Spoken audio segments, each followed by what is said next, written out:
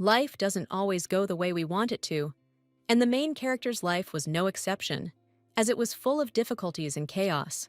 All she wanted was to live long and peacefully, but in the end, she ended up being a minor character in the novel. The blonde was shaking over the lifeless body of the brunette. Only now she finally realized that, it seems, she was seriously in trouble. The girl's blue-eyed face was very frightened, and she barely managed to cover her mouth in surprise. How could it be that she knocked down Duke Rock Anthea himself? This pale-skinned guy, with expressive features and a sharp chin, was lying unconscious. So how did she manage to contact the main villain of this novel? His Majesty Duke Raka Anthea, a handsome and gloating figure who loves to cage birds, was the main villain of the novel from the very beginning. He imprisons the main character and then, teaming up with monsters, attacks the imperial family. Sitting over his unconscious body, she understood perfectly well that if someone saw this from the outside, then she would be finished. So it was better to leave before anyone noticed her. Suddenly, a little girl, Aisha Anthea, the main character's younger sister, ran up to them and asked her brother to open his eyes. What happened? Did he really die?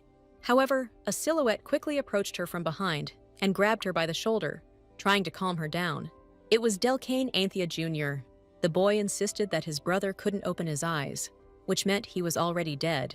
The curly-haired blonde with sky-blue eyes was caught in the crosshairs of their stern gaze. It was obvious that she was nervous. The twins asked a clear and direct question, with wide purple eyes, if it was really she who killed their brother. Under their watchful gaze, she shyly asked these children for forgiveness, because some kind of misunderstanding had occurred. But it was no longer possible to prove this to them. They simply did not believe it. It does not change the fact that the brother died because of her, right? What a vile priestess. The boys thought that she had simply decided to deceive them, and they didn't even listen to her excuses, didn't even let her say anything, believing that it was because of her that her brother was in such a state. In fact, this is not true, because their brother is alive. So much has happened.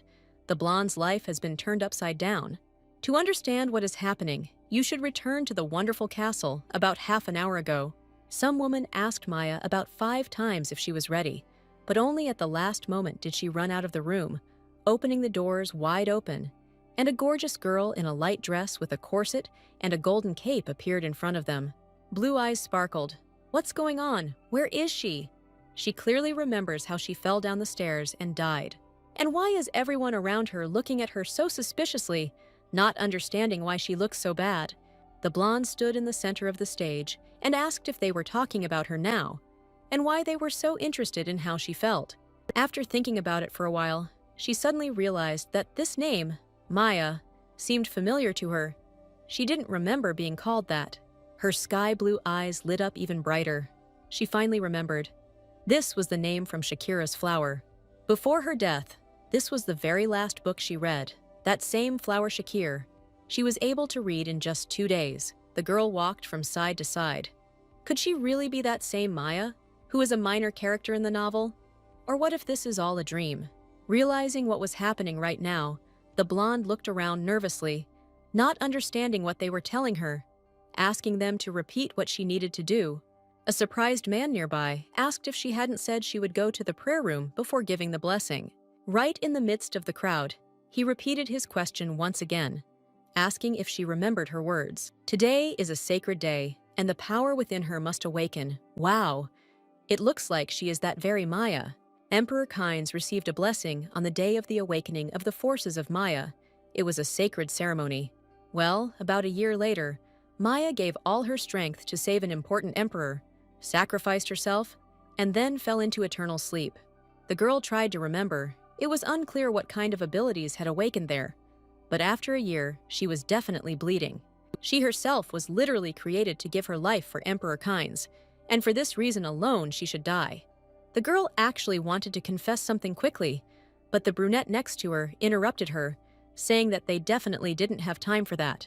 Thinking that she did not want to just die, the girl replied that what she was going to say was very important, and then they agreed to listen to her. Placing her hand on her chest, right where her heart was, she sighed, coming up with an idea and gathering her thoughts on what to tell them. And then, in a languid and sincere voice, She announced that it seemed that her powers had probably not yet awakened. Everyone around started whispering as if this couldn't be, and the woman next to her even started speaking in a very suspicious manner in response to her objections, saying that she was lying. And she approached the blonde closely, only asking her permission out of politeness. Taking the girl by the hands, she began to do something incomprehensible, and her eyes were filled with magical light, while the silhouette sparkled with gold. Some special connection occurred between them, and the two of them began to exchange magical energy. 30 seconds later, the brunette stepped back and said out loud that now her abilities had definitely awakened. But how could she have determined this in just one touch? Bowing her head, the woman ordered in a strange voice to proceed to the altar right now. And she advised her to never forget about elegance and nobility again, because she is the daughter of God. Wow! And what should she do now? Is it worth acting according to the script and blessing Kanice, while allowing yourself to die in agony a year later? There was no time to think, so she sat down, spreading the hem of her silver dress around herself, and asked everyone to begin the blessing. She clasped her hands and suggested that they start praying to the god Teritus, although she herself could not believe it, since she had just recently died out of stupidity. She couldn't just let herself die again, and so unfairly. But to do that, she had to escape from the temple. Now, during prayer, everyone has closed their eyes, and fortunately, there is no one near the door either. Without raising her head, the girl realized that this was just a great opportunity to escape, but she needed to act right now. Taking the dress and everything else into her hands, the curly blonde quickly realized and ran. All her minions noticed this and immediately began to ask where she was running. Like a bullet, Maya ran through the entire hall, not even intending to stop, and the palace guards did not catch her either. There was no trace of the girl. Turning around joyfully, she waved to them one last time and wished them all a happy stay. But she now renounces what fate has destined for her in this novel and decides to go in search of happiness. All on edge, the blonde began to quickly run away from the servants and guards who tried to grab the priestess, so they did not wait for the capture. That's how she, a minor character from the novel Flower Shakir, made her first escape for the sake of survival. When suddenly, on her way through the forest, she began to hear a squeaky voice calling her. It turned out to be a bluebird, which assured her that if the girl simply ran away when her powers had already awakened, she would not be able to find out what would happen to her, so she needed to return to the temple quickly. He is the god Teritus himself. He should be listened to. Now she can hear him, since her magical powers have awakened. The bluebird even suggested that the god had reached puberty and handed everything over to fortune, after which he fell asleep. And then he asked if she was running away at all, or if it was just a quiet stroll. She probably liked to run while she was walking, and the priestess couldn't bear it any longer and screamed, asking him to either disappear or shut up. It seemed she couldn't run any longer. How much longer did she need to run anyway? Hearing the guards' voices, she realized that they could easily catch up with her, which meant she urgently needed to hide somewhere. Tired and even having managed to get her fancy outfit dirty, the blonde stopped and, out of breath, leaned against a tree. Having climbed down the oak tree trunk, she began to whine about how tired she was of running from these guards. At one point, she even thought that she would die. Suddenly, a blue spot appeared in the air in front of her face. It turned to Maya and asked if she really thought that something would change if she ran away from the temple. The bird landed on her shoulder and exclaimed, "Is there really something in the temple that she doesn't know about?" Of course not. But if the girl hadn't done this, she would have died within a year. Blue Eyes already wanted to tell how she knew all this and explain the situation. And suddenly, I realized that it seemed that even the god Teritus didn't know that they were in a novel, and that she, too, was not the real Maya. Scratching the back of her head, she said that it just seemed that way to her, and lately she had been having prophetic dreams a lot. But first, she needs to hide the fact that she is not the real Maya, even though the birdie seems to have already begun to have suspicions. Perhaps fortune played a little trick, and she will not die, but will only fall asleep forever. But this makes almost no difference, except that the body falls asleep and the soul goes to God forever. It sounds interesting, but it is the same as death. Lost in thought, the bird asked that if she could wake up one day about 100 years from now, then she would choose the temple. The answer was disappointing. It seemed that the blue one didn't feel sorry for her at all, despite the fact that his rules include love for everyone. Most likely, he should love Emperor Kynes more than anyone else, but in the end, he feels more for the child who possesses his gift. But, unfortunately, this poor fellow seemed to have lost sleep because he invaded the kingdom of the gods in a human body. This was his whole fault. He knew that if he used his divine power too much, he would no longer be able to sleep normally. Some things are inevitable in people's lives, aren't they? But if you think about it, she also had to run away, because it was an inevitable situation. After all, she is the daughter of God, and Terratus can't do anything about it. He will definitely have to find someone else. The bird almost fell to the ground from such news, stopping flapping its blue wings. Who knows? Maybe there is someone who can put the Emperor to sleep just by touching him. For example, the main character Reina Adrienne, from the novel Flower Shakir, a girl with fiery red hair and golden cat eyes, flatly refused the bluebird. As if only she could solve this problem, God could even talk to the Emperor so that he would use his divine powers as little as possible. The blonde still did not want to give a blessing to her own detriment.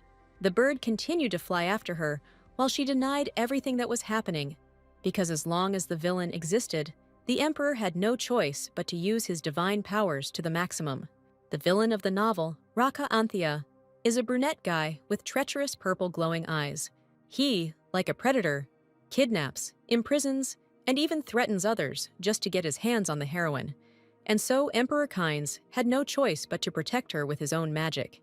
So the blonde, in her sparkling dress, decided once and for all that she would definitely not allow herself to be sacrificed.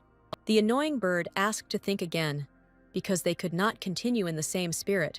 This only made the heroine angry. Her fists were already clenched to the limit and trembled violently. For a second, the blue flying speck thought that the girl had agreed, since nothing could be done about it, and began to entice her to return to the temple as soon as possible.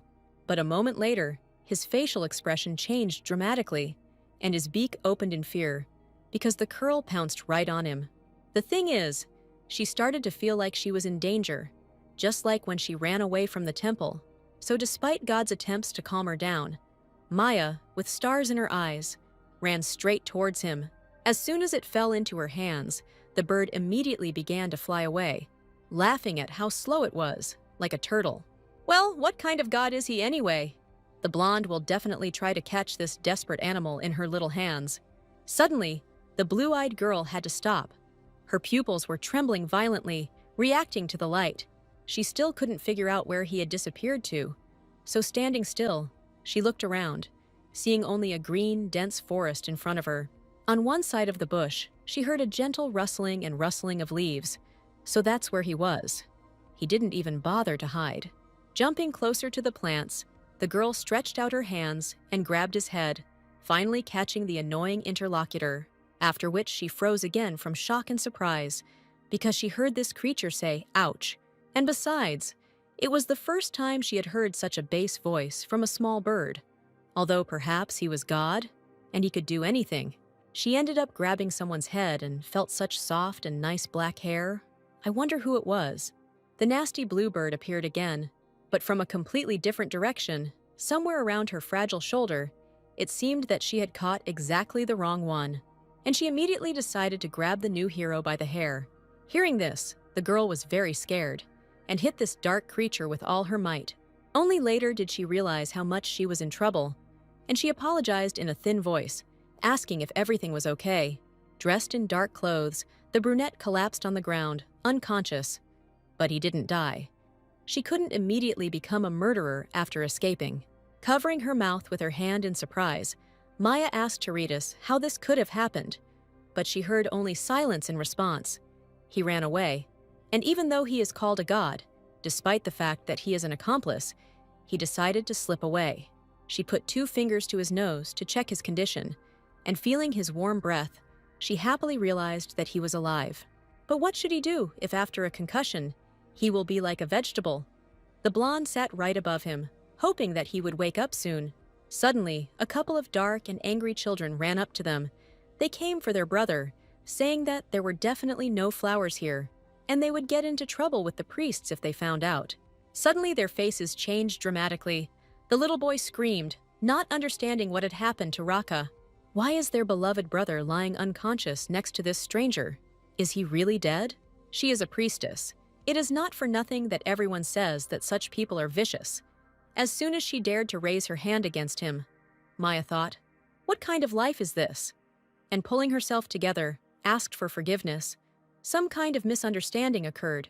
What other misunderstanding? The kids screamed that they just wanted to find Shakira's flower, and because of her, their brother is now dead. The priestess calmly tried to explain that he was simply unconscious, just so they would calm down. However, the brother had already ordered his sister Aisha to kill her, and she began to use dark magic just to get rid of them quickly. Wait a minute, can this girl use black magic too? But not that. Dark clots of black magic began to form around her head, and gathering all her strength and will into a fist, she sharply declared that she could save him. The girl with bright purple crazy eyes lit up, thinking that everything she was saying was a lie. However, her brother stopped her, because what she said could easily turn out to be true, so it was time to stop. Well done, Delcane. Maybe this will really stop her. The girl was so cruel. The guy stated with the utmost seriousness that the blonde was already an adult, and his brother said that a person can only revive someone once. After all, this had happened before. They remembered very well how he saved Puiri, whom they raised together every day. However, later, when the baby came to life, he became somehow strange. He didn't need water or food. He fed as if on the Holy Spirit. It seems the children really believed what Raka said. She didn't even think that kids were so naive, because she remembers very well that scene in the novel where they bullied the main character. The boy said that in any case, she would be able to revive her brother without even realizing that it was not necessary to do so.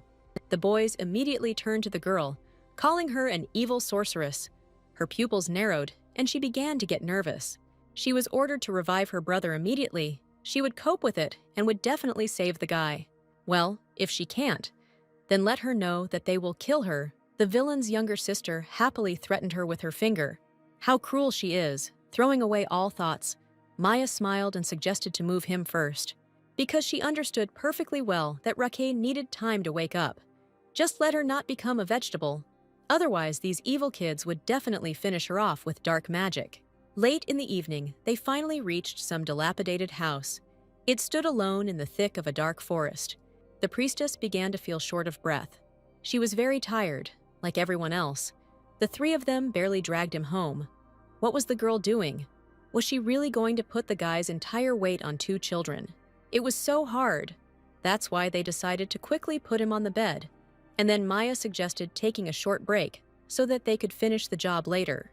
The girl timidly agreed, but her brother advised her not to give in to the words of this vicious priestess if she didn't want her brother to be put on the floor. Damn it. If it weren't for Delcane, everything would have worked out. Phew. They were able to move him after all. And by the way, the male body turned out to be stronger than she thought. He probably just looks very weak. Lost in thought, the girl didn't even notice how the two called out to her. The little girl with purple eyes ordered to save their brother. Even though she was so tired that she herself could die, she still needed help. But her brother had a different opinion, and Aisha quickly let go of her clothes, relaxing her grip, because if they rushed to revive her now, the priestess might die, and then they definitely wouldn't save their brother.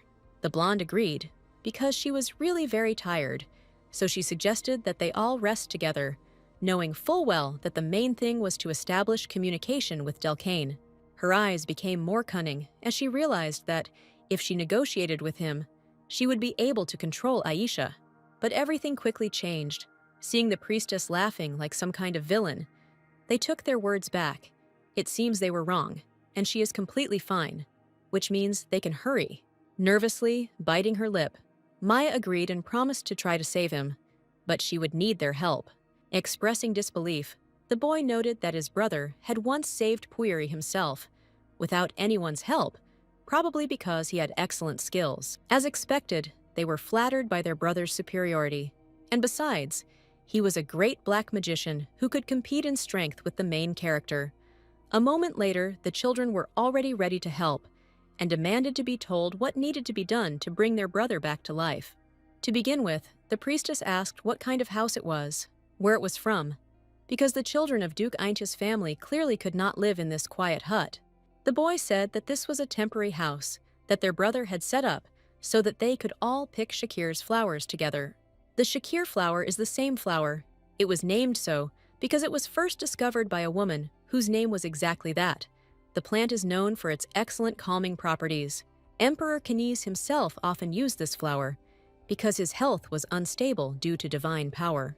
But then, why would Duke Aintius's family look for such flowers? What's the point? Maya decided to ask Delcane to pour some water into the basin and bring it with a towel. He immediately ran to carry out this task, and the sister suddenly became somewhat dissatisfied, and deep resentment appeared on her face. She didn't quite understand what she was supposed to do and why she wasn't given any work. But the thing was that the girl already knew that the little girl wouldn't want to do anything, so it was a forced measure. I had to answer that there was no more work, but Aisha didn't believe me. It seemed like she wasn't taking saving her brother's life seriously. Quite unexpectedly, the blonde remembered that Raka would most likely try to kill her when she woke up, so she would definitely need some kind of weapon for self-defense. The girl's face changed dramatically as soon as she heard that the priestess had a very important request for her. I wonder what it was. Coming closer, the blonde leaned over and whispered in her ear, telling her what was going on. As it turned out, she really needed a frying pan, and Aisha did not immediately understand what was going on. Then the girl began to explain that she heard that their brother saved someone's life once. And it was, or rather, his name was Puiri. The name was difficult to remember. In fact, every adult has their own life-saving ritual, and every person has different devices for this. It turns out that she wanted to say that her device is a frying pan. That's right. And this is a huge secret that the priestess should have taken with her to the grave, but she had to tell the girl. The brunette's eyes lit up intently as Maya looked at her, hoping that she would fall for this obvious lie. The girl took this seriously and understood everything at once, saying that she hoped that when she grew up, she too would definitely be able to cure and save someone's life. The frying pan was needed right now, and the innocent-faced blonde was able to convince that Delcane should not know about this request because it was a girl's secret. The wooden oak doors to the room were closed, not revealing what was hidden inside. The priestess sat down on a rocking chair, tired and shaking all over. How nervous she was, so much so that her whole body ached. And then, thinking again about her fate, she turned and looked at Raka. What if she really does have to use the frying pan, even if he passes out again because of her? As soon as the guy wakes up, he will immediately try to kill her. But it's okay, she'll definitely cope. Night came, and a pair of twins, fully clothed, were lying unconscious on the bed. Only occasionally could snores be heard from their room. The grown man was still lying on the bed, and the blonde, with a frying pan in her hands, was approaching him. The twins had long since fallen asleep, having spent the whole day here, but Raka had not yet woken up. Here is this window, wide open. Coming closer, she opened it even more, checking the dimensions. It seems that it is quite possible to escape from such a height, just a couple of meters down, and it is quite easy to crawl through the hole. If this brunette wakes up and tries to kill her, the girl will immediately run away. Although no, first he will hit him with a frying pan and then run away. Yes, it's best to do this. Having plucked up her courage, Maya nervously began to approach the bed. The metal in her hands began to tremble and shake with all her might. Suddenly, a voice came from behind her that scared her to death, so much so that she almost dropped the frying pan from her hands. It was that same bluebird that had just flown in from the window. How he had scared it, Tiratus. What was he doing here? God ordered to put down the weapon immediately. How could she even think about killing a person? Everything is completely wrong, and the curly-haired girl tried to explain this while asking to speak more quietly, otherwise they could be heard, and she had just put the twins to bed. In any case, only the priestess hears it. Not everyone is given the ability to hear the voice of God, which means that she can ignore it too. With such thoughts, the girl swung the weapon over the bed. The bird barely managed to stop her. No way. He understood perfectly well what she wanted to do. She was going to kill, wasn't she? But God felt that the guy was still alive. Maya explained that she was not doing this because she wanted murder and death, but simply because she wanted to save herself. However, if she hits him with all her might, he will die? Yes, that's right. This villain with black magic skills will die from one hit with a frying pan. This will not happen, so there is no point in trying to stop her. The priestess also wants to live on. The bird did not know why she loved this life so much, but continued to stop her, saying that everyone has their own destiny. Oh, the more she listened, the more she didn't like it all. Did she really need to follow her own destiny and quickly return to the temple? Looking at the brunette, she wondered what it would be like to trust fate and just go and die in a year? Well, no, he was dreaming. After thinking a little more, in a timid voice, she began to speak. That this time, he is definitely going to change his fate, so he won't let go of this metal frying pan from his hand. Even if he tries to stop it, he won't succeed. Grabbing the weapon tighter, the girl with bright blue eyes opened her mouth in surprise, preparing to attack. The bird barely managed to fly up and screamed that the blonde was right, and God understood everything and asked her to stop quickly. Although she was afraid that she would die then, she still lowered the frying pan. Her gaze was full of distrust as the bluebird promised to take full responsibility and promised that no one would die. She swore on the name of Terratus. If he says so, then okay. But why is he so persistent in persuading her? He doesn't look like a god at all. Because he suspiciously cares a lot about this guy who is now unconscious. Why is he such an important person? This Rocky, an ordinary villain. Does Terratus really not know that he is in a novel? Or does he just think that it is important to have a negative character in a novel? The relationship between Reina and Kynes won't deepen without a villain. Or maybe there's some extra story in the novel that she missed. Either way, it won't matter in a few days. The morning greeted the treetops with its warm sunlight, and one of the rays even managed to get into Maya's room. She ended up falling asleep on a chair next to the bed. Under the watchful eye of Terratus, the bird seemed to be thinking. Or maybe the priestess had behaved completely differently before. He remembered very well how soft and modest she was, and was always worried that the girl looked very weak, so he decided to make her physical characteristics stronger than other people. And it was for this reason that she had to return to the arms of God at the age of 25. This little girl must have been very frightened by Fortune's prophetic dream. Frowning, he remembered how he had told her not to interfere before, but now she had become stubborn and purposeful. In addition, the threads of connection that enveloped Maya have become very twisted, and everything is much more complicated for her than for ordinary people. She also has a special connection with Raka, who, among other things, definitely uses black magic. With thoughts and guesses about how interesting it would be in the end, the bird gathered its strength and flew out through the open window. The hand lying on the white blanket moved slightly. The brunette's face tensed up, and after a second, he was able to open his eyes. The purple glow did not appear immediately. At first, only a light groan came from his mouth. He quickly got up from the bed, clutching his head. It was splitting terribly. What happened to him? And where did this woman with disheveled hair come from, right next to his bed? Finally, he remembered everything, and suddenly, the memories came flooding back. It was she who grabbed him by the hair and threw him to the ground. Around Rock, right in the air, clots of black-violet magic began to appear. Looking at the girl's sleeping body, he laughed. Maybe he should kill her quickly. After all, how could she allow herself to grab him by the hair and just throw him to the ground? Continuing to reach for her head, he wondered how he could kill her. Maybe just strangle her, and only when he almost touched her hair, he stopped. Why then didn't he react at all at the moment of their first meeting? Blue Eyes looked so pale, and her neck was so thin, it looked like it was about to break.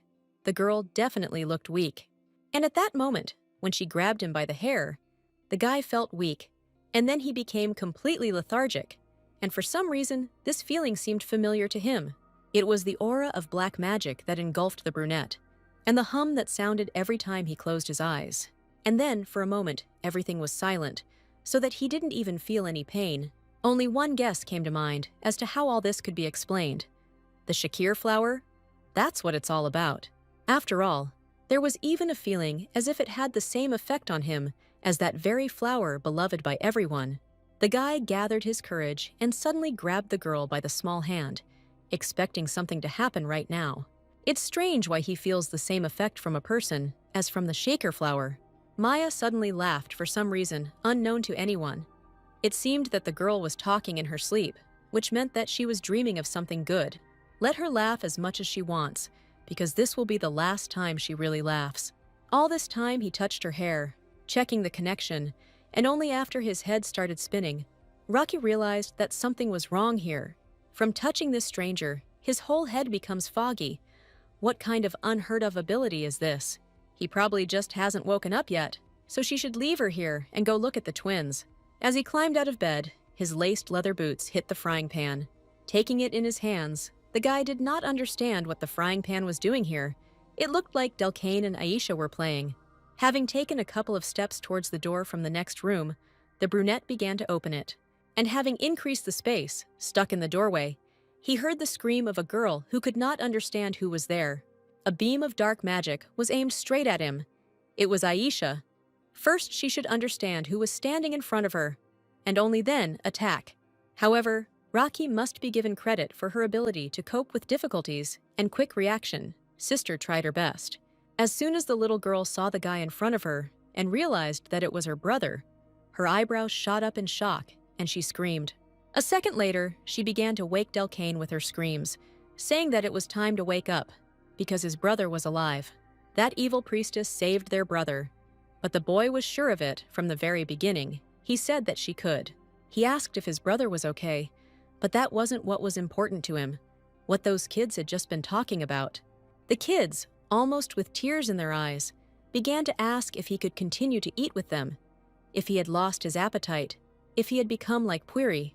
I wonder if Puiri is the squirrel-like creature he gave Delcane for his birthday. His brother cried so much because he died, so he had to be brought back with magic. However, there are many downsides to bringing someone back to life using black magic, and he certainly wouldn't want anyone to know about it. So he said that every adult can save someone else's life once in their life, or something like that. Of course, the brother will eat. He is a human being. That's incredible. And they were already afraid that the guy would become like Puiri. The brunette asked with interest, who saved whom? And the kids answered in chorus that he was saved by the evil priestess. It looks like the evil priestess is the woman in his bedroom who fell asleep on the edge of the bed. And how did she save him? The brother admitted that she told him to fill a basin with water and bring it along with a towel, but his little sister looked a little suspicious, and Rocky immediately realized it. Having asked her to tell him everything, he heard from Aisha that the priestess had told her some secret, and that it would have to be taken with her to the grave. But so be it. Now it's possible to tell everything. The whole point is that she needed a simple frying pan. Having turned the tool in his hands, the guy still didn't quite understand what it was for. It seems like she said that she had to perform her sacred ritual, all in order to save a person. Well, of course, for any ritual you need some kind of thing. In her case, it turned out to be a frying pan. The guys proudly imagined how she made her brother wake up with her magic. It looks like she needed a frying pan to cook food. Or maybe she wanted to put poison in the food and poison the children. Someone managed to send a killer to them. Although no, this girl looks very weak for a contract killer. Rocky has always had a lot of enemies. Maybe she just hates him for some reason. And besides, she has an ability that he hasn't seen before. And it seems that on top of everything else, there are a lot of strange things present in her behavior. So you'll need to keep a close eye on her for at least some time. Sunlight and a light breeze knocked on the already closed window. Slowly standing up, the blonde, not yet aware of where she was, calmly stretched and yawned. Looking at the empty white bed, she noticed that Raka was already awake. Then, where is he? Where did he go? And why is there no one there? Looking at her hands, she noticed some transparency and a slight shimmer in the skin. Why did this happen? She couldn't have died overnight. Or maybe she died in Maya's body and was reborn in a new body. No, it's definitely not because of that. Getting out of bed, the girl went to the wall with a mirror, even though it was a little dusty. In the reflection, surrounded by lacy gold, she saw a blue-eyed blonde with neat features and an upturned nose. Grabbing her cheeks, she felt warmth, which meant she was still in Maya's body. Thank God she was alive. Shouts began to be heard from the closed wooden room. The girl was very happy that she was alive. She was not killed. And then she noticed that she was hungry, so much so that she wanted to eat something. Perhaps this was because she felt relief. Loudly, throwing open the doors, she wanted to know what she could eat. I wonder what they cook and what people eat in this world. But the very first thing she met was definitely not edible. Raka. who was much taller than the fragile girl, looking down at her, holding that very frying pan with his other hand. The guy met her with a not entirely welcoming look of a purple pair of frowning eyes. What is he even doing here with this frying pan? It seems to have even become cleaner. The brunette assumed that it seemed like she had slept well. The only thing the girl thought to do was awkwardly scratch the back of her head and wish him good morning. Trying to make fun of her, he said that if you looked at her, no one would say that something had happened to her. Yes, it's true. She was guilty and grabbed him by the hair. She felt ashamed, and the blonde decided to ask for forgiveness for what happened yesterday. Grinning, the mischievous Raka asked what had happened yesterday and heard an explanation and a story about how she had grabbed him by the hair and thrown him to the ground. Ah, so that's what happened. He thought that maybe it was something more serious. Meanwhile, Maya continued to apologize. But a moment later, the girl did not know what to answer him when he said that if a person makes a mistake twice, then he sends him to hell. It looks like that's where her apology really ends. No, well, what else can she do? All she can do is nervously stare at the wall. After all, she can't tell him that she was going to hit him with this frying pan, and now she doesn't have time to return to the room. A couple of children appeared in the kitchen, both hungry, waiting for soup for breakfast, and very much wanting to get home as soon as possible. Aisha was even surprised that the evil priestess had not yet left, and in response, she heard wishes for a good morning. How strange. Maya didn't think that her sister would react so calmly and sweetly, but after asking why she was still here, she took her words back, and she lit up with joy, just from the thought that she could leave today. And after all, she was planning to leave today. Running quickly to the front door, she waved and said goodbye one last time, thinking how it had turned out so naturally, but no such luck. A rough voice stopped her, and the poor girl froze, trembling on the spot. It was Raka, and of course he was addressing her. There were no other priests here yet. Well, she wasn't a true priest either, but when I turned around, I had to admit this fact and laugh awkwardly. The guy handed her a shiny, squeaky clean frying pan and ordered her to take it. She wanted to cook something for her. The dishes were dirty, that's why the man cleaned them. Awkwardly taking the piece of iron in her hands, she wondered if the villain had really cleaned the frying pan himself. Why couldn't she imagine it? He, without even wasting time, managed to come right up to Maya as if enjoying her fear. The guy leaned over and whispered in her ear that if the girl wanted to kill the children by putting poison in their food, then he had bad news. This time, he will pretend that he didn't notice anything, but next time, he will definitely not leave it so easily. By threatening, the villain clearly hoped that she understood everything correctly, while the girl did not even understand what he was talking about. To kill, to add poison. What nonsense!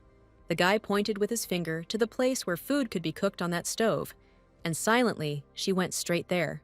Did she really need to cook, right over an open fire? And there was already a prepared basket of vegetables on the table.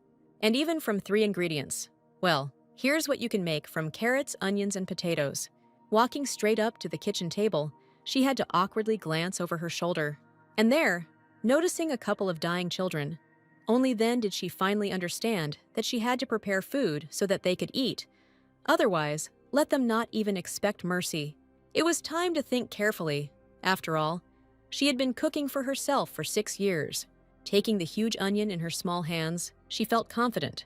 In just half an hour, another culinary masterpiece was prepared on the plate, fried potatoes with onions and carrots. The children exclaimed, "What the hell is this?" As if they had never seen a potato in their life, and Aisha couldn't stand vegetables at all. But the light priestess calmly explained that this dish was different from what she was usually used to eating, so it was worth trying first. Even though vegetables are vegetables, the girl had never heard of anyone not liking fried potatoes before, and she just asked to try them. Since the little sister refused, the fate of trying first presented itself to Delcane, who quickly agreed, although he was a little nervous. But right in front of his nose, the plate rose into the air, interrupting his meal. Rocky himself came up to the table and snatched the plate from his hands, saying that he wanted to try it first. He drawled that he thought it would be much better this way, waiting for the holy priestess's reaction. This guy himself saw how the girl cooked. So what's wrong with him? She didn't add poison.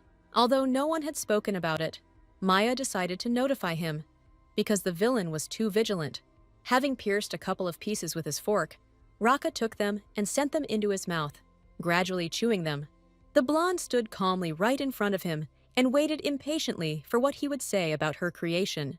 Even the younger brother was already tired of waiting, so he asked if the boy was okay. And he, with approval in his voice, declared that this was definitely possible and even necessary to eat. It seemed he liked it. She was happy. Delcane also really liked it, and it's not surprising. It's not for nothing that everyone loves to eat fried potatoes. Aisha was surprised at how delicious it was, and decided to try it too, so as not to remain hungry. The little girl pulled the plate closer to herself and immediately grabbed a couple of tasty treats for herself. Chewing slowly, the brunette truly enjoyed the taste, completely forgetting that these were those same disgusting vegetables. And then she abruptly addressed Maya as a priestess, without even name-calling or anger, thereby greatly shocking her. Throwing away the food, she suddenly jumped up from her seat, spread her arms and screamed, revealing her desire to hire this girl into her home. And everyone present understood perfectly well that if Aisha wanted something, she would immediately get it. Pointing her finger at the embarrassed and frightened Maya, the girl threw a tantrum and ordered her to go to her house right away. While the brunette was trying to figure out how to address her correctly, the blonde didn't say a word. Thank God Raka at least called her to follow him for another serious conversation.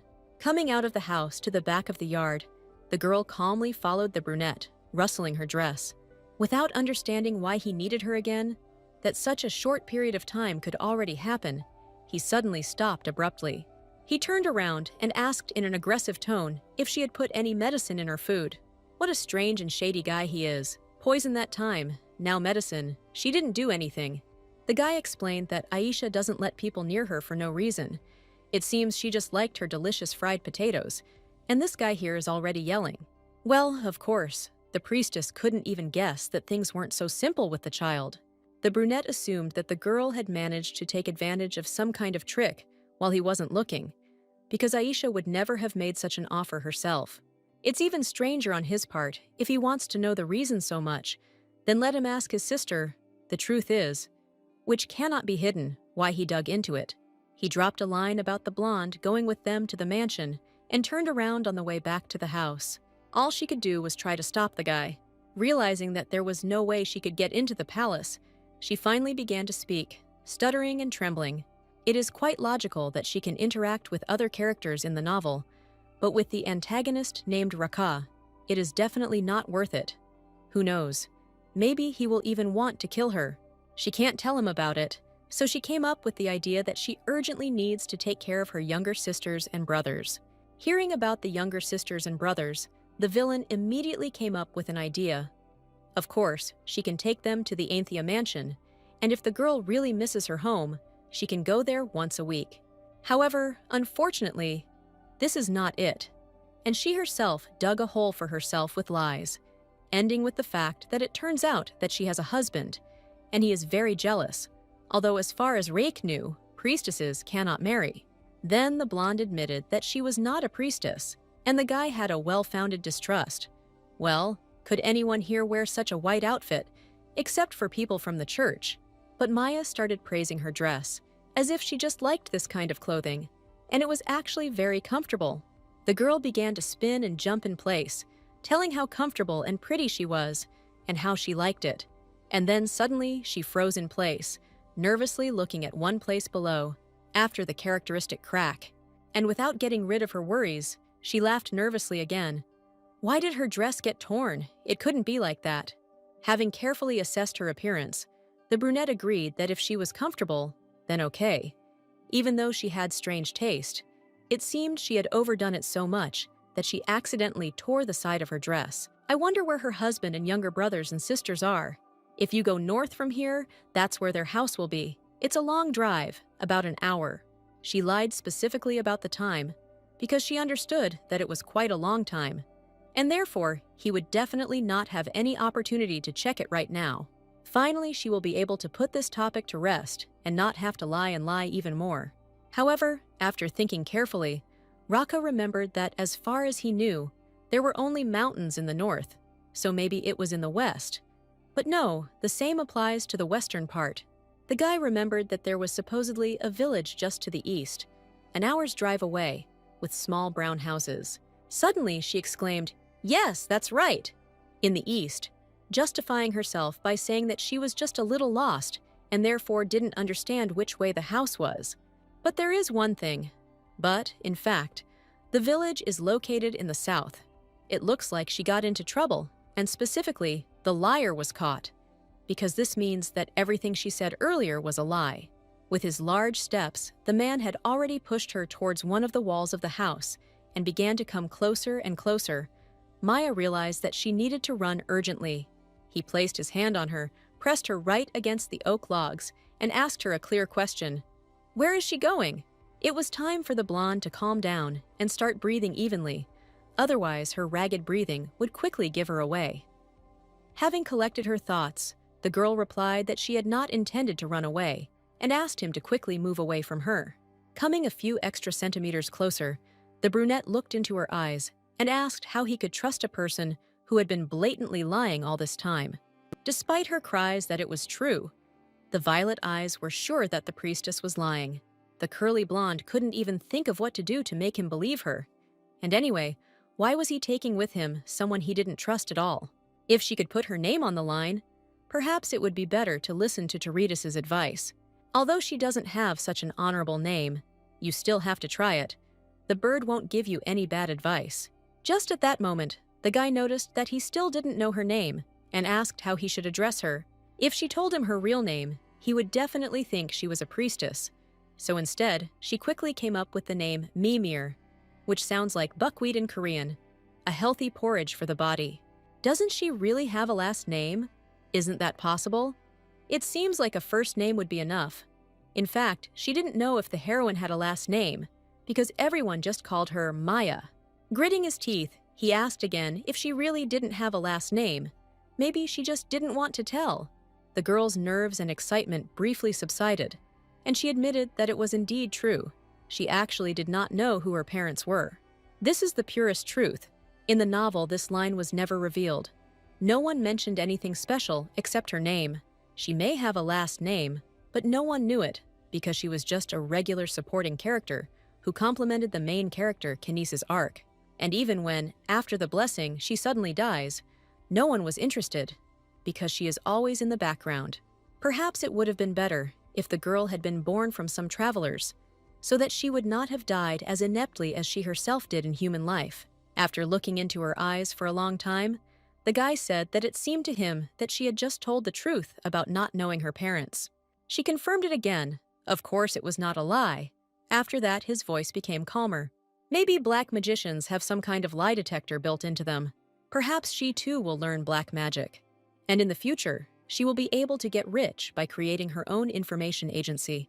Deep in thought, Maya was carried away a little in the wrong direction, and Raka sharply asked what was wrong with her look. The girl had absolutely no idea what was wrong with him, but suddenly, he heard her thoughts about the information agency. It seemed like her eyes had just been half-possessed by black magic, and he had seen this quite often before. Where could he have seen this insidious, and at the same time beautiful look? Coming close to her face and blue eyes, the brunette really tried to remember who she might remind him of. There was something painfully familiar in her eyes. Her face almost turned blue in fear just from the sight of this man up close. The villain from the book came to life and stood right in front of her, so all she could do was ask him to return to the conversation. Does she know his name? Of course, yes. The brunette was the Duke of Raka Ainthia. And besides, this guy is good at black magic. But for now, it's better to keep it a secret, because everyone will only know about it after the main character, Reina, is kidnapped. The twins must have told her about it yesterday, although who is she kidding? As soon as they saw her, they immediately started fussing and screaming. And today she also did well with the twins. She has her own methods. You can just use the lies she told them in advance. It would be nice if Maya became a nanny for the twins. They are naughty, and their lady just recently quit. Of course it was predictable and understandable. Why did she leave? Children really are annoying. The guy had good hearing, so he heard all her muttering while the girl was thinking about her own. An awkward silence fell between the couple, and they just stood there staring at each other. Raka repeated once again that he wanted to hire her as a nanny for Aisha and Delcane. The guy was serious. Even though the blonde continued to be just as suspicious, he had never seen anyone get along so well with the twins. Since even Aisha herself wanted to hire her as her cook, it means something is wrong here, and he will find out everything. By the way, he can ask Sharam to watch the girl while she works. Yes, he will do so. Maya didn't understand. If she was suspicious, why not just let her go? Thanking him, she admitted that she really wasn't going to go to his mansion. After all, if she goes to them, she won't have a normal life, because she will constantly worry that she could be killed at any moment. A second later, the guy was already offering to pay her 500 kirks for the job. Does he really think that everyone is taken in by money? That's exactly it. He offered 700, 800, and even 900 kirks, as if he expected her quick consent. At the last amount, the girl's heart almost stopped. She froze like a rag doll, not knowing what to say. What other 900 kirks? Although with this money, she can easily live in another country. Because of the silence, Raka offered 1,000 kirks, and the girl put her thoughts aside and immediately agreed. Here he is, a man who sold himself for 1,000 kirks. Isn't it possible to live the rest of your life in complete abundance on 6,000 kirks? And that's only half a year, so you need to take advantage of this chance immediately.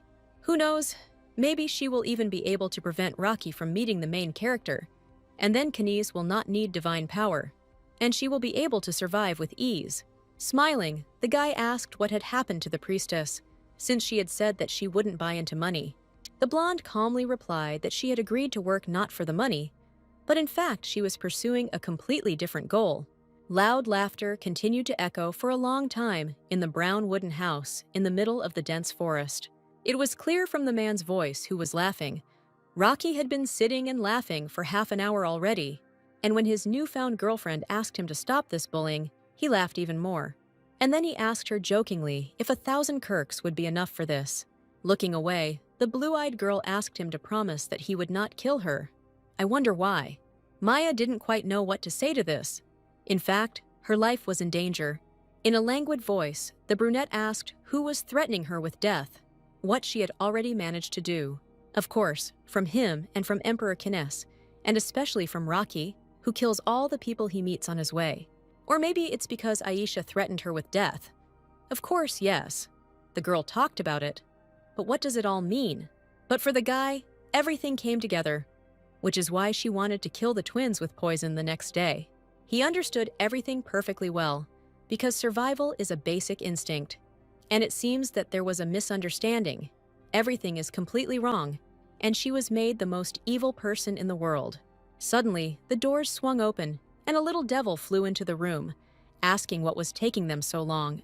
And of course, from such an appearance, Maya jerked, and a second later, she would have been lying on the floor. But everything turned out to be not so simple. The girl accidentally managed to catch on Rock's shirt. As a result, they found themselves pressed together, as if glued to each other.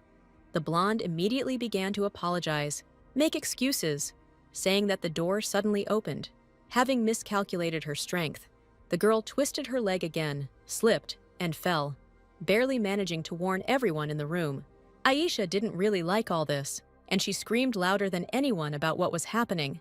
Meanwhile, the Duke fell with his heavy figure on the fragile girl, and that's how they ended up on the floor together. However, instead of getting up, the brunette lay next to Maya and enjoyed her scent, without hiding it.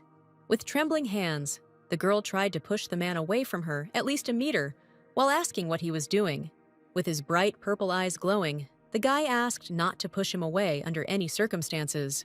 His dark magic powers began to fly around the room in clots, until he couldn't understand why he felt so good. Finally, they both got up from the floor, and the priestess asked what he was talking about. The drugged Rake was talking only about her. The brunette began to reach even closer to the girl's face, trying to inhale and enjoy her scent as much as possible. But the younger brother, who ran into the room after Aisha disappeared, didn't really like it. He was no less surprised than his sister. The stunned children stood with their mouths open.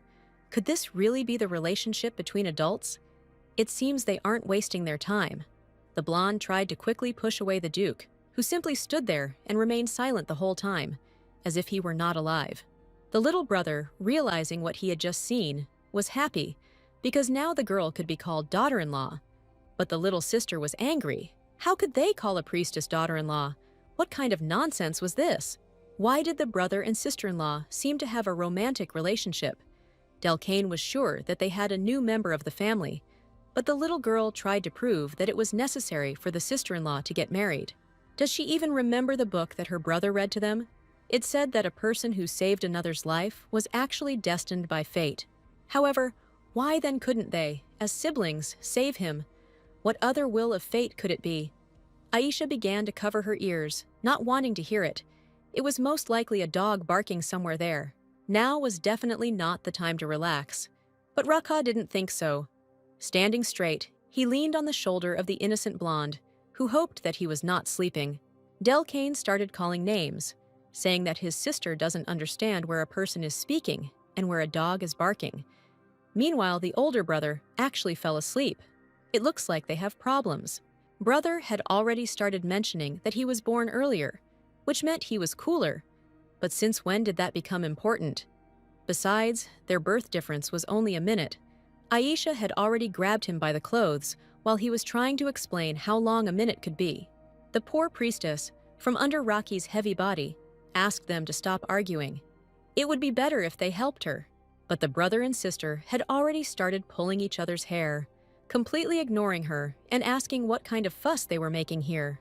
It's funny, on one side there are two puppies barking at each other, and this big dog is hanging right on her. Since the children couldn't hear, Maya tried to get the main villain's attention by calling him by name. And the brunette happily woke up, at least a couple of centimeters away from the girl. This time it became easier for her to stand on her feet. The guy leaned right towards her face, and looking into her blue eyes, asked why she called him. It was as if this guy was under a spell. The main villain of the novel never behaved like that. What happened to him? Why is this brunette looking so intently, lingering near the girl's face? To begin with, she asked for forgiveness for calling him by name, but no matter how hard she tried to reach him, he still didn't respond. The brunette still allowed her to call him by his name. She definitely could. She could deny herself nothing.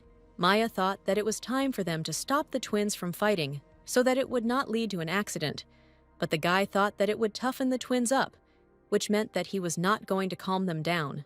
But Aisha was not at all happy with this. Using dark magic, the girl angrily grabbed her hair, regretting that her brother had pulled them out. Even though she was the one who started it all, it was already too late. The little girl began to gain momentum in using her strength and energy.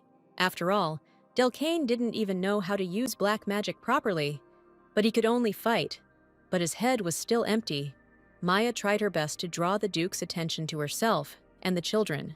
But the guy was too slow. He continued to enjoy himself, not even paying attention to all her screams. Crazy, so what's happening to him? Aisha was terribly angry. Flying in the air she hovered, clenching her small fists in anger.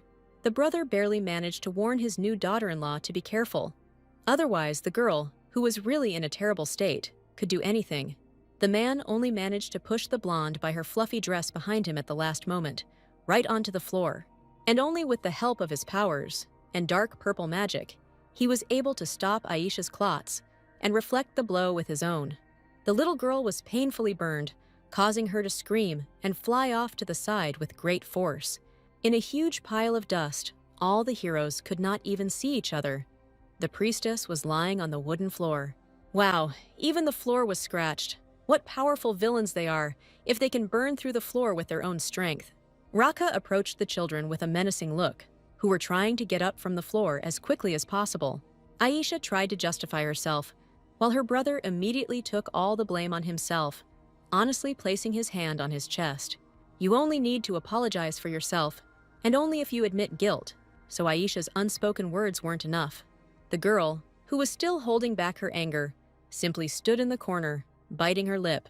Let her know that she will be punished for using black magic upon her return, and no buts.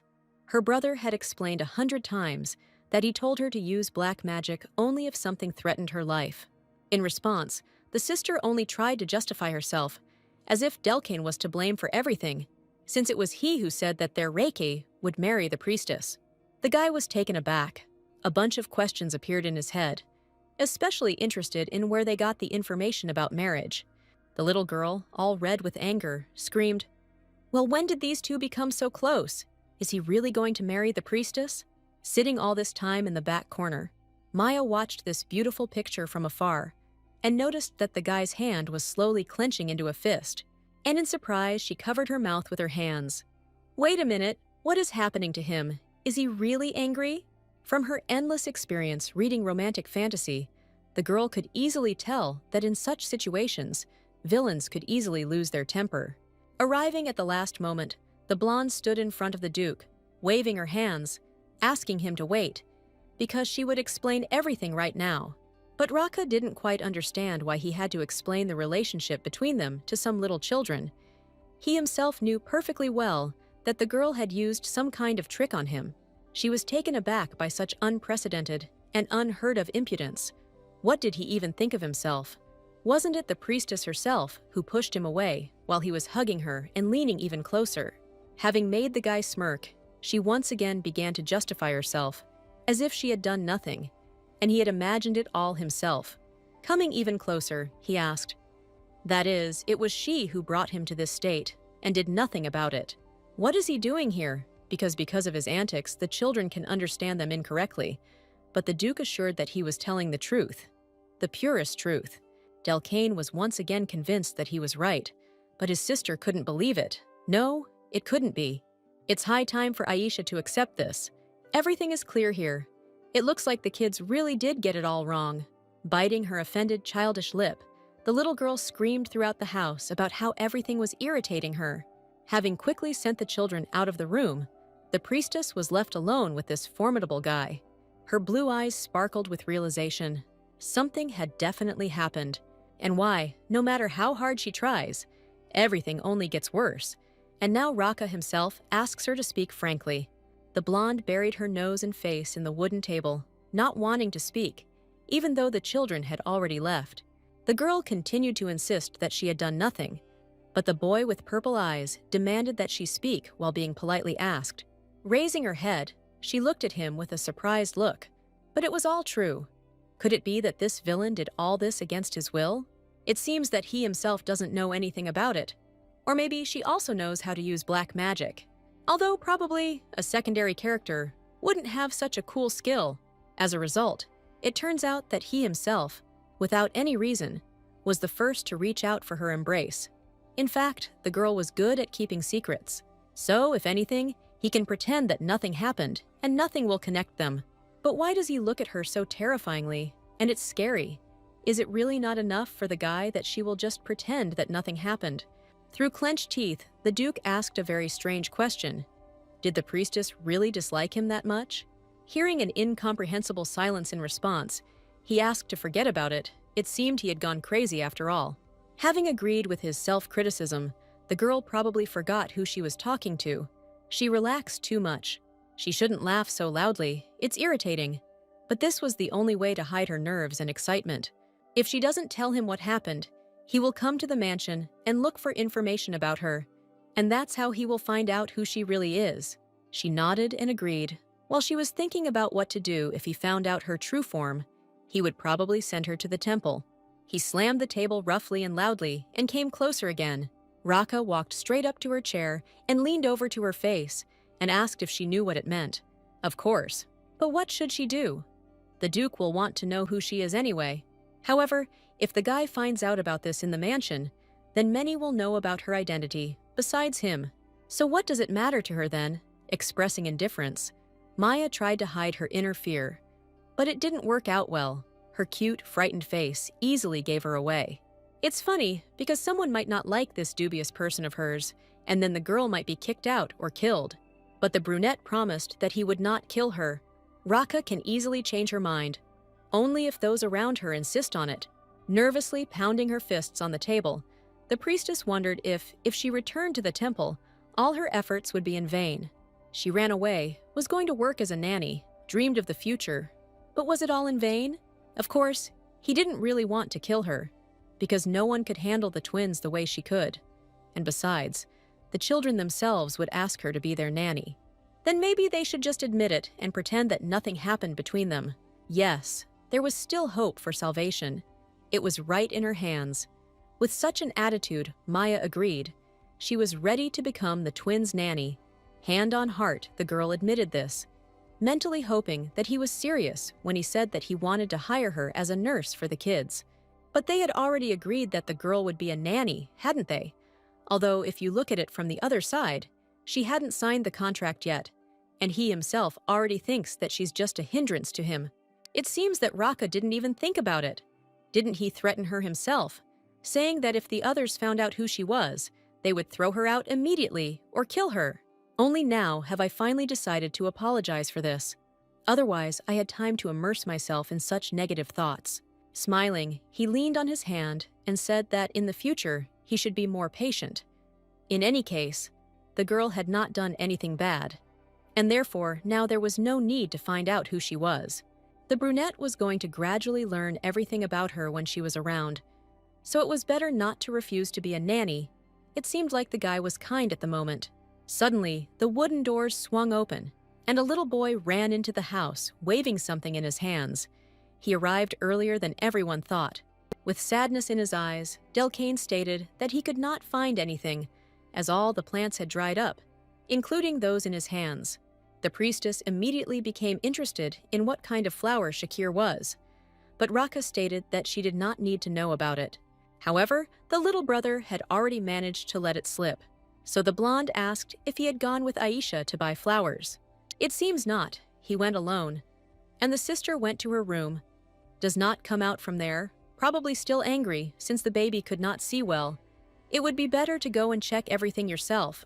That's exactly what the Duke will do, but the priestess will go with him. Oh, he's stuck like a bath leaf. He just won't leave her alone. In the wooden house in the middle of the forest edge, the hum continued, and a female voice was making a loud noise. Maya flatly refused to go anywhere with him, and even if she came up with a reason, this impudent guy would still force her to go, and she definitely didn't have time for some kind of flower hunt. Hearing that Raka promised to listen to her, the girl began to think of a reason, anything, just not to go. Firstly, her shiny, lacy dress with gold inserts was torn, and there was no way she could go out looking like that, even though it wasn't visible unless she raised her arms. She still feels uneasy about it. And who walks around in torn clothes anyway? Probably after this, he will definitely come to his senses and leave the girl here. And secondly, the priestess was a real homebody, and therefore does not like to go outside. The girl told him all the reasons, so let him go alone. But Raka didn't think so. Could she really call all this reasons, and also claim that it's all the pure truth? Delcane intervened in the conversation and reminded his brother that he must keep his promise, because it is so important to keep your word. Not that it really matters, but yes, promises must be kept. This baby seems to have become her only savior in this dark world. A real angel in the flesh. Has the brother forgotten that promises must be kept? How can the Duke not know about this, right? Keeping promises is the most important rule in life, and one should never forget about it. It is not difficult. And now Duke Raka will show him an example. The brunette got terribly angry from her words, menacingly, gritting his teeth. He declared that he was leaving. Let her just try to run away in his absence. He knows what will happen to her. Oh yes, 2-1. Not in favor of the darkness. And this is a great merit of his blood relative. So they will expect their beloved little brother, since they had to listen to such threats from him. Suddenly, Delcane called the priestess and silently handed her a mug, demanding that she drink the contents. Of course, the blonde was happy, because this cute boy came straight to her here to share a drink. She wanted to thank him right away. While sipping the hot liquid, the girl wondered how blood relatives could be so different. The baby apologized in a quiet voice, hoping that she would be able to understand and forgive him. The thing is, his brother isn't very good at expressing his thoughts, so he's sure that he genuinely loves her with all his heart. It seemed that this whole misunderstanding needed to be cleared up, so the priestess stated that she had no relationship with the Duke. Judging by the girl's blush, she also had and still has feelings for her brother, so the boy continued to assure her that he was not a bad person, just a little bit harmful, but he was definitely in love. The child could have sworn that this was true, because he had never seen his brother look at anyone like that before, and he had already read all about it in the book. Taking the girl by the hand, Delcane pulled her towards himself, proving that eyes cannot lie, and almost crying. He understood perfectly well that the priestess was angry now, but maybe she would forgive her brother at least once, because he could also be understood. It seemed that with this child, everything would be much more difficult. He was uncontrollable. Meanwhile, the Duke was in the forest, among the trees with dense crowns, in search of his favorite flower. However, in the grass, he was met with complete disappointment. Among the green leaves, a couple of dried black flowers were peeking out. What a horror! Lately he can't find them. And if he does, they're in bad condition, and that's bad, because the forays don't seem safe anyway. He stepped forward quietly. There were no Shakir flowers, and this had never happened before. These flowers belong to the imperial family, so he has no choice but to steal the flowers. He still needs to look around. Hearing men's voices, the Duke decided to look to see who was there and turned around. It turned out to be the Imperial Knights. What were the two of them doing here?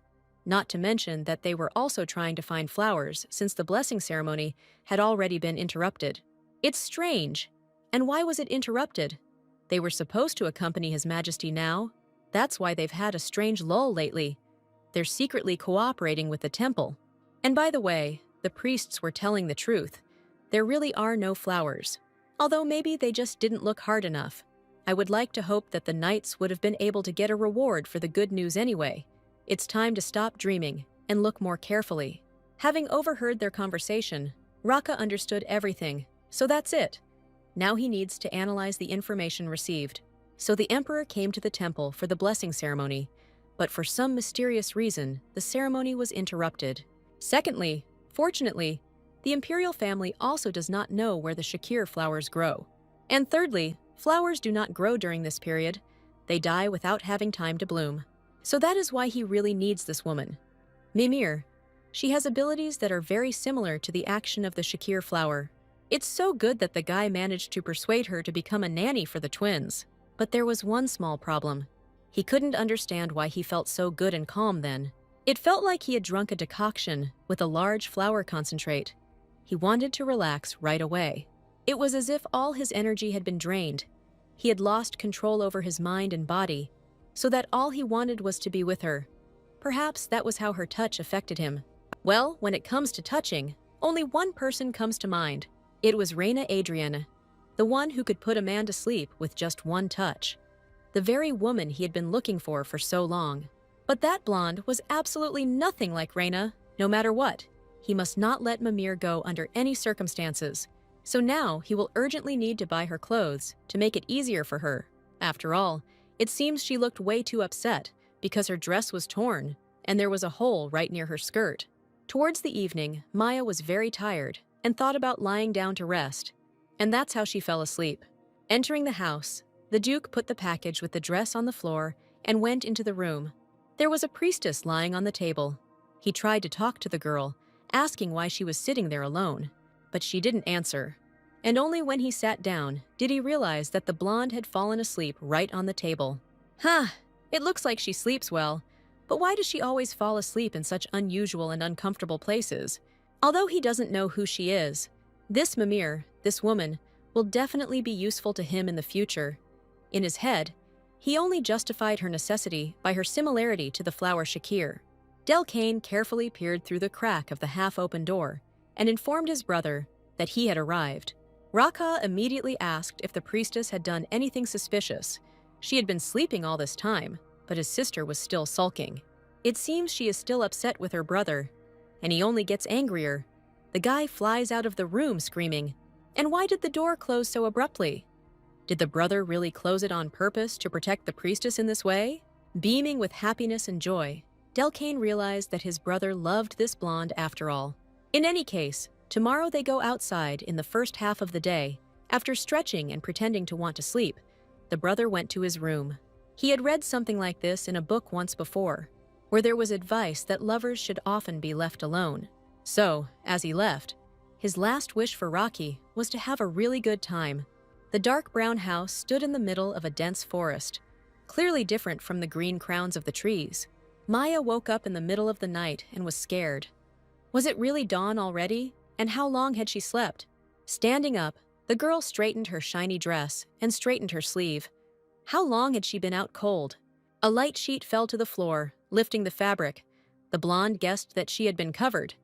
It must have been Delcane. In a serious voice, the brunette asked the girl to come into the room as soon as possible. Someone had arrived.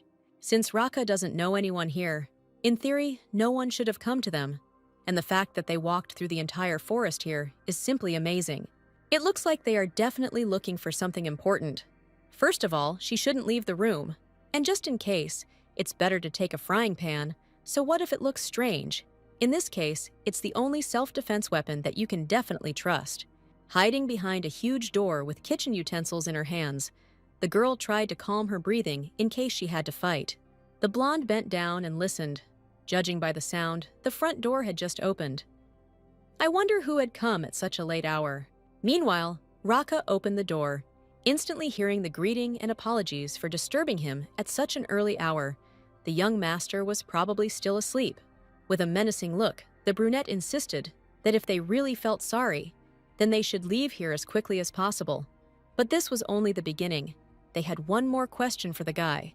They did not want to leave without being searched under any circumstances. They were interested in only one thing. Had he seen a blonde with blue eyes here? He answered in the negative, but the crowd wanted to see for themselves whether they were really going to search someone else's house without permission. By quickly thrusting a piece of paper into his hands, they proved that they were Imperial Knights. In a very bold tone, they once again confirmed their identities and agreed that they could easily enter the house for a short time. But when they entered, the knights found nothing but an empty room. Trembling with fear, Maya barely held the heavy frying pan in her hands. Just one blow, she definitely couldn't make a mistake. Pointing to the far room, the people in red cloaks were about to enter, but the owner of the house advised against it. This is his brother and sister's room, and they are a bit wild. They probably won't even let these strangers into their room. Maybe it's really worth relying on them. In any case, it would be better for her to hide somewhere, cover herself with a blanket, and then she would be completely invisible. But as soon as she heard the little boy's cry, the blue-eyed girl froze in place. Her pupils twitched from his screams. What was going on there, Delcane? This was the only angel who had always been on her side. One of the tall knights grabbed the boy by the arms and tried to cope with him. What kind of idiot is he? Why does he even bite? The blonde muttered through his teeth that they should behave normally. What kind of naughty children were they? The man didn't even have time to finish speaking before a female figure flew at him from behind, hit him on the head with a metal frying pan, and knocked the large body to the floor. A black-gloved hand moved in fright on the floor right next to the hem of the silver dress. Still holding the tool in her hands, the blonde finally came to a realization. She took and hit the man. Aisha had already dealt with the next guy with her dark magic, and standing next to her brother, the girl continued to brag, because it was she who hired her daughter-in-law. The two children stood, looking at each other in surprise, and continued to shout, "What a great priestess! The best daughter-in-law!" Leaning against the wall, Raka looked around the room with a cold gaze, trying to think through the situation as best as possible. And the next moment, he walked straight up to Maya and said that they needed to leave right now as quickly as possible. "We need to hurry before they wake up. Otherwise, we'll have to get into a fight again." The blonde agreed in a nervous voice, fully accepting the need to run away from here as far as possible. It was dark outside when the horse-drawn carriage set off along the dry path along the forest. The children did not calm down. How did the priestess come up with the idea of using a frying pan as a weapon? The daughter-in-law comes up with simply brilliant ideas. Lost in thought, Maya still couldn't give a precise answer. The girl didn't even know what to say, because for her, it was also the first time. The priestess hit him with a frying pan so hard. Memoirs should be written about this feat. It's strange. I wonder why the Imperial Knights are looking for her. Those guys unanimously said that they were looking for a blonde with blue eyes. It must all be just another coincidence. She'd better pretend she doesn't know anything. Hearing their brother's indignation, the children became angry. Why is he scaring the poor girl? She saved them with one blow. She happily tried to justify the guy next to her, but that wouldn't do. A child's voice had already voiced a request not to marry her brother. Aisha stated that she was capable of doing much more for her, so all that was required of her was to be at her disposal. Well, didn't she just sound cool suggesting that? Delcane didn't think so. Has the daughter-in-law gone crazy or something? Why would she become like that? In any case, It was Aisha who hired her first, and therefore the girl will only listen to her. What kind of logic is that? Jumping up to the blonde, the little girl asked her opinion. But it was different, because hiring someone does not mean that this person is now her property. Aisha clearly didn't like this answer, so her little sister continued to insist the opposite. She was not going to give up what belonged to her under any circumstances. All this time, the girl thought that Raka was a bright representative of a possessed person, but it turns out that it is not only him. The guy suddenly spoke up. It's very commendable that the sister doesn't give away what belongs to her. Very good indeed. But first, she must look at the enemy and then act, since technically only he can hire people. Even though it was the little girl who suggested hiring her, it doesn't matter. Let him just try not to lose her. It was a very strange argument that made Maya not only nervous and embarrassed, but also feel Spanish shame. I wanted to jump out of this carriage. I wish I could get to the castle as soon as possible. The expensive, luxuriously furnished room, in dark blue and gold tones, was filled with the aroma of pine needles and dark, bitter chocolate. Raka looked ahead and thought, how interesting, the man that the imperial family itself was looking for. It must be because of its properties, which are similar to the action of the shakir flower. Having put the piece of paper on the table, the guy decided that it would be best to start with a contract. His eyes glowed a bright purple, and his pupils dilated. He definitely couldn't lose her. At least now, when she has magical properties, and all the shakir flowers everywhere have withered. Now she is his only salvation. Without thinking twice, the brunette brought the huge pen to the sheet of paper, his gaze looking focused. The guy clearly knew what he was doing and why, and so he quickly completed the necessary lines of the contract. Suddenly, Shiro Miragi burst into the room. Rocky's assistant was already apologizing for being late. What's going on? It looks like this impudent guy really relaxed in the absence of the boss. The blonde scratched the back of his head, nervous as hell, admitting that he was trying his best to do everything right. The purple eyes of darkness lit up, and if that was the case, it would be a good idea to check everything out properly. When asked whether there was any news related to the imperial family, the boy answered negatively. However, since yesterday there have been rumors that the daughter of the god has appeared in the temple of Teradus. It seems that this girl's name was Maya. She had extraordinary strength and the beauty of an angel. Raka asked if she had any unusual abilities like dark magic. No one had this information. It looks like an investigation will have to be conducted to find out, as this case is now on him. And he will also have to find out about the woman that the boss brought to the mansion today, only in secret from everyone. How tired this assistant is of everything. Each time the assignments became more difficult and dangerous. The boy was about to leave, but Raka stopped him and ordered him to tell the woman to come in. The blonde could only quietly agree, keeping all his thoughts and complaints to himself. Meanwhile, the young gentleman was already considering whether all the proposals he had made would be enough to conclude a contract. Oh, right. He almost forgot about adding another important detail when he immediately started to add something by hand. The salary will be exactly 1,500 kirks, and the main requirement is to sleep with Raka every night without exception. Seeing the salary of 1,500 kirks written on the piece of paper, Maya was speechless and turned red.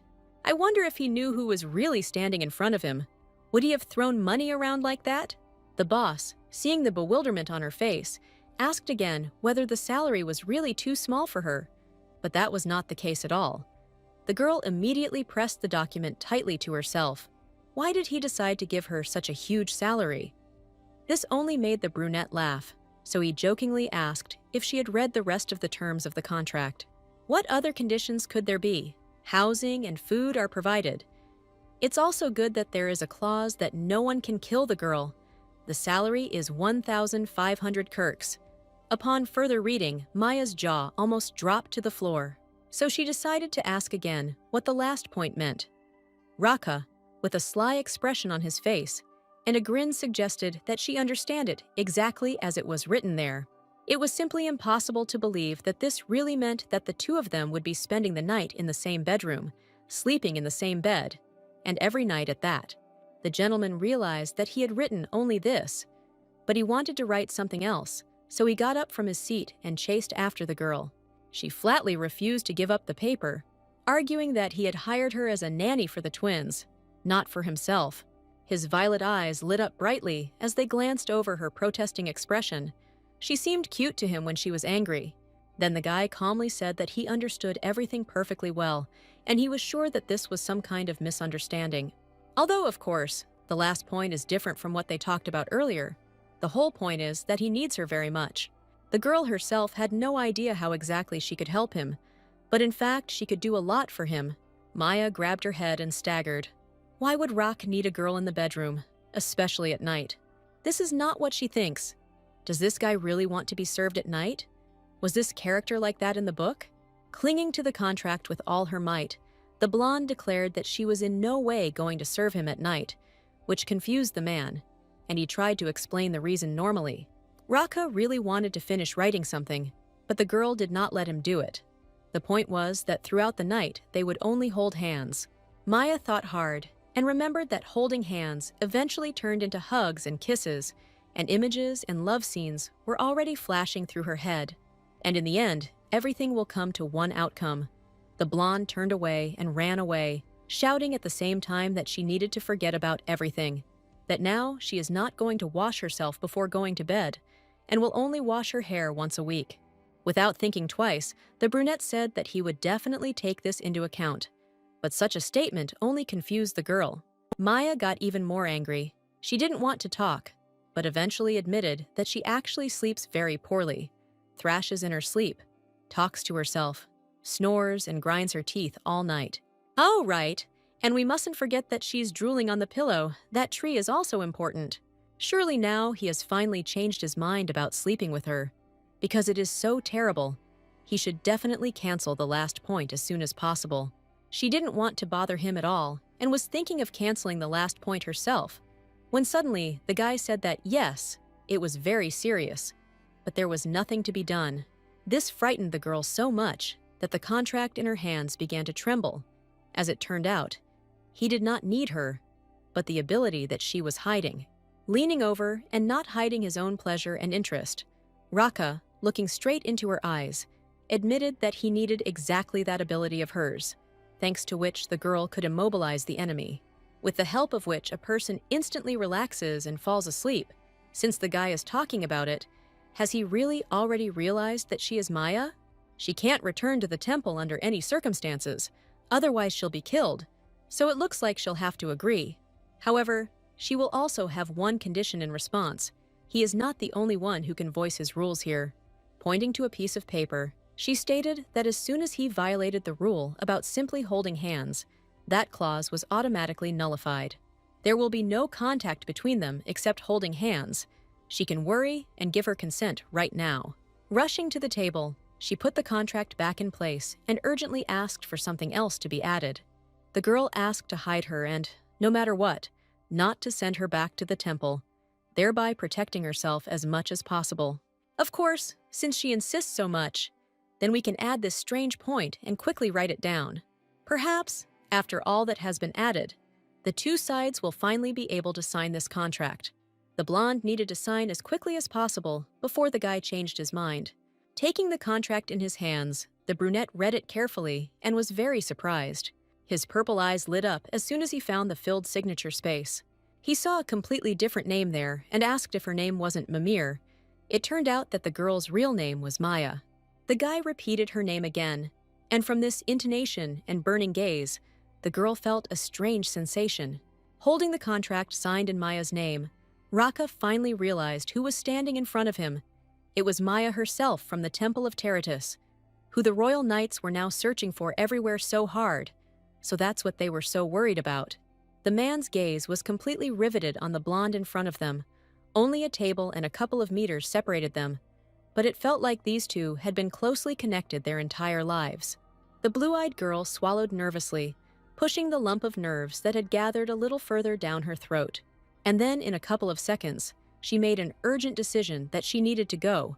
It was time to get out of here as quickly as possible. Step by step, the sound of her heels moved away from Rocky's office, and the hem of her dress lazily passed over the black carpet with a golden pattern. The look was determined, and the will was clenched in a woman's fist. Of course, everything will be fine. And who knows, maybe she was even lucky. Pausing to catch her breath, She thought that it seemed like now she wouldn't have to worry about the brunette finding out about her true identity, which means her ability did work on Raka. How weak this guy turned out to be in her hands. There was only one question left. Why was she still perfectly fine after everything that had happened? It seems like this ability is completely different from the blessing effect. For example, the girl does not use her ability, but simply transfers it. This is all very strange. Then why did Raki need her ability? That's really interesting. Suddenly, the voices of Aisha and Delcane were heard from everywhere. And where were these kids hiding? Having opened the wooden window with the help of dark magic, a couple of little devils appeared right on the porch. The children were calling their friend to play with them in the yard, since she had already finished talking to her brother. Looking out in surprise, Maya was very surprised. So what are these two impudent people doing here? It was so dangerous to hang like that on the railing. In a state of shock, the blonde asked them to jump off so that she could climb right over to them. The majestic castle was illuminated by the deep ringing of a bell from a high tower, breaking the veil of morning silence. Around the corner, a trio of bandits and small-time hooligans hid behind tall plants, and that's where Maya tried to figure out what they were doing. Aisha said that she didn't want to train and quickly ran away. That's how easily and casually the brother gave up the girl. So why did he tell her? It seems like these two are really idle. If this is so, then they can be understood. But the girl said not to tell anything about her own sister, petty traitor. And then the girl remembered herself, because when she was younger and did not want to go to school, she deliberately chose a different path. If you think about it, there is nothing wrong with this. Sometimes you can allow yourself such mischief. Having heard such an unpopular opinion among adults, the kids quickly looked at each other, were surprised, and directed their gaze straight at the nanny. But Aisha even dared and ran up to her new friend, confessing her feelings. Looking straight into her eyes, with pupils sparkling with joy, the little girl squealed, rushing to convey her childish, sincere sympathy, which was expected. She was good at understanding people. The younger brother assumed that Raka had also fallen for the charm of his daughter-in-law. The girl next to him didn't really like his statement. Well, hadn't she told him before that he shouldn't call the priestess his daughter-in-law? They should already be used to the fact that this couple will get married. Hearing such impudence, Aisha became very angry. This will definitely not happen. Maya stood confusedly next to a couple of restless children, when suddenly she was called, imperceptibly drawn into the dialogue. It was a little girl in a red dress with pigtails who kept trying to find out who the priestess liked more, her brother or her. It seemed that the answer that she didn't like either of them wouldn't do. Delcane entered the conversation again, saving his friend once again. Why does the sister ask such questions? Of course she likes her brother more. She should have realized this a long time ago. Let her judge for herself. If her daughter-in-law liked her more, would she have hesitated for even a second over her answer? Seeing his sister upset, trembling with anger, but with her back turned to them, the boy, without missing the opportunity, flew up to the priestess, and with a joyful smile on his face, he took the blonde by the hand and suggested that they play together as soon as possible. Without Aisha, he could also show her the mansion. Suddenly, a dark little girl flew up to them from the right side and, in exactly 1 second, grabbed the girl by the other hand, drawing attention to herself. She insisted that she knew the mansion much better than Delcane, and therefore she should be chosen. At exactly that moment, the pupils of her small purple eyes narrowed and the girl froze, blushing in bewilderment. Maya leaned closer, trying to find out what exactly had happened, but the little girl was not making any contact. After the third question in a row, Aisha trembled and abruptly pulled her hand back, running as far away as possible. Looking at the confused priestess, the child could not give a clear answer, but only asked what had just been done to him. After the empty answer, the girl only got angry, as if nothing had been done to her. Let her not dare lie. She clearly did something with her magic. Maybe it would be better for her to quickly tell me what the matter is and what just happened. Turning to her now comrade, her brother, Aisha declared that the priestess had just done something suspiciously strange to her. It's really interesting what she could have done that made the baby feel weak and her heart start pounding and beating even harder. What the hell is going on? Where could Aisha have smelled some strangely pleasant odor? Clutching her chest and screaming with all her might, the little girl admitted that she liked it. And it was such a pleasant sensation that the girl managed to think that she had gone crazy. After such an awkward scene and the situation as a whole, there was a moment of silence. Maya wondered about what was happening. Was it really some kind of influence coming from her? Or maybe this is the same thing that happened then with Raka. The reaction is quite similar. What if she really did learn to use Maya's secret ability? This needs to be checked. It was for this purpose that the blonde called Aisha, asking her to take her hand. But she ran away in fear. Everything is clear. It seems that everything is fine with Delcane. So why does this ability only work on Aisha and Raka? It seems that the boy does not feel anything strange, and does not believe his sister at all, because she just wants to look good in front of her daughter-in-law. Standing in the middle between these two warring devils, the blonde tried to calm them down, at least for a moment. It seems like the relationship between the two is getting worse because of her, so she needs to fix that and call Delcane to come closer. A distance of 1 meter will be enough. Now Maya can lean close to the boy. The girl was still able to voice her guess in a slightly uncertain voice. After all, it seemed to her that Aisha was telling the truth. Of course she thought so, because exactly the same thing happened with Raka when he hugged her. But if she said so, it would only make things worse. In the end, her justification was the conclusion that Aisha was not the type to lie, especially to her friends. The boy thought for a moment, but then agreed. It was certainly true, and perhaps he should even console his little sister. The girl had long been wondering what they dared to talk about without her. Maybe they were hiding something else. Her brother, meanwhile, suggested going with Aisha, because the more of them there were, the merrier. And the priestess quickly agreed. And as a reward, she decided to sit down and stroke the boy on the head, while simultaneously praising him for his kindness. Delcane is really good.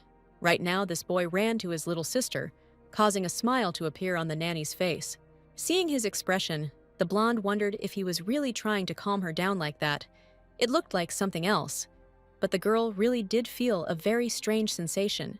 Maybe her daughter-in-law did something bad to her. But no, it was a pleasant feeling. Well, if that's the case, then if my sister continues in the same spirit and continues to behave in this way, then things will move even faster. And then the bride will definitely marry her brother. The little boy continued his dreams in a joyful voice about how soon they would all see Maya in a white dress and with a veil on her head.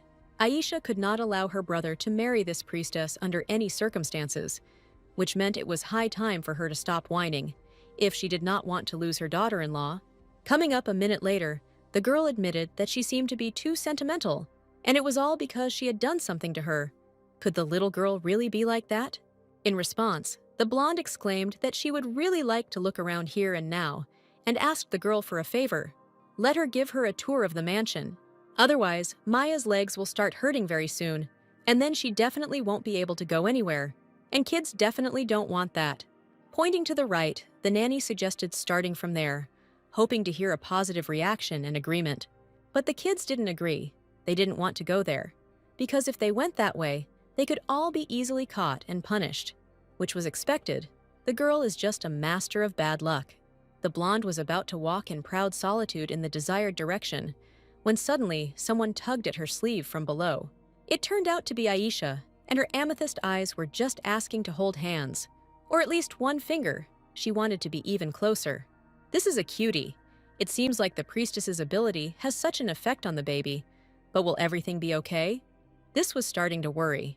Still, the girl decided to take this bold step, and having tried to do it, she extended her hand to the little girl, touching her with her index finger. The brunette admitted that now she feels much better compared to the previous time. Or maybe if the contact is not so close, then the ability does not work as strongly. Maya had already managed to calm down and wanted to go further, when suddenly an all-too-cute girlish voice called out to her. It was the same Aisha, and she was asking very hard for permission to call her little sister Uni. Her eyes were watering, and her pupils were tripling. I wonder if the effect had definitely diminished. The girl was so tired. The mansion was so big that the way back took a little longer, but it was good that the twins started to get along with her and with each other, even though they are a little crazy, but still. And the salary is 1,500 kirks. Well, not a job, but a fairy tale.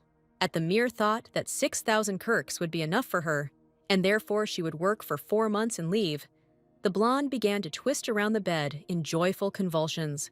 Suddenly, there was an unexpected rustling sound underneath her. What kind of sound was that? What if it was something hidden under the bed? Maybe someone was watching her. With these thoughts, she already climbed to the edge of the blanket. But she discovered an amazing thing, a pair of shiny, sparkling eyes that looked out from under the blanket, in the pitch darkness, and advised her to be quiet. A moment later, a man in a purple suit flew into the room. It was the night mystic. He was surprised and asked what had happened to the young miss. And after hearing in response a fictitious story about how she almost fell out of bed, he finally calmed down, advising her to be more careful. The man left, and Maya was left alone with an unfamiliar silhouette, the gleam in his blue eyes betraying her fear. Could it really be a black pig? No, it turned out to be a raccoon. And why did Teradus come today in such a guise? Even if this time he wanted to be a cute creature and therefore turned into a raccoon, it doesn't change the fact that he smells terrible. It's strange. He thought that the girl would like this cutest appearance, and she just went and offended him. But the fact that he is a dirty animal will not go away.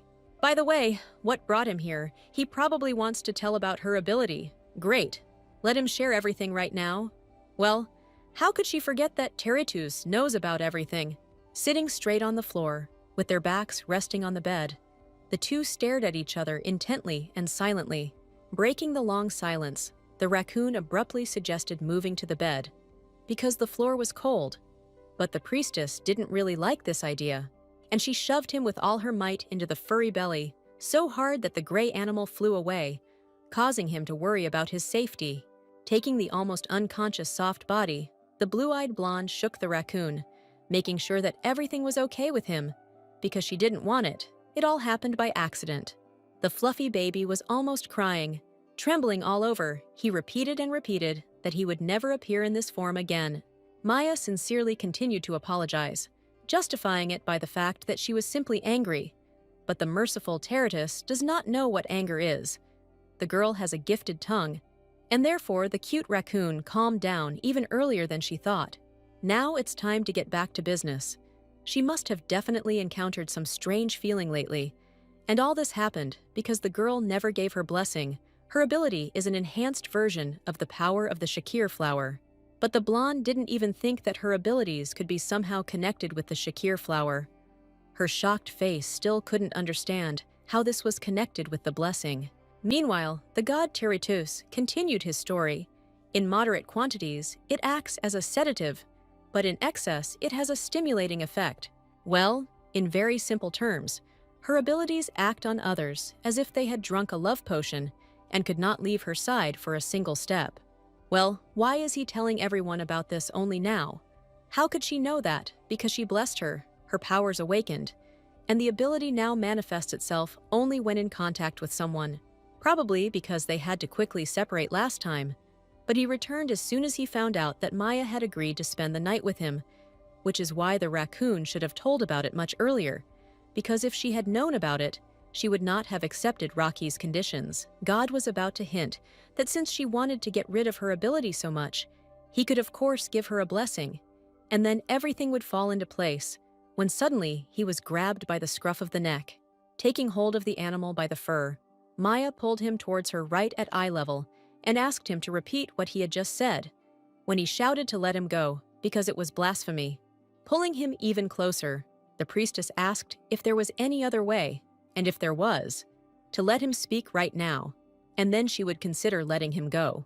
From him, she learned that there are sacred relics similar to his aura, and with their help, one can block the ability. If you touch the relic, it will have a stabilizing effect. Was it really for her sake that he brought the sacred relic right here? The girl was flattered, but the raccoon screamed that holy objects were not created for such a purpose. However, since he is partly to blame for this, overall, he can offer her something in return. But if she decides to use the relic, she will have to help him a little. The most important thing is to hold out for 4 months calmly. Approaching the door, the raccoon was going to bring it to her soon, and now he is decisively and as quickly as possible leaving. But the girl managed to ask the last question. Does her body not suffer because she uses her ability? There is no need to worry about this. This problem can only arise when she gives a blessing, which means she was right. But can her ability not work on someone, for example, on an ordinary person? Because the Shakir flower works only on those who have special abilities, for example, holy power or magical powers. At that moment, the girl remembered Aisha objecting, who didn't like that her brother could only fight, which meant that the ability didn't work on Delcane because he wasn't a black magician. The ability only works on contact and is similar to a stimulant or love potion. That's the whole difference between a main character and a supporting character. Reina can just make a person fall asleep. But Maya can't control her powers at all, even though she was happy to earn 6,000 Kirks. Now she only feels annoyance. Turning over on her side, she continued to lie in bed. She was so tired, more mentally than physically. Okay, all these regrets won't change anything anyway. In order for something to change, you need to act. She would rather try to change something than just think about why she got all this. Everything is going well for now, and she will definitely be able to cope with all this. Starting tomorrow, she will be spending the night with Raka, which means she needs to come up with something as quickly as possible. The first thing she saw in the morning when she opened her eyes was the silhouette of some maid. She was hurrying the lady to get up quickly. The blonde jumped up in fright, covering herself with the blanket as best she could, and asked who was standing in front of her. The girl's name was Rita, and she worked in the East Wing. Laughing awkwardly, Maya asked what brought her here, when suddenly she said that the Duke was calling her. I wonder why he was looking for her at such a time. What time is it now? Looking at the clock near the wall, the girl realized that it had already struck midnight. Exactly. According to the contract, she is obliged to start work tomorrow. What an evil boss, evil owner, evil Duke. Exactly at that very second, it struck 12 at night, and they immediately rushed to wake her up. Maya tearfully begged him to tell her that she was asleep, but in response, she heard that the Duke's order came first. Was there really no one in Einthia's mansion who could be on her side? Putting on her slippers, she still agreed, and ordered them to lead her to the chambers. Now there was no other choice but to face the problem head-on. The blonde jumped up, since she was being called. It meant she needed to go as quickly as possible, but suddenly she was called out and advised to first change her clothes, and then go. Turning around, the blonde discovered a lace nightgown. Special clothes had already been prepared for her, but how could she put it on? After all, the Duke was calling her for a completely different reason, but the maid was in her own thoughts, and, continuing to be in the clouds, replied that she need not be shy in front of the girl. In response, she decided to warn Rita once again that the Duke said she might not even wash before the meeting, but she only smiled. And in her head, she was replaying the memories of how exactly he said this, and also asked her to protect her sleep. The guy also said that the maid should try to pay special attention to the girl. It's her first day, and therefore, of course, she's nervous. The maid admitted that after this instruction from the Duke, she saw the light and realized that she, as a servant of Duke Einthius, had a very responsible task before her. Although Maya felt Spanish shame, she still understood perfectly well that no matter what she said, she would still not be able to correct this misunderstanding. On a dark night, illuminated only by the light of the moon, the kingdom of Aintia looked even more mysterious and unshakable. However, there was tension in the royal bedroom. The maid bed remained empty in the light of the burning fires. In small light slippers, Maya nevertheless awkwardly came to the threshold of the room and loudly announced this to the owner of the castle. She was met by a dissatisfied and even slightly dismissive Raka. He met her with an angry look, asking why she continued to stand in the corridor and still did not go inside. In just a robe, covering up that shameful and vulgar lace nightgown even more, the blonde continued to stand and tremble with fear and cold. So what should she do? If you think about it, the problem is much more serious. In moderate quantities, the ability will act as a sedative, but in excess, it has a stimulating effect. So until Teritis brings the sacred relic, we must try to avoid contact as much as possible. Noticing her thoughtful look, Raka immediately tried to bring Maya out of these confused thoughts by asking if she had any problem, and the answer was negative. And then the brunette led her to the bed and sat on the edge himself, clinging to the blanket with his body, and then said, "Since there were no problems, then why doesn't she just take off her robe and lie down?" The already nervous priestess became worried and asked why she was doing this. The Duke immediately asked whether she wasn't hot. She just shyly wrapped herself deeper in the soft, warm fabric and declared that she was not the least bit hot in this warm robe. Maya in no way wanted him to see her in such clothes, and besides, she had already said a long time ago that there would be no touching. But she herself came in such clothes, as if hinting at something else. Raka drilled the girl with a languid, burning gaze, and only then asked if she was hiding anything under her robe. What an impudent fellow. She was afraid to even think about something like that, let alone do it. And why would she do that? Was it really possible, judging by what she had done before, that this was a completely possible option? Although yes, it happened. Having grabbed one guard by the hair and put him to sleep, the blonde immediately moved on to the next one and hit him on the head. In general, one could say that she had managed to distinguish herself in many ways, and this was true, but he himself understood that the girl simply had no other choice, so she accepted her mistakes. Smiling, the brunette nevertheless agreed. After all, the one who is called God's daughter should not act with evil intent. In general, it sounds like she really is guilty of something, but she has no need to apologize. She did nothing wrong. Raka doesn't know why the girl decided to escape from the temple, but if he were in her situation, he would have tried to hide it in exactly the same way. A sudden realization came to her mind. Does this mean that the guy sitting opposite really understands her? Or maybe he's not so bad. However, he immediately made her think differently when he noticed her seemingly stupid expression. The girl seemed to be in a bad mood, and this made her not only take back all her words, but also get angry. Maya clutched her cheeks, trying to control all her emotions, but nothing worked, and in response, Raka came closer, visibly enjoying the situation. Great. It seemed like she was relaxed now. There were a couple of centimeters left between the two. The brunette did not take his gaze off the flushed girl, so she could only try to stop him with a drawn-out sound. The awkward moment of silence made the girl want to run out of the room, and so she jumped up from the bed, just as the Duke declared that it would be uncomfortable for him to sleep with a motionless tree. Grinning even more, he continued, if the girl felt discomfort, then it would be transmitted to him, and besides, the two of them needed to get something from each other. Without even looking at her master, the blonde immediately agreed with his thought. It seemed that they needed each other.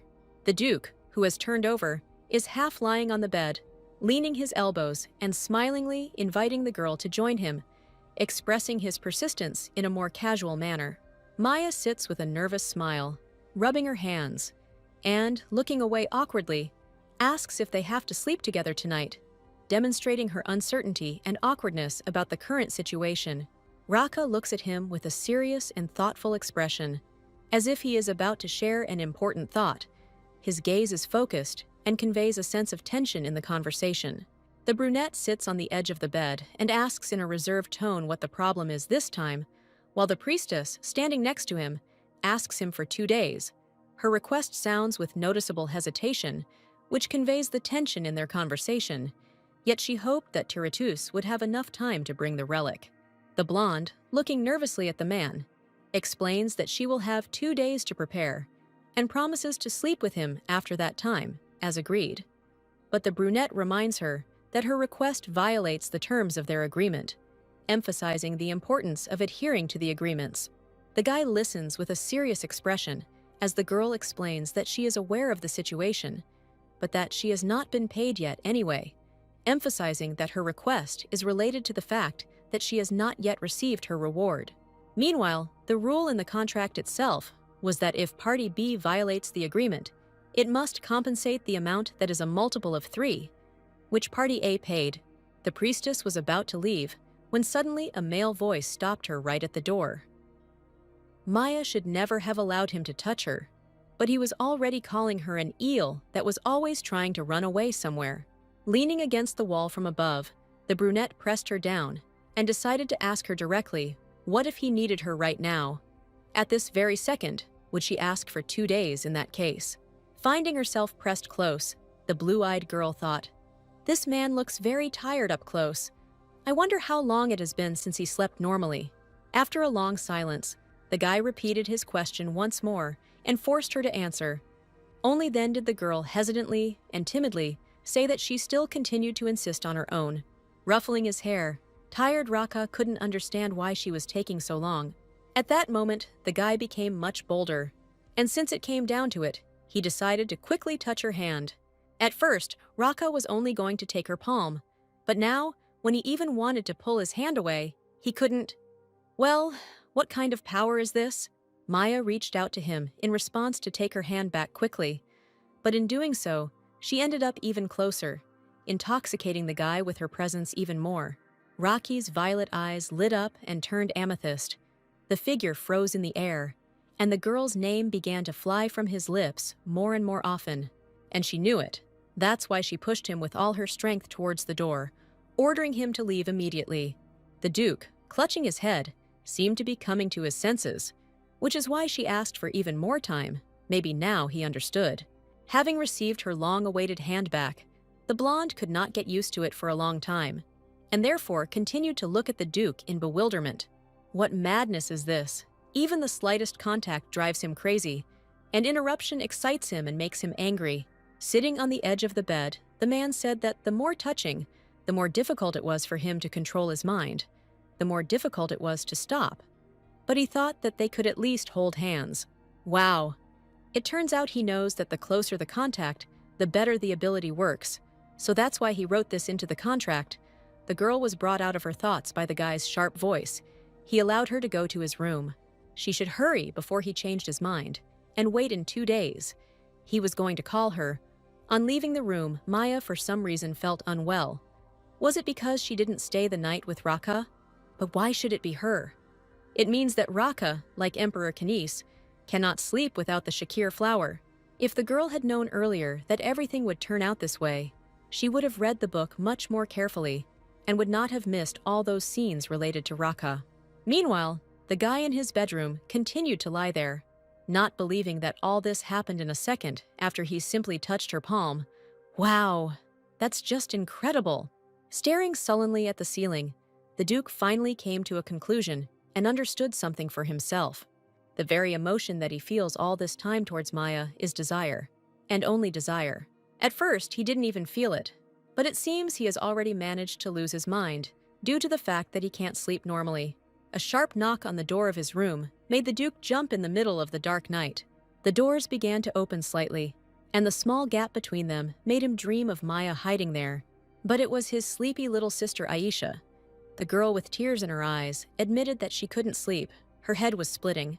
Delcane has been asleep for a long time, only she can't sleep, although she tried everything possible to fall asleep. Of course, the girl boldly declared, with a sincere storm in her eyes, that she counted sheep to 100. And most likely, it was all because she used black magic back then.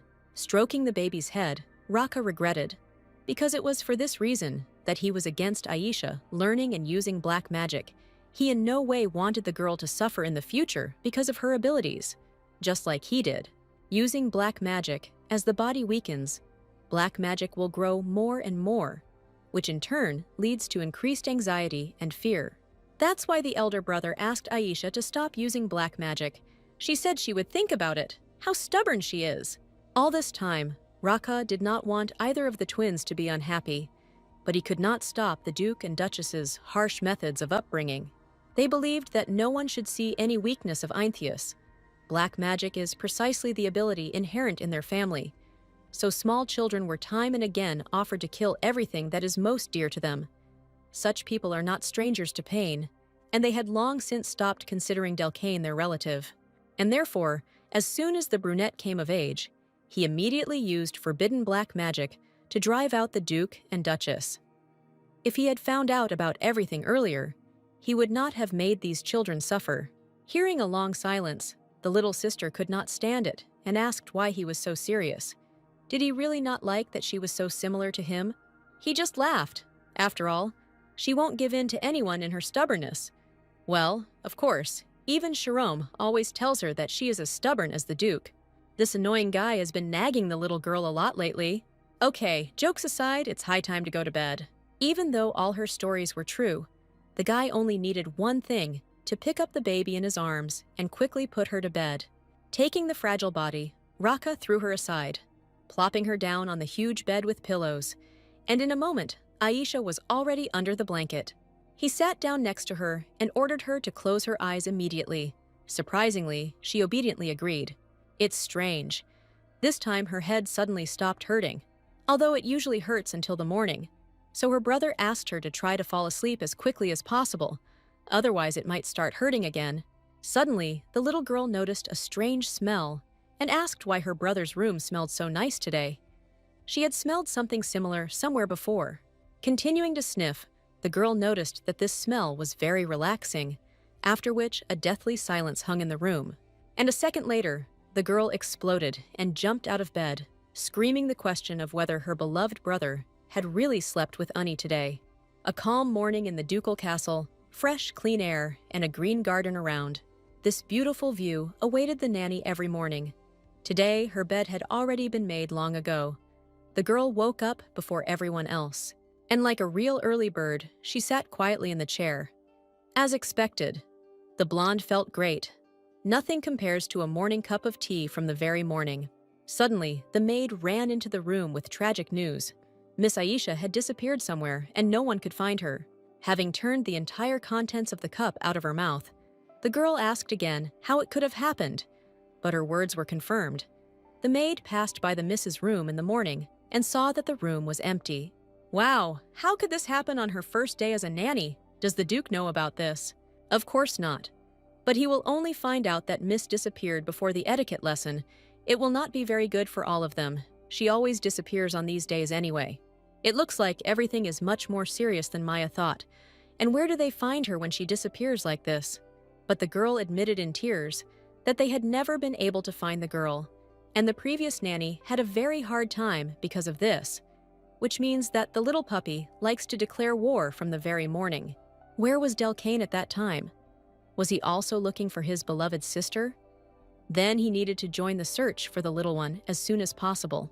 Coming out onto the balcony, the blue-eyed girl found her little charge with her gaze and immediately called out to him, but apparently too quietly for him to hear. The boy was sitting in the green grass above a shallow hole and diligently burying something. It seems best not to mention this. It appears Delcane just buried what looked like a squirrel. Maya was about to go further and start looking for the girl, when suddenly she found her herself, running into the room screaming. She didn't care at all that everyone was looking for her. The girl was only interested in whether Uni slept with her brother. Whether it was true, the stunned girl began to deny everything. He felt very awkward, especially when Aisha didn't believe her, convincing her that it was all a lie. But if she didn't believe her, then why ask? The nanny continued to try to convince the little girl that she had not slept with the Duke. But then why did the maid have such an embarrassed face? Why had she already managed to become embarrassed? The priestess thought. And at that moment, the girl with tears in her eyes continued to whine. This was too much. How could she do this to her? The violet eyes became completely dim and filled with salty liquid. The girl sincerely did not understand how she could, without sleeping with her first, spend the night with her brother. She tried to convince her that Rita was embarrassed for another reason, but the brunette was adamant. Did she really think she was a fool? It was clear to everyone that she was embarrassed only because she slept with the Duke that night. Not knowing what to do with this misunderstanding, Maya suggested that maybe she should spend the night with Aisha, who immediately agreed. The girls didn't even have to worry about any conflicts with the Duke. Rita jumped up happily and started babbling. How could she not trust? Because looking at Miss, the nanny would have no other choice but to follow her. This flattered Aisha, and she turned towards the priestess with a sly smile and asked if she believed her unquestioningly. Stuttering a little, hesitantly, Maya barely managed to utter her consent, repeating that she had no choice. She simply could not help but believe. Suddenly, the wide doors swung open and Sharam flew into the chambers, asking questions about what they were all doing here together. After all, very soon, if he wasn't mistaken, a little lady was about to have an ethics lesson. Aisha again made a sarcastic remark to this impudent blonde guy, and then he began to blackmail the girl as if on purpose, saying that he would pass on all her words to the Duke. This Sharam, now the girl was officially going to start calling him a bore, no matter how many times he told her not to make fun of him. Having called the guy a bore once again, the gloomy and at the same time cheerful girl left, loudly slamming the door behind her. Wow, she is a real hooligan, which means she behaves like this not only with the priestess, causing laughter and admiration. Laughing sincerely, the blonde shared her embarrassment with the gentleman, expressing understanding. The boy thanked the nanny, and with his hand on his chest, he remembered that because of the young miss, he had completely forgotten to introduce himself. His name was Shiram Iragi, and he was the assistant of Duke Aintia. Remembering how easily her little friend had come up with a nickname for this man, Maya barely stopped herself, because she absolutely couldn't laugh at this. The same one with a stern face stood in a pose and began to tell that when the young master and miss were in class, she could either rest quietly or go with them, and also it was necessary to make sure that they did not miss classes. And he would also have to make sure that nothing bad happened to them.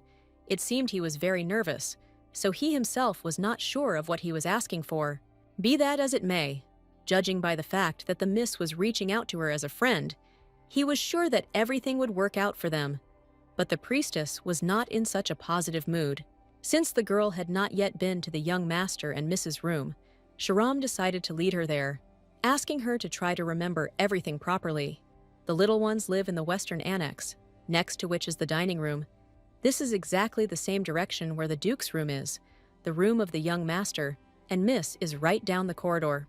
Right down the corridor, you will definitely need to remember that the main building is intended primarily for holding large business meetings or receiving guests.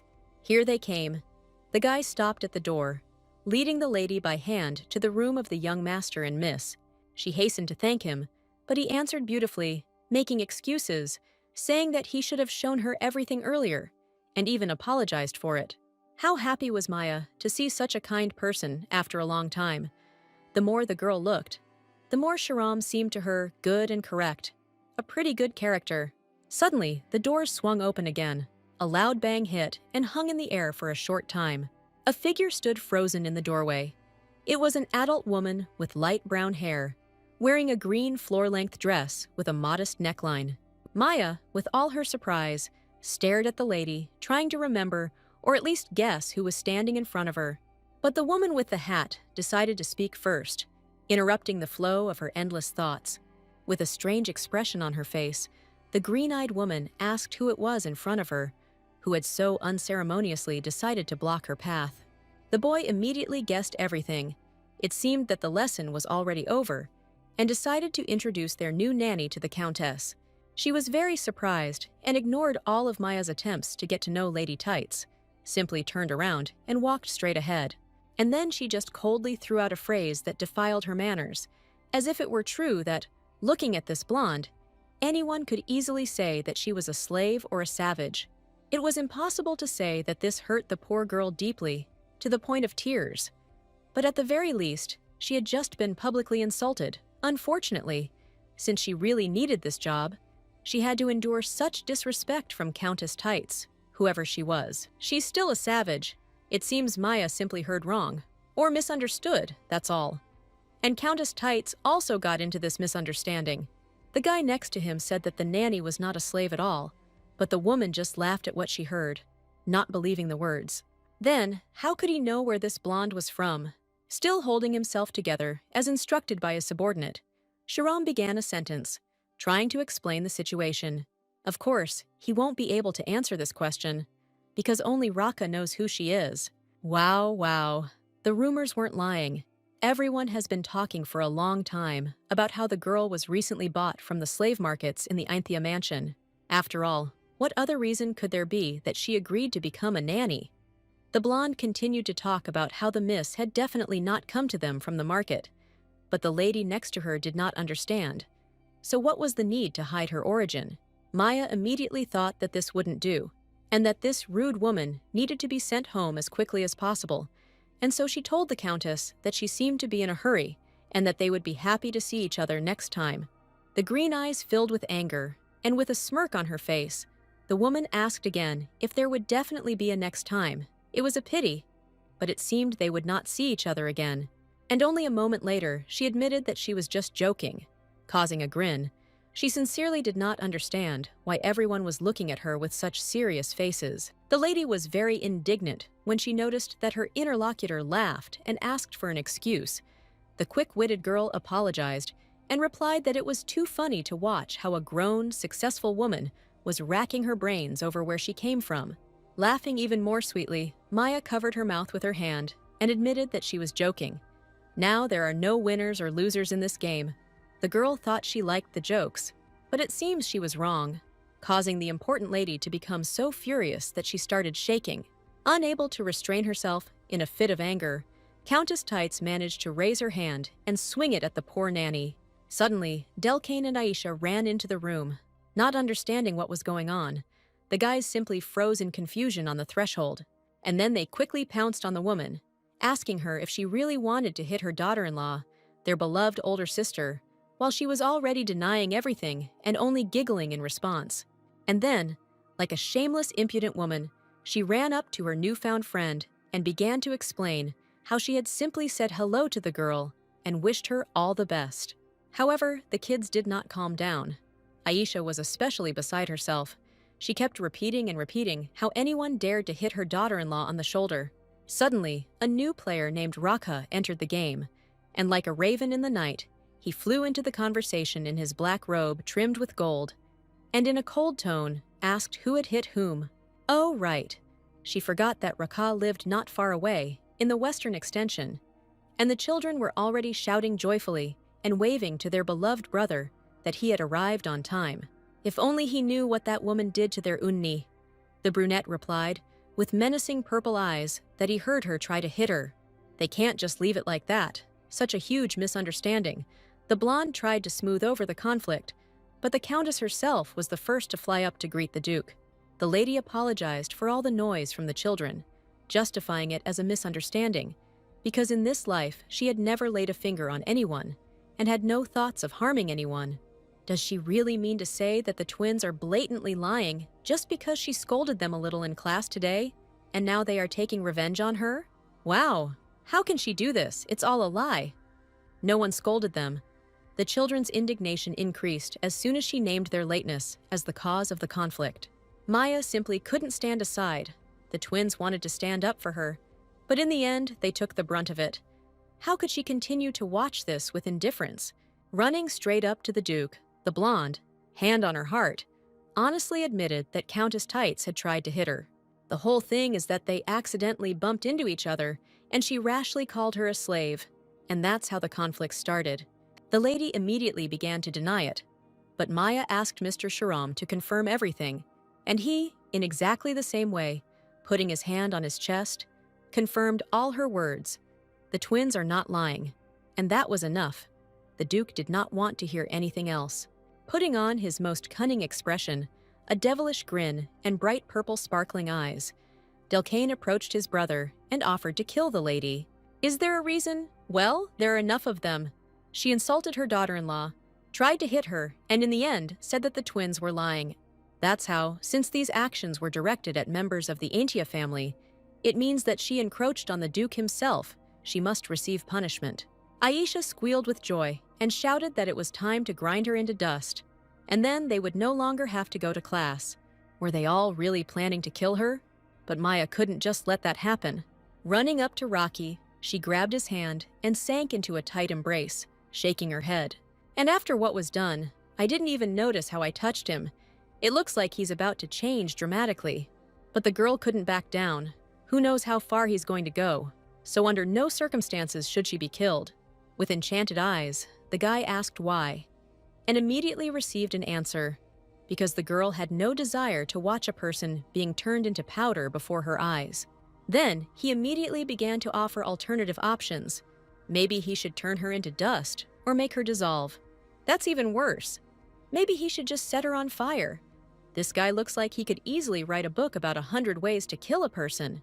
Well, no, he should never kill her, but he can't allow anyone to touch her person, especially towards her. Maya blushed, and one could drown in her bright blue eyes. The girl was embarrassed by such a confession. It seems like the more you touch him, the stronger his reaction is. But there will be consequences. She couldn't stop worrying, even though he promised that everything would be fine, and asked him not to do this because it would make things worse for him. Raka stood there dumbfounded, only to realize that the girl was asking for this because she was simply worried about him. Pushing a strand of her hair behind her ear, The man grabbed her face and said that she was truly noble and kind-hearted, like an angel. Of course, he didn't understand right away, and asked to let him make sure that she wasn't asking him not to kill this lady just because she was worried about him. If this is really so, then good. He will not do anything. After this phrase, the guy broke into a smile, and his cheeks turned red. Here it is, $1 million joy from the main villain. Let him just promise that he won't change his mind and keep his word. No one will suffer. The girl pulled her hands away, thereby interrupting their touching. I wonder what his reaction will be now. Suddenly, she was attracted by some extraneous sound in the background. So that's why Aisha was silent. All this time, her mouth was covered with Delcane's hand, who generously held the devil until his sister-in-law finished her conversation with her brother. Despite all the girl's screams, the task was given to Shirome. He would take care of everything, and the family would go to the table for dinner.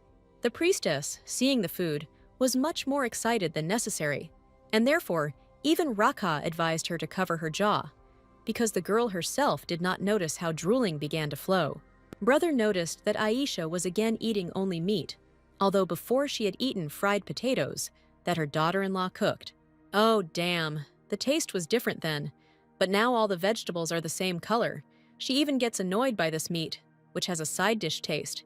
In response, the boy just held out the plate, and he suggested that she try it.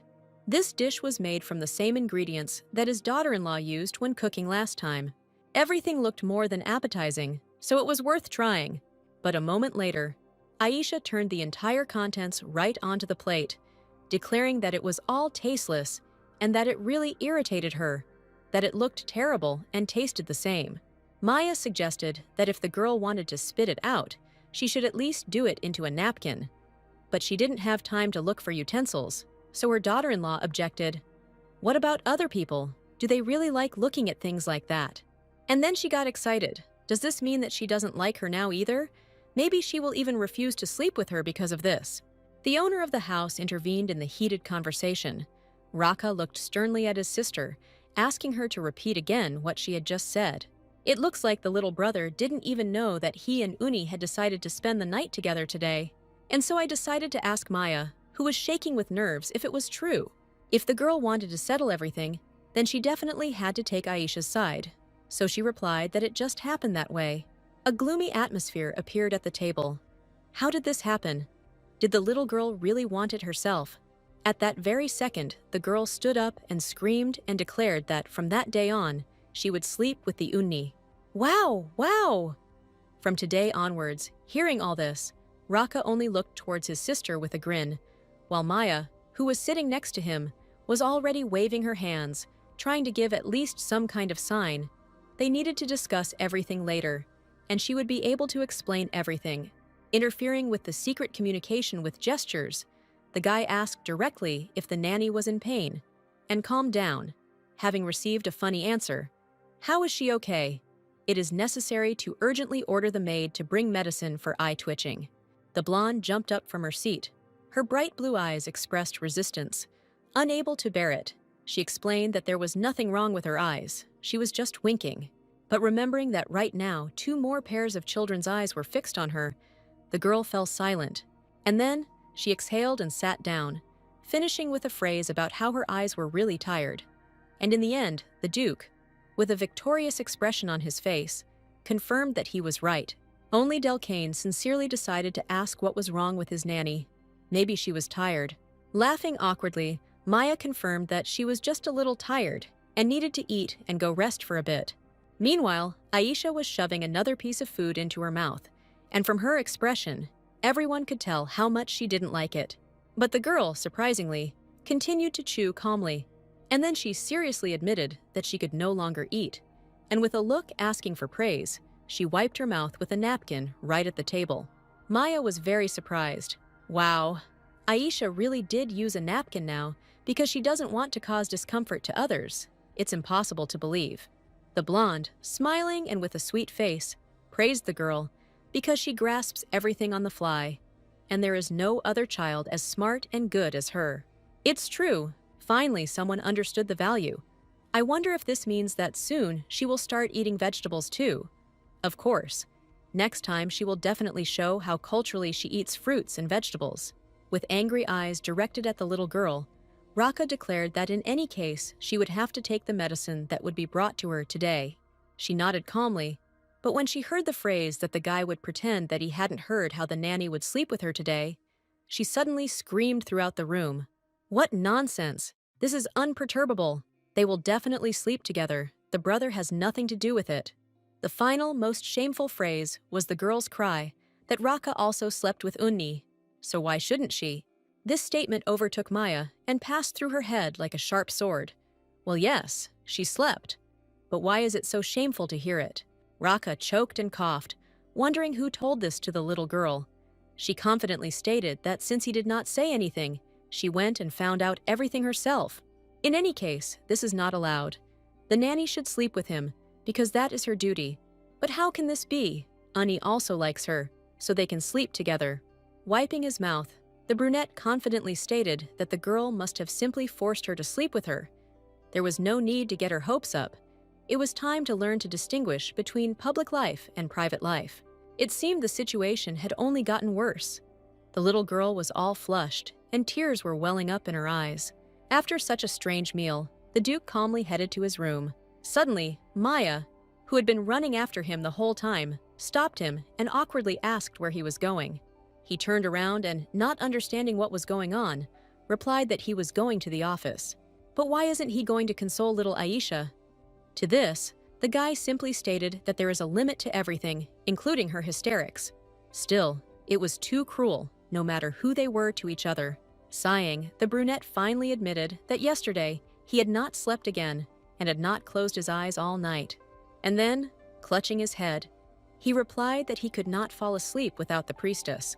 It all started the day he passed out, and he hasn't slept since then. In response, in addition to regret, the blonde also deigned to ask why everything was happening like this. With sadness in her eyes, Raka began his story. As the girl had probably already noticed thanks to Aisha, the Antia family knows how to use black magic.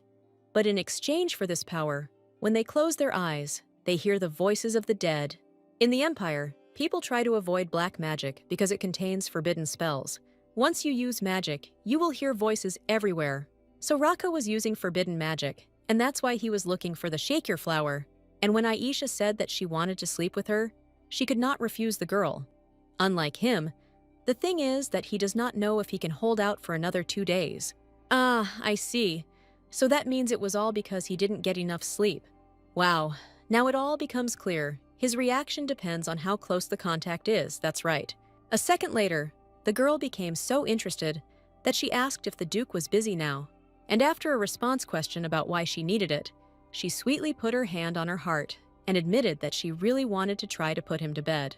There were mixed feelings on Rocky's face, more like incomprehension and surprise. Why would this happen?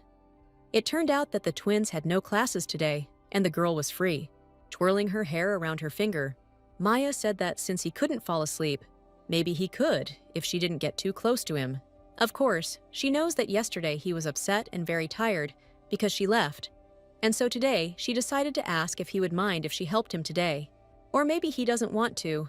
Laughing, the girl hinted that if he was suddenly busy, then she could come at night. But he decided to get down to business now. Shocked by his walking speed, Maya asked him to wait for her, but the guy coolly suggested that she go faster. After all, as she herself said, he was very tired last night. The man's bedroom looked a little gloomy, dark style, massive columns, but the bed was still luxurious. Wow! It's so dark in here because of the thick curtains. Does he always close the curtains? He just sleeps better in the dark. And how can this depress him when ordinary daylight is unpleasant to him? Taking off his jacket and hanging it on a chair, the guy said that he couldn't afford Shakir's flour every day because it wasn't that easy to get. It seems like he usually used it once every 2 or 3 days, and how he could hold on for all that time is just incredible. So, Raka in the novel did all those crazy things because he couldn't sleep properly. Well, how long will she stand like that at the doorway? If someone saw them from the side, they would clearly think that the Duke was talking to the wall or the curtains. Approaching the chair, the girl took it in her hands and asked if she could sit on it instead of a bed. Was she really going to sleep sitting up? Of course not. She finally understood what was going on, as the Duke ordered her to lie down. Tired and slightly irritated by her slowness, the guy tilted his head to the side and repeated once again, lying down on the bed right next to him. Maya laughed and said that she wasn't going to sleep, so it was okay. She would just sit on this wonderful chair. But the guy absolutely didn't like the idea of her staring at him while he slept. But she was happy with everything. Everything was fine, because she had already had enough sleep. If that was the case, then maybe it would be better for him to call her at night. And how he can sleep normally, knowing that someone is looking at him, is not at all what she thought in her head. That is, he wants them to lie on the bed together and sleep, because they will have to sleep together anyway. And that is true. She is here to put him to bed, and not to sleep with him. Although wait, her brain quickly switched on, and she guessed that if he fell asleep now, he wouldn't call her again in the evening. Hiding behind the curtain, she agreed to the offer to sleep together, but he found it hard to believe. Given the fact that she was standing far behind the curtains, it looks like the girl is very nervous. She needs to pull herself together quickly. The thing is that she just wanted to open the curtains to make the room fresh, hiding his dark purple eyes from the sun with his hand. In the shadows, his piercing gaze still reached the blonde. The guy agreed, and heading to the other end of the room, he said that after that she would still need to go to bed. Well, he will change his clothes and come. Having agreed, the girl demanded a speedy return. Yeah, when Raka comes back, she will need to somehow naturally close the window. What is that sound? Maya carefully turned towards the direction from which the sound came. Oh, right. It was the sound of unbuttoning clothes, and on the other side, in a distant room, stood a brunette without a top. To be honest, the girl could not tear her gaze away from his pumped-up back and sculpted muscles. And then, with huge eyes the size of 5 kopecks and red cheeks, the blonde grabbed her face and screamed loudly, convincing herself that she hadn't seen anything. Hearing this squeal, the man asked what she was looking at, and in response, he heard that she was looking at a strong butterfly. Yes, of course, because she had just seen a butterfly near the window. Changing the subject, she noted that, by the way, he seemed to train very often. Her blush slowly began to fade, but the charm did not go away when he talked about how he practiced fencing every afternoon. Having completely changed his clothes, he approached the girl closely in a white robe-like garment and asked how much longer she would watch. And leaning over, he directed his violet eyes straight at her and suggested that if she didn't want to, he wouldn't stop her. But then she would have to take full responsibility. Taking hold of her rosy cheeks, the girl screamed even louder that she absolutely did not want to look anywhere, and she was turning the thought over in her head. This was the strongest butterfly she had ever seen, completely ignoring all the guy's questions about why she was behaving this way. Finally, she decided to get out of bed quickly and headed towards the window. Well, isn't it hot in the room, and the girl really wants to cool down a little. She should never have told him that she was fascinated by the muscles on his back. Well, if she has already breathed in enough air, maybe it's time to sleep now, if she doesn't want to tell him anything. Oh no, it's so hard to understand this impudent fellow. I had to turn away and take a last breath of fresh air. He was so beautiful. The coolness blew over the girl's body, freeing her from unnecessary thoughts. The wind gently fluttered her hair. Isn't it a fairy tale? Raka came up to her on the balcony and looked out, only half surprised. After all, with her, he can simply close his eyes and relax. And for a long time, he could not allow himself to do this and not think about how to fall asleep. Wow, Maya had never seen this guy like this, so she didn't even know what to say to that. He was probably just talking nonsense. So it was time for them to go, but no such luck. The girl abruptly stopped him at the entrance. The most important thing is that she has an ability that will help Rocky. Even Aisha said that she felt fine when she only touched her fingers. Maybe it will work on him too. He had just sat down on the bed when Maya suggested that he take her by the hand. Not by the whole hand, but only by the finger. Just let him not think that she, like a silly girl, has gone crazy. It would really be nice if they tried to do that. It seems that this impudent fellow thinks that she is joking, and therefore simply did not pay any attention to it. What is he talking about? Why are her hands too small? If you compare, his palm is really big.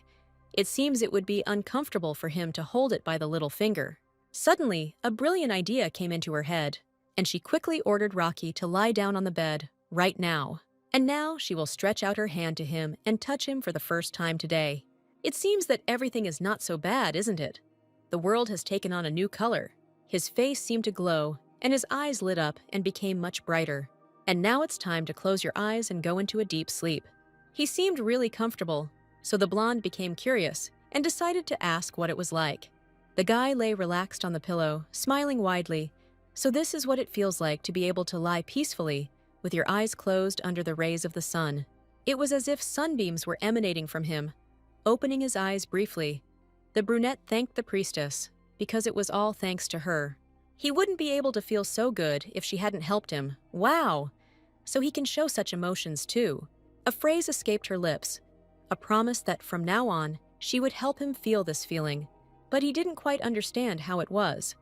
The girl was simply intoxicated by the atmosphere, so she said it impulsively. Well, what should I tell her now? That it was a slip of the tongue, or that she was talking to herself? Oh, right, a contract. One could say that she was obliged to conscientiously fulfill the rules of the contract. Seeing his displeased expression, the girl hurried to close the window, and she promised to return as soon as she removed the extra light from the room. Taking hold of the curtains, she lowered her head, trying to control herself. She needed to pull herself together, because it was better not to interfere in the affairs of the main characters. It never ends well. Up close, this guy looks like a gentle lamb, but underneath, he's evil. Evil that wouldn't even blink an eye when killing someone. All the main characters are given a beautiful appearance on purpose, but you can't fall for it. You can't fall into the evil, intoxicating spell. No way, we can't allow this. This must not happen. With such an attitude, the girl firmly grabbed the curtain, and for the last time, she looked with her crystal blue eyes at the wonderful world. And then, just as the final thought flashed through her mind that she shouldn't feel anything towards Rocky, because she was just a minor character trying to survive, the girl finally pulled the curtains all the way, plunging the already gloomy room into complete pitch darkness. Last time, he felt okay when the girl touched him. Thanks to this, the guy was able to control himself, so this time he should do the same.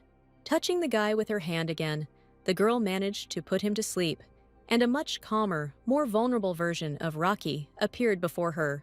The guy lay quietly with his eyes closed, giving the girl a chance to look at him, but it was not to be. The silence was suddenly cut by his languid voice, warning that at this rate she would soon burn a hole in his forehead. The blonde was embarrassed, not understanding how he understood everything. She was just about to close her eyes. But how could she not feel it when she was staring like that? To make it look more believable, Maya had to say this with her eyes closed, and it seems she already did. All he could do was praise the kind nanny one last time, and in the next instant, the guy plunged into his subconscious, closing his eyes. The girl lying next to him also noticed that he had fallen asleep, but she couldn't understand whether she needed to wake him up at all. Suddenly, she too began to feel sleepy, and slowly but surely, Maya also found herself unconscious. Some mysterious voice suddenly called out to the girl. Opening her blue eyes, she could not understand whether it was a dream or reality, because she could not sleep. Someone pushed her in the shoulder, as if on purpose, and called out again.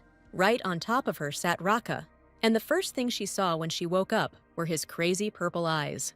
Damn, most likely she was just tossing and turning in her sleep and touched Rocky. She simply couldn't fall asleep, and now she woke up, and that's why she asked the Duke to move away. But he didn't care about anything except how exactly she called him, and she should call him by name. The man's eyes became incredibly bright. The girl asked him to move away from her, louder and louder, but the brunette on top was indignant. What if he didn't want to? He won't regret it later, not a bit. It doesn't matter now or later, he won't regret anything. Blue Eyes continued to try to convince him that this was what he thought now, but she knew much more about his future self than he did. As if to spite Maya, the guy came close to her and whispered in her ear that she didn't even know how much he wanted her, so much so that he was ready to die right now. But the girl was more than serious and tried to stop him. If he was going to die, let him die himself. But if he comes closer, she won't leave it like that. And why does he have such an overreaction to everything she says? Who knows what he might do next, so the blonde tried to at least push him away with her hand. However, he grabbed her right by the wrist and stopped her in midair. She definitely doesn't have to worry that he's delirious because of a fever. Wow, now she can't even move. Let him let her go quickly. Most of all, she wants him to move away from her. But for the guy now, this was just another stupidity. And what to do now? It's her own fault that she started this whole dialogue. At this time, Raka was only interested in whether it was comfortable for her to sleep on such a pillow. Maybe she should change it. Great! This is something to latch onto. This is a really good chance. We need to distract him by looking for other pillows and hit him quickly. Having apologized in advance, Maya flew at him with a blow from a huge pillow. The last thing he saw was her insanely malicious face. Having hit him right in the head, the girl expected any other reaction, but not this one. Did she really want poor Raka to lose consciousness? Finally, this madman came to his senses. Even the color of his eyes faded. The girl began to apologize, because she sincerely did not want such an outcome of events. She simply had no choice. But everything is fine. There was no need to apologize. And next time something similar happens, she can easily do the same. And he, in turn, will allow her to easily deceive him as well. Well, what else is left? It seems that this is the only way by which he can come to his senses. Phew, then we agreed. That's what she'll do. I wonder what time it is already. It was now 7 o'clock in the evening, and they had not slept any more than they had expected, and whether the Duke would spend the rest of the day here in the room. Of course he has a lot of things to do, but he can do them tomorrow. Maybe she would like to have dinner. But no, having thanked him, the girl was about to leave. Suddenly, the Duke felt dizzy, and this made the blonde stay in the room, in case something happened to him. He admitted that he didn't seem to have had enough sleep, and ordered him to go to bed, because he wanted to sleep. Maya was surprised. He had already slept enough. 5 to 6 hours was definitely enough to get enough sleep, of course. She sleeps every day, that's why it's enough for her. But not for him. The sun had already set, and it was evening now. Shouldn't they follow the contract? It seemed like the girl had no choice again. With slightly clouded eyes, Raka advised to stop worrying about everything and just lie down, he promised, and really did not do anything. Wow. In the morning it turned out that nothing really happened. The heroine simply got out of bed. The first to greet her was a joyful Rita, from the expression on her face. One could think that she had been waiting for the girl for 100 years for her to wake up. With a sweet face, the maid offered the blonde a delicious chocolate cookie, jokingly calling it a love cookie. Oh, it's so sweet, of course. It's a nanny's love cookie, very tasty. That's where the name comes from. Did the Duke really ask to pass it on to her? The maid, touched by the love between these two, smiled and said the cherished yes. While Maya wanted to spit the sweetness out of her mouth, Rita almost cried with joy, because the Duke had lived with the young master and mistress all this time, and now he asked her to make cookies for the girl. How could this not be love cookies? Wait, but what is the name of this cookie? The simplest chocolate cookie. So it turns out that the cookie is not called a love cookie, but specifically a cookie that is made with love. From that day on, the castle looked more peaceful, as if there was a feeling of love and freedom in the air. Shiram was suddenly called to the office. Rocky was not visible in the afternoon, and now he suddenly decided to show up. Work that day was going much slower than usual. The guy had been holding an ink pen over a document for 2 minutes, and, hanging there, suddenly called the name Maya. And only after realizing what he had just said, he grabbed his head, hoping that he had not said it out loud. His advisor immediately responded that he must have misheard. It couldn't be that the Duke was thinking and calling some woman by name. The guy turned sharply to his interlocutor and asked how he knew that the nanny's name was Maya. But hadn't he himself recently asked to find out about her? Wow. Then I wonder what happened to the interim report. Maybe the dog chewed it up. Right now, poor Jerome is being made the scapegoat. It's so annoying. Although the brunette himself said that he didn't need to report, it was necessary to report on the spot that Maya was from Libertan. The oracle said that a blue-eyed child born in Libertan would become a daughter of God, and following the instructions, she was taken from the temple and raised as a daughter of God according to all the canons. Wow, that's unexpected, Libertan. This is the wilderness on the outskirts of the Zerdia Empire, the very place where crimes flourish, and no one would be surprised if a child went missing there. And after the girl got back to the temple, the oracle came down again. That's all he managed to find out. Shiram handed the guy some piece of paper and finished speaking. Looking at the note, Rocky's face changed. It said that someone's daughter, who awakened her abilities, would restore stability in Zerdia. All this time, Maya hid her identity because the oracle called her the daughter of God. The words of the oracle told, as if they had revealed the emperor's Achilles' heel, the emperor's power is unstable, and if this becomes known to everyone, the emperor's position will weaken even more. He may even lose the support of his subjects. And then he suddenly remembered that the girl always wanted to go somewhere. It felt like something was threatening her life. Of course, Sharom and her charges tried to find out the reason for her escape, but so far there is no clue. Perhaps it would be easier to ask the nanny directly about it. Does the boy really want to find out for himself? Says that he could make friends with the girl, and then asks directly. It seems that the nanny treats him well. However, the Duke's reaction took away all his desire to do such a thing. The guy jumped up and slammed the table, forbade him to do this. Finally, looking at him with the coldest gaze on earth, Raka declared that he was going to find out everything himself, while looking like a mad dog that had broken loose from its chain. Delcane suddenly appeared in the doorway. The boy really missed his daughter-in-law. Thanks to him, the girl had a good rest yesterday, while he listened very attentively to the history lesson, although it was not interesting. However, this will be useful to him later. In any case, the boy knows everything. It is Aisha who should study harder. Is the girl really inattentive during lessons? She didn't even come to class today. Her brother was alone at class. She didn't even have dinner yesterday. The blonde felt a sharp feeling of guilt. She hoped that Aisha was not angry with her, but in fact no, when she is angry, she takes it out even on her brother when they are just talking. So over time, she will calm down on her own. I wonder if Aisha ever argued with the Duke. Come to think of it, they never argued before the nanny came along. Does that mean they argue because of her? Well, is it possible to somehow calm her down? She won't sit there and be sad all the time. The girl turned sharply to Delcane, asking what his sister liked. Maybe meat or some other food. Well, the boy clearly guessed what it was, besides something delicious. But he decided to say only if she fulfilled his wish. The nanny was stunned with fear. What other desire could he have? What did he need from her? Embarrassed, the boy, all pink and blushing, laughed and slyly promised to tell about it later. It's somehow suspicious. Where did that innocent child go? Okay, then we agreed. He'll tell later. As it turned out, the little girl loved flowers very much. There was no limit to her surprise. Yes, she really does like all flowers. This little mischief maker loves plants. How unexpected. You wouldn't know it from looking at her. Although in any case, Delcane knows Aisha much better than she does. The boy will also help find a place where the girl could collect a bouquet for her and show her everything. Wow, what a beautiful place. She had no idea that there was something like this near the castle. Aisha loves flowers so much that her brother gave her this for her birthday. This is what it means to be born with a golden spoon in your mouth. But if this is a garden for Aisha, then can other people come here? Probably they can, but the girl herself is now not allowed. Even though there was no danger, she used black magic. That's why her brother punished her by forbidding her to come here, which was expected from Rocky. She must be itching to get here. Does he know what her favorite flower is? And in the end, this field had all the flowers she liked.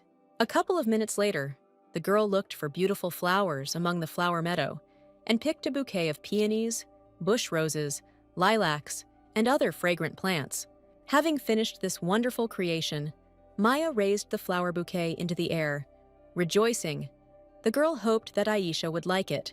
Having called Delcane over to her to boast to him about her achievement once again, the blonde suddenly heard silence, and looking around, she realized that she was completely alone here.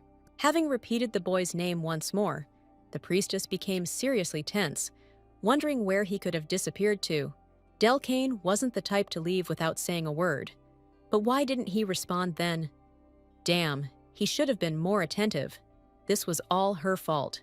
To begin with, perhaps, it is necessary to tell others about this, and together begin to search for him.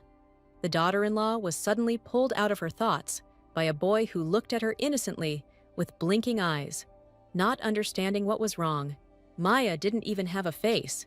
She just stood there in a stupor, silently looking at the guy while he made excuses and told how persistently he had been looking for the flower. Suddenly, the girl rushed at Delcane with all her might, embracing him. Words cannot describe how glad she was that he was okay. Tears appeared on her face. How could he suddenly disappear? So she thought that something had happened. The baby, embarrassed, apologized. The thing is that he just wanted to scare her a little. By the way, there was no need to guess what he was doing there for so long, because a second later, the brunette shoved his gorgeous flower wreath right under her nose. His purple eyes became even more romantic when he admitted that he made it with his own hands for her. It was a gift.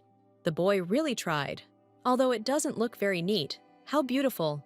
It's very sweet of him, because his soul is much more beautiful than this wreath. The baby immediately jumped happily. He was glad that she liked the wreath, and asked her to bend down so that he could put it on his head. But the product turned out to be slightly out of size, and therefore fell off my head and onto my neck. But Maya wasn't upset at all, because now it looked like a flower necklace, so beautiful precisely because he made it. Well, how could he get into trouble according to the plot of the book? The girl simply could not believe that someone like him could bully the main character, Reina. Although wait, how did it all end? It seems that the daughter-in-law was thinking about how she had forgotten the whole plot about Aintia and didn't even notice how the kid was asking her what happened. Actually nothing, she just thought. Maybe she should make a wreath for the guy too. But first she needs to make a wreath for Aisha. It's time to focus on the current situation, and at the same time, remember what will happen to the twins in the future. Knocking on the openwork wooden door leading to her beloved Aisha's room, the blonde shouted that she had brought a gift for her and asked if she would accept it. The blonde hinted that she had a bouquet for her friend and asked if she wanted to take it, and then immediately replied, "Well, if she doesn't want it, then there's nothing to be done. Then she'll have to leave." A rustling sound was suddenly heard behind the tightly closed door, and a moment later, a little girl with purple eyes appeared in the slightly open crack, asking what kind of bouquet. Suddenly, her face changed completely. Surprise was visible in her eyes. The whole thing was that a huge bouquet of flowers appeared right in front of her nose, while the giver stood and quietly prayed that the girl would not be angry. After a long pause of awkward silence, the blonde asked how her flowers were, whether she liked them. They looked pretty good, but the girl just silently trembled and shook, making the Ani even more nervous. And then, abruptly breaking the silence, she asked how she knew that she liked flowers, and almost crying, she began to apologize because she had ignored her all this time, and she just made this surprise for her. In fact, they also made a wreath for her together with Delcane. Trying on the accessory on her head, with a bouquet in her hands, Aisha could barely hold back her tears. The wreath really suited her very well. The girl thanked her Oni again. She actually hoped that someone would come to comfort her, but no one cared. But what was the point of all these thanks now? She must have been sad alone in the room. She admitted that yes, it was true. It felt like she was locked in a room. What? The girl felt as if she was locked somewhere? I think there was something like that in the novel. As punishment for pursuing Reina, the Eintheus twins were forever imprisoned in the tower. While reading the novel, the girl didn't even think about it. She thought that the one who committed this crime should be punished for it. Was it really true that the twins mocked Reina? However, these children could not do anything like that. It is unknown what will happen in the future. But now it is definitely not. Bringing their daughter-in-law out of her heavy and mysterious thoughts, the children again asked what was wrong with her expression. Maybe she still wasn't feeling well. But Maya just laughed it off. Of course, everything was fine. She generally always felt fine, by the way. They must be very hungry. And since the Duke was busy today, they could eat together. Well, that's great. Together with these two, they headed to the dining room, when suddenly Aisha again took up her old behavior, thinking that only she would sit with Unni. But the brother did not understand what kind of kindergarten this was. The daughter-in-law could just sit in the middle. They quarreled again, but that was good. However, out loud, the girl said something completely different, saying that children should not quarrel, even if Delcane called her an idiot first. Okay, this time the boy should apologize first. After all, Aisha is already in a bad mood. Shouldn't he apologize for insulting her? The boy did so, and then the girl, hurting his pride, as if because of the Unni, accepted his apology. How great they are. Yes, that's true. And the nanny is also in a good mood, and therefore can give them something as a sign of praise. The boys stared at the girl in confusion, and silent incomprehension suddenly filled the room. This made the blonde feel embarrassed. Or maybe they didn't need her praise at all. Oh no, these two don't even seem to know what a sign of praise is. So she had to explain that if they did something good, she would give them stamps of praise. And once they collected 10, she would grant them one wish. The kids were very surprised. The girl will do whatever they want. Wow, that's really cool. And it looks like the girl really isn't deceiving them. But first, instead of a stamp, she'll just sign. The three of them decided to take a rest. While Aisha couldn't stop admiring herself in the mirror, it seemed she liked the wreath. The happy girl turned around, giggling, and once again asked Delcane if he liked her in this decoration. Wasn't she beautiful? He had already spoken, but the girl wanted to hear the answer again, since it was her daughter-in-law who had done it, so it was clear that it would suit her. Of course, everyone around thought exactly the same. It looks like we will need to give such gifts even more often. Suddenly, there was a knock on the door. It turned out to be Rita. She was surprised that the nanny had not left yet. The whole point is that the Duke wanted to convey that he was going to dine with the mistress and the master, and with her too, which was quite good, because when they ate together, the girl could eat something tasty, but she absolutely did not want to see them quarreling again. And besides, he said that from now on, they would definitely eat together, and the maid squealed with joy when she said this. She hoped that the girl would convey her words to the miss and the young master. Although, wait a minute, does this mean that Aisha will eat with Raka again? They had a fight recently. As soon as Maya wanted to tell the children this news, Aisha was the first to catch up with her, wondering if the nanny would also be having dinner with them today. Yes, it looks like that. After hearing this, the girl started dancing happily. Wow, this is great. Today was the best day of her life. It seems like the baby is in a very good mood. Nothing will happen. Oh, right. It was necessary to inform that they would also have dinner with the Duke. At that very moment, the loudest cry was heard throughout the entire duchy. Aisha didn't want to go anywhere at all. She fell to the floor and started punching everything around her. The wreath flew off to the side, while she was saying that if they ate together, it would be the worst day of her life. Oh, well, what should I do? How can I calm this little one down? She can't eat separately all the time, but in her opinion, it's easier to just stop eating. But the Duke is waiting. Maybe she should try to go first, and then we'll see. Aisha got even more angry and asked to simply tell her brother that she was not going to have dinner with him. Okay. It's already clear that she won't go anywhere, and it's impossible to calm her down. It's time to give in, so they'll go just the two of them. A couple of minutes later, there was a knock on the Duke's door. The tall brunette decided to look out and was surprised to see a priestess standing in front of him. Maya, looking at the guy with an innocent look, asked if they could talk a little right now. He opened the door to his room and allowed her to enter, but the girl assured him that there was no point in this, since the conversation was short. The thing is that Aisha said that she doesn't want to eat with him. It seems like she's still angry. The guy only answered, which means the girl has not yet thought about her behavior. If she doesn't want to eat, then let her not eat. She'll come herself when she's hungry. Could this really work? Since Aisha is not the type of person who would come here just because she was hungry. Maya was sure of it, since just a minute ago, she was screaming that she was not going to eat under any circumstances.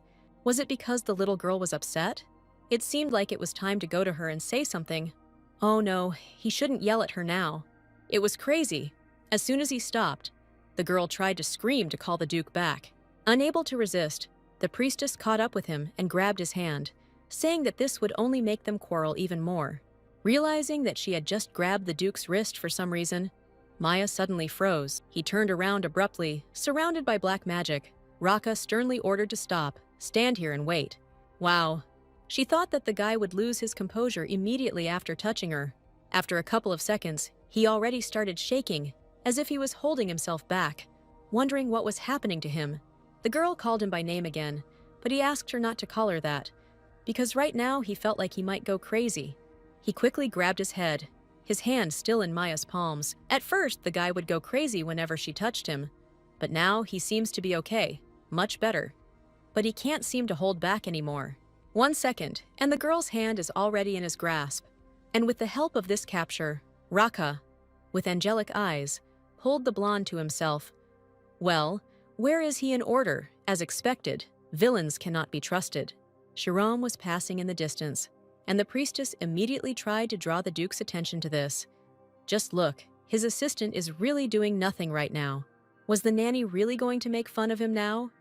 Well, that was too much. That wasn't the case at all. But the brunette ordered Sharam to get out of the office right now. Then the girl had no choice but to use her body and with all her strength, supposedly by mistake, step on his foot. The girl immediately apologized, but the guy seemed completely indifferent, as if she had messed something up. But there is still one leg. We need to trip him up as quickly as possible before it's too late. Suddenly, a scream rang out throughout the room. It was Aisha. She thought that something had happened to her brother, and that was why he hadn't come to her. But he decided to kiss Uni, and in front of her. With a very angry face, the little girl ran towards these two, simultaneously shouting for her brother to immediately move away from the priestess and calling him bad words. Kiss. Wow. What is this girl thinking about? Although now, while he is under the spell, if you think about it, they are standing very close to each other. The little girl ran up to the sweet couple and started screaming for them to move away from each other, while Maya informed her that if she separated them from the Duke, she would immediately receive a commendable seal. And not even one, but two. She will definitely receive them as soon as she completes the mission. Thinking about the two praiseworthy seals, the little girl had already prepared herself, and a ball began to appear right in her small hands. And she had been told not to use black magic, otherwise the Duke would scold her again. The girl kept her word, and immediately their hands separated. It was time to stop. Otherwise, Raka would understand everything. But why so quickly? She hasn't even started yet. Okay, she needs to stop quickly. The magic began to dissipate in the air. The circled smiley was surrounded by a pink heart, an interesting symbol of the stamp of praise. A sweet little girl with eyes sparkling with joy stood next to the leaf, demanding to see her two seals as soon as possible. Wow, why don't they all eat together, but sort things out, and Delcane is waiting for them in the room. How about making up already? But Aisha didn't want it at all, and in that case, in her brother's opinion, she would become even more spoiled. She would go crazy. The only time the Duke seems to spend with the twins is during mealtimes, but it always ends up in a fight. Maybe there is a way to fix this. Stop! Suddenly it dawned on Maya. Because the twins don't have classes tomorrow. She immediately turned to the Duke and asked if he would have at least a little free time tomorrow. If necessary, he would easily free it. Great! The blonde said with a beaming face. How about we all go on a picnic together? Aisha immediately asked what it was, and the girl explained that a picnic is an outing into nature. People take food with them, admire the scenery, and have a good time. And they can also look at the flowers. The children immediately shouted that they definitely wanted to go on a picnic, and when Raka said that it was the most useless activity, they confidently declared that they would go themselves. He doesn't go anywhere anyway, except to buy flowers. Shakir, it's not interesting to go with him, and the food in the hut is always tasteless. So, waving her hands, the little girl suggested that the three of them go, because the gloomy one won't go anywhere anyway. However, the loud hum was abruptly stopped by the slap of a huge hand on the table. It was Raka. With a straight face, the guy rudely slammed the table, as if he had been shortchanged, and then urgently declared that he could go on the picnic. If you think about it, the guy really never took them anywhere just like that, and it's his fault. Wow, the atmosphere became much better. The girl even wanted to clap her hands. Because this will be their first picnic together, it's time to prepare snacks. Aisha immediately asked the Uni to make the same as last time, that same delicious potato. And in the meantime, Raka can find out where to have a picnic. Now we can sit down to eat together and use the picnic as an excuse for discussion. With these thoughts, the blonde almost suggested going to the dining room, when suddenly the little girl interrupted her, asking a rhetorical question to her brother about his employment. She had already decided in advance that they would have dinner themselves without him, and began to pull the nanny aside.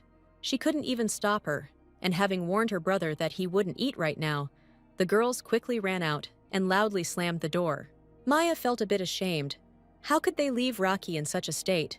The girl began to explain that in any case, her brother doesn't eat when he's busy with something, and now he needs to start choosing a place for a picnic and seriously prepare. After dinner, in her room, the girl barely sat down on the bed. She was so nervous that after eating, she felt sick. Suddenly, there was a knock on the door of the room. Quite unexpectedly, it was Raka. And what was he doing here? With a serious but no less beautiful expression on his face, the brunette offered to talk to her. Entering the women's room, the man began to look around strangely, as if he was looking for something. The girl decided to ask him if something had happened to him or if some problem had arisen. But the whole point was just that the room smelled strongly, the smell that he usually smelled from her. This smell reminds him of the smell of Shakir's flower, and it seems to make him feel calmer. This is her ability. Leaning back in his chair, he said that he had come here anyway to discuss something. Raka, of course, was going to simply invite her to his place, but he thought that it would be dangerous to invite her to his place late in the evening, and he said that he would find a place for a picnic himself. Repeating the last phrase once more, he began to use dark magic right in the room and suddenly teleported a couple of books onto the table, explaining that he had done a little research. A huge stack of books was scattered on the small coffee table. It looked like he had prepared seriously. The brunette did some research and found out that picnics are usually held in the yard of one's home. This is a good option. He could work and be at a picnic at the same time. The girl was surprised by what kind of nonsense. Who organizes a picnic in their own backyard? The answer quickly took her aback. People from the book about mom, dad, and a picnic do exactly that. Having snatched and read the title of the book again, the blonde went into a rage. What a scary title! Was this really a hint? She suggested that it was a children's story, and then the Duke explained that there weren't really that many books about picnics, so he had to choose from what was available. This is a fun approach, exploring the empire through a picnic. Time to go to a fun family event. What are these weird books? Was he really doing this nonsense all this time and didn't even eat because of it? The guy admitted that after reading the books, he realized that the picnic location wasn't that important. The main thing is that they will spend all their time together with the children. So what should they do with him? It seems like he has never been to a picnic. Sitting down on the sofa, the girl decided to explain something because he couldn't be trusted to organize a picnic. The thing is that a picnic is not only a rest, but also an education. The brunette heard about this for the first time.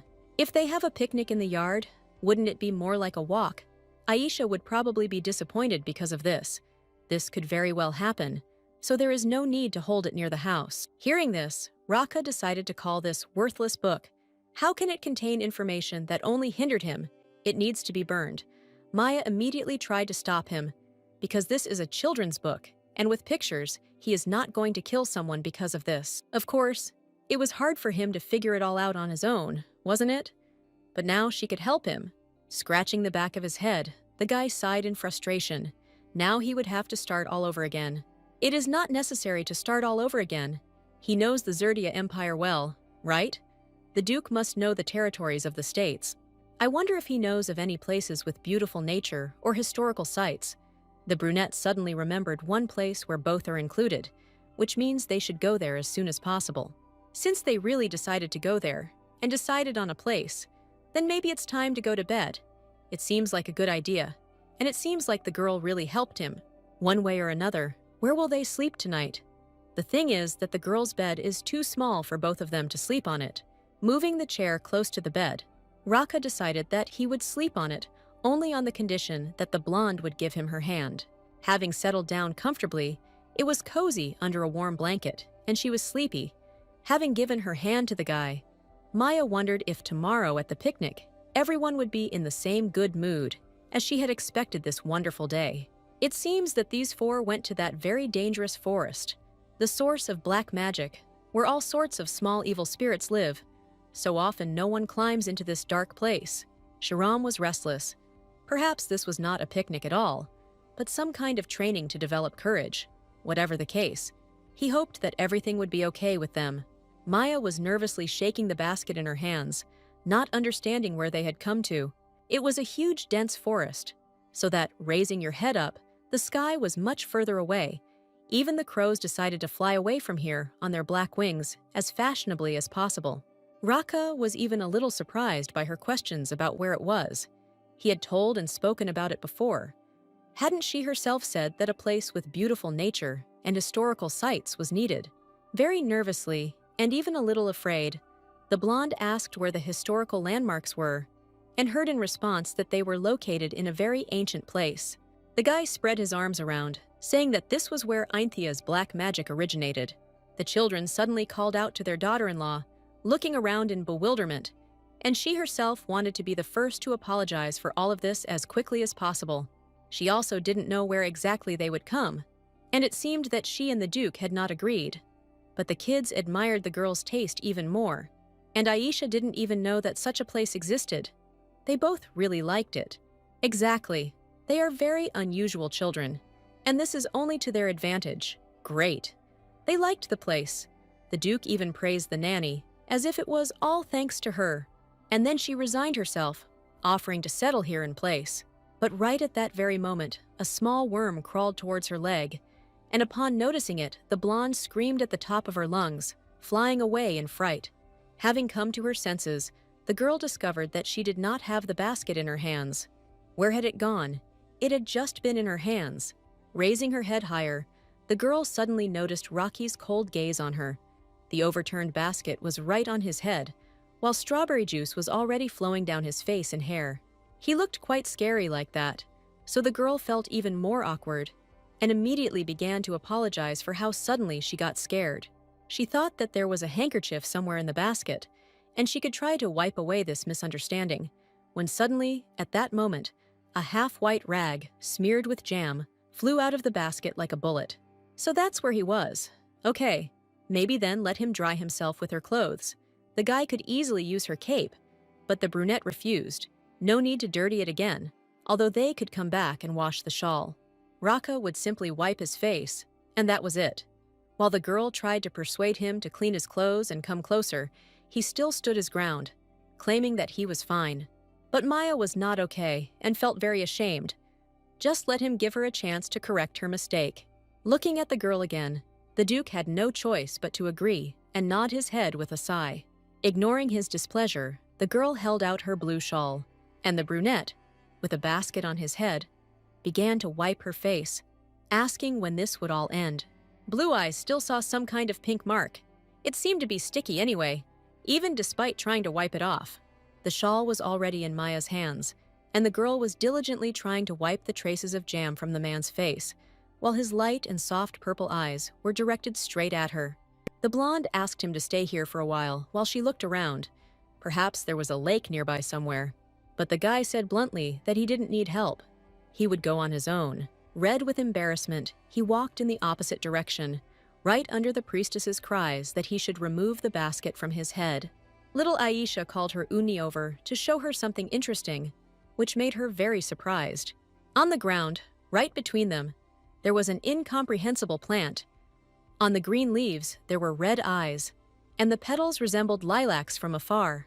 The girl thought it was beautiful, but Maya wondered what kind of terrible monster it was, and screamed loudly.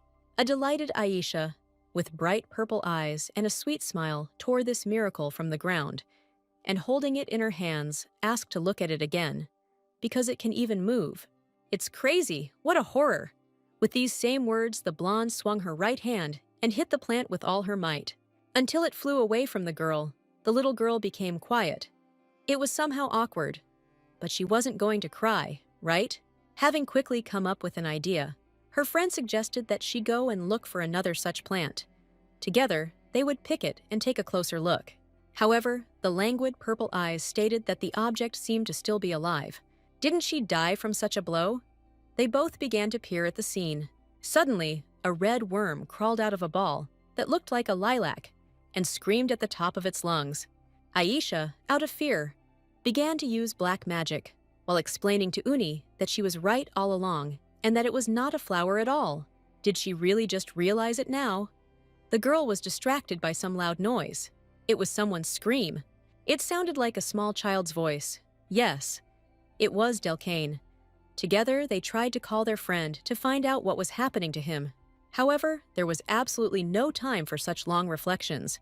In a moment, the boy found and grabbed the priestess, rushed to the side, forcing her to run. He had already warned in advance that if he didn't want to die, he needed to run right now with all his might, as quickly as possible. Initially, the blonde did not understand what was happening. Asked to wait and let her go? Maybe there was something dangerous there. since he was running away like that. Looking back, the girl discovered behind her a huge, overgrown plant, or rather the remains of the former flower. Now it looked more like a scary monster. Okay, it's better not to ask unnecessary questions, but just run. Meanwhile, the Duke remembered how just recently the priestess had stood close to him and tried to wipe off the jam, leaving a sticky mark. Then he was completely blinded by her beauty. Well, what is happening to him, and how to stop it? And is it necessary to stop? Why is his heart beating so hard like crazy? She just touched his head. Maybe it's because of the girl's ability. Throwing the basket off his head, Raka began to wash his face and head in the lake, washing away the remains of the sticky jam. He tried to convince himself that the blonde was just replacing the flower Shakir. But then why wasn't he himself? Oh, he needs to go quickly. They are waiting for him there. Clutching his head, he realized that he seemed to be coming to his senses after such an impact. And then I remembered that it seemed that somewhere in this area, sweet fruits should grow. And from my memories, it seems that Maya likes sweets. She often eats sweet cakes. Maybe I can really collect a little. And besides, the basket is now empty. At least there will be somewhere to pick some fruit. I wonder if she likes this. There was a bunch of sweet fruits hanging on one of the bushes, so the guy thought that she would be happy to enjoy such a delicious treat. Having filled his basket with almost a full load of fruit, the guy suddenly caught himself trembling at the thought of what he was doing here. And then he crushed 3 orange fruits right in his hand to pulp. He could not understand why he was collecting fruits for someone with whom he had business relations. It seemed he was simply not himself. How suddenly he heard some kind of cry in the distance, and was surprised. The sound was familiar. The eyes changed, the pupils narrowed, as soon as the guy realized that this was a lependus, the very creature that spends most of its time in hibernation. And why did it suddenly wake up? And the only person who could touch this monster was definitely Aisha. How annoying! The noise must have woken up the other lependis. Although wait, Maya was with the twins at that very moment. As soon as the brunette realized this, he immediately shouted Maya's name. She was in danger right now. Okay, the twins, they're used to this and can easily take care of themselves, but the priestess will be scared.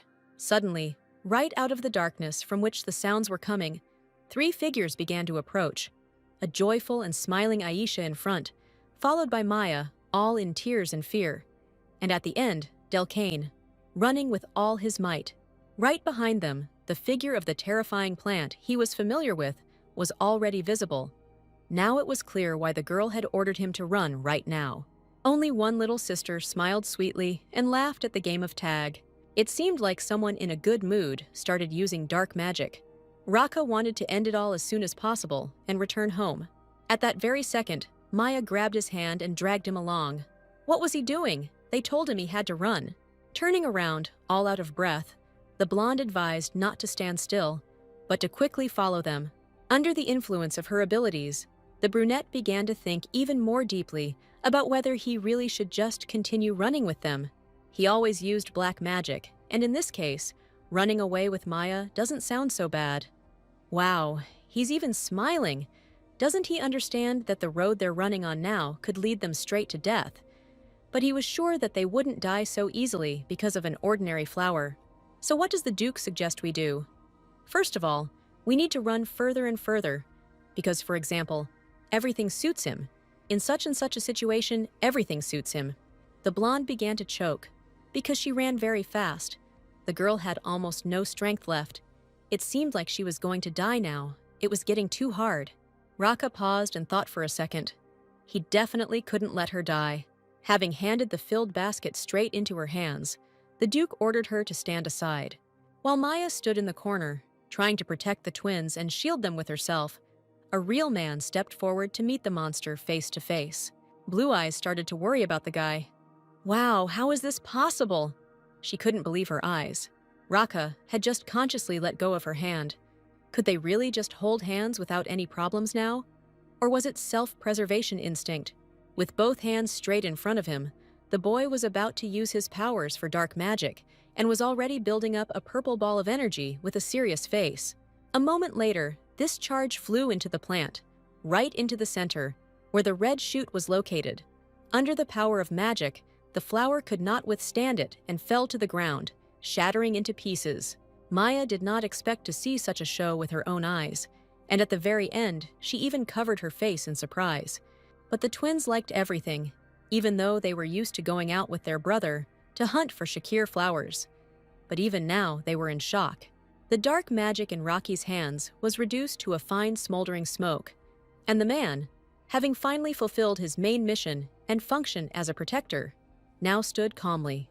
Aisha immediately began to congratulate him and praise him. How cool it was! Only Delcane asked his daughter-in-law how she was, whether she was scared, but she only laughed. She was just a little surprised by the magic. Having finished all his business, the brunette turned, and looking at the priestess, immediately asked if she was okay. The blonde stood there, all blushing, but this time not from embarrassment, but from fear and excitement. Tears welled up in her eyes on their own. Was Uni scared because her brother used black magic? It must have been Lependus that scared her. Then maybe she should find and dry some lavender seeds. All together, they went to the clearing, and the twins immediately began to play and look for interesting flowers. Well, where do children get so much energy from? Maya, for example, seemed to be very nervous, which is why she was very tired. The two of them stood in the middle of the lavender bushes and other plants with the Duke, who watched her weak legs closely. And then he asked if she was tired. At least it seemed true.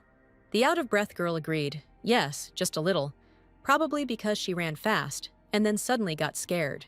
Then he suggested that there was a basket right next to her, and she could eat the contents to calm her nerves right now. When she picked up the basket, she found something tasty inside. Strange, because it was supposed to be empty. Taking 2 fruits in her hands, she asked what it was. But the guy didn't even know what it was called. First, he advised me to try it, because it is a very rare fruit that can only be found here. Only now the blonde was afraid and didn't really want to eat the fruit, the name of which was not even known. And besides, it grows in the place where black magic originates. Isn't it poisonous? The Duke immediately, right before her eyes, took 1 orange fruit into his hand. And with confidence, despite all her attempts to dissuade him, the guy bit into the fruit, chewing it thoroughly, to quickly shut up the anxious blonde, who couldn't be sure whether the plant was poisonous or not. Raka kindly shared and threw the fruit right into her mouth while they were talking. She was a little embarrassed, but immediately began to chew. Maya is just one of those people who eats what they put in their mouth. It turned out to be so delicious. Everything was just as he thought. The girl really does like sweets. But how did he understand this? Did he really hear that she ate all those cookies then? The thing is that she didn't want them to disappear without a trace, so she indulged in them. Suddenly, Raka turned sharply to the side and ordered Aisha and Delcaine not to touch the tree under any circumstances. He urgently needed to bring the children, so he left the priestess next to the basket and disappeared from sight. Left alone with her thoughts, the blonde realized, looking at the basket of fruit, that she really liked the taste. Wow, she learned about her taste preferences from Rocky, and for some reason she feels weird about it. In the carriage on the way home, the children, who had played enough, almost immediately passed out and slept with their mouths open the entire way. Well, between the Duke and the nanny, sitting opposite, there was an awkward silence and a long pause. The brunette was the first to interrupt, asking the girl if she was having a hard time with the twins.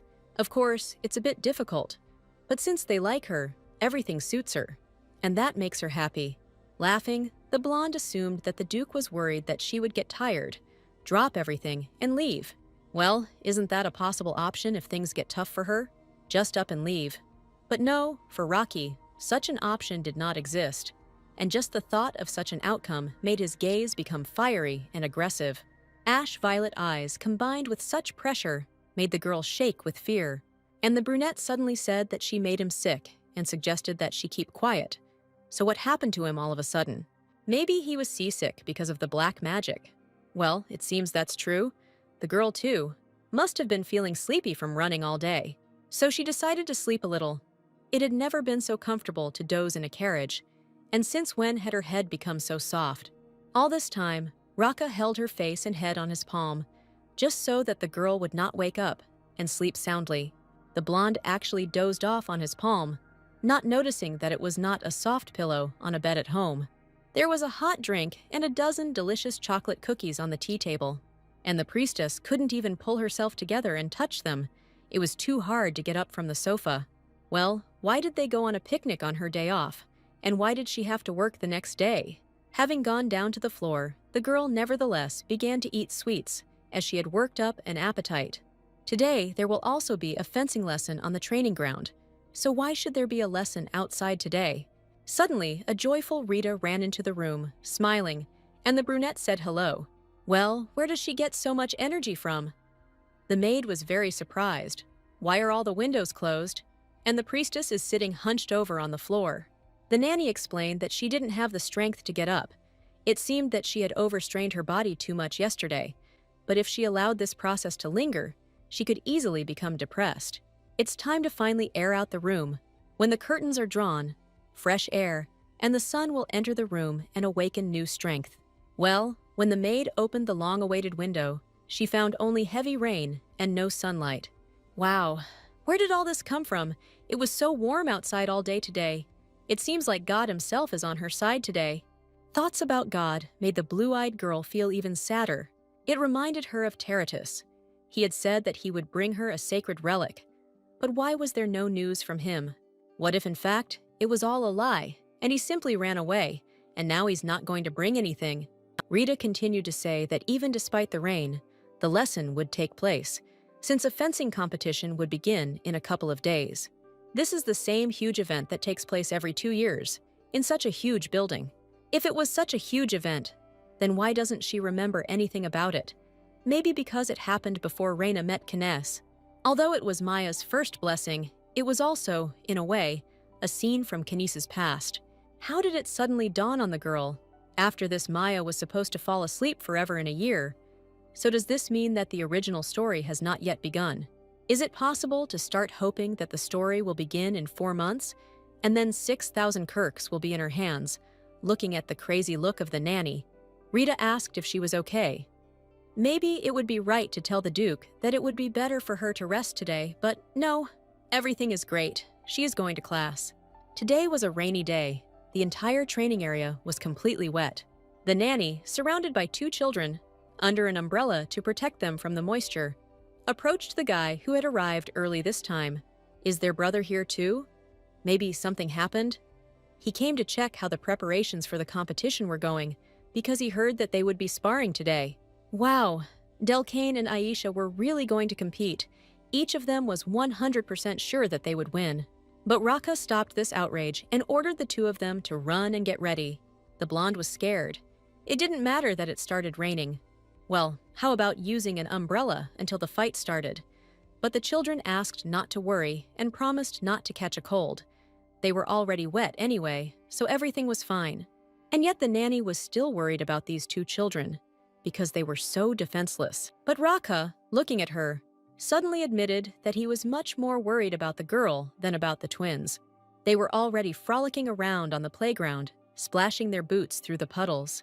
He placed his huge hand on the blonde's forehead, showing concern, asking if she was ill. But thank God everything was fine. There was no heat, just a rainy coolness. Maya, blushing, asked what he was doing right now and why. And he calmly explained that the maid had told him how bad the girl was feeling. If something hurts a lot, it's better to say that you don't need to go through this pain alone. The blonde, looking away, replied that her muscles just hurt, and it seemed to be because she ran a lot yesterday. The guy thought, it's very bad that she's so weak, or maybe it's because everyone in his family tree is extremely hardy. He found something to compare it to. Damn. A voice suddenly came from behind them, warning his brother that Patracia was ready to spar. The girl wondered what they were talking about. Maybe about that cute dog, Patracia? You should have seen her face. Ah, so that's who it is. Patracia Pavlov, responsible for fencing training. That same teacher, at that moment, the blonde began to laugh at who she had confused him with, so she barely held back her laughter, and then they went forward. But the brunette really doesn't use an umbrella.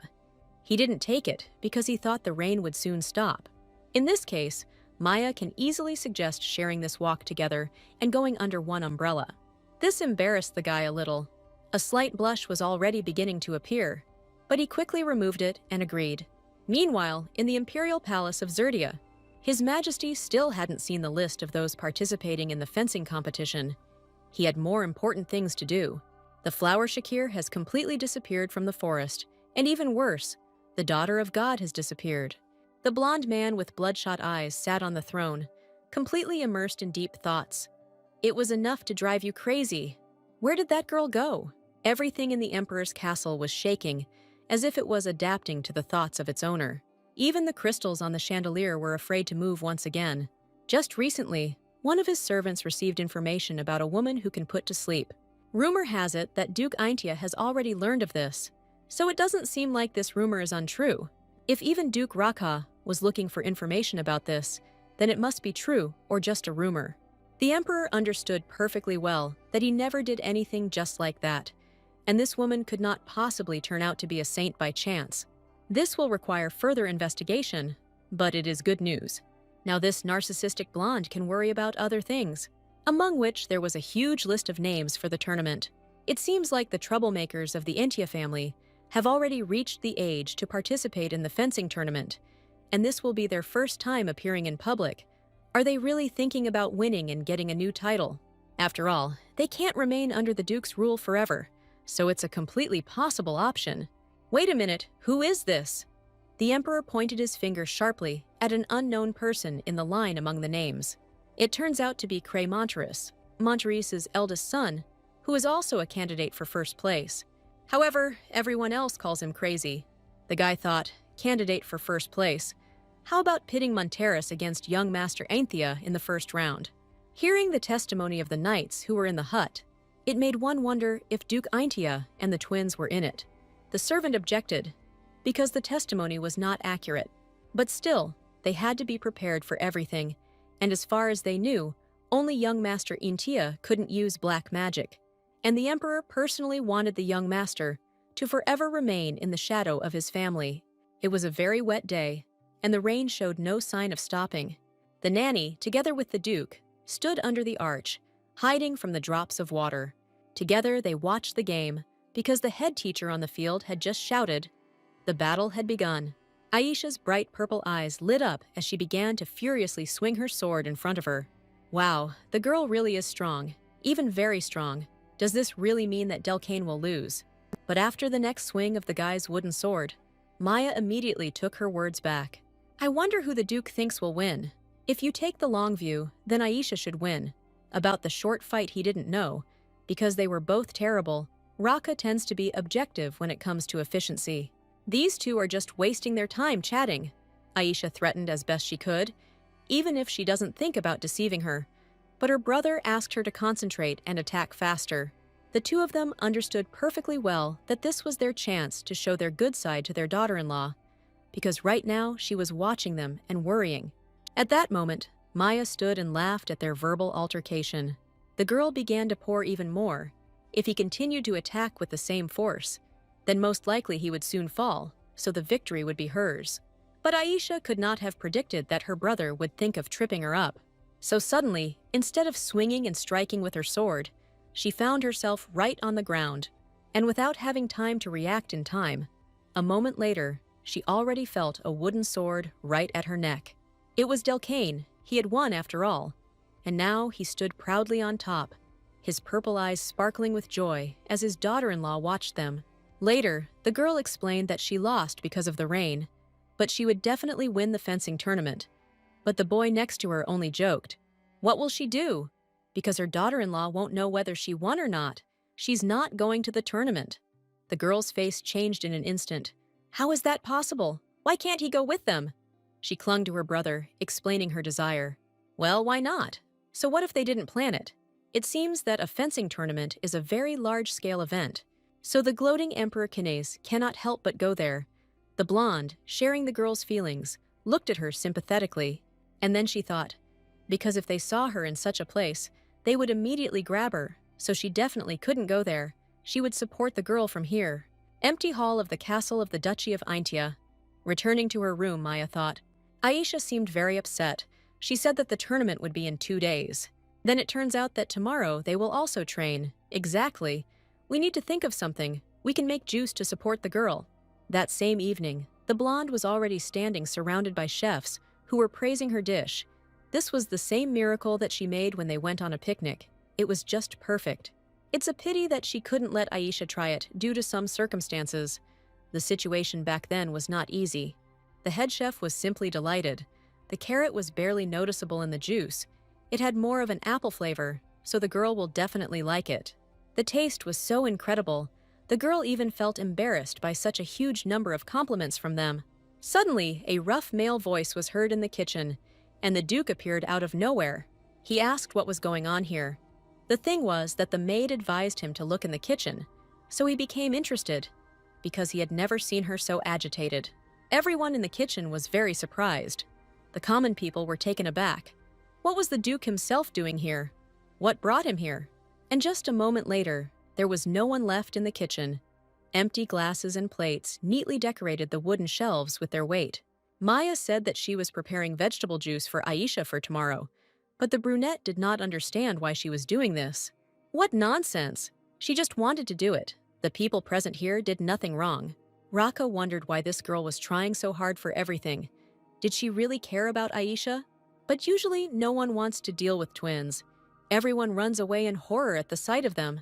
Scratching his head, he said that there was no need to worry so much. Just do the job that a nanny should do. The girl sheepishly adjusted her hair and finally agreed.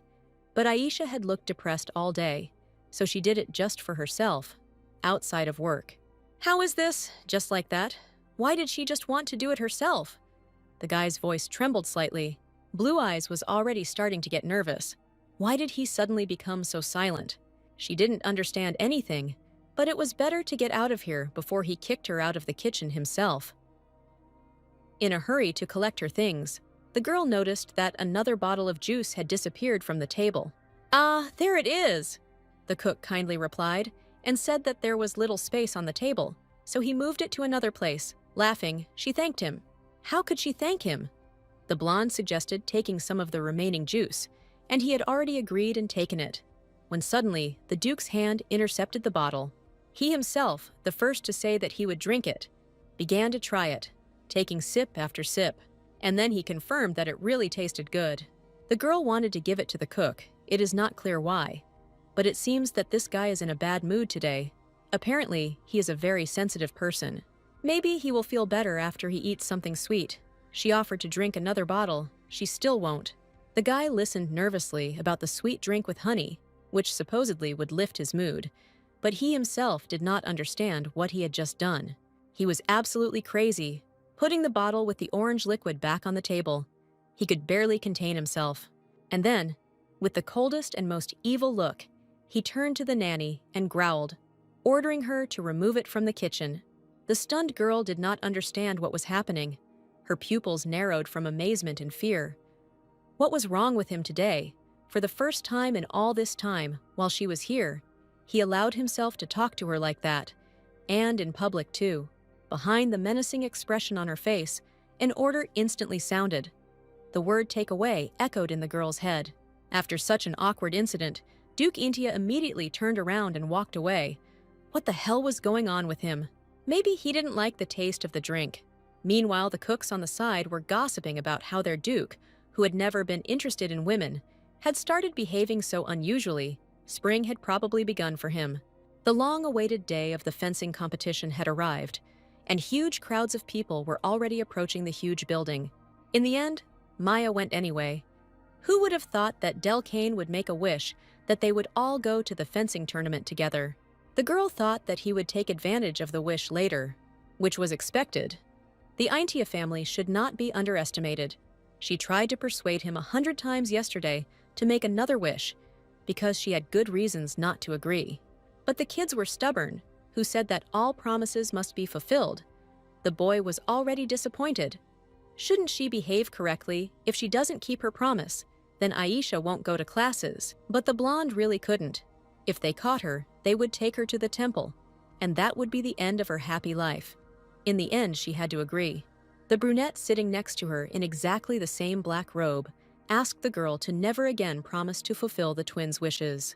Otherwise, it could all end too sadly. Even though the black fabric with the hood hides her body well enough, her identity could still be revealed. Looking around, the blonde noticed that there were many more blue-eyed blondes than she thought. It seemed that not everything was so bad. Just when she thought that in that case she wouldn't be caught, someone's huge hand straightened her hood and pulled it forward as far as possible. Raka repeated once again, "Under no circumstances, let him not even think about taking off his cape." Having adjusted her robe, Maya explained that she had not even tried to take it off, but had simply looked around. It seemed that the Duke had simply imagined it. Does he really think she's a little naughty child? She doesn't really want to be found and sent to the temple to certain death. At that moment, everything suddenly became quiet. It seems she shouldn't have said that out loud. Rocky's purple eyes were directed only at the girl, especially when he asked again why she ran away from the temple. It was clear from her that Maya was nervous. It's not every day that people ask something like that, especially at such a large-scale event. What if they were being overheard? The novel tells that after the second blessing, the priestess's life began to fall apart. She knew perfectly well that Raka would be able to keep his mouth shut and not reveal her secret. But how could she tell him about it? The blonde was about to collect her thoughts, and even began to tell the Duke about everything, choosing her words correctly. Suddenly, everything around began to tremble. Everyone unexpectedly jumped up from their seats. The stands with people came to life. The whole thing was that His Majesty the Emperor had just arrived for the competition. Many fought for places in front, rudely asking to move away, just to get a better view of His Majesty. Maya also wanted to come closer, and suddenly jumping up from her seat, she ran after the people, explaining that it seemed like the competition was about to start, just in time. Even on tiptoes, the girl was unable to see anything ahead. People were pushing too hard, getting in each other's way. Having tried one last time, she already hoped not to fall under the hot hand of these two men. Unexpectedly, help came from the outside. Raka offered her his hand. As a support, she really could have taken his hand. The guy was taller and stronger in any case. At first, Blue Eyes somehow tried to refuse this offer, but then, after an accidental kick, she flew to the side. And fortunately, she fell not on the ground, but on Rocky's hand, having managed to grab onto it like a life preserver. The brunette got very angry. Without listening to her gratitude, his angry gaze was directed towards those men. It seems they want to die. That's why they lost their minds. Oh, it's a dangerous situation. We need to distract him urgently. So the blonde waved with all her might, pointing to the side. Now they could clearly see His Majesty. True, after all, she is God's daughter, and today we again need to control reckless killings. We managed to save another life. Here is the power of the main character's influence. The narcissistic blonde confidently sat on the throne, and he really is so handsome. His charm can be felt even from a distance. But why is Raka looking at her like that now? And why is she asking if she had avoided His Majesty before? Could it be that this brunette was really jealous? But now he decided not to show it and restrained his emotions, turning his head to the side.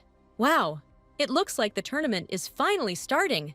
Aisha screamed with excitement, while her nervous brother sat on the sidelines. He abruptly asked her to borrow his sword for a while. Why does he need two swords? He thinks it will bring instant victory. The boy just wanted to test something.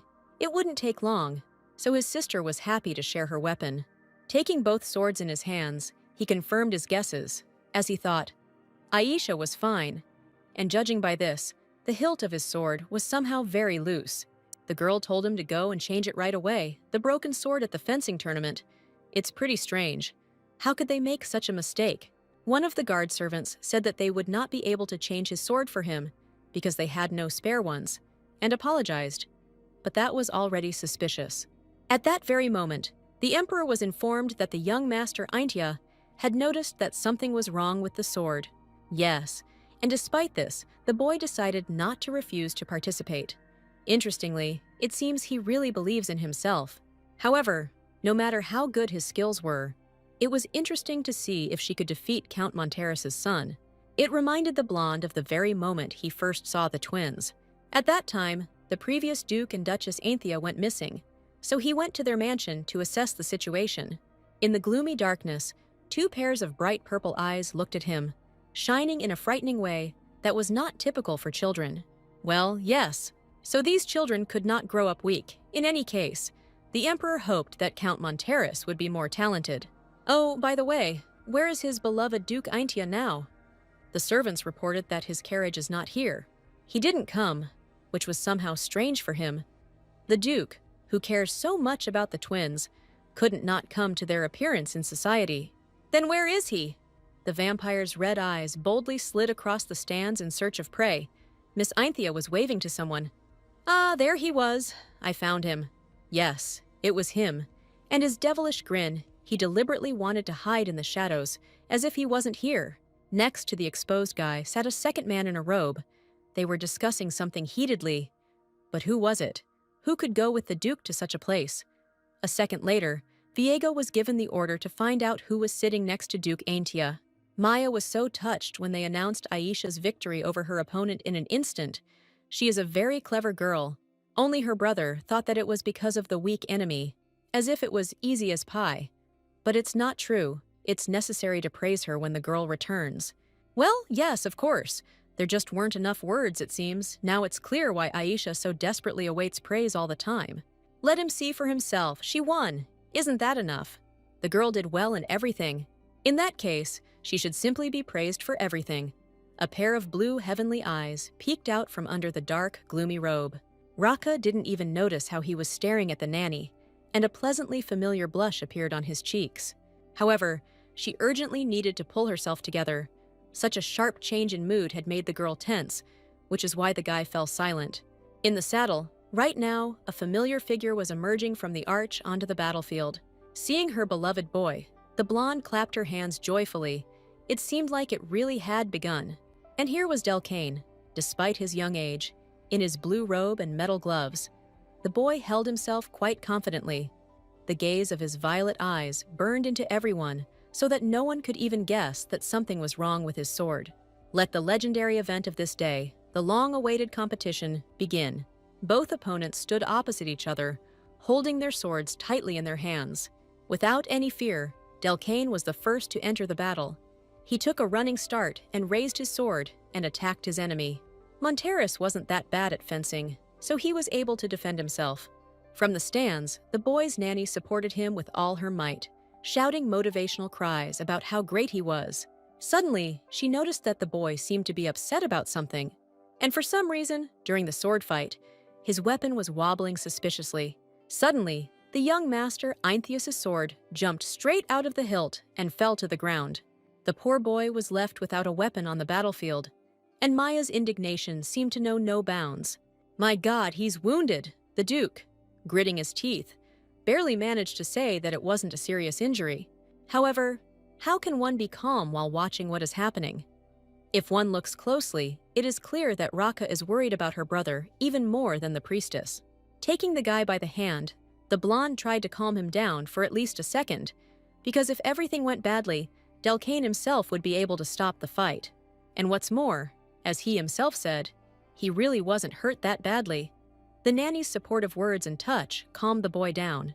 But for some reason, the brunette still got angry and, aggressively muttering something under his breath, turned in the other direction.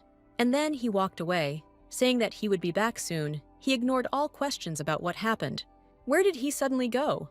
Poor Maya didn't know where to go. Delcane was already exhausted, so he was temporarily considering whether he should stop this fight or take the chance to steal the weapon. However, the opponent looked quite strong. The pink-haired guy waved at him sarcastically, reminding him that if he didn't want the same thing to happen to his other hand, then why not just give up? But if he doesn't want to give up, then nothing can be done. The smart boy noticed the enemy's condition. Great, he let his guard down, and at that very moment, Montress ran up to him, trying to deliver another blow. Delcane did not chicken out and continued to fight for victory, even though he was deceived. The boy confidently stood on his feet, searching for the enemy's weak spot. Suddenly, he was stunned by a scream from the entrance to the arena. It was the enraged little sister Aisha. She was running angrily straight towards them, screaming about how this stupid enemy was going to attack a man without a weapon. Due to aggression, the girl initially could not and did not want to restrain her dark magic, so a black ball of energy was already growing in her hands. She certainly would not leave it like that. What a scoundrel! The rays of black magic were already approaching this pink-haired cloud, which held the sword in front of itself, trembling with fear. Revenge for his brother turned out to be a pleasant thing, so that in a moment the entire battlefield was filled with gray smoke. In such a murky fog, Delcane could not see his sister, and coughing, he screamed that she had gone crazy. Suddenly, behind him, he noticed the familiar silhouette of his brother. Raka was seriously interested in whether his hand was okay. Of course, it's not a deep cut, so everything is fine. Stroking the boy on the head, the brother was happy and praised him properly. And then, turning around, he said that he would sort everything out, and that he should go and rest in the carriage for now. Since Aisha had already rushed into the fight, he thought that this could be considered as a disqualification in advance, so it was over. But this tournament wasn't worth it. It was all rigged.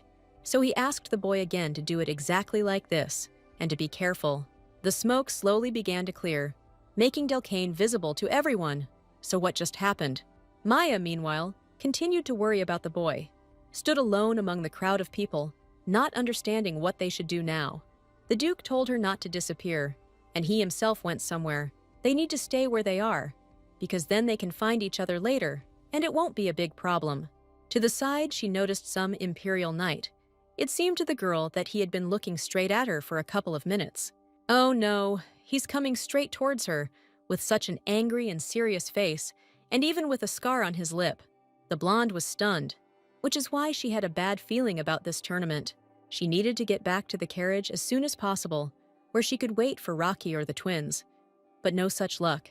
Someone grabbed her by the hand. It was him, and the girl turned, her sky-blue eyes flashing, and said that she urgently needed to go. The knight did not lag behind, asking to give him at least a little time. Perhaps the effect of the touch had affected him. Tearing her hand from his tight grip, the priestess apologized and repeated that she was in a hurry. He still didn't leave and asked who she was, but she couldn't tell him her name under any circumstances.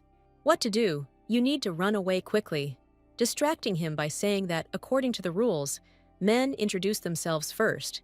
His attention has weakened, and while he was remembering or inventing a new name for himself, the girl turned sharply and ran away, only sliding her black robe through the air for the last time. She took off, and he chased after her. It was time to run even faster, because if they found out her true identity here, all the plans would go down the drain. The good thing is that there are a lot of people here, so it's an ideal place to escape. It was time to look for a carriage, and at the same time hide in the crowd, when suddenly the girl heard a terrible discussion among the spectators. The women screamed in fear, as if the child was bleeding so much, and no one knew if he would be okay. Is this all about Delcane? What happened to him, and where is he?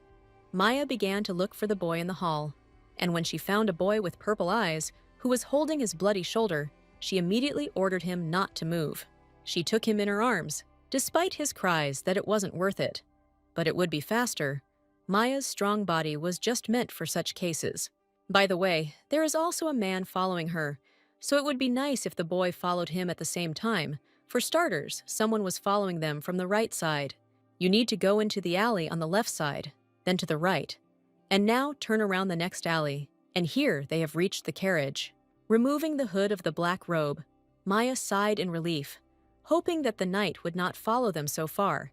The guy was bleeding heavily. Was he really okay? The boy reassured her that it was a shallow cut, and the wound would soon heal. But how could he stop the bleeding? The priestess couldn't go out and buy him anything, since the situation wasn't right now. The Duke, opening the carriage door, ordered Aisha to sit inside, while he himself wanted to go in search of the nanny. And he was pleasantly surprised when he found a blonde with blue eyes inside. It seems he came just in time. And he himself was very surprised, because he was worried that something might have happened while he was not around. A happy little girl suddenly appeared from behind the Duke. Aisha was also here. Sitting down next to her, she was even happier that she had found the uni and began to tell him how she had won. And in response, she heard sweet praise that finally everyone was gathered and they could set off on their journey. Meanwhile, the proud emperor laughed on the throne. It seems Duke Aintia is very worried about his twins. He would never have thought that a man would dare to go to the stadium. I wonder if Viego completed the task he was given, but the servant only apologized because he lost the girl halfway. She seemed to be no ordinary person. He had no idea how she managed to escape so quickly. She was hardly a saint, since they say that the daughter of God is weak. Starting to get even more nervous, The brunette admitted that he had discovered one strange feature in her. Remembering and replaying in his head that very moment of meeting the mysterious stranger in the robe, the guy became even more convinced. Yes, that's right. His eyes couldn't lie. This girl in the hood had unusual eyes, sky blue eyes, incredibly shimmering in the sunlight. That same evening, when she got home, the girl could only guess how Delcane was doing now. Since it was not a serious wound, he would be completely fine after taking medication. And this is good news, because the blonde was worried all this time, since the boy lost a fair amount of blood. Sitting next to her bed, Raka began to talk about the pursuit of the night. His brother told him everything. Oh, right, that man kept trying to find out who she was, and she even remembers what he looked like. He was wearing armor and had a big scar around his mouth. It seems like the guy knew who had a scar like that from a cut. This must be the Emperor's assistant, and Raka knows him, which means he was no ordinary knight. The girl became furious when she realized that the man personally wanted to check who she was. But the brunette next to her told her not to worry, as if he would take care of it himself. Lowering her sky blue eyes to the floor, Maya agreed. Yes. In the end, no one yet knew exactly who she really was. And besides, she has Raka, the guy signed a contract, and therefore must help her in every possible way so that she does not end up back in the temple. The morning came quickly, and the sunlight broke through the curtains on the window, thereby waking the girl up. She slept well after yesterday. The Duke had already left. It seemed he always woke up earlier than her in the morning. Opening the doors and going out onto the balcony, the girl thought only about how she should be more hardworking. Suddenly, something in the backyard caught her eye. Wow, he's here again! Without thinking for a second, she turned around and ran out. Nothing terrible would happen if she went out for a short time. The girl did not answer Rita's questions. It was a little boy. Delcane was sitting on his knees, right over some pile of dirt. His eyes seemed so sad. The nanny quickly ran up and unexpectedly caught up with him from behind and asked what he was doing there. The boy immediately asked how she found out about this place. The thing is that it could easily be seen from above, from the view of her room. When asked what he was doing there, the boy replied that he was just playing with dirt. Wow, is there really something buried in this pile? In fact, the blonde accidentally saw him digging something here. After that, Delcane quickly admitted, yes, it was true. Puiri, their beloved pet, was buried here. He buried Puiri, the twins' beloved pet, in the ground and gave him what he loved. But it seemed he no longer heard him. Puiri liked mossy stones, bones, and poisonous mushrooms. It's strange that he couldn't die because of this. The baby was always hanging around in circles in such a funny way, so they gave him everything he wanted. Well, she had already heard the following from her brother. Unlike her brother was unable to save the animal. The girl brought her brother back to life the same way he was. But with Puiri, everything was different. He held on to him until the last, like a fool. That's exactly how he buried it, so that he could finally say goodbye. The boy asked to keep it a secret from Aisha about Puiri's funeral. She said that she liked the current pet better because he was not so loud. So the brother decided to bury it on purpose in the backyard of the outbuilding. But he was caught red-handed, talking about the nanny. He blushed and laughed. I wonder how much Delcane loved Puiri, that he still visits him regularly. The boy was about to leave. He looked sad, but he never cried. Maybe he's just pretending that everything is okay. But who knows what's going on inside the child's soul? They both stood up, when suddenly the blonde pounced on him, embracing him tightly. The boy was taken aback, not understanding what was happening to his daughter-in-law. She began to say that she understood how hard it was for him to let Puiri go. She knew everything, but thanks to him, the pet would now be in a good place. Listening to such a touching speech, the boy could barely hold back the tears that were coming from his violet eyes. He hugged his girlfriend with all his might and asked his daughter-in-law not to leave him. Just like Puiri, tears had already wet his entire face. While he continued to ask her to promise that she would not leave him, the girl had to agree. Night fell quickly in the Duke's castle, and the day flew by unnoticed. Sprawled on the bed, her arms spread wide in different directions, the blonde thought about how much had happened lately. She realized with a start that she desperately needed a drink right now. Rita, who had been busy with household chores until then, suddenly stopped and asked if the girl really wanted to drink alcohol. She didn't think that Rita would hear her, But just in case she asked where she could find a bottle here, the girl suggested that perhaps the chef would even be glad to give her some alcohol. And hearing that they would bring it to her right away, the blonde beamed with gratitude and a smile. And now the long-awaited wine was standing right in front of her. So much time had passed since she last drank. Swallowing the alcohol, which quickly burned her throat and flowed through her body, the blonde relaxed. It was so wonderful to drink alone on such tiring days. Suddenly, someone knocked. She allowed them to enter, and did not even expect to see Raka. And the brunette was also indignant in an angry tone. Why did she decide to drink alcohol? Maya said that she was just feeling a little depressed right now, and in response, the guy started asking if anyone had offended her, and why the conversation had suddenly gone in that direction. The Duke repeated again. Hadn't he already said that he would not allow such a thing? He would not forgive anyone who offended his man. His human, the blue-eyed girl, looked at the guy, and did not understand since when she belonged to Aintia. She was about to take another sip, when suddenly the glass was snatched right out of her hands. The girl tried to stop Raku, but to no avail. The guy boldly and quickly emptied the entire glass to the bottom. But this was the last glass. It seems that more alcohol is needed. Well, it's better to drink something weaker than this. But she refused. Poking the blonde right in the forehead with his finger, he advised her to remove the expression of regret from her face next time, before saying or doing something like that. The guy turned around and left, promising to return soon, while Maya stood at the table, not understanding since when he began to read her facial expression. Returning with a new portion of alcohol, the two of them began to discuss the news of the day. Delcane had cried today. All this time, before he pretended that everything was fine with him. But if you look closely, you can easily notice that he is not feeling well. But the guy seemed not to listen to this. He was only thinking about how bad Maya was in a bad mood, and maybe there was a way to change it. With this attitude and thoughts, he suggested that she go on a trip, since they hadn't been anywhere for a long time. The girl's face expressed deep surprise. You can go through the back streets, take the knights with you, so everything will be fine. It will be useful to go out and breathe fresh air. The brunette was about to set a date for them to go together, but the nanny interrupted him and sharply thanked him, because finally, the three of them would go somewhere together. Aisha and Delcane will definitely like this. The Duke is so kind today, and to be honest, she even somehow likes this side of him. The guy, who did not expect such a turn of events, that he would first be misunderstood and then completely embarrassed, turned completely red. Taking the glass away with an angry look, he said that it seemed to her that it was time to stop drinking.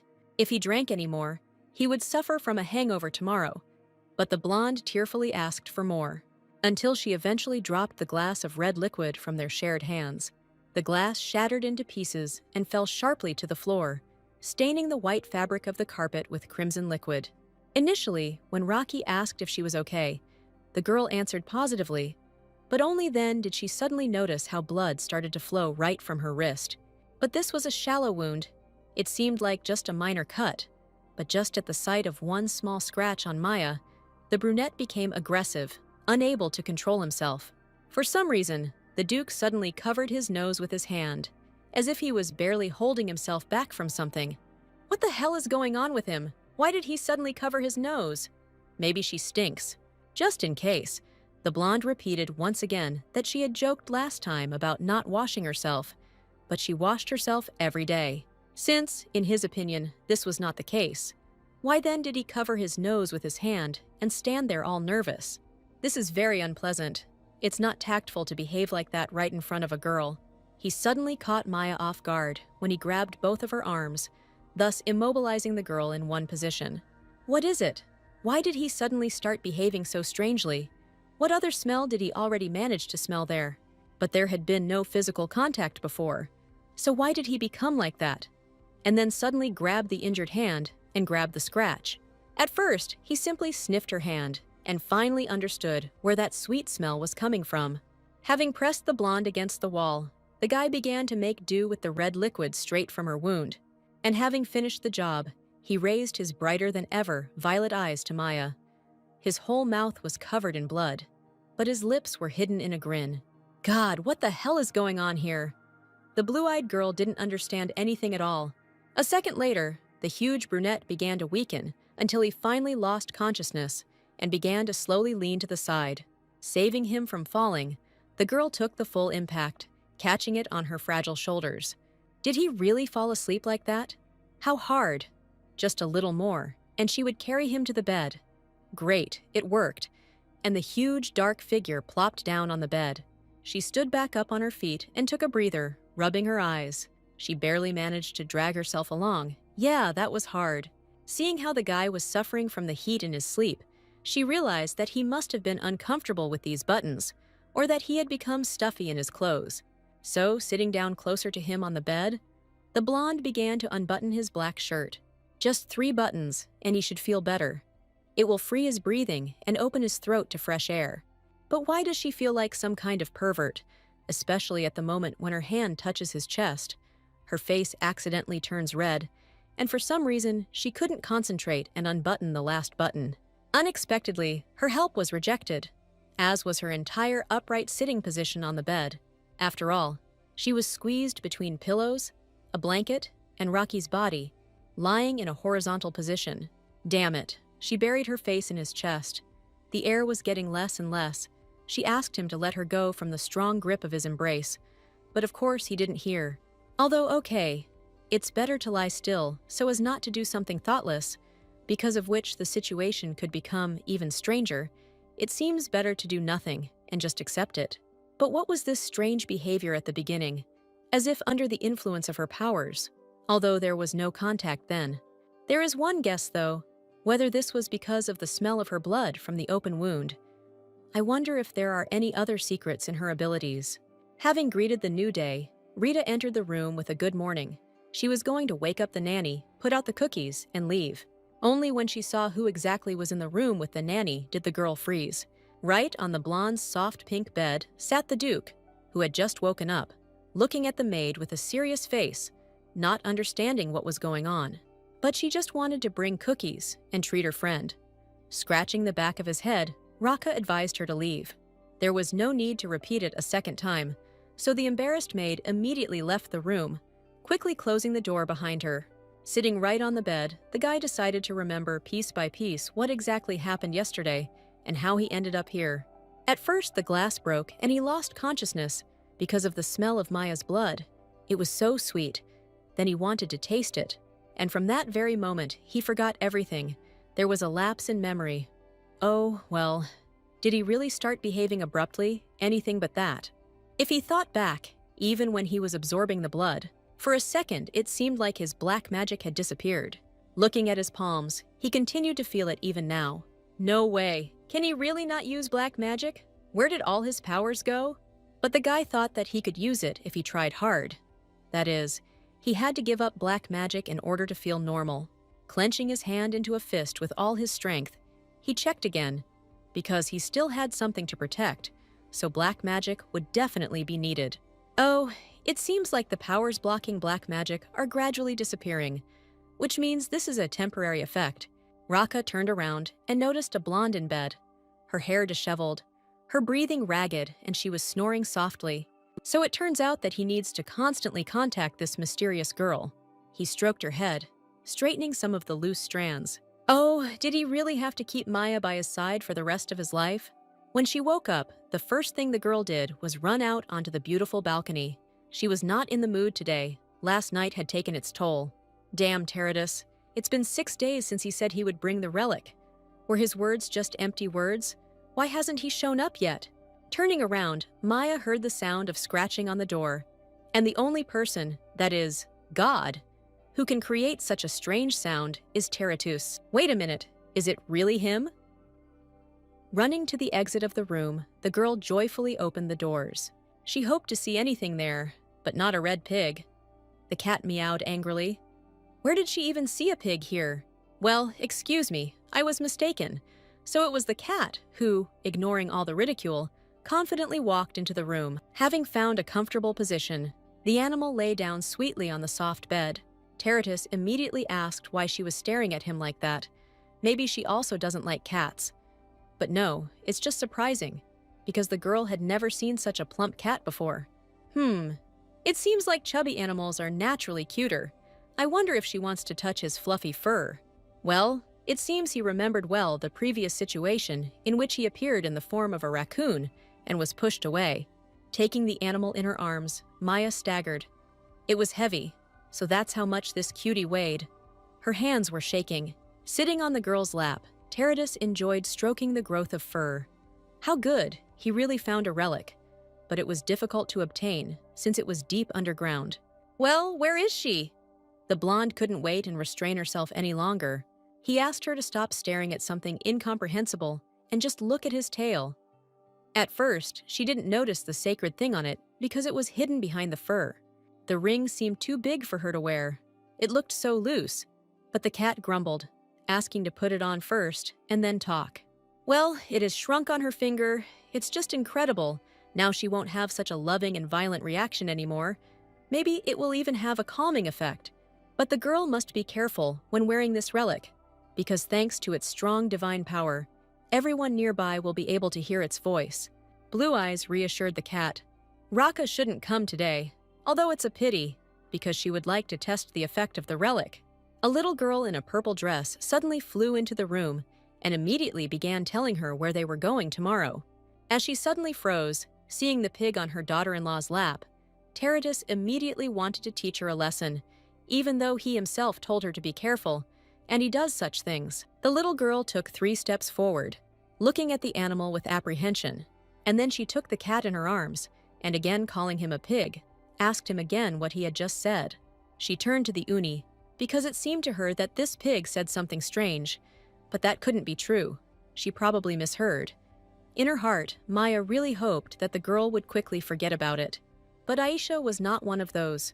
She found it strange, because she believed her eyes and ears, so she clearly heard the cat say that she had no manners and should be taught a lesson. Taking the red imposter by the paws, Maya began to nervously prove that cats do not speak, but only meow. Right now, he definitely can't stick out his claws and show anger, so please let him control himself. Aisha continued to look at the animal suspiciously. She was not stupid. He was definitely saying something. Smiling sweetly, the nanny repeated once again that the girl most likely imagined or heard something. Meanwhile, the ginger cat jumped off the bed and ran away. Perhaps it was even for the best. It's time to return to the original topic of the dialogue. So what did she say there? What good news awaits them? As it turned out, her brother had told them that the 3 of them with Delcane would go somewhere tomorrow. Oh right, they had talked about it yesterday when they were drinking. She hadn't thought that he would actually do it, fulfilling his promise. And when are they going to do this, really? When they don't have classes, which means it will be tomorrow. Oh, when will the girl have a day off? When will she be able to truly rest? The next day, Raka was busy with work again, fiddling with a stack of papers all morning with a smart look. Only Assistant Sharom suspected that the Duke was a little strange today. Last time, he spent the whole day looking at his hands, as if checking something, and now, while working, he suddenly stood up and started looking out the window. Unable to restrain himself, he decided to ask the Duke if he felt uncomfortable about anything. Why would he get that? The whole point is that the guy looks like he's in the clouds. It's a hard truth that he couldn't just say outright. Well, okay. There was nothing suspicious in his behavior. Maybe he really should just focus on his work on the Duke's orders. Making the poor boy nervous, Raka suddenly pushed his chair back with all his might and stood up. He started up again, and then resolutely headed step by step towards the opposite side of the room. Opposite the table, there was a huge window, and there he stood, folding his muscular arms across his chest. What's happening to him again? It feels like he fell in love with the window, standing there looking at nature every half hour. He may see something outside the window that troubles his thoughts, but there is nothing there. Shiram once again decided to ask what the guy was looking at so intently, and he answered that he was only interested in his own face, which was reflected in the window. The friend was very shocked and even shook with surprise.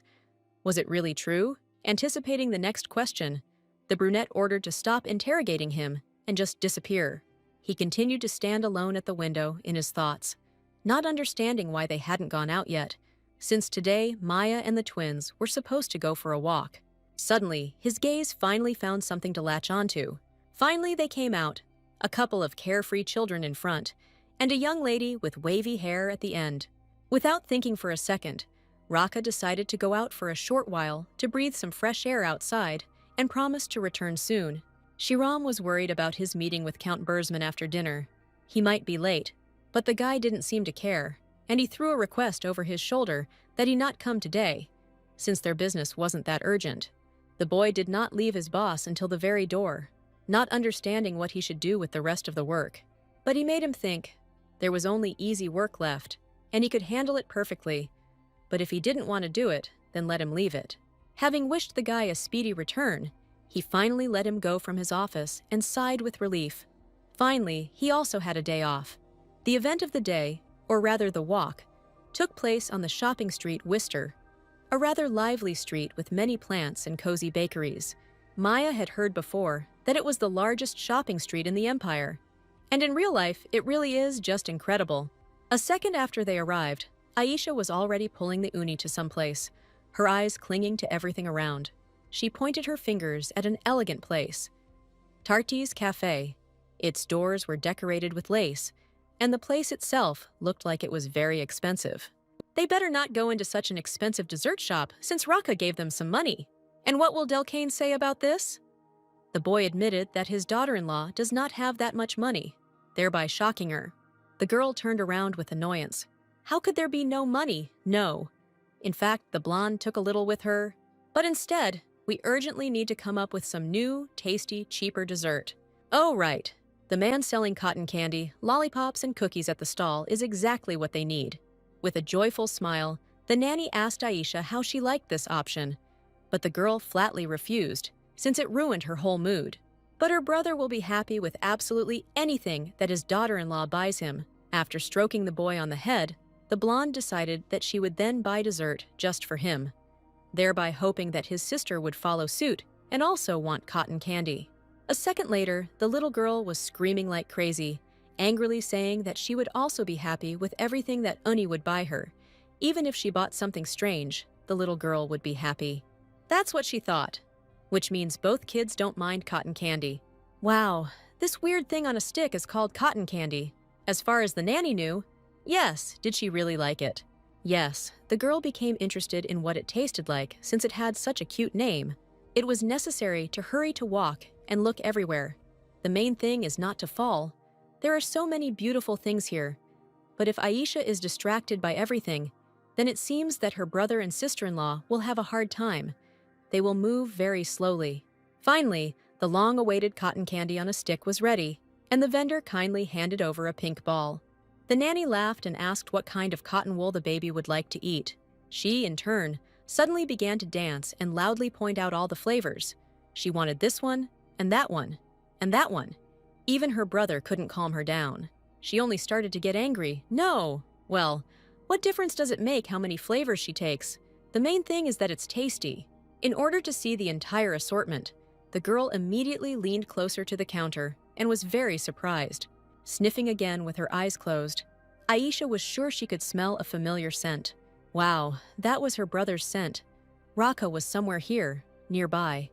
The familiar sensation made her pupils narrow and her heart beat faster. Let this girl not go anywhere. She must listen to her daughter-in-law, and then she will immediately buy her everything she asked for. But the little girl insisted that she was telling the truth, so why does no one believe her? Of course they believe it, but first, it would be better to eat cotton candy. Oh, last time she scared people like that too. Well, what kind of ability is this? Raka watched over the safety of these three, eavesdropping on the conversation and occasionally peeking out from behind the alley. Still, he was glad that they were all having a good time, except that while they were buying cotton candy, the nanny somehow seemed more excited than the twins. The guy himself didn't even notice how, looking at the girl, he began to smile, thinking that next time he would need to prepare better. It would also be nice to go to a pastry shop together for her favorite sweets. He had already planned a date without realizing it. But wait a minute, he definitely didn't imagine what was there. Not so far from his beloved Trinity, there stood some imperial rat, brazenly watching them. What does he allow himself to do? How dare he bother his man? Is he really asking for it? Does he really want him to kill him right here on the spot? The street was indeed lively. Townspeople often came here to buy goods and discuss the latest gossip. Aisha, with 3 treats in her hand, screamed and squealed with joy because it was the first time she had seen cotton candy up close, and she really liked it. Both children immediately began to offer their daughter-in-law to try the sweets, 2 at once. How nice it is to receive such a nice reward at the end of hard work. She will certainly try it with pleasure. Just a few days ago, she didn't know how to behave with the twins, but now she seems to have gotten used to them, and then she will be able to eat 2 cotton wools at the same time.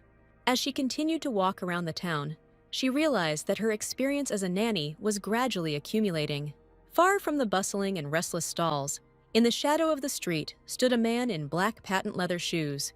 It was Raka, his brows furrowed and his violet eyes cold, his arms still crossed over his chest, the guy standing still as if waiting for something. The man nearby, who turned out not to be a scent rat, suddenly began to say that he had been instructed to secretly accompany these 3. But it so happened that the Duke also decided to come, for unknown reasons. Perhaps those rumors about the Duke and the nanny are not at all false, who knows? Since the Duke himself came here, apparently a guard is no longer needed here. The evil Raka advised him to watch his language, and not to joke like that anymore. It seems that today he is a bit nervous, because usually he takes jokes well. By the way, this man in red clothes is quite strange and looks like a pickpocket. Is it worth dealing with him right now? They weren't the only ones watching this suspicious man. There was another girl standing behind the wooden wall near the lantern, secretly watching the guy. So the brunette stopped the servant abruptly and asked who the woman was who was standing and watching the suspicious man. You are a red-haired woman with twilight yellow eyes. She was no less strange, and magical energy emanated from her. Isn't this Baron Hadrian's daughter, Reina Hadrian, quite famous in high society? Oh yeah, that's right. A couple of months ago, the guy himself asked for an investigation and find out as much as possible about the woman who has the ability to put to sleep with ease. But why did Reina hide and follow someone? It's quite strange for her to behave like that. When Raka received the report from Sharom then, he instantly thought that the Emperor was simply looking for a way to replace Maya. What if he really wants to use this woman to kidnap his girlfriend? Wow, the cotton candy is really tasty, and the kids loved the convenient shape, so I'll have to ask their chef to make this. I wonder if he knows what cotton candy is. The 3 of them continued walking, when suddenly the blonde was pushed by the same man in the red robe. The children, thank God, didn't notice anything and continued to laugh. But why was this man pushing like that? It was quite painful, so the girl hoped that he would trip over a rock and fall. At that very second, the unknown man flew onto the stone path. Wow, does she really have the ability to curse? Well, no. It seems like she just thought of it at the right time, and it's all just a coincidence. Suddenly, the blonde heard Raki's threatening voice behind her, asking where he came from and why he was trying to protect her. She immediately turned around, but found nothing of the sort. There was no trace of the Duke in sight. It was strange. For a hallucination, she heard his voice too clearly, as if in reality. The girl thought about it and decided to come closer to him. It seemed that this poor fellow had hurt himself quite badly when he fell, so she even felt a little sorry for him. Suddenly, right in front of her, that same red-haired girl flew up, throwing her arms around her as if trying to save her. She immediately, with all her strength and anger, grabbed the boy by the hair on his head and pulled him towards herself. And now he was finally caught. Did he know how many days she had sat there to catch him, the damn pickpocket? How dare he? He also tried to wriggle out of it, deceiving himself and everyone around him. Let him keep quiet until he was allowed to speak. What was going on here anyway? Maya didn't understand anything, and the guy didn't understand why he was being treated like that either, until the moment when the girl raised her hand up and swung it at him. After hitting him on the head again, she finally ordered him to shut up, not wanting to hear any more lies from his mouth. The fool was finished off. The guy continued to lie humiliated on the sidewalk, and the rest of the townspeople began to praise such a brave and cool miss, and as soon as she managed to knock down this big guy, the man was a known pickpocket. So everyone thanked her while she fawningly thanked everyone, believing that she had done what she had to. Maya continued to watch everything that was happening from the side. This girl was so beautiful. I wonder what her name is. She introduced herself to one of the passers-by. Her name is Reina. God, if you think about it, from the outside, she really does look like the main character of the entire novel. However, There was definitely no such scene in the book, although this is correct, since the beginning of the novel has not even begun yet. Please, let this girl just have the same name as hers, although her appearance and behavior are also generally similar. Aisha and Delcane immediately wanted to go together and ask her how she knocked him out with one blow. Maya tried to stop them from doing something stupid. After all, in the original, when the twins got involved with Reina, they had a bad end, so she urgently has to try to protect the children from her as much as possible. The blonde immediately suggested that they go to some other place. For example, a puppet theater. But they found it boring. Wasn't the daughter-in-law interested in this strong woman and the future fate of the pickpocket? They needed to get in line quickly if they wanted to make it to the show, but bookish fate had already outpaced her plans, so Reina was already heading their way. Approaching the smiling and bright Maya from behind, she asked for forgiveness, trying to call her over to her. The girl immediately began to get nervous. It seemed like the plot had started right now, and now she would have to meet her fate face to face. The red-haired girl joyfully shouted that she almost lost the twins' mother. Maya asked again in surprise, and she seemed to finally understand that she was mistaken. However, bending down, I noticed that these children were definitely similar. Couldn't this be their mother? Wow, she would never have thought that she would be called someone's mother so early. She still has to live to see that. Aisha and Delcane were absolutely against this. How they were similar to their brother. Now their mood was spoiled. Then the stranger exclaimed in response, "Actually, she should be more upset than them. What if she gets angry now?" Well, they needed to get out of here quickly, so she said that they had to go. But Reina didn't give up so easily. She still had to return their stolen wallet. The girl extended her hand with the bag to pass it on, when suddenly someone pulled her back. She was simply shocked. The wallet fell onto a stone slab on the ground, and all the coins inside scattered around. It turned out to be Raka. He was dressed in a black robe, so apparently that's why no one recognized him. It was clear from the man's face that he didn't like that someone dared to touch his beloved girl, especially since that someone was Reina. What an impudent woman.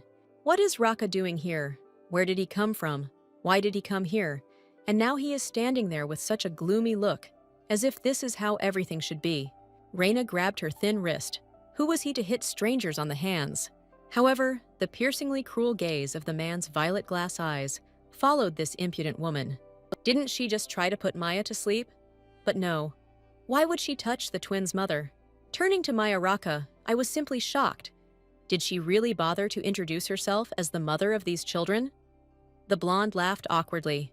And so it's already clear to everyone that the brunette is her husband. But the stranger didn't want anything bad.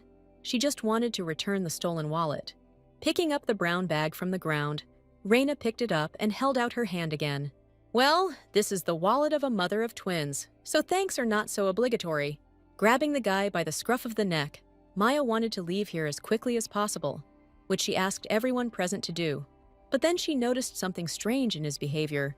For some reason, the guy froze in place like a stone statue, and he kept repeating something and muttering under his breath. He was pleasantly stunned by the fact that she called him her husband in public. What an achievement! Finally resigned to her mission accomplished, the red-haired girl turned around and walked away. However, after a second, Reina, in truth, thought about it and turned around to look at the happy family again. And then she ran back to the guy in the robe and asked again in a cheeky tone, because if you think about it, how could he have known that she had the ability to put someone to sleep?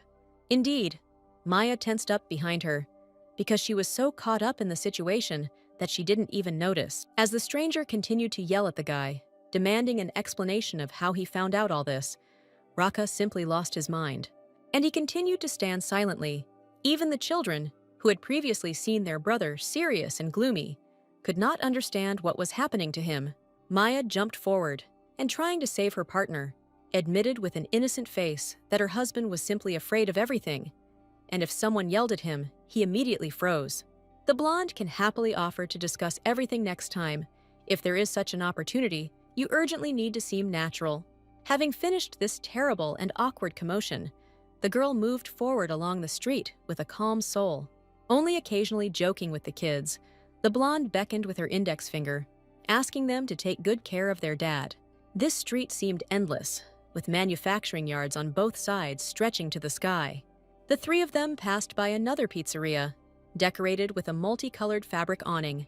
During their long journey, Maya had to apologize to the Duke once again for having to call him her husband. It's just that in that situation, she had no other choice. There were absolutely no other options. The girl apologized again for such a pretense of being a married couple, and she assumed that if she were in his place, she would probably be very offended. In response, the brunette could not restrain himself, and, having collected his thoughts, he sharply asked what if, on the contrary, he only liked it. The blush on the blue-eyed girl's cheeks was just beginning to appear when she decided to ask the guy again what it all meant. Suddenly, something small began to tug at the fabric of the girl's dress on the right side. It was Aisha. The little girl was screaming at the top of her lungs that she was hungry. Oh, well, it was already lunchtime. They had only eaten cotton candy this whole time. Del Kane was also hungry, and together with his sister, they began to beg with all their might to buy them some meat.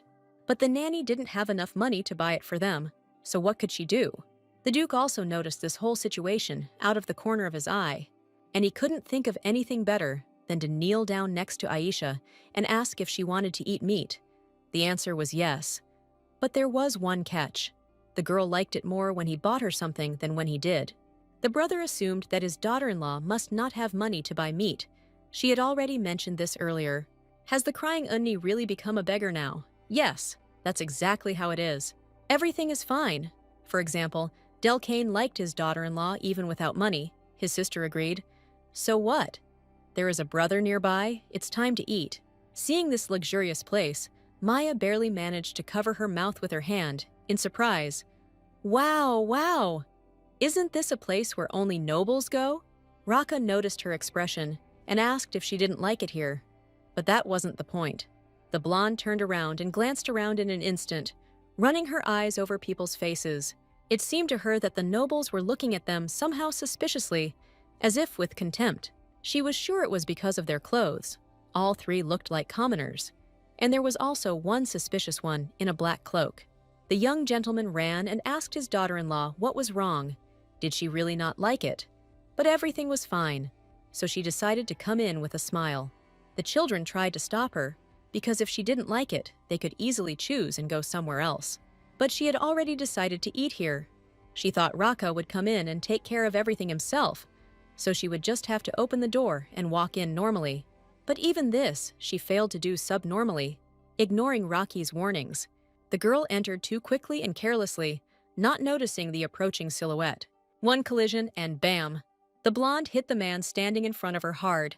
There was a significant bruise on her face, but that wasn't what made her so nervous. Hearing the quick apologies of a familiar male voice, the girl was taken aback. But she was even more surprised when she saw the emperor himself under the white robe. The blonde man also knew her by sight, so he called her by name. Wow, she had the misfortune to end up in this place and run into the main villain. His scarlet, bloody eyes burned right through her. She couldn't read his expression or guess his thoughts, whether it was a death wish or simple interest. Oh, it's clearly not something good, at least because he knows who she is and why she ran away. About an hour ago, in his chambers, the emperor was nervously glancing at his golden watch, and occasionally he chuckled, yawned, looking out of boredom at the open-work window with its grapevines. He sat on a light chair in his robe, and could only guess whether this man would come and keep his word. No matter how much he asked then, the answer was still the same. Miss Adrian from Baron's family was capable of putting a person to sleep. At that time, he still believed that it was simply impossible. After all, if she were not a saint, the Duke would not have left her without any reason. So, to figure out who was who, they asked to pass a note to a woman who could put to sleep. This is how they finally find out if this person is Miss Adrienne, the red-haired, self-confident girl. Or maybe the Emperor is absolutely right, and the very person who can put anyone to sleep was and will be the saint, the daughter of God, who has disappeared without a trace since that ill-fated ceremony. Looking at the views from the establishment outside the window, you can try to at least pass the time a little. The dissatisfied blonde had been waiting for almost an hour, or maybe the letter just hadn't arrived yet. But this was the only way to find out who the woman was, who could put people to sleep. He just wanted to talk to her. and he swore to God that after the conversation, she would be able to leave peacefully. The servant warned His Majesty that there was little time left before the meeting, and it was time to get up. As a result, will none of them come to talk to the emperor himself? What a pity! He had just thought about it and was about to leave for the palace when he ran into her right at the exit. Maya immediately apologized, her huge blue eyes widening in regret. Studying the girl closely, the blonde noticed how bright her energy was.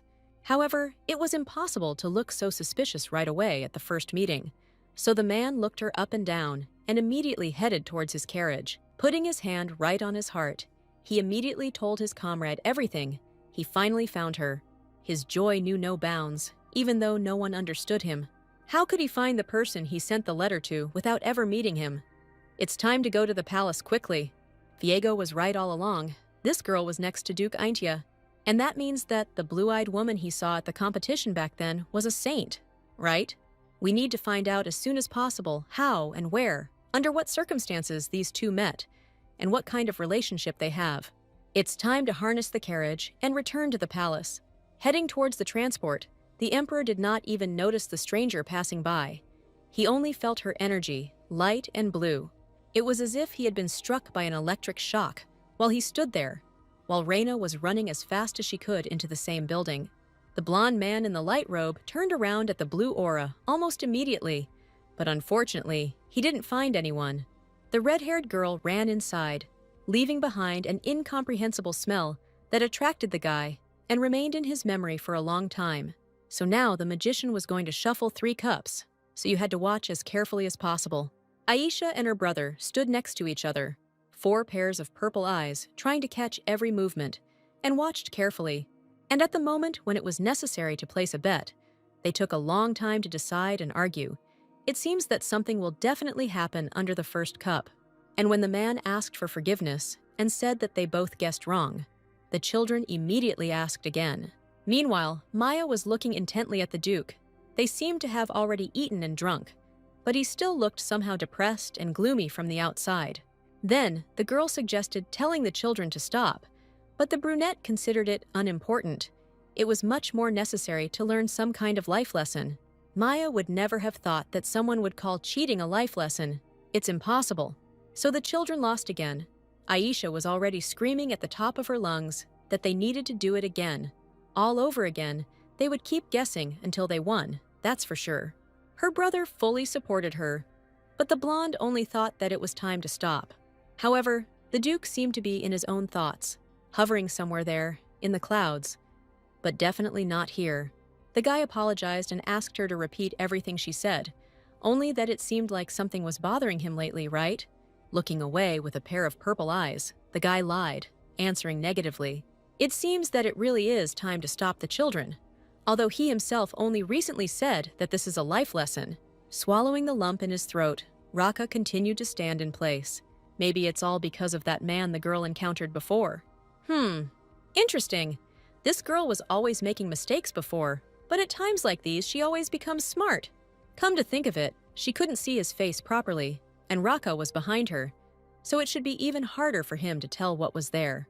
But the brunette suddenly began to tell how they first met her, and Maya asked him to hide her from the temple at any cost. Well, did they really just meet a person who is somehow connected to the temple? That's why they need to be careful with the person they saw in the establishment today. Coming up close to his beloved and sweet blonde, the guy in the hood looked straight into her eyes, instilling complete seriousness and confidence. After all this time, it was the Emperor, yes, that same narcissistic blonde with a vampire look and a devilish grin. The girl was so shocked that she barely managed to cover her mouth with both hands. Wow! Could it really be Emperor Kness? Maybe the Duke just made a mistake, but no. The guy was sure it was him. He won't confuse his main enemy with anyone else, unless you can recognize a person just by their face. For example, if he touches the girl's forehead with the tip of his finger, then he will know for sure that it was she. Speaking about Maya, the guy smiled, and his cheeks were flushed with warmth. Gently adjusting her hair, the blonde said that this was all because she was a special case. In response, the brunette laughed. What if his heart beats faster just by being near her, even without any touch? Such sudden revelations confused the blue-eyed girl. A blush appeared, and her face turned crimson. Why was he suddenly saying such things right to her face? Well, what if her abilities just work a little and at a distance? But no, it's different. When he touches her, he just feels better. The guy took the girl's hand again and admitted that today he felt it in a special way. So now he can calmly endure such a touch. Is it really because of a sacred object? Raka noticed her other hand. For the first time, a ring was visible on it. And as far as he knew, this decoration was definitely not on his hand yesterday. The blonde laughed sharply, and trying to return to the topic of the emperor, asked if this meant that he could feel it too. In fact, the Duke was disgusted to be with Emperor Kynes even in the same place, since divine powers and black magic are complete opposites. So yes, most likely he also realized that Duke Einthia was right there. Oh no, if everything continued in the same spirit, then Maya would definitely be taken to the temple. The girl became scared. After all, if she returns to the original story again, then an unhappy end awaits her. And not only her, but the twins too, and maybe the Duke too. Her lips trembled as she thought about it, but the only thing that calmed her down was that she now had Raka. She is the only person in the novel Flower Shakir who was able to resist Emperor Kynes. Initially, she was slightly worried about black magic, but now that she is around him, it no longer scares her.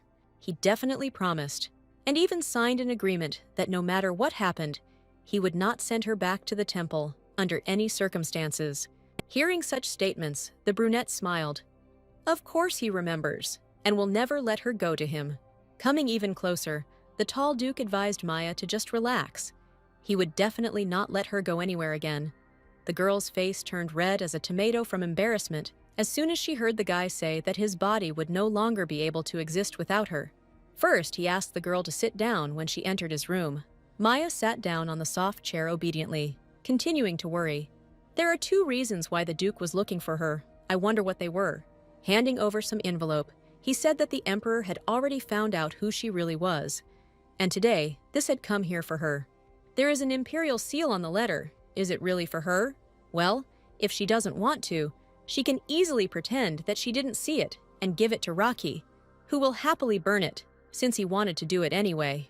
But the girl refused and began to read. Representative of the god, the son of the Empire of Zerdaya. It was an invitation to a banquet for the birthday of Emperor Kynes. Raka did not do anything else to listen. Everything was already clear. In unsuccessful attempts to control his powers and keep himself in hand, he still burned the letter. Until the last ember, despite the fact that the girl had not read the text completely, she already knew what was written there, and that is how the story of the original novel began. It seems that the meeting between Kynes and Reyna was a sign that the story of the novel would soon begin. And it burned well, only the guy was a little worried that he burned the invitation, which she didn't even finish reading. But no, it's okay. Since he burned it, they can easily pretend that they never received any letter. Was she crazy to go there? But the Duke was sure that such an excuse as if the letter had not reached her would definitely not work.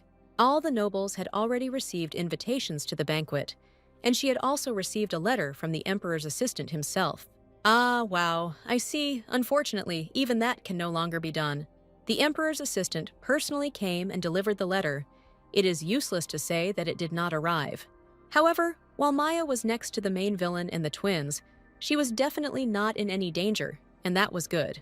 Although wait, he's not going there with the twins. Well, actually, yes. But is there any problem with that? The blonde's eyes were distorted from fear and worry. No, that's not the point. It's just that in the novel, they weren't at the festive banquet. All this time, she thought that Raka and the twins were not present at the banquet. But it seems that it was simply not mentioned in the novel, and if you think about it, he suddenly appeared and became obsessed with Reyna, seeking her love. Maybe something happened, but it just wasn't in the novel on the surface. There's some kind of confusion in my head. It is necessary to urgently do everything so that Raka does not get involved with Reyna, because all the troubles happened because of his obsession with her. With these thoughts, the girl also agreed to go to the banquet. Great, she doesn't even have to worry about it, because he's already prepared something. What does he even mean? What could have already been prepared for himself there? But the brunette no longer listened to the nanny, but calmly snapped his fingers with a commanding gesture. And right there, in his hands, at that very moment, appeared a cute little bouquet of peonies, roses, and hydrangeas. He handed it to the blonde, and she immediately asked why he suddenly needed a bouquet. The guy asked her to look inside and look for something, a metal circle and a scroll. What does it all mean? Taking the piece of paper, wrapped in a metal circle, a ring in her hands, she thought, "This is really a ring, a piece of jewelry, and even with a diamond, wow!" She couldn't contain her emotions. Raka asked again if she really liked diamonds. Of course she did. But that wasn't the point. What did it all mean? The brunette assured that it was just his gift, which he had prepared for her in advance. Unrolling the scroll, which barely yielded to the strength of her fingers, she saw a long letter, and when I started reading it out loud, I couldn't believe my eyes.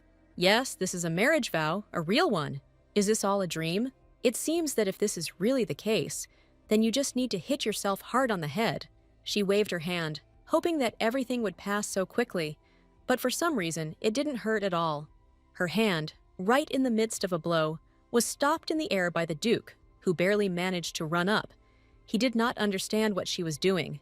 The blonde explained that she simply thought he was sleeping, and that he was seriously proposing to tie their lives together in marriage. The brunette understood perfectly well that this was too sudden, and the groom in her life also appeared unexpectedly. How can she get engaged when she plans to leave here in 4 months? And what if he really likes her? My head replayed those moments when the guy talked about how fast his heart beats just being next to her in the moment. Oh no, that definitely can't be. In the novel, Raka actually didn't love either Reina or Maya, so she decided to answer that he was wrong about her abilities. So she definitely wouldn't be able to accept this ring and bouquet.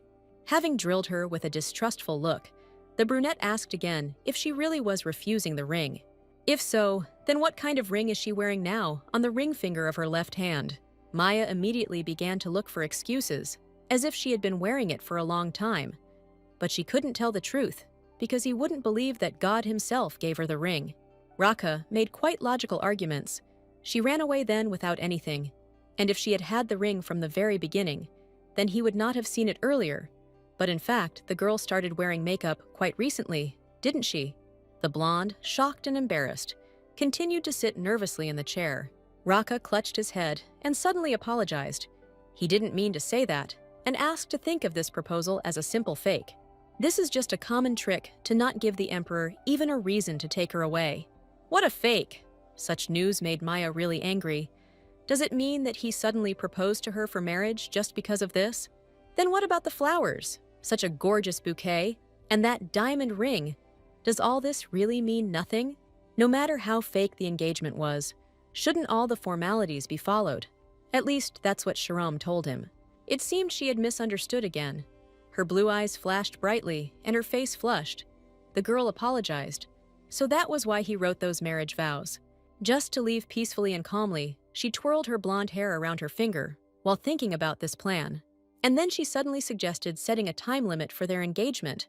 For example, 100 days. In about that amount of time, the emperor won't be able to reach her at all. And this marriage vow was not written because they have feelings for each other. But who knows what will happen to them in the future? With a slightly displeased expression on his face, he nevertheless agreed that they would do so. That same evening, Raka sat in his chambers and wondered who had given the girl this ring and what she was hiding until the very end. He never thought that Maya would be against writing marriage vows. It must be because of the guy who gave her the ring.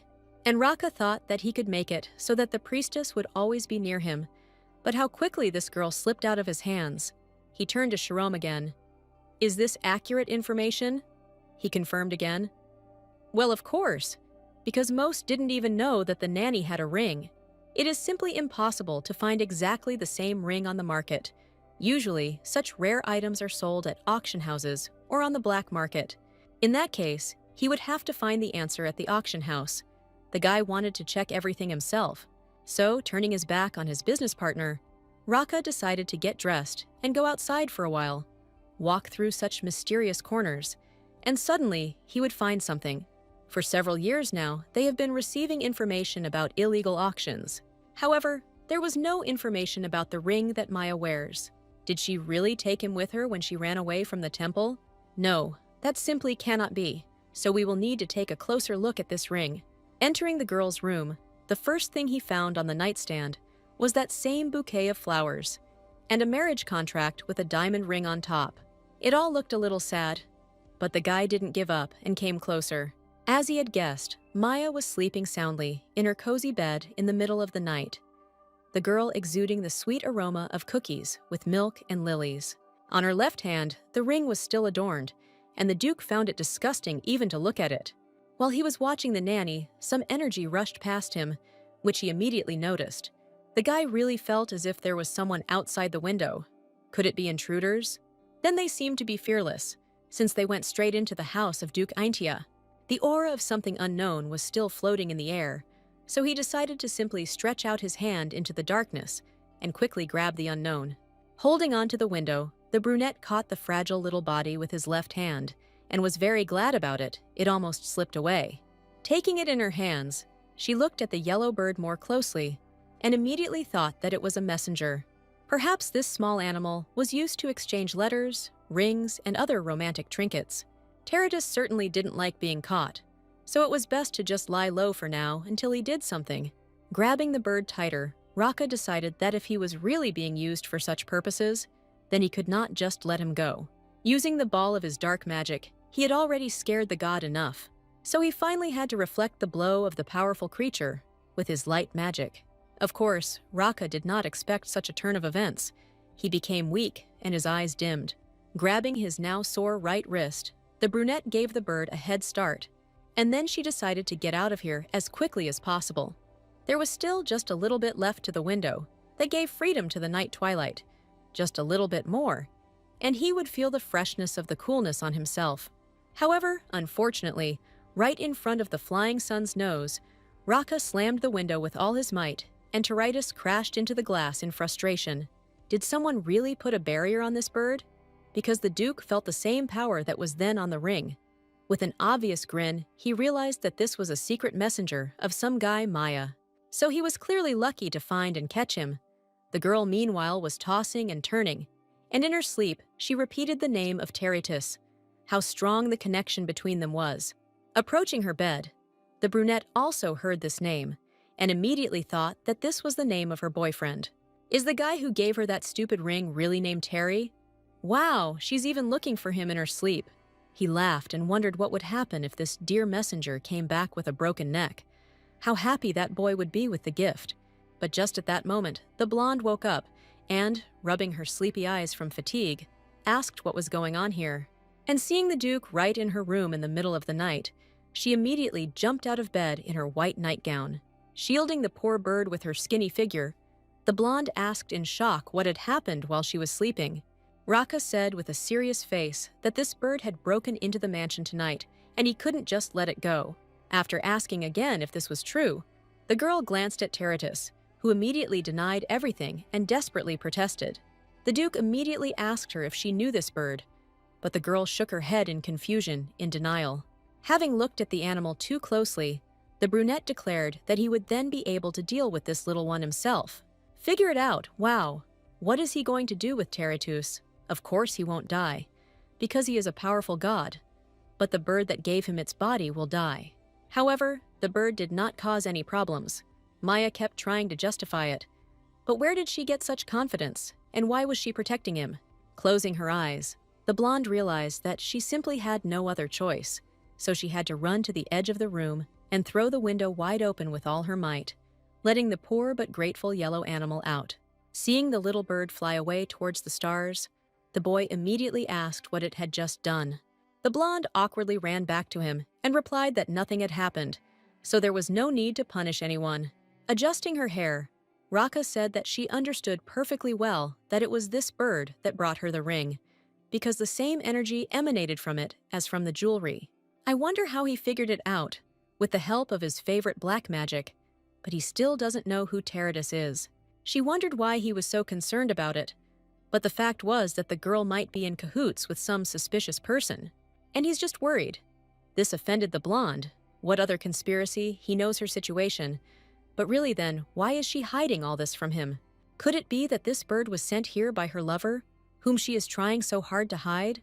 What kind of misunderstanding is this? Does he really think she is so frivolous? As if she could fall in love with a man whose face she has never even really seen. Of course this is not so. In response, Raka, with a serious look, only asked who gave her this ring then. Coming close to the girl, he almost pressed her against the wall and ordered her to speak immediately. Clenching her left hand into a fist, Maya wondered whether she really had to justify herself and say where she got it from, since it was, after all, her personal thing. And he can't feel any affection, so that's why she decided to ask if it was his business who she got this jewelry from, since there was no special relationship between them. Having decided to raise her head up, she met his gaze. Something seemed to break in his violet eyes when the girl said the phrase that there was only a contractual relationship between them. The rest of the night flew by unnoticed, of course, because after such an emotional load, you immediately want to sleep. Today, there were fencing lessons planned, and Aisha was already preparing to win. But her brother didn't understand what difference it made who won the sparring. The nanny walked in an elevated mood and asked the children not to quarrel. Last night, Raka left without even looking back. He wasn't offended by her words yesterday, right? Still, the girl felt a little guilty, and as soon as she saw her brother's silhouette in the distance, she hoped that everything would be okay. However, Rocky didn't care at all. Her completely indifferent face showed no emotion, and her violet eyes were duller than usual today. With a joyful and sweet smile, the blonde waved her hand at the guy, wishing him a good morning. But he just walked past, completely ignoring any attempts to start a dialogue with her. So what was that just now? Delcane and his sister immediately noticed that their brother had just not said hello to the Uni, and they clearly weren't imagining things. But the children quickly forgot about it, deciding that there was no need to worry. It was better to go to class, otherwise they were already late. Only Maya froze in the same pose with a sad expression on her face, looking after the Duke, his hands folded behind his back, and his gait too serious and even a little frightening. But when they all came together to eat after the fencing lesson, and they were told that the Duke had asked to convey that he would not be able to attend the dinner, then she was seriously scared. The children thought that her brother was just busy with his routine work, and Maya decided to smile around them.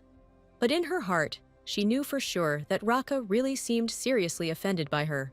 A delicious medium-rare steak lay in the center of the plate, garnished with herbs, ready to eat. The nanny broke off a piece and became emotional. Oh, how delicious.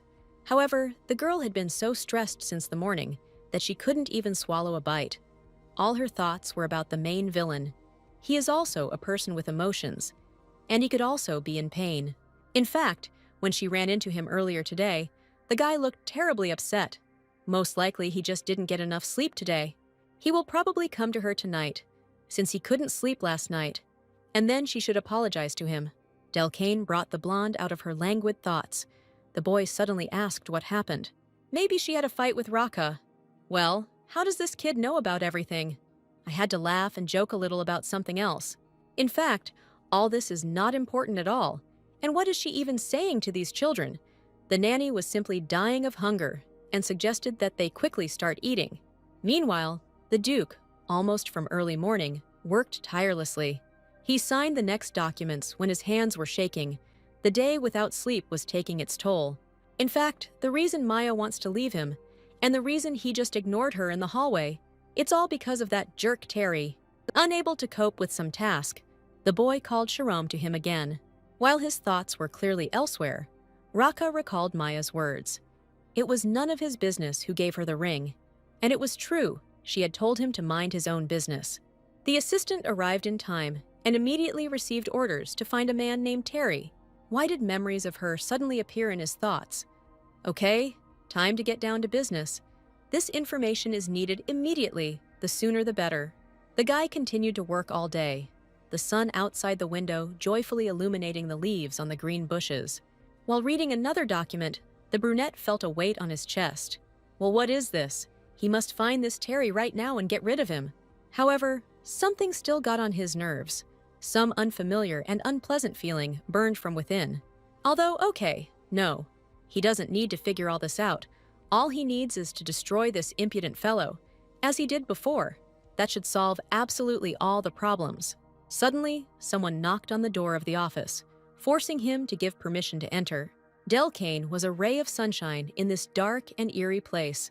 The boy joyfully exclaimed his brother's name, and then, making a normal face, He said that he wanted to talk to him about something, and whether he had a minute for his brother.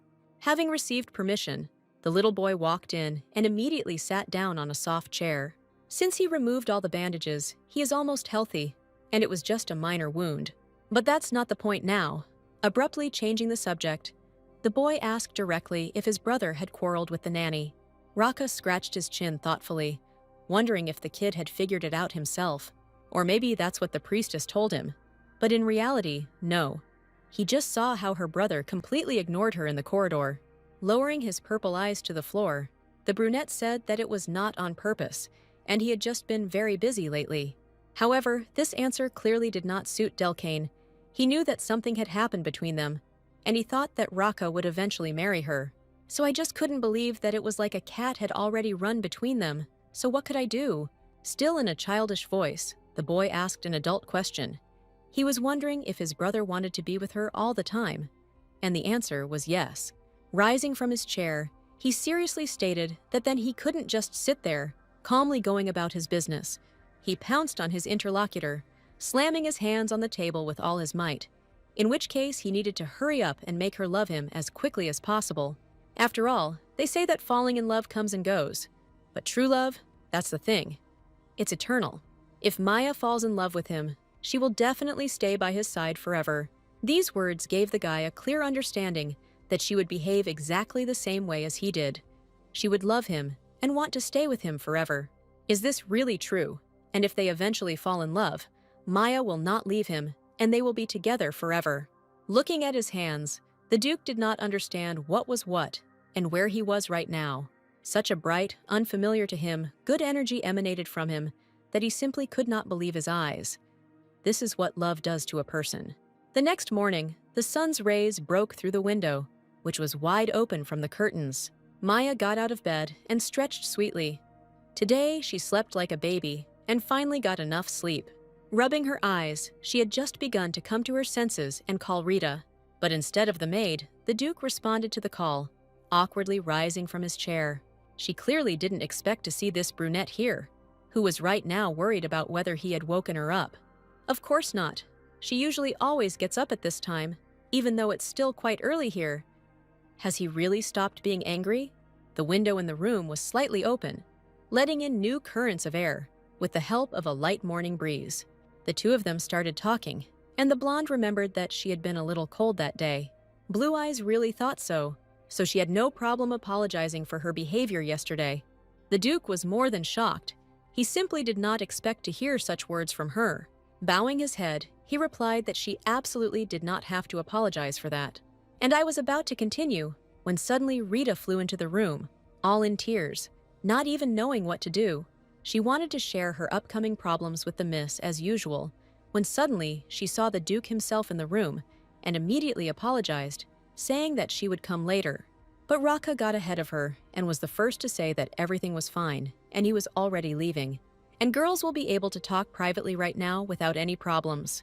What happened that Rita asks if Miss has any free time right now? She simply begged for help, and the blonde kindly agreed, asking to wait just a minute while she got ready. She still didn't understand what she should wear or how urgent the matter was today. It turned out it was all about Lady Aisha. It seemed their little troublemaker was up to his tricks again. Everyone warned Milady that this was very, very dangerous. But the loud girl shouted for everyone around to move away. How many times do I have to tell her that she just doesn't want this? The little girl stood on the white fence of the balcony, holding on only to a marble column. Everyone around her tried to calm her down, because she could fall right now, but she did not give up, continuing to scream. What the hell was going on? Rita explained. That a tailor had just come to take her measurements for a dress for the royal birthday banquet. But the little girl is behaving this way because she doesn't even want to see this tailor. Aisha's purple eyes were burning with the flame of anger. She's already said 100 times that she doesn't want to. Since they don't understand, she could seriously jump off the balcony right now. With all her might, the girl continued to shake her arms in different directions and bare her teeth. It looked a little threatening, so all the servants around were very scared, not understanding what to do with her. Maya, who had just entered the room, put her hands on her hips and laughed awkwardly. What the hell was going on here? Delcane, sitting nearby on the sofa, immediately noticed her appearance. And the nanny also came. Did brother really come here to help take down Aisha? Something like that? I wonder why he's the only one here who's so calm. The guy continued to walk through the pages of the book with sparkling purple eyes, simultaneously reassuring the girl that nothing needed to be done to her. After all, she won't die even if she falls from here. All this riot is an expression of emotions and a waste of time. By the way, Aisha is different from ordinary people. She has the ability to do black magic. And there is another reason why the priestess will not have to do anything. With these words, the boy abruptly slammed the book shut, put it on the table, and stood up from the sofa. Approaching the blonde, he asked her to bend over for a moment. She followed his instructions, hoping to hear some secret. But instead of telling stories about the secret, the cunning Delcane came up with something better, and was already reaching out to the blue-eyed girl to kiss her on the cheek. Seeing what was happening from the balcony, Aisha immediately became indignant. How dare Delcane do such a thing? Jumping off the fence, she immediately ran up to the two of them.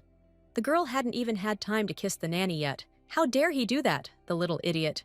The boy simply threw up his hands. There was no need to stand aside and freak out. The nanny suddenly asked him to watch his language. She was already in a bad mood because she didn't want to go to the dressmaker, and now her best friend was acting cold. The girl reassured the little girl that she would be able to kiss her if she went with her to the dressmaker's today, and the girl immediately fell for it, because besides, she would also give her a seal for good work. Luckily, this will be her 4th seal, so there is still time. Just need to be careful that she does not get 10 seals. Eventually, Aisha agreed to these conditions and was ready to move forward, thereby surprising all the servants in the area. Maya seemed simply delightful. Well, how did she manage to persuade her ladyship so quickly? The girl hoped that now they would not call her every time something happened. Before confidently opening the doors and entering, the girl wanted to run away and offered to return, but the nanny quickly reminded her that she needed to keep her promise. Oh my God! Lady Aisha finally looked into the master's room. She couldn't get enough of it. Madame Ibelia, a joyful girl with her hair pulled back into a bun, in a green lace and openwork dress, immediately melted into emotion. She had been waiting for this little girl for so long. When she saw the new nanny, she was very surprised and suggested that she look into her clothing store sometime. She calmly thanked him for the offer, but refused, playing on his feelings of guilt. The girl noted that it seemed that she didn't like it either, just like Aisha. May felt so sad and awkward from her words that she began to panic. My sister immediately told me not to fall for this usual ploy to lure clients, but the little girl quickly caught on. That's why Abelia loved her so much, and now it's time to make her the cutest lady in the world. Aisha asked her to get away from her as soon as possible. It seemed that this girl would haunt her even in her dreams. But Madame Ibelia was a fan of the girl, so the offensive words flattered her. All the maids looked at each other and realized that it was time for everyone to get ready. After all, the little girl was already pressed against the measuring wall, and she had no choice but to growl angrily. But quickly realizing, she grabbed the metal scissors lying nearby on the nightstand, and boldly placing them in front of herself, the little girl screamed, "Not a step closer. Otherwise, she would immediately cut them with these blades." Someone suddenly grabbed her by the right shoulder, and she didn't have time to react. Who even said that they were allowed to touch her? Now they will all get what they deserve from her. While chewing delicious cookies, the nanny watched the fascinating process from the sidelines and noticed that Aisha absolutely could not stand it when someone touched her. The guy who suddenly appeared out of nowhere next to her confirmed her guess. That's right. It was Raka, a tall, dark-haired man standing, looking at everything from the side and insisting that she even washed and dressed herself. Maya was very surprised, but not because something was wrong. It just seemed to her that the Duke was not in a very good mood in the morning, or maybe it was just her imagination. The nanny was simply surprised. She didn't know that the girl didn't like other people's touches, and she turned out to be her only exception. How troublesome if she did this every time her measurements were taken. There may be a reason for this, like how, while chewing delicious cookies, the girl did not notice the crumbs around her mouth. But Raka, drilling them with his intense gaze, quickly discovered them and asked her to freeze. Touching her cheek with his hand, the guy quickly found the crumb and wiped it away with his finger. And still not moving away from the blonde, under the contact of her blue eyes, he began to bring his hand to his mouth. Maya's heart started beating faster. She couldn't finish that cookie, simply because she started to get nervous. His breathing became ragged as the Duke lowered that finger into his mouth and licked it. And then he said that it must be very tasty, since the girl didn't even notice a crumb on her face. The girl had 1,000 emotions on her face, but no words. Even though her head was filled to the brim with thoughts, all her cheeks immediately flushed, and she just silently looked at the guy with her glassy eyes. They were distracted by Aisha's loud scream from the side. She had already run away from all the maids for the 100th time, using black magic. What do they even allow themselves to do? They all asked Milady to be patient, at least a little longer, because they only had to measure their hands, and everything was ready. But she struggled with all her might and asked to let her go. For a few days, she behaved normally, but then she started a row again, and Rock was not at all happy about it. The use of dark magic for personal purposes is tacitly forbidden, unless it is for the sake of the Empire, and if it comes to His Majesty, the brother will have to take full responsibility. Unfortunately, he no longer has a choice but to erase her memory. With these thoughts, his eyes dimmed again. Pointing his hand toward the crowd, the Duke began to use the powers of dark magic. The maids were shocked, and Aisha flew straight into the air, her hair flying around, and she couldn't do anything. Maya watched all this from the sidelines, not understanding whether it needed to be stopped. Everything around them froze. All the assistants, only they and Aisha remained. Having finished his work, Raka approached his sister and began to speak. He had already warned her many times. Had she really forgotten all his words? As punishment, she was forbidden to visit the greenhouse. The little girl immediately screamed that he couldn't do such a brazen thing. It was unfair. But he used dark magic in combat competitions, and she didn't forget that this was the second time he had to erase people's memories. Having objected to her brother once again, she asked him to teach her how to do this. And then there would be no problems. He just keeps talking and saying that it is forbidden, but he himself refuses to teach. Raka wanted to repeat again that the girl should make sure that he did not have to protect her. But suddenly, he was speechless.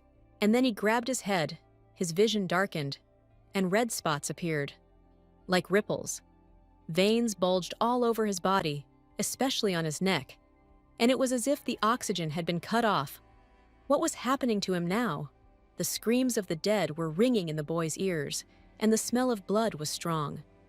Maya could not understand what was wrong with him, while requests for salvation and orders to give his body to the dead souls were running through his head. He was already familiar with this phenomenon, so he knew that he needed to lock himself away, as the previous Duke and Duchess Ainthia had done. But the blonde immediately understood everything. Something was wrong with him. The guy ran out of the room like a bullet, taking the dark magic with him. Aisha, meanwhile, faded and continued to stand in the same place, shaking with sadness and tears. Maya shouted to her that she would check on her brother, so she shouldn't worry, of course. She had no idea what happened to him, but it was better to go get him. Raka continued walking, ignoring the voices. He could endure this. He just needed to hold out for one more day. He needed to quickly lock himself in a place where no one could get to him before dawn. In his bedroom. Yes, that's right. It would be better to go there. No one could get inside and get hurt. Right in front of him, Maya's figure suddenly appeared. But she seemed unreal and tried to stop him, behaving strangely. Could it really be Sharam? Through the mass of hallucinations, it was already quite difficult to understand who was standing in front of him. The girl's face was red and cloudy. She asked him to calm down and give her body to her. Suddenly, her silhouette turned into the silhouette of Sharam's servant, only instead of his usual friend. A monster with white eyes and a red snake tongue stood in front of him. Ignoring the reminders of all sorts of murders, Raka nervously asked to get out of the way now if he did not want to die. However, it was already really Maya, and she was perfectly aware that it seemed that the Duke was now in great pain. The girl really wanted to help. She even asked if he was sick, but the devilish mind ordered him to get out of the way, mentally reassuring herself that she needed to endure a little longer. The poor blonde was very worried, but she calmly stood there, looking at the guy with her restless blue eyes. She already knew that there was another person just like her ahead, who was worried and would try to do everything possible to help. This man was Sharam, and when he saw His Highness, he was very frightened. The boy began to ask where this silent figure was heading instead of the Duke. He was probably going to the office to work, but instead of a normal dialogue, they didn't answer him. But as soon as they grabbed their partner by the collar and lifted him into the air, the voices in his mind screamed that since he was not going to give them his body, then there was no other choice but to kill everyone he loved. Shiram was also a fairly close person to him, but the monsters knew who else they could easily pressure. What about this lady, dear Maya? Maybe it's worth starting with her, and it will be easier to achieve the desired result. Raka slowly tried to come to his senses temporarily and was greatly surprised by the powers of his mind. Meanwhile, his beloved girl decided not to stand still, but to follow him down the corridor. She wandered for a long time in search of the guy, until she came across two fighting silhouettes in the darkness. His Highness did something too outrageous. Poor Shiram found himself pinned against the wall and asking for help. The boy screamed with all his remaining strength, trying to warn the miss of the impending danger. After all, she is the initial target of the monsters, and once Raka notices her, it will be too late. In the end, that's what happened. Dark magic began to envelop the girl from head to toe, while she didn't know what to do, frozen in place. How her ring finger with the ring burned. Some kind of warm yellow light emanated from it, a pleasant energy that fought with the dark forces. Maya thought that she was about to die, and even closed her eyes. But a moment later, she realized that there was no need to be afraid. After all, with the help of divine powers and a protective ring, she formed a blue dome, a barrier in the form of a circle, a strong layer through which the forces did not pass. Stopping, she reached forward and looked at her left hand. There really was light coming from the ring. Fortunately, everything was fine, and the ring turned out to be truly sacred. But this only irritated the dark spirits inside the Duke.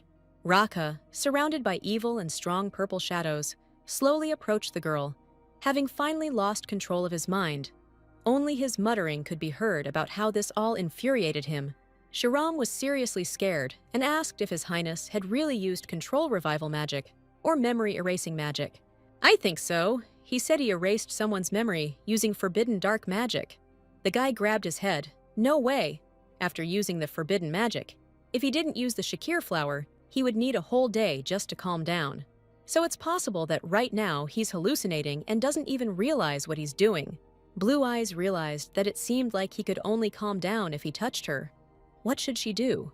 Looking down at the floor for a second, she realized that they didn't have any more time, so her quickly thought-out plan would be their last hope. Quickly taking off that same blue protective ring, Maya threw it straight to Shiram and asked him to catch it. Having caught it, he continued to hold the relic in his hand, not understanding why he would need it and how it could help stop evil spirits. The girl screamed that this holy ring was capable of blocking the Duke's attacks, and she would be able to quickly calm His Highness down only if the guy helped distract him for a while. The ring might prevent her from calming Raka, but it would give him protection. So if she gave it to Shiram and asked him to distract her, everything might work out. Putting on the ring, the boy began his motivational speech. So today, he, Shiram Araji, would risk his life to distract his lordship.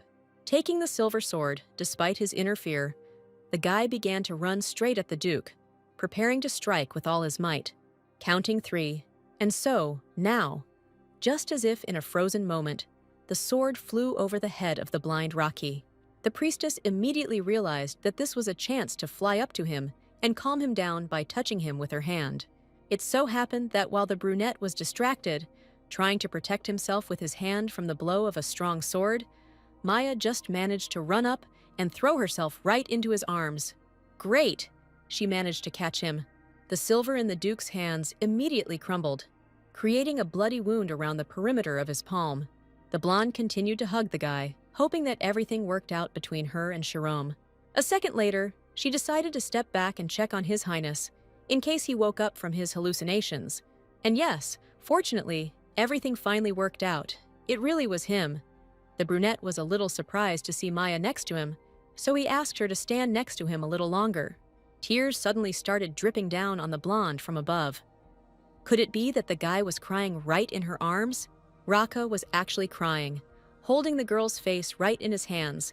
It seems he won't be able to forgive himself for everything he did today. How grateful he is to her.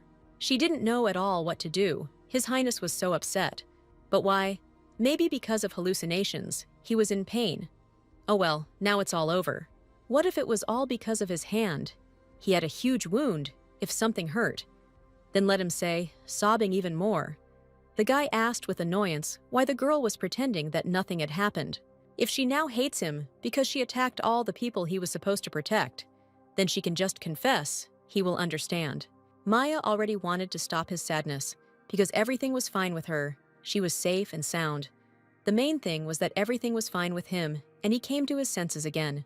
However, Raka took the fragile girl right into his huge hands, pointing to the places on her clothes where it was dirty, and claiming that she got hurt because of him. It seemed like there was some kind of misunderstanding, so why does he blame himself so much? Removing his hand from her forearm, the blonde explained that it was Rocky's blood on her clothes, and the stain was due to his wound. Didn't he even notice how he managed to get hurt?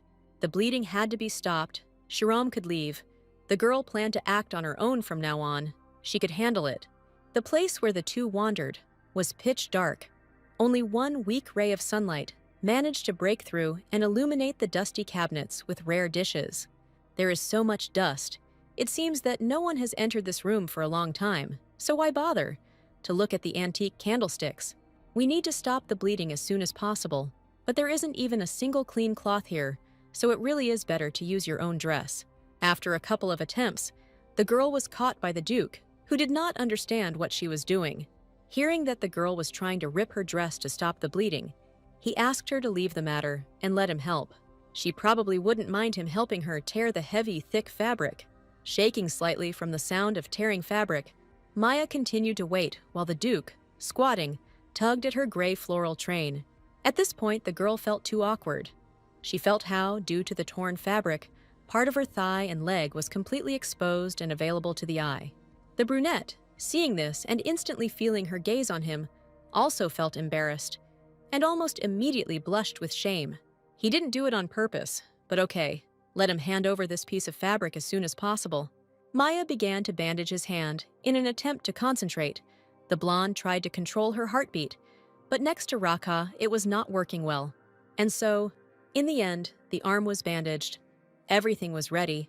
All that was left was to go call the doctor. On her way out of the room, she called His Majesty to follow her. Now there was little left of her dress, and her entire left leg was exposed. As they say, look who wants to. The Duke decided to ask again. Well, she wasn't going to go out looking like that and continue walking around the palace. The girl, of course, tried to justify herself by saying that everything was fine. She would just cover her leg and everything would be fine. But this did not stop Raku. The tall guy lifted her up and took her in his arms. What was he doing? What if his wound burst right now? But he didn't care. It was because of him that she ended up in this state, so he needed to take responsibility. Resigned to her position in the hands of this guy, the daughter of God asked him to at least not smile like that. Because of him, right now, all the servants around them are looking at them very suspiciously, and she already feels awkward. Laughing out loud, the Duke was seduced. Had this girl really just admitted that she couldn't resist his smile? And despite all the excuses, he understood it exactly that way. Well, okay, yes. The girl said it without thinking. But in any case, it's better if he lets go, because his hands hurt. Smiling sweetly in her face, Raka admitted that he could at least walk around the entire state like that. Under such close contact with the man, the blonde began to worry that he might hear how fast her heart was beating and think of something else. Returning to the Duke's room, the girl found it somehow changed. All the furniture was now made in a marble blue-gold style. Sitting down on the bed in the remains of her dress, she was able to look around even better. Yes, indeed. It seemed to her that the room had become much brighter. Had he really begun to hate the light less while he lived with her? Meanwhile, the brunette was rummaging around and looking for some kind of bottle with a purple liquid in his shelves. It turned out that it was a secret potion, and he couldn't use it on just anyone. Lifting the bandage, dirty with blood, the man began to pour the medicine into the wound. And the wounded hand, which just a second ago was covered in blood, was healed in an instant, and even seemed to shine slightly. This is what is called an instant result. Everything healed before my eyes. It's simply amazing. Watching the priestess's sweet reaction, Raka caught himself thinking that he liked it when she was surprised. Finally making up his mind, this guy extended his hand to her and offered to stay with him tonight. I wonder what she would say. Her heart was still beating, and her cheeks were tingling with a familiar blush. She continued to look at him in surprise, instead of the long-awaited answer. Only after some time, with annoyance and sadness in her eyes, she said that the twins had classes today.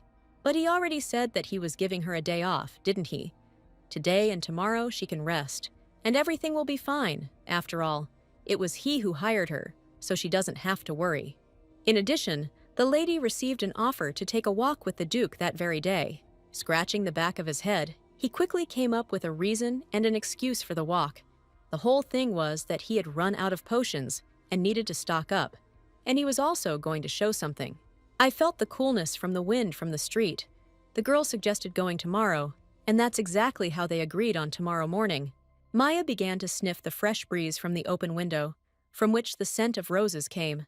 And just then, one of the petals flew onto her small nose. Removing it from her face, Raka assumed that it probably flew from the garden, as Aisha was forbidden to enter the greenhouse. Remembering the girl, the blonde awkwardly started a conversation about the greenhouse. She understood perfectly well that her sister was wrong, but maybe she should be given some other punishment instead of being banned from visiting the greenhouse. She would definitely scold her so that this would not happen again. Hanging her head in embarrassment, Maya did not understand whether she was asking too much. However, the Duke immediately agreed with a calm voice. "Wow, really? Nothing terrible will happen and this can be done."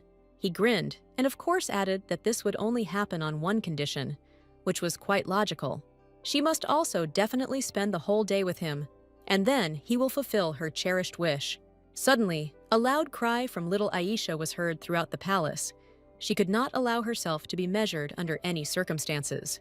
Milady was asked to calm down as quickly as possible, because His Highness had ordered that no noise be made while the nanny was resting. Otherwise, he would really close the greenhouse if she got into trouble again. Then, where is the nanny now? The girl had a logical question, and the answer that she is in the Duke's bedroom certainly did not satisfy her. The maid seemed to regret it a second after the confession and grabbed her mouth, as if she had said something wrong. My sister was furious and decided to go there herself and check.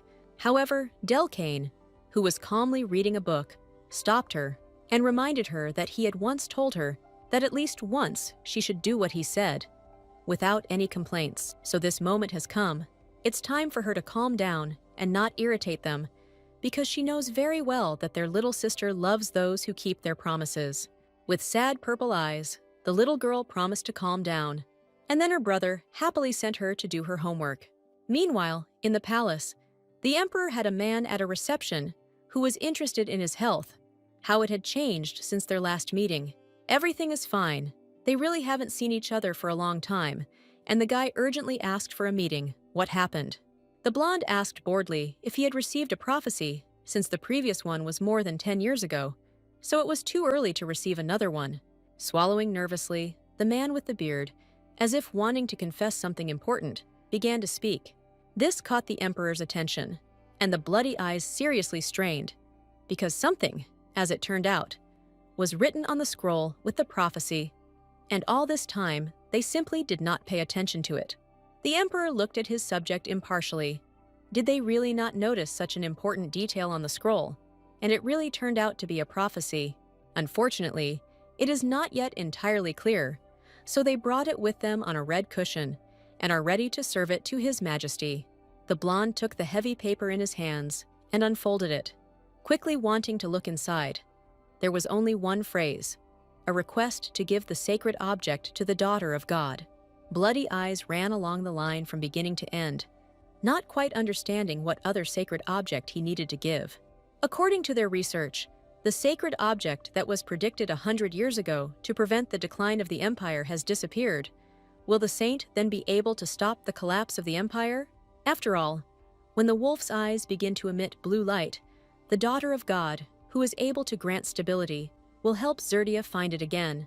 And by the grace of God, everything will return to its place.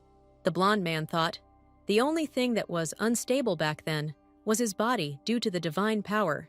That was why he thought the prophecy was talking about him. However, if he interpreted it as the empire becoming unstable due to the impending danger, would that mean he had misinterpreted? So that's why the saint fled from the temple, because she received an order to stop the decline of the empire. After all, it would be necessary to talk to her personally, face to face. Suddenly, the same knight servant with a scar near his mouth burst into His Majesty's chambers, the guy shouting the news that Duke Intia had told him about his engagement. Kines clicked his tongue in disgust and looked away. How could this be? Out of nowhere, an engagement. However, the one he was going to get engaged to was God's daughter, Maya. From the very morning of May, she was preening herself in front of the mirror, humming melodic songs and rhythms. She stood, adjusting her hair in a purple lilac dress. The lace emphasized her figure well, sitting tightly on the waist. The maid Rita, as usual, entering the room with morning sweets, asked the miss where she was going, and she was very happy when the sweet girl told her that she had plans with the Duke today and that she would be back before lunch, not earlier. Having removed the smile from Maya's face, the maid put her in a not entirely comfortable and even awkward position, directly saying that this was a date. The blue eyes twitched, and the girl stopped fixing her hair, simply freezing in place. What other date, however? Despite all the quick objections, Rita was absolutely sure, because His Grace usually does all his business alone all day. And only this time, he suddenly decided to go on an outing with his nanny, and it was a real date. Continuing to wave her hands, the embarrassed blonde swore that it was true, and not a date. The whole point is that the two of them just need to buy something, so they go together, and all these jokes about a love meeting, it's some kind of nonsense. The maid understood everything perfectly well, so she did not bother her friend anymore, and left, having wished them a good time beforehand. Of course, it was written on her face that she did not believe it one bit. Left alone with her thoughts, the blue-eyed girl thought, twirling her long hair around her finger, thereby playing with a strand. And what if he was just lonely, riding alone? She was abruptly pulled out of her thoughts by the appearance of a new family member in the room. A little girl with pigtails joyfully ran into the room, calling and attracting Mimir's attention. The girl noted with disappointment that the nanny was not at breakfast again today. The girl had completely forgotten that Aisha could be looking for her. Suddenly, someone knocked gently and calmly on the open door 3 times, asking his sister for permission to enter. It turned out to be Delcane, and the daughter-in-law was very surprised when he knocked on the door even though it was already open. What manners! Although the boy thought that everyone knew that you had to knock. Lowering her voice, Aisha suddenly turned around and angrily stomped towards the door. The guys tried to stop her, because you shouldn't break down the door even if you're jealous. Approaching the entrance, the girl with purple eyes, clenching her hand into a fist, knocked politely 3 times, and immediately notified everyone about it. The nanny immediately admired the girl until she explained that she had forgotten, because the door was simply ajar. Now she will of course knock before entering. Well, now it is possible to get a stamp for good work, she promised her yesterday, but never gave it. Oh, right. Trying to finally put a stamp on her piece of paper, the blonde found some notes, and Delcane immediately read them out loud. All the days when the girl did something good were written there. Aisha immediately tore out the piece of paper, saying that she couldn't look at these notes. It was extremely secret. Did she really write down everything she did when she was given the seal each time? Well, what kind of bun is this? And how could you even be angry at such a thing? Maya immediately called her over for kisses, and after a few, the little girl asked to stop because it tickled her. The sweet fun was suddenly interrupted by Raka. A tall guy entered the room without knocking or asking any questions, and in a rude tone asked what they were doing here. Delcane, as soon as he saw his brother, grabbed Aisha by the arms while she still did not understand anything and did not kick at all. By holding the already slightly aggressive little girl properly, the boy made his stay here safe. However, the Duke did not come to play children's games. He came for Maya, hurrying the girl so that they could go on a date as soon as possible. Wow, that's what they call it now. Taking one last look at the blonde, the guy turned on his rough voice again, and saying that they would be back soon, turned around and walked away. Maya ran after him, managing to put a flower device on her hair, and finally repeated to the children the phrase that they would soon be here. Having slammed the door, they left Aisha and her brother completely alone in the room. For the first few seconds, the boy was still able to hold her. However, a moment later, a loud and dissatisfied cry was heard throughout the entire castle of Aintia. What other date? The little girl stamped her feet. How could Delcane do that? What if he takes the daughter-in-law for himself, and she won't spend time with them? Continuing to quietly read the book on the chair, the smart boy replied that love is the best way to make someone stay. After all, marriage is a promise to be together forever, under everyone's blessing. These were all quotes from the book he was reading now, about love and war. And the girl probably didn't even understand what it meant. Having slammed the book shut and put it on the table next to him, the boy began to explain everything and asked everyone to listen carefully. Mimir was hired as their nanny, so she will leave as soon as they come of age and grow up. Unfortunately, they have a few ways to make it stay, such as getting a wish by collecting seals for doing a good job. However, the problem is that if she stays here, the servants will cause her a lot of inconvenience. To this, Aisha only responded that what was the problem if they could all just be killed? But what a fool she was. It would have been better to keep quiet. Of course, yes, this is the fastest way, but the nanny will not like it in any case, and she will scold them. In the end, the best solution is to follow this beautiful blue-bound book. This means that there is a way out, and this is a wedding, the unification of the souls of loved ones. Taking the blue book in his hands, the boy put it in front of himself, showing it to his sister. He seemed more serious than ever. No way! It would have been better if Aisha had let Rocky take her. But who would benefit from that anyway? The little girl didn't want that outcome. But her brother asked her to think again, because the guy wouldn't take her away. She had to look for the positive in everything, because if they got married, she could stay with them forever. So it was time to let Cupid bring their hearts together. Meanwhile, the sweet couple approached a dilapidated house.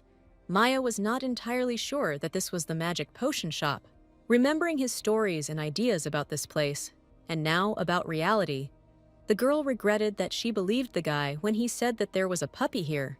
Although the sign really did warn people to beware of dogs, the priestess laughed and wanted to just open the door and go in, which would have been nice, but he wasn't the type to just open the door. Ah, so then maybe he can open that door with some secret method or something. On the other hand, it's probably done to protect the store since it's in such an insecure place. Having come up with a brilliant idea, Raka suddenly swung his leg, wanting to hit with all his might in order to break down the door. Just as he wanted to make his dreams come true, the door opened and the indignant guy screamed. Had he really lost his mind to break down other people's doors? It was clear from the face of the green-eyed boy with long blonde hair that he was seriously angry. Well, why the hell does every time this guy comes here, he tries to break down the door? They have a common password, and he just doesn't follow through. All you had to do was say, "Open sesame," that's all. How hard could it be? Poot! It's time to shut up. But the green eyes discovered that the guest was not alone, and slid with interest over the new girl. The man was glad to see this beautiful lady, and introduced himself as Falir Mikia, an old good friend of Rocky. But she doesn't really need to remember his name. She can just think of him as a dog. Brown ears suddenly appeared among the thick hair, and the guy said that he was a werewolf dog, so that's where the sign on the door came from. He probably managed to scare the stranger. However, Maya was only very surprised. Wow, what a cutie! Her cheeks flushed with surprise, and her eyes lit up. The girl squealed happily and immediately wanted to pet this little dog. But he wasn't against it. It would only be an honor for him to render a service to such a sweet blonde. When suddenly something made him speak completely differently, Raka flew up to his beloved pet and attacked him. How dare he even just look at Milady? My friend got it all wrong. This girl was the first one who called him cute, and she even asked to pet him. Maya tried to stop the man, because it was true. She was the one who started it all. She asked for it. There was no limit to her surprise. Did she really like dogs so much? Just one joyful grin and confirmation of his guess made the guy want to grab the dog by the scruff of the neck and teach him a lesson. But at that time, he still kept himself in check. A second later, the Duke suggested that the two of them step aside and talk. And then the werewolf seemed to be asking for help, it seemed to her, or Raka really did look a little too tense. Opening the door and entering the room, the girl found herself in an interesting place, like an antique shop. So many cabinets, a bunch of shelves, and each of them was filled with dishes. The blonde was the only light object in the room. And as she walked past, she noticed someone's skull on the left. So strange. Could all this really be real? In that case, the blue-eyed girl wanted to touch at least something and feel this antiquity, but she was not allowed. The dog advised not to touch it, because everything here could be poisonous. Wow. One awkward nod of gratitude was enough. Looking around, she noticed the guy next to her. She wondered what Falir was doing here. Wasn't he planning to go with Raka? Now the Duke has his assistant with him, who, as it turns out, didn't even bring Shakir a flower. Oh yeah, because the only ones who can turn a flower into a potion are him and a few others in the Imperial Palace. I wonder if that woolly thing the dog is touching right now is also very dangerous. For sure, yes. You just need to not touch anything and everything will be fine. It seems as if this store sells poisons, not potions. In any case, there was something Fel had to tell her, and he hoped she wouldn't contradict him. Coming closer, the guy took a shock of her hair in his hands and said that there was no need to imagine anything. He didn't mean anything like that, but just wanted to check something. She just looked different from other people. Well, what is the difference between them? After sniffing, the dog said that she had a very strong aroma of the Shakir flower, so maybe she can pluck at least one of her hairs for him. I wonder what he needed it for. The guy promised that he wouldn't harm her, of course. It's her business whether to trust him or not. But he is still one of the best potion makers, even though he is hiding. If you want to succeed, it is impossible not to make mistakes at all. Maybe he committed a crime. After these words, everything became even more suspicious. But it does not matter. He just needs her hair. With a sad look, Maya nevertheless agreed, and they decided to tear off and give him only one of her hairs. Although the girl was still very doubtful, he didn't seem to look like he was trying to pull something off. Taking the hair, the boy immediately put it in a small jar, promising to use it only for good purposes. Suddenly, Raka came to them and abruptly pulled out a transparent bottle. What are they doing here? Does the dog really want to curse his girlfriend? The green-eyed guy immediately started making excuses, as if he just wanted to study something. And if he succeeded, then perhaps he would be able to solve the problem with the Shakir flower. Even the Duke was surprised, really. Was this really possible? Maya was also shocked how this would solve the problem. If it really worked, then Rocky would no longer need to rely on her power, and then they would only need Shakir's flower if she didn't want him to be possessed by her after escaping in 4 months. Maybe it was time to just trust his friend, and everything would be just great. But Raka decided to order him, just in case, in a threatening tone, to conduct all sorts of experiments on this hair until it exhausted itself, and let him not dare ask for more. Whoa, easy! Maybe we should change the subject quickly. Like, did the Duke get all those healing potions? He asked for all the potions to be sent to the estate, except for a couple of pieces. And by the way, what's interesting is how the dog managed to sneak away. And what is he doing here? The thing is that this was the first time my friend had brought this lady with him, and that's why he was terribly interested in what she was like. However, Raka explained that this girl was not here to talk to people like him. God, he hadn't even introduced her. What a rude person he was. All this time, the blonde couldn't even see anything behind Rocky's back. She only heard the dialogue, when suddenly the dog said that it even seemed to him that she was his wife, whom the guy was trying with all his might to hide from the whole world. Blushing, Maya decided to stick her head out and explain that it was a funny joke, when suddenly the Duke said that it was true. That's how it was. And once again, he clearly repeated that they were going to get married very soon, so let him be kind enough to show her the respect and honor she deserves. Both were simply in shock. Maya, who was shaking with shame and disgrace, and the dog, who was very surprised by such news. What is he even talking about? She just works as a nanny in his estate. That's the official version. But in reality, they are going to get married. Even though they barely know each other, here's the fucking contract. They signed it so that the girl wouldn't be taken to the temple. Instead of unnecessary words and reproaches, the old friend simply asked Raka to come out with him for a few words. So what will happen to her now? All the bones will be washed there. The dog was on edge. What wedding? How could he possibly get married? The guy hoped he was just deaf. However, the brunette was determined and was going to win the girl's heart. No matter what it cost him, he wanted her to be only on his side. The green-eyed man spread his hands and tried to justify it, as if he didn't love her, and that it wasn't real. But the Duke just laughed and avoided answering with a joke. "What kind of questions are these?" Scratching his head, my friend was glad to hear this, but still advised me to be careful. After all, even if he does have any feelings for her, it's all because of the shakir flower. The guy also remembered how every time the blonde tried to convince him that everything was happening this way because of her power, and that it was just his imagination. However, he is not a tyrant, although of course, until recently he thought so. But now, replaying all those moments from a romantic point of view in his head, he changed his mind. Because at that moment, when Maya hugged him, and he held her in his arms, he did not feel any surge of strength, and did not lose the ability to think clearly. Or maybe he just got used to it when he began to touch her more often. Okay, so the friend certainly doesn't have to worry about that, and if the other guy just invited him to talk, then he'll probably go. What is he talking about? The dog gave simple, sincere advice. To be honest, he saw absolutely no point in him falling in love with someone, and this simply cannot be. Then what does he think? Why and how did rumors suddenly spread among people that Duke Aintia is sterile? Everything is not for nothing. Realizing what he had just said, when the last word left Falir's lips, the boy quickly turned away from his friend, covering his mouth with his hand. It would be better for him not to see or hear him for the near future, while Raka stood in shock in a stupor, trying to turn his comrade back. Grabbing the boy by the scruff of the neck, the guy asked him if he had heard it with his own ears. And if not, and nothing like that had happened, then where did he get all this from? In that case, he better keep his mouth shut, and the Duke is leaving. Maya is most likely waiting for him. But the dog didn't finish and wanted to stop his friend.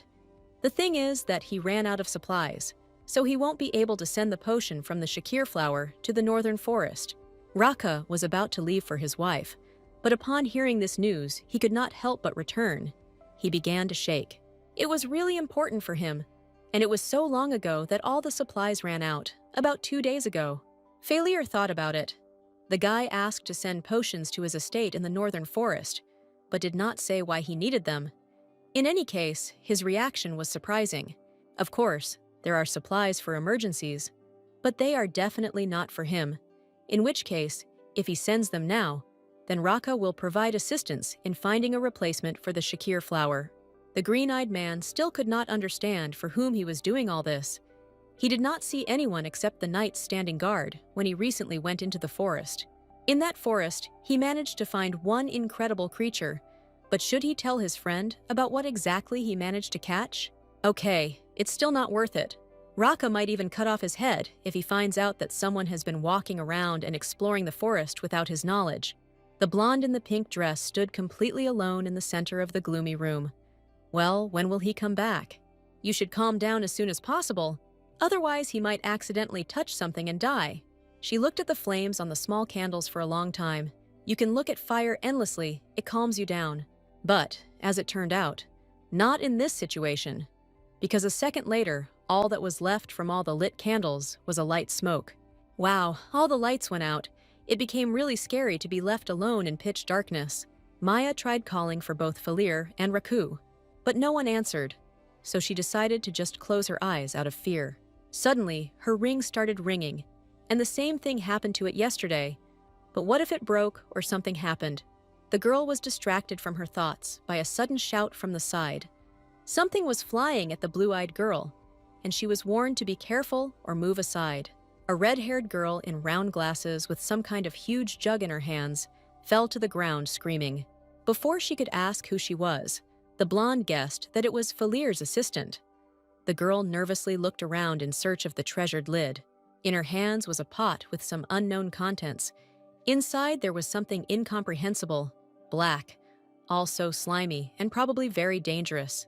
Having handed the girl the book, Maya advised her to cover it up with this at least for a while, and heard gratitude in response. Only after covering the pot with literature did the stranger calm down and thank him again. Otherwise, it would have been close to failure. Usually this creature is calm, but today it got completely out of hand. It comes from the northern forest. Someone suddenly started approaching, and the assistant ran away, asking her not to tell anyone that she had almost missed the object, otherwise she would be scolded. Before Maya had time to recover from her new acquaintance, someone suddenly grabbed her by the arm from behind and turned her around. Thank God it was Raka. The guy looked worried. He was obviously worried that someone had attacked his girlfriend, and suddenly she was injured. Taking her own hand back, the blonde calmed him down, saying that everything was fine. But her blue eyes continued to stare wide-eyed at the guy. What a relief, because he heard some noise and was afraid that something had happened to her. The dog got involved in the conversation. He was disappointed. Even if so, why did his friend leave him there alone? The shop owner asked what happened, where such a loud sound came from. This girl seemed to have told not to tell anyone, but Maya told everything. The assistant really did accidentally drop the potion. Surely such an excuse would work. They are constantly making all sorts of potions. Failure knew that, but he couldn't understand why all the candles went out. Well, maybe they just went out on their own, or there was some kind of draft. The guy stared around with a mysterious look. They couldn't just go out like that. The thing is that these candles are made of a special material that does not allow them to go out just like that, but sometimes they can do this due to the presence of dark magic nearby, probably because of Rocky. By the way, her ring immediately reacted to dark magic. Wow. Although wait, what's with the Duke's face? Did he really quarrel with Falir? Taking the boy by the arm, the priestess dragged the two of them to the door. They were already getting ready to leave. It was time to get out of there quickly before something unpleasant happened. The dog ran up and grabbed Milady's hand at the end, expressing that it was nice to meet her, and also next time, she can come here alone. There are many interesting things in the basement of his shop, so he can easily teach her how to brew potions. Having laughed nervously, the blonde already felt Rocky's burning gaze and mentally asked him to calm down. But he was not one of the timid ones. Did he really want to die, since he coveted someone else's? Seeing his reaction, Maya quickly said that they had another meeting planned, so it was time to run. Oh yes, Maya, the daughter of God. And today, she saved another life. Slamming the table with all her might during lunch, the girl asked Delcane how he could even swallow food at such a time. They don't have a ton of free time like he claims. They need to come up with a plan as soon as possible. Taking out the piece of paper, the boy admitted that he had already sketched out a couple of ideas, and his sister immediately wanted to take a look. He wanted to explain each point himself, but the girl with a piece of paper in her hands and glowing eyes wanted to read everything carefully herself. Yes, it's just wonderful, perfect, and most of all, she liked the part where Raka saves Maymir. The operation was called Prince on a White Horse, and the little girl even jumped up from her seat, imagining the plot. It seems she chose this item because it sounds funny. She admitted that bringing the two together was already a terribly annoying task, so adding a little fun wouldn't hurt. Why don't they try this point first? About an unexpected situation that happens on a sunny day, bringing two people destined for each other closer together. And then what she chose is decided. Walking along the forest path, Maya was glad that they managed to escape. After all, it was close. Falir wouldn't be able to see them together anymore, and they didn't have to pretend, so she could probably remove her hand now. But it wasn't that easy. She asked the Duke again if he could let her go, but he instantly remembered how he didn't like the fact that the dog had taken her hand in the shop, even though he had simply shaken her hand, nothing more. The brunette claimed that it was not just a handshake. He had eyes like a snake. And at this point, the girl already doubted their friendship. They looked more like enemies. For some reason, Rocky's piercing violet gaze was directed to the side for a long time.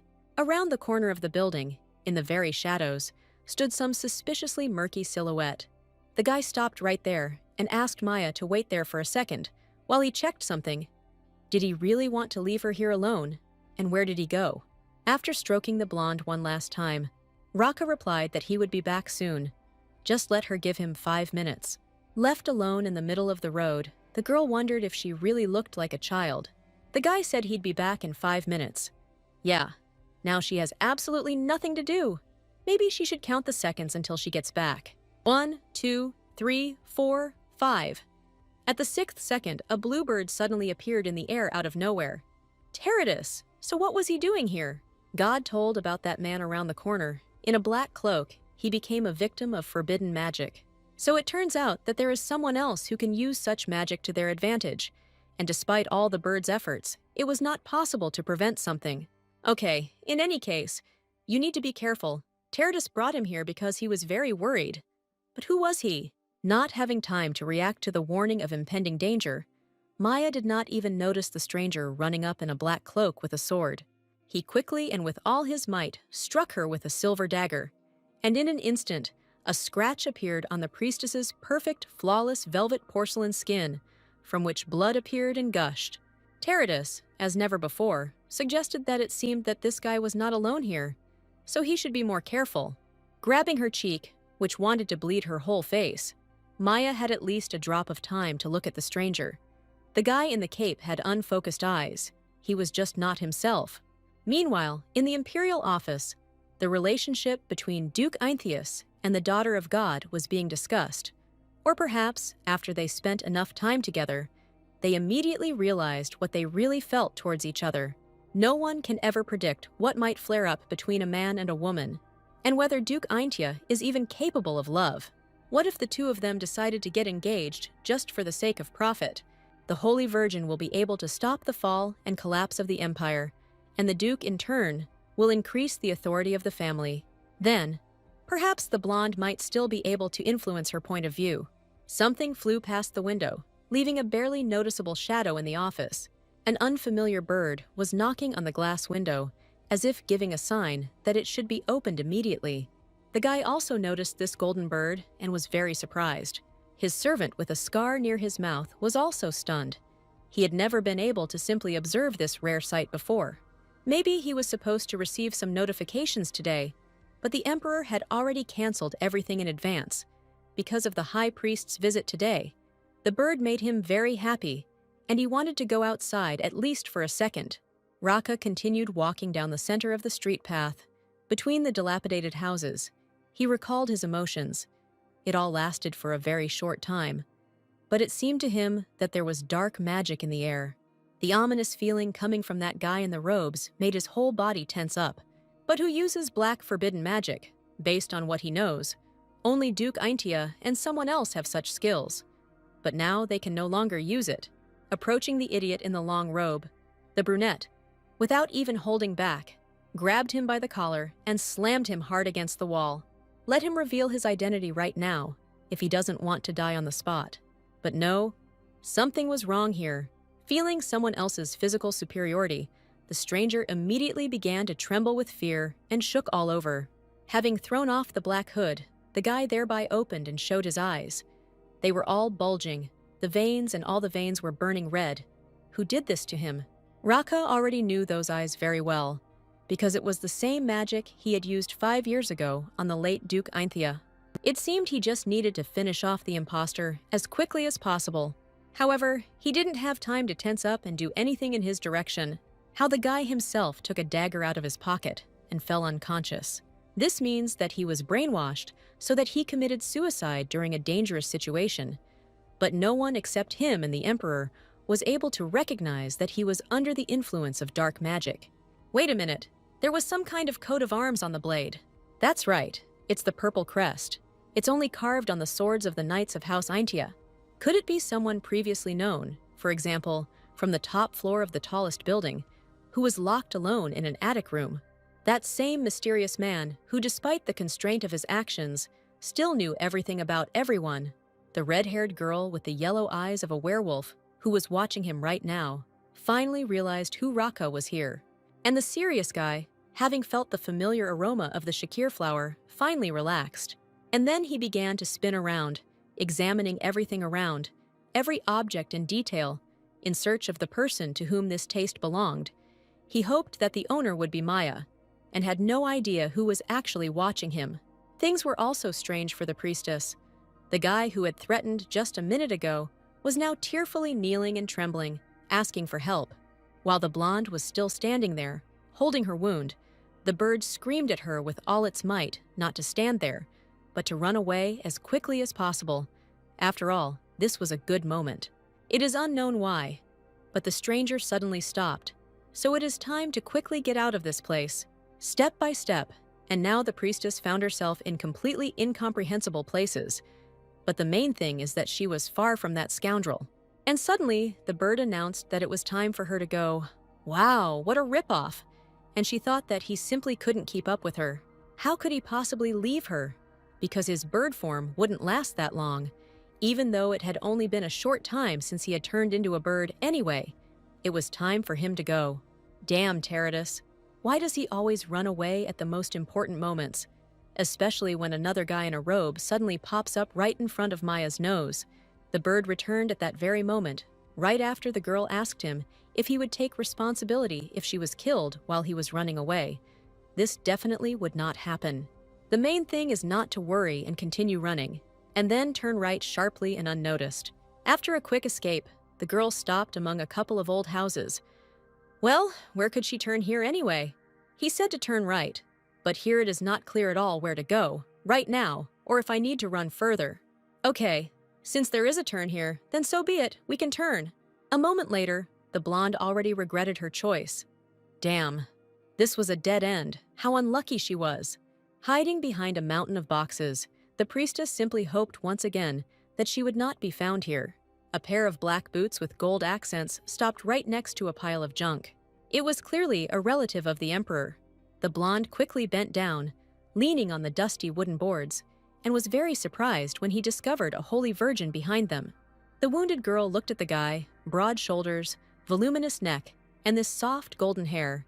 Yes, this is the main character of the novel, the flower Shakir, Jardia.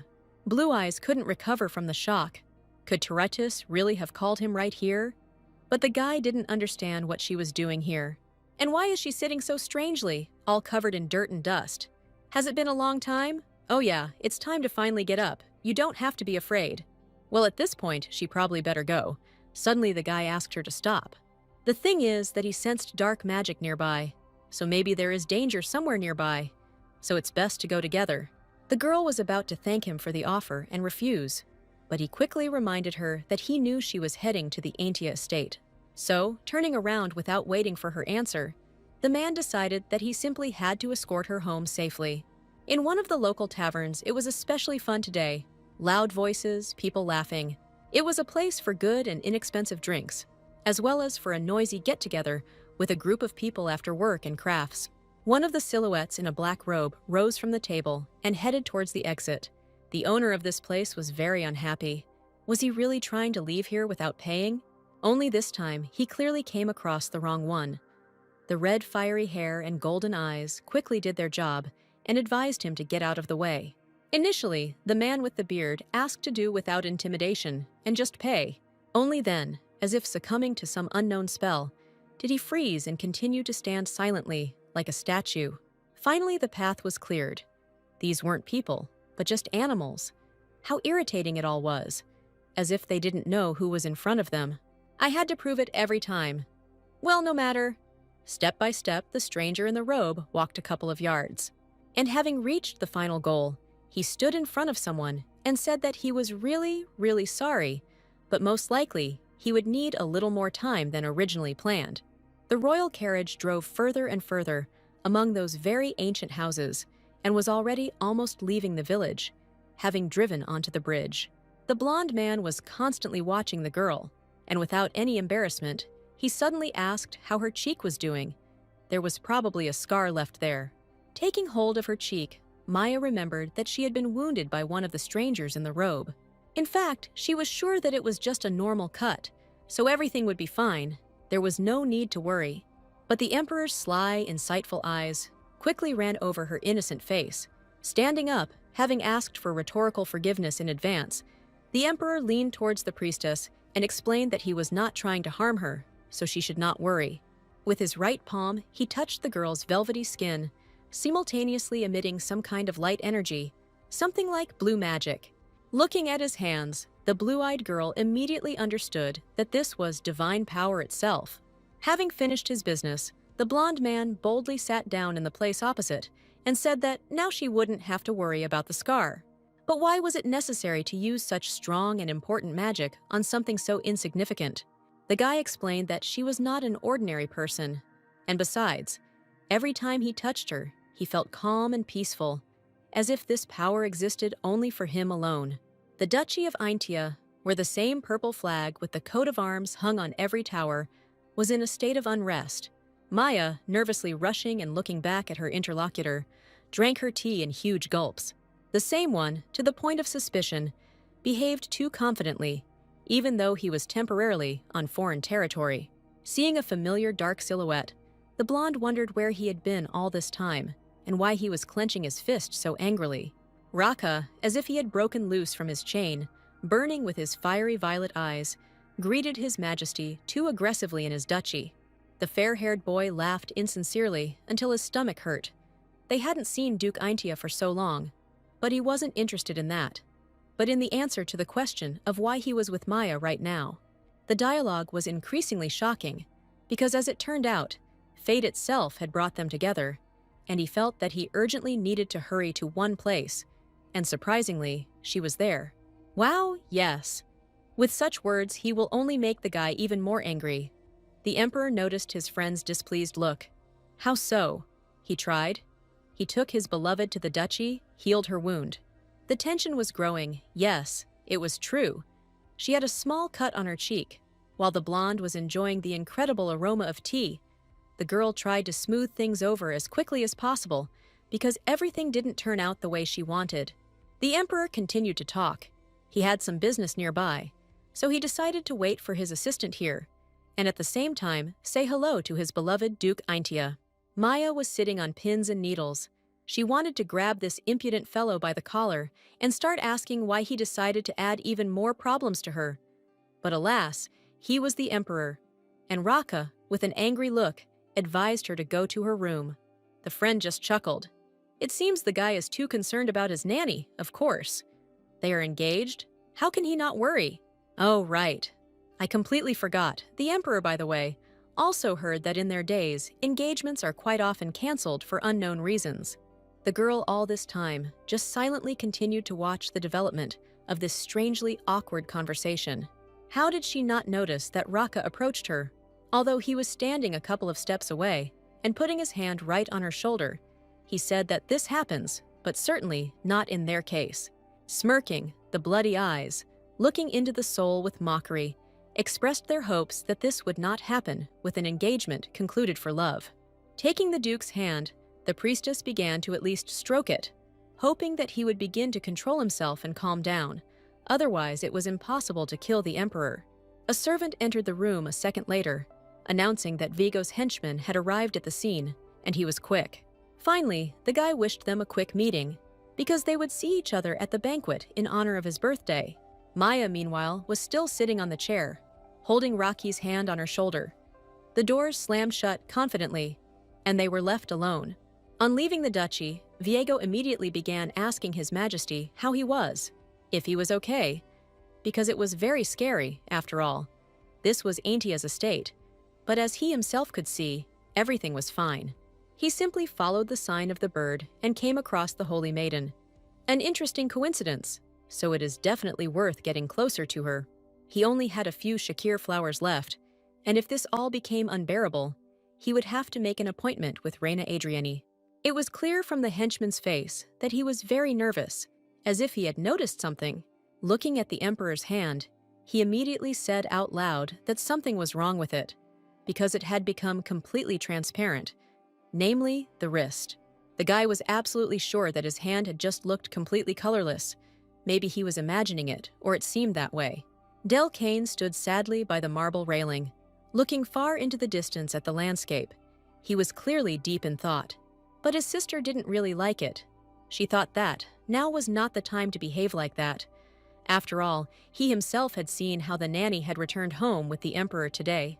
Of course he had seen it. But nothing could be done now. He hadn't even thought that something like this could happen. But Aisha was going to commit treason. How dare he try to kidnap her from them? What should he do now? Stand and watch as the girl is taken from under his nose? Okay, he needs to urgently call her personal maid. It's time to put the plan into action before it's too late. Meanwhile, Maya sat in her chair, trying to relax. Or maybe she should take a break, because she still couldn't rest properly because of the attack and the Emperor. So this was just the worst day off. Oh, right. The twins don't have classes today, so she can finally rest. Because literally, a second ago, she wanted to be sad. The maid Rita knocked, and the happy blonde immediately let her in. She began to tell them, suspiciously nervously, that they had received some rare tea leaves, so she thought she could make a cup for herself. They're called verimashita. They sounded like they were really tasty, so she didn't mind. But why not drink it outside? The sun is shining today, and there is a light breeze blowing, so it might be a great time to relax in the garden. If only there was someone to share this pleasure of relaxation with. Oh, right. We could offer it to Rita. Surely the tired girl would not refuse to drink a cup of tea with her in the gazebo. The same maid was literally just a couple of minutes ago being quickly taught a plan of action and asked to listen carefully. First, we need to make sure that Maya wants to go to the Western Garden. You need to make her go into the labyrinth in the garden, and then, at their signal, quickly slip away from there. Aisha threatened to die if she failed, and little Delcane was looking downright scary right now, which seemed to be all that was required of the poor maid. Of course, she agreed to have some tea, and a couple of minutes later, she and the nanny were already sitting in a spacious gazebo by the fountain, happily sipping a hot drink. How nice it is to sit like this. The weather is wonderful today. The sun was shining so much that even the clear water in the fountain sparkled. Adjusting her blonde hair, Maya said that it felt very strange to be relaxing on such a wonderful day. For the first time in a long time, her blue eyes merged with the sky. She looked like an angel who had come down from heaven. And so it was.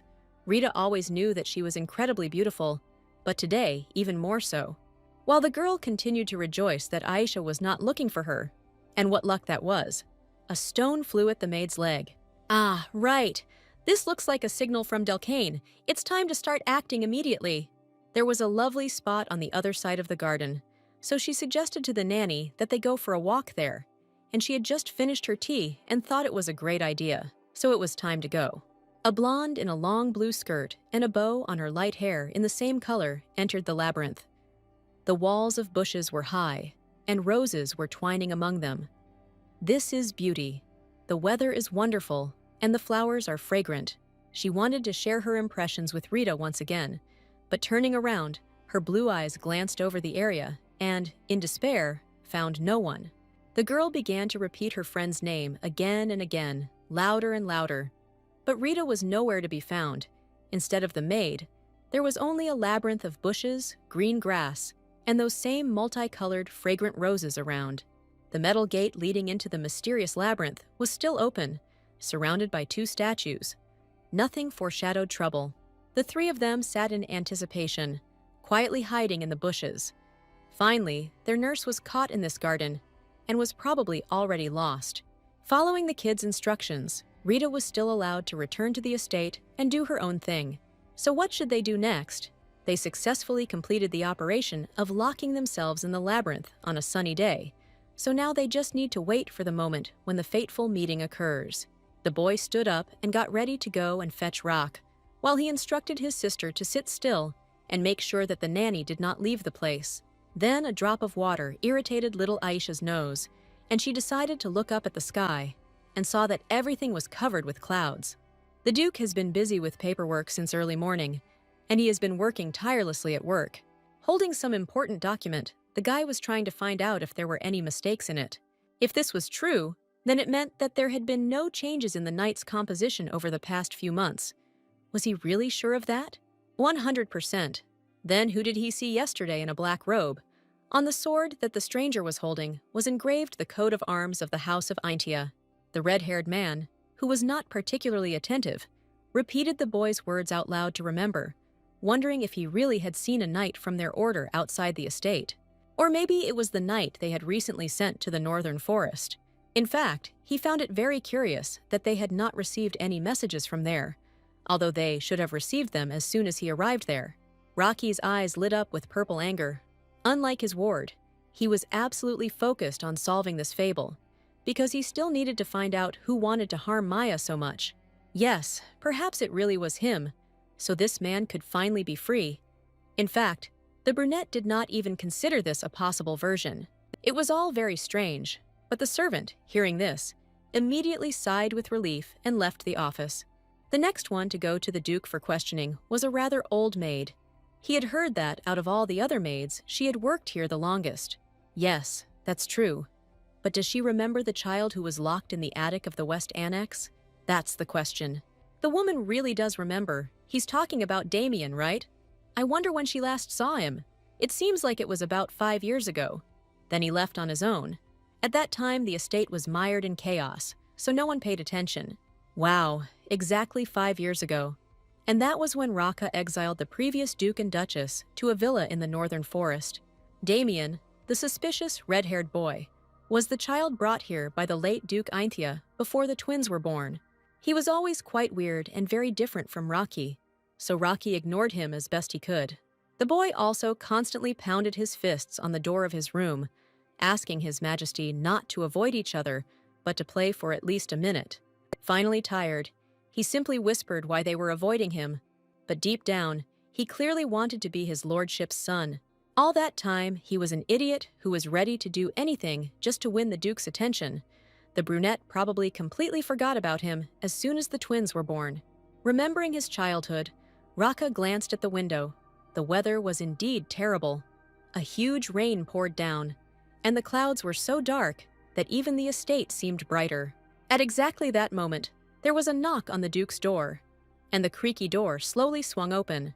It was little Delcane. He peeked out furtively from the half-open door and timidly began to ask something. But seeing the gloomy atmosphere in the room and the generally uncomfortable working environment, I wanted to turn around and leave. Wow, and it started raining outside. Oh well, my brother is probably very busy, so it's probably not the right time. But not that. The boy was about to go and save his daughter-in-law when suddenly Raka stopped him and asked what he just wanted. So he had to lay it all out there, slightly embellishing it, of course, so that a minute later his dressed brother was walking with him under an umbrella. Having led the Duke to the entrance to the bush labyrinth, the children declared that it was true. The Maya really was somewhere inside now. It's pouring down cold and terrible rain, and she's poor there. There's not even a place to take shelter inside. And she is also completely alone. In complete solitude and cold, one can go crazy. The kids immediately started to whine pleadingly. They were very sorry. They couldn't even imagine that it would rain so heavily. Damn it. There was no time to argue with the children. He had to restrain his impulse of aggression, so the Duke, clutching the umbrella in his hands tighter, simply headed straight into the labyrinth. Aisha immediately rushed to report that she sensed that they were in complete trouble now. She hadn't seen her brother so angry for a long time. This could, of course, end much better than the original plan, but this could be the end of their lives. It's a pity their plan about an unexpected situation on a sunny day didn't work. Tired, as if after running, Maya stopped abruptly, leaning against the wall of bushes. It seemed she was very tired. Well, okay, you have to look for the positive in everything. She's just happily strolling through the garden on such a beautiful day, so it's time to be optimistic. The weather was so good that it was bound to find a way out sooner or later. But when did so many clouds manage to accumulate? She hoped with all her might that it would not rain, when suddenly, at that very second, a clap of thunder echoed and a long bolt of lightning appeared across the sky. And a little later it started raining, and so hard. Not just a normal summer drizzle, but a downpour. Hoping that it would end soon, the blonde went further away, wandering through the garden. Of course, it could be because she was cold, but she seemed to be feeling tired and needed to urgently find a place to take shelter from the rain. Seeing a small plant that looked more like a sprout, thoughts crept into my head. Maybe I should at least wait out the rain next to it. Squatting down, the blonde noticed that this green thing didn't even have spikes. Wow. Her blue eyes lit up with admiration even more as she looked up. Or maybe she will be able to find a way out if she tries to climb to the very top. Well, it's time to at least try, otherwise you can get sick, step by step. And then her hand touched the top of the bush. A long-awaited victory, and she didn't know that it turns out she's not such a weakling. And now it's time to see where the exit is. But suddenly, her boot fell off the plant stem, and she was unable to hold on. For some reason, her hands became like stone, her legs like cotton wool, and she simply flew back, falling straight down onto the grass. At the moment when the girl thought that now there would be a very painful fall, so she should group herself, Raka managed to fly right up to her and caught her silhouette, thereby saving her from the blow. But where did the Duke come from? So many questions appeared in her head. How did he know where she was? But the guy asked her not to twitch again, otherwise she was just icy. The surprised blue-eyed girl objected. Raka will also get sick if he continues to hold her like that. She can perfectly well walk on her own. so it's time to put her down on the ground." The brunette replied that she was shaking all over, and how could she possibly walk to the estate on her own in such a state? His last sentence was that he would go completely crazy if he allowed himself to put her down on her feet, so he should stop twitching. Making concessions, the guy offered to carry her exactly until the moment they entered the room, and the blonde, hiding her face, reddened from embarrassment and shame in his chest, had to agree to this. So leaving the blue lace umbrella, designed to protect from the rain, on the ground, the two moved towards the duchy, quickly to the warmth. Despite the heavy rain, the girl felt protected, and she no longer even needed shelter, because there was Raka. So strangely, in the end, she realized that now she was completely okay with this guy carrying her in his arms. The rainy Intia Duchy estate looked even more gloomy that day. Not a drop of warmth, just a rain that got worse towards evening, pouring down like a bucket. Raka, sitting by the newly lit fireplace in a white shirt, waited for the girl to finish washing. She was probably still cold, so she'd better come over to him and sit next to the fireplace. Maya came out in a pink and white royal robe. With flushed cheeks and disheveled hair, she looked very cute. Taking a bath brought her body and soul into order. The brunette turned around when he felt her enter the room, and the nanny had to fully feel his languid gaze on herself. She lowered her blue eyes to the floor and fell silent, a bunch of thoughts rushing through her head. How awkward it was. It was precisely because of this awkwardness that the blonde wanted to run away to her room a moment later, and she would have succeeded in doing so if the Duke had not managed to get up and grab her right by the hand. He sat her down on a warm sofa next to the fireplace, covered her with a blue blanket, and did everything to make her feel comfortable. This greatly embarrassed the girl. He absolutely did not need to take care of her like this. So at the moment when she already wanted to object and collected her thoughts, his hand suddenly touched her cheek. The guy touched her face and said that she was still cold after the rain in the street. But the thing is that his hand was hot. Still, he assumed that the priestess had a fever, but she explained that her body temperature was simply suddenly returning to normal and immediately grabbed her cheeks, lest he noticed that she had turned red. The fireplace crackled pleasantly with burnt wood, turning the former logs into ashy coals and sparks in the air. Saying that it would be much better to check her fever, he took the blue-eyed girl by the face and turned her towards him. By chance, or perhaps on purpose, they found themselves very close, the couple silently looking into each other's eyes. It was a rather awkward moment, because the Duke was already too close, and he was still holding her face, adjusting her hair to the side. Maya tensed up a lot. Her pupils dilated, and she had to barely restrain herself from blushing. The conclusion suddenly escaped the guy's lips. The girl didn't have any fever as such, but standing up, he nevertheless declared that she should sit by the fire for a little while longer. It would be better that way. Patting her on the shoulder, he headed towards the exit, aiming to catch the twins as quickly as possible. So suddenly, but why? Did these kids really cause him trouble or do something wrong again?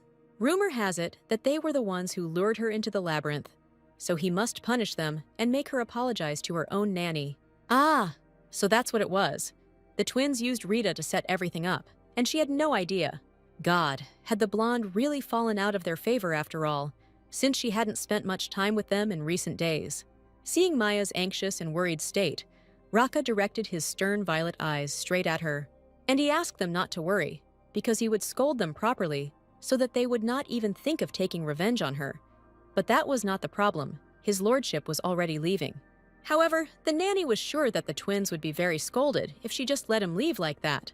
So, breaking free from the shackles of a warm, fluffy blanket, the girl quickly stood up, asking to wait, and rushed after the guy.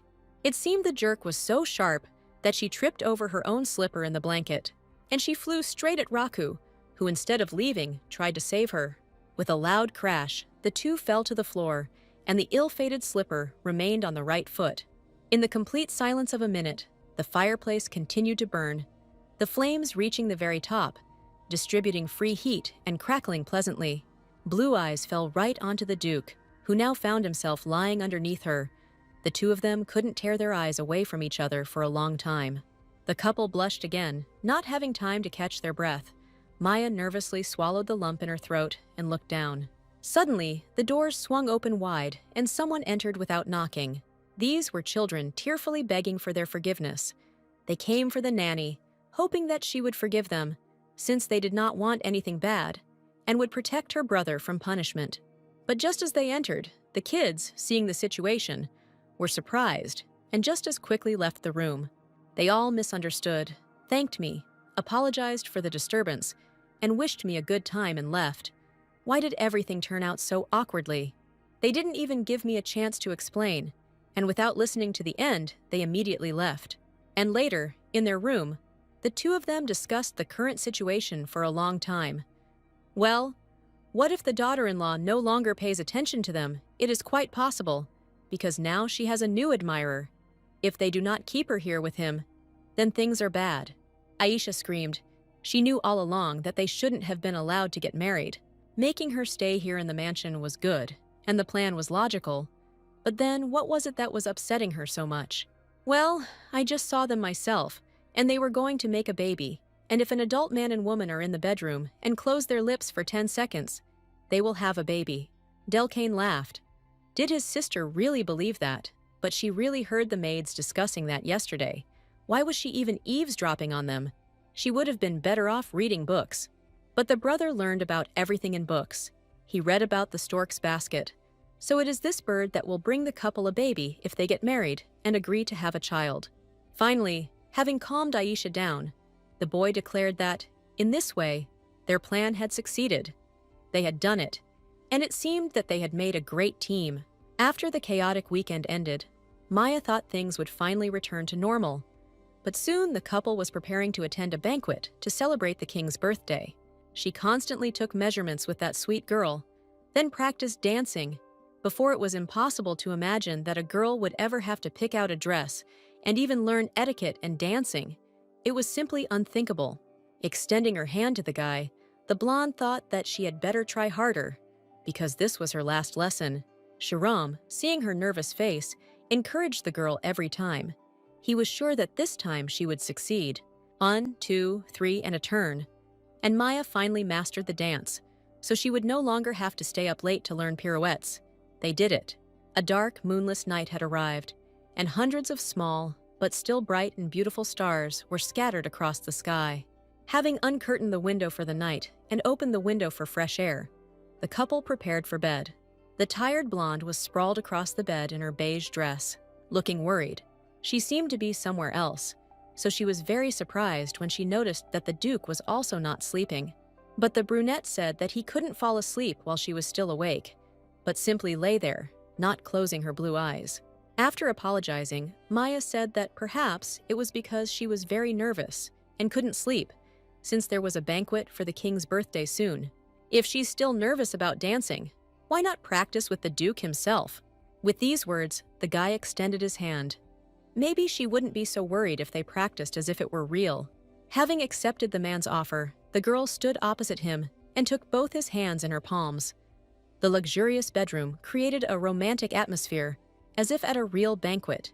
But the blue-eyed girl was very surprised by the movements and grips of Rocky's hands, because Shahram had never held her by the waist so tightly during training and education.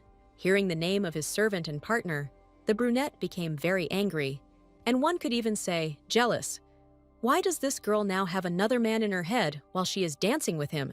Since when did they start calling each other by name? Such a personal connection. The blonde immediately corrected herself. She accidentally expressed herself incorrectly and meant Sir Shahram. Yes, that's right. Raka assigned this task to his assistant because he needed to keep Maya's identity a secret. However, now he no longer liked their closeness. So in revenge, he immediately grabbed the blonde by the waist more tightly. And suddenly, turning around, he tilted it as far as possible, forcing the blue-eyed girl to lose the gift of speech and look only at him. Having returned the blonde to her place, he continued to lead the dance as if nothing had happened, ignoring her embarrassment. Once she became a pro, it means they will skip the training stage and go straight to practice. It's time to start. The two of them joined in a romantic dance, rehearsing for their appearance at the ball tomorrow. Looking at the brunette, the girl realized that she had just missed one turn and was spinning in place. But the thing is that Raka was holding her by the waist so tightly that she couldn't even move. She awkwardly asked his lordship to let go of her waist so that she could twirl. Thinking that this was indeed true, that this was what he should do. The guy immediately removed his hand from her lower back. Maya was only thinking about how to make her turn. Now she would properly show him how to spin. Lifting and moving her legs in uncomfortable slippers, the blonde had to make a turn in 1, 2, 3. And so, raising his nanny's hand, the brunette helped her spin, immediately directing the turns. That same slipper had already let her down for the second time, so she accidentally twisted her foot and slipped on level ground. Feeling the fall into the abyss in the floor, the girl barely managed to start talking, trying to warn about the upcoming fall. Thank God, Raka sensed her shaky mood in advance, and screaming, he saw her flying past, and all that remained of the familiar silhouette was hair in the air. Having managed to grab Maya, he pressed her as close to himself as possible with his back. Pressing the light angel, he asked her to be more careful. In fact, it wasn't that she was falling, but she really wanted to adjust the uncomfortable slipper with her foot. Wriggling a little to get out quickly and continue the dance, the blonde suddenly realized that the guy was somehow too strong. Asking him to let her go as soon as possible, she did not expect such actions from him. After all, just a moment later, the man tried his best to make her believe that they were both really falling. Raka simply plopped back down on the bed, taking the brunt of the blonde's body blow on himself. Did he really enjoy scaring her like that? Snatching the girl from her strange, judgmental thoughts, the guy admitted that he really couldn't take his eyes off her for a second. And it wasn't she who should apologize. He just had to let himself be pushed away, to which the girl only laughed. She didn't know what was going on, but the idea that he'd deliberately let her win seemed funny, although he didn't think now was the time to think it was funny. Instead of continuing the argument, just to make Maya stop laughing at him, the Duke turned her over on the bed and hovered over her, once again, reminding her out loud that she was in a pretty dangerous situation, so it was definitely not worth laughing at. He continued to develop the theme of romance and flirting, noting that on paper they were already engaged. So what was he hinting at? Only when he saw the blonde's pink, embarrassed face did he realize that he just wanted her to pay attention to him and stop laughing. But he didn't think that she would get so upset. Without giving him a second to do anything, Maya immediately pushed the guy away, saying that there was actually nothing between them. Getting ahead and taking the girl's hand, Raka replied that he understood everything perfectly well and did it only to remind her what was between them. He always wanted the girl to remember who her fiancé was, and with the same thoughts, they fell asleep and did not notice how the sunny morning had arrived. As she was getting ready for the long-awaited banquet, she kept wondering why the Duke was behaving like that around her. Well, why couldn't she force herself to push him away decisively for so long yesterday, allowing his face and lips to be so close for a long time? It looks like she has developed feelings for him, or something like that. Trying to get rid of these thoughts, the nanny grabbed her head, upsetting Rita, because she tried so hard to do her hair. And she just ruined everything in one moment. Apologizing, the girl listened to lectures about how she shouldn't do that anymore. Having thrown on a beautiful lacy blue dress, the blonde decided to turn around and look at herself in the mirror.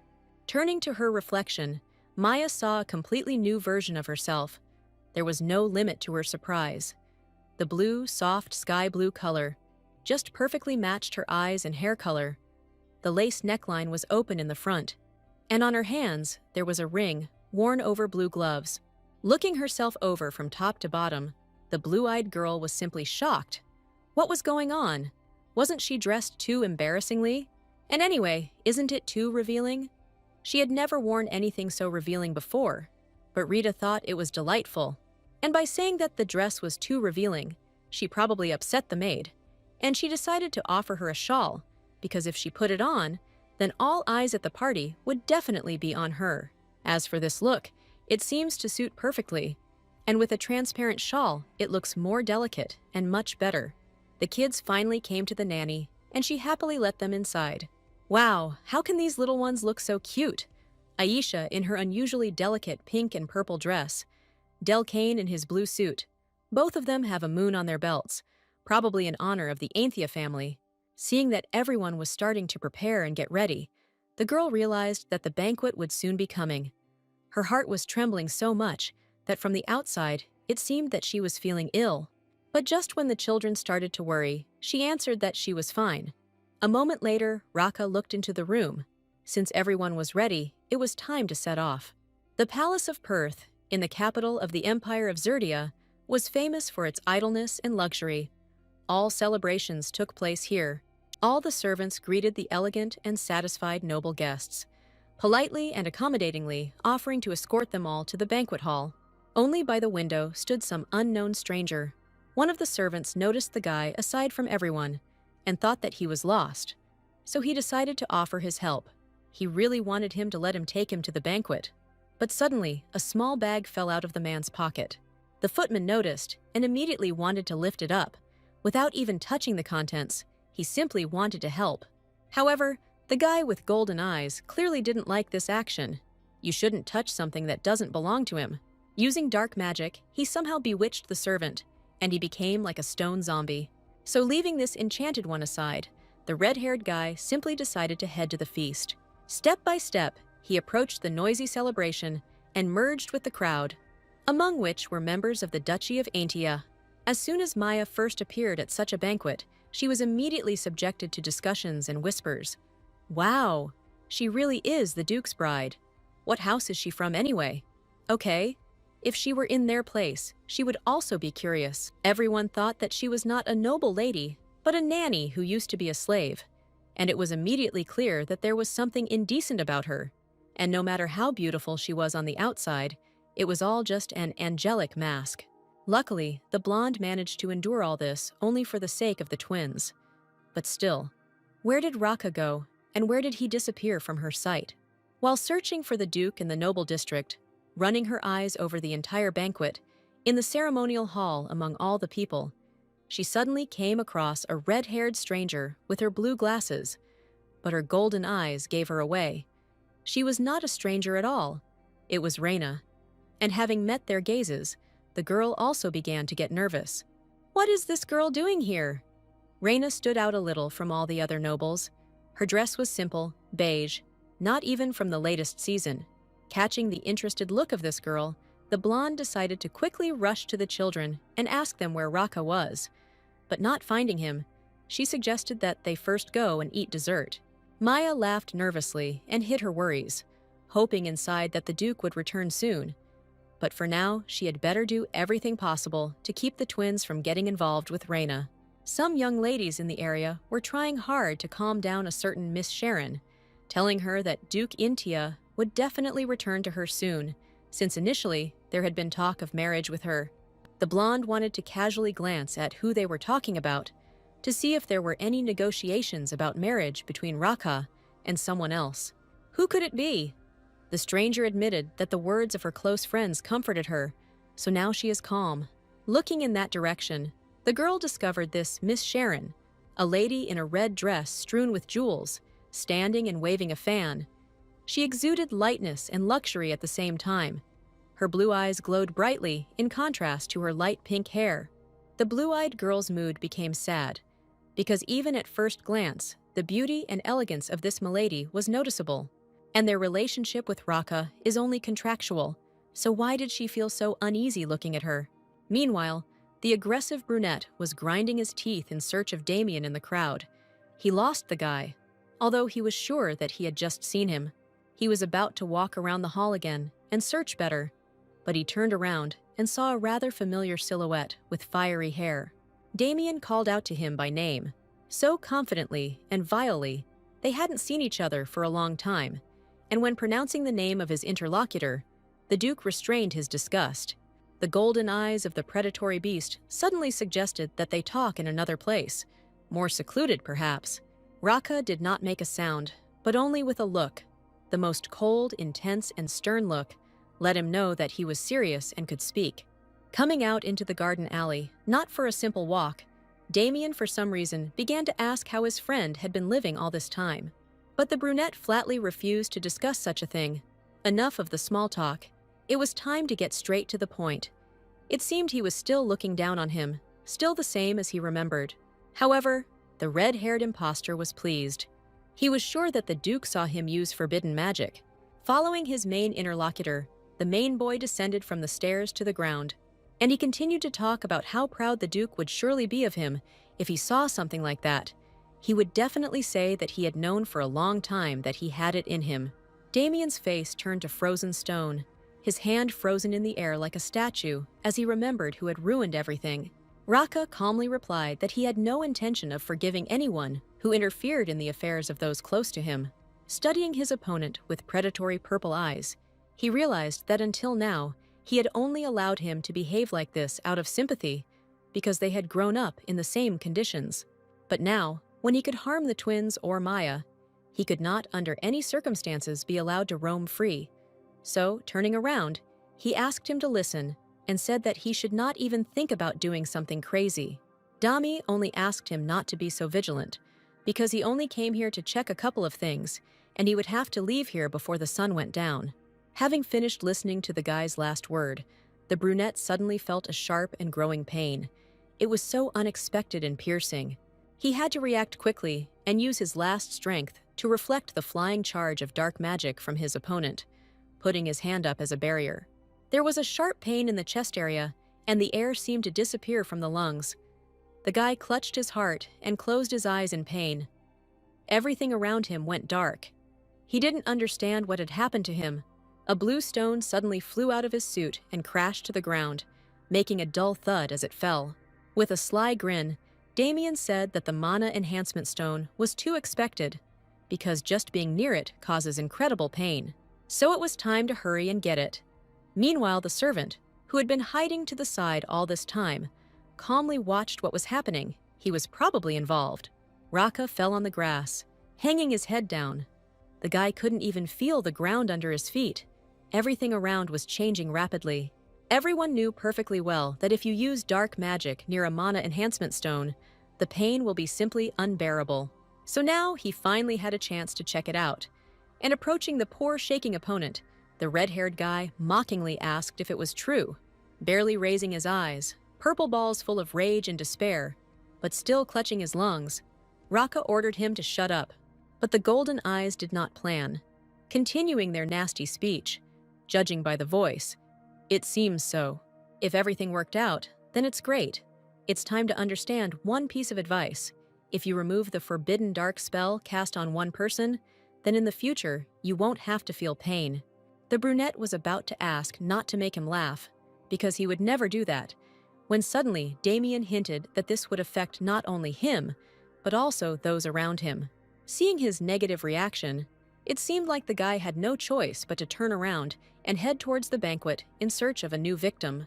I wonder how someone else would react when faced with a mana enhancement stone, and who should I test it on? As he thought through all sorts of revenge options in his head, he just laughed. It would be ideal to implement this in real life.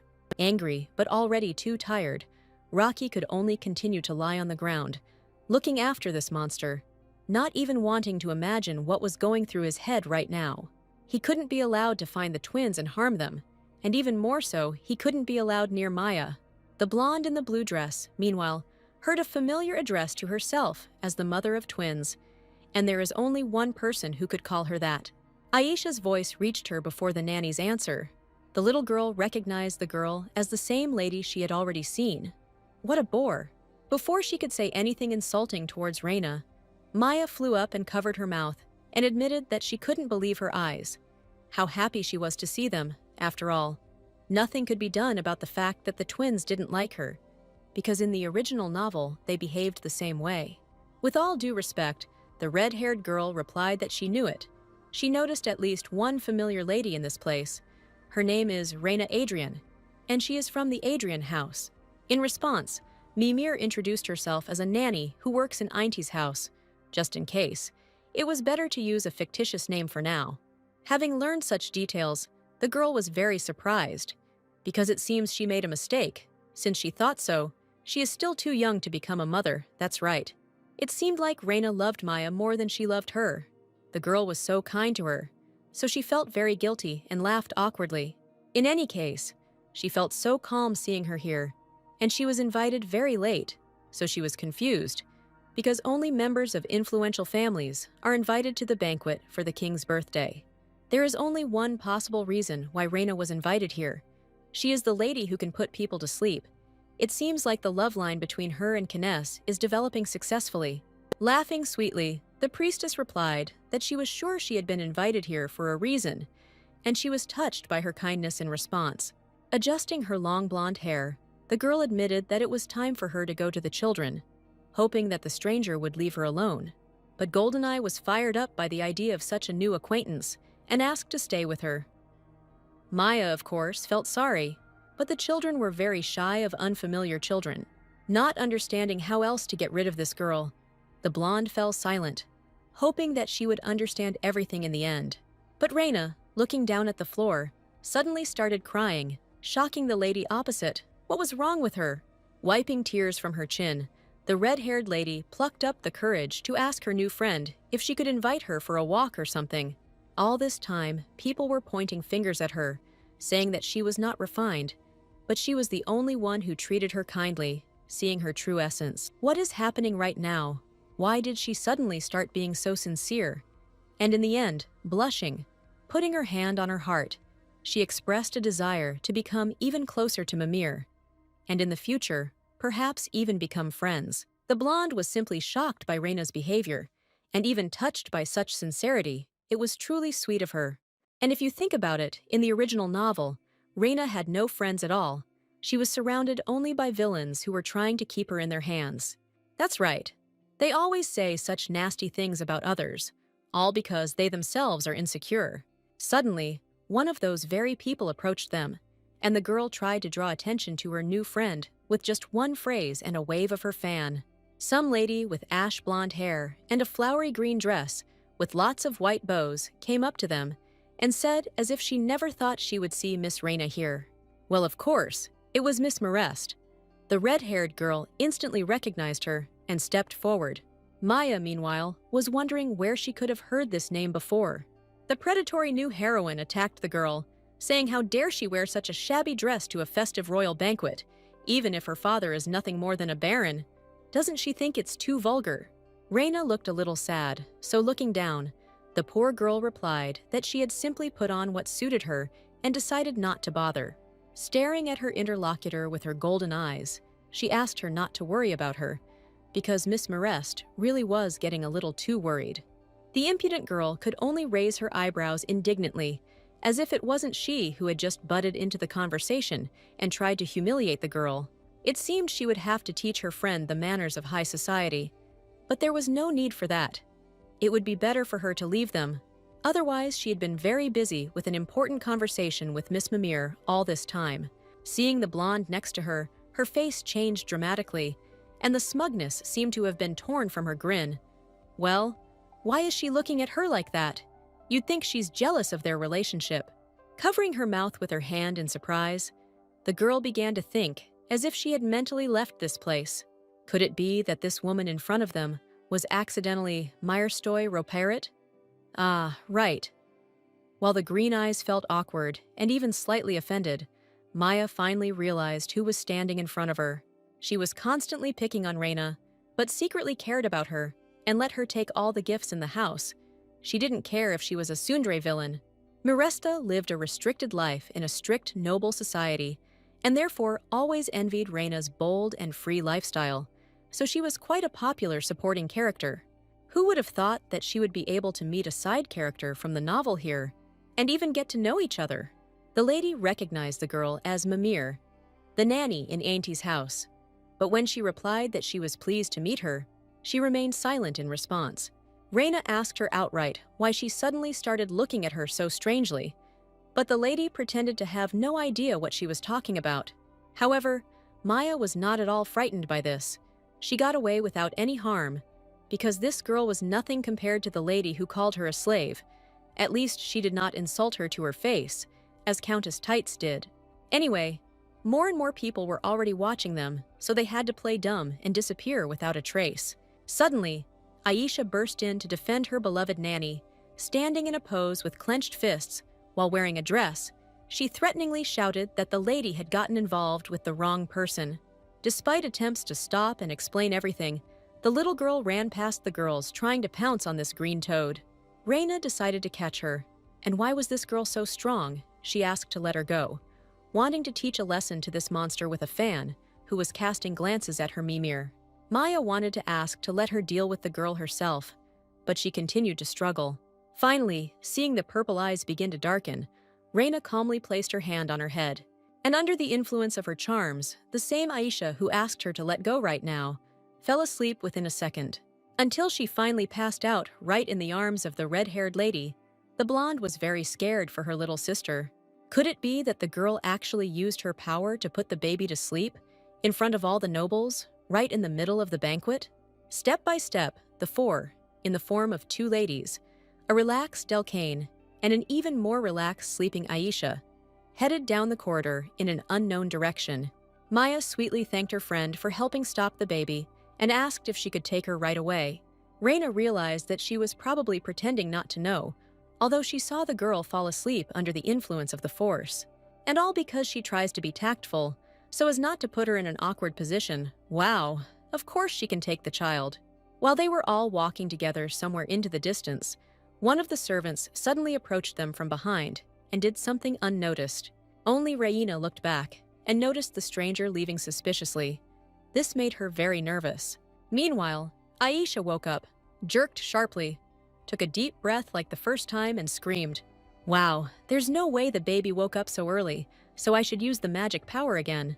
Aisha didn't even understand what was happening, because as soon as she woke up and came to her senses, the next second she immediately lost consciousness.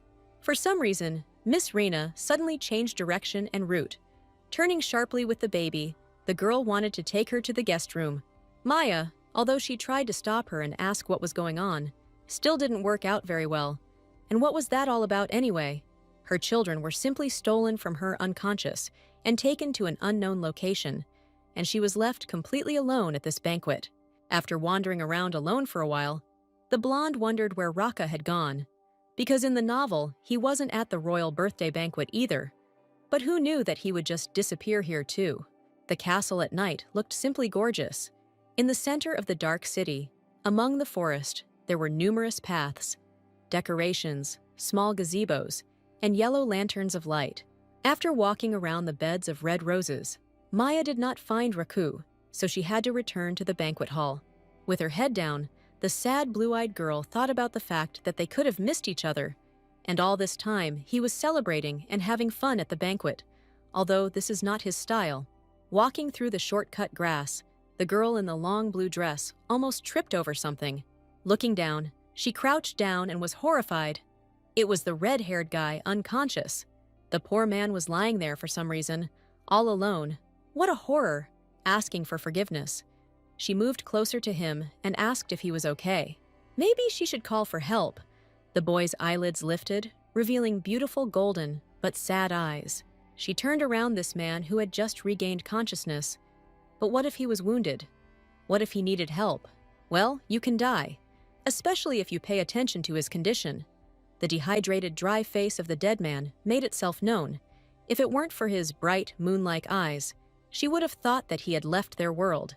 In the light of millions of stars and the moon, the blonde hanging over him now seemed like an angel who had descended from heaven, her blue eyes glowing brightly in the darkness of the night, and the transparent shawl on her shoulders created the impression of huge wings. Hearing what exactly this stranger was saying, Maya thought that he was just a weirdo, and that everything was fine with him already.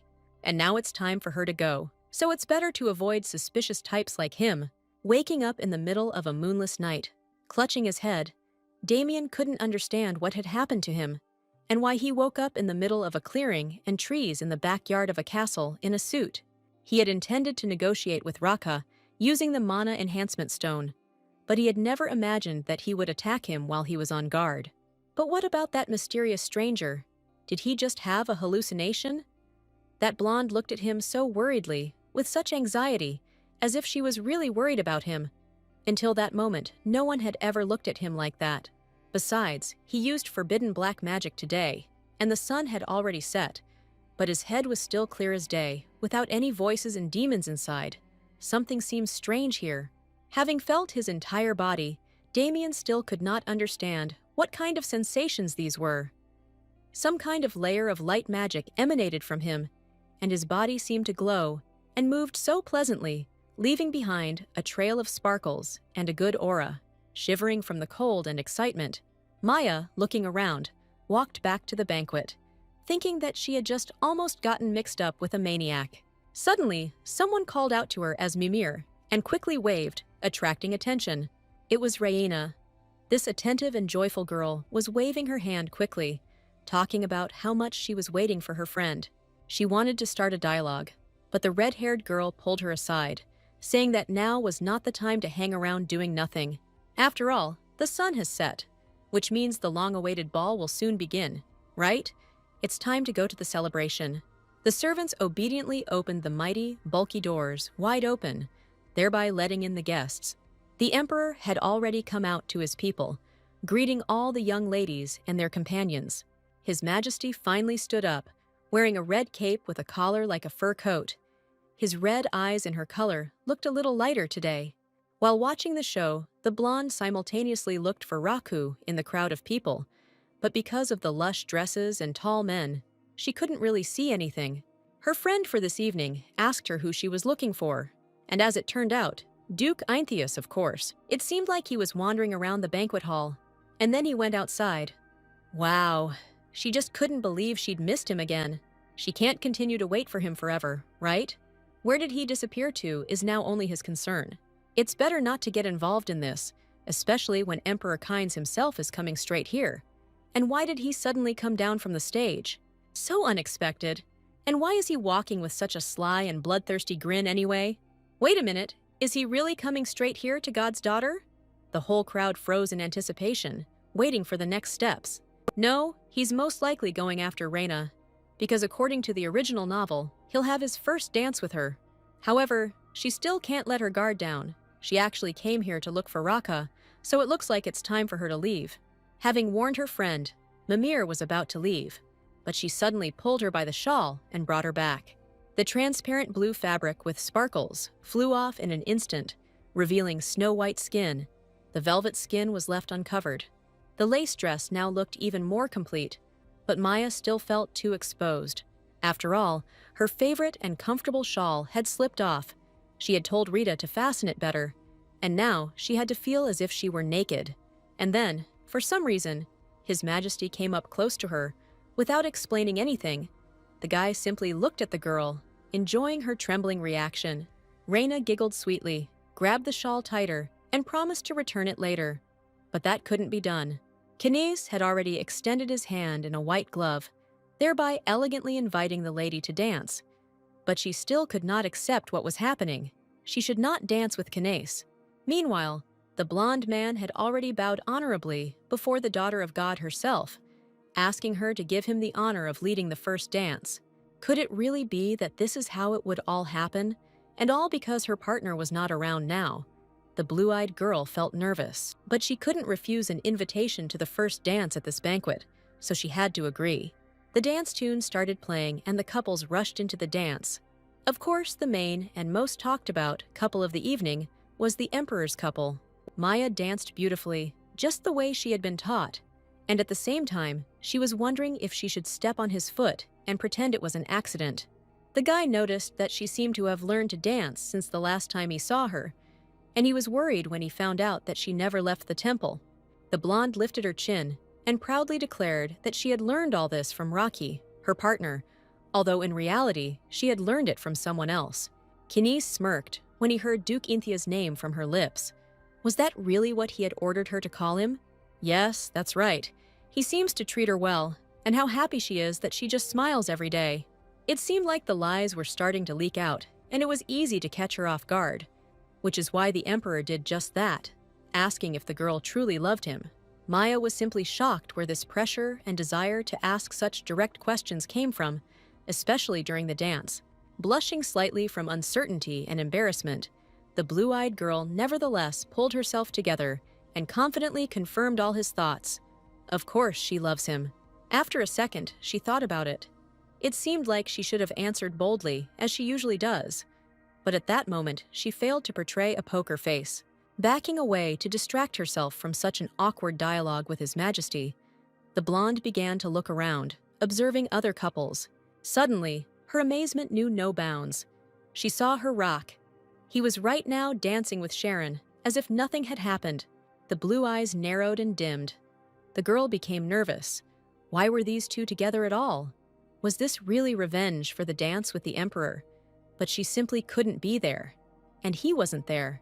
Kines, seeing how jealous Maya was while looking towards the Duke, asked her to focus as much as possible on her partner, who was currently right in front of her, and she meekly apologized, which attracted the gaze of his bloody eyes even more. It seemed he didn't like that she was showing interest in someone else. Bowing down right before the daughter of God, the man kissed her hand right in the glove, to spite everyone watching, and asked her to have dinner with him soon. Without listening to her answer, he turned around and walked away, finishing the beautiful dance. Before the blue-eyed girl had time to recover from this madness and confusion in her head, someone suddenly called her from the side. It was Delcane. The boy's violet eyes were terrified as he explained that they needed to run immediately because Aisha had suddenly developed a fever. It was really necessary to hurry to the living room. Having touched the poor girl's forehead, the nanny was stunned.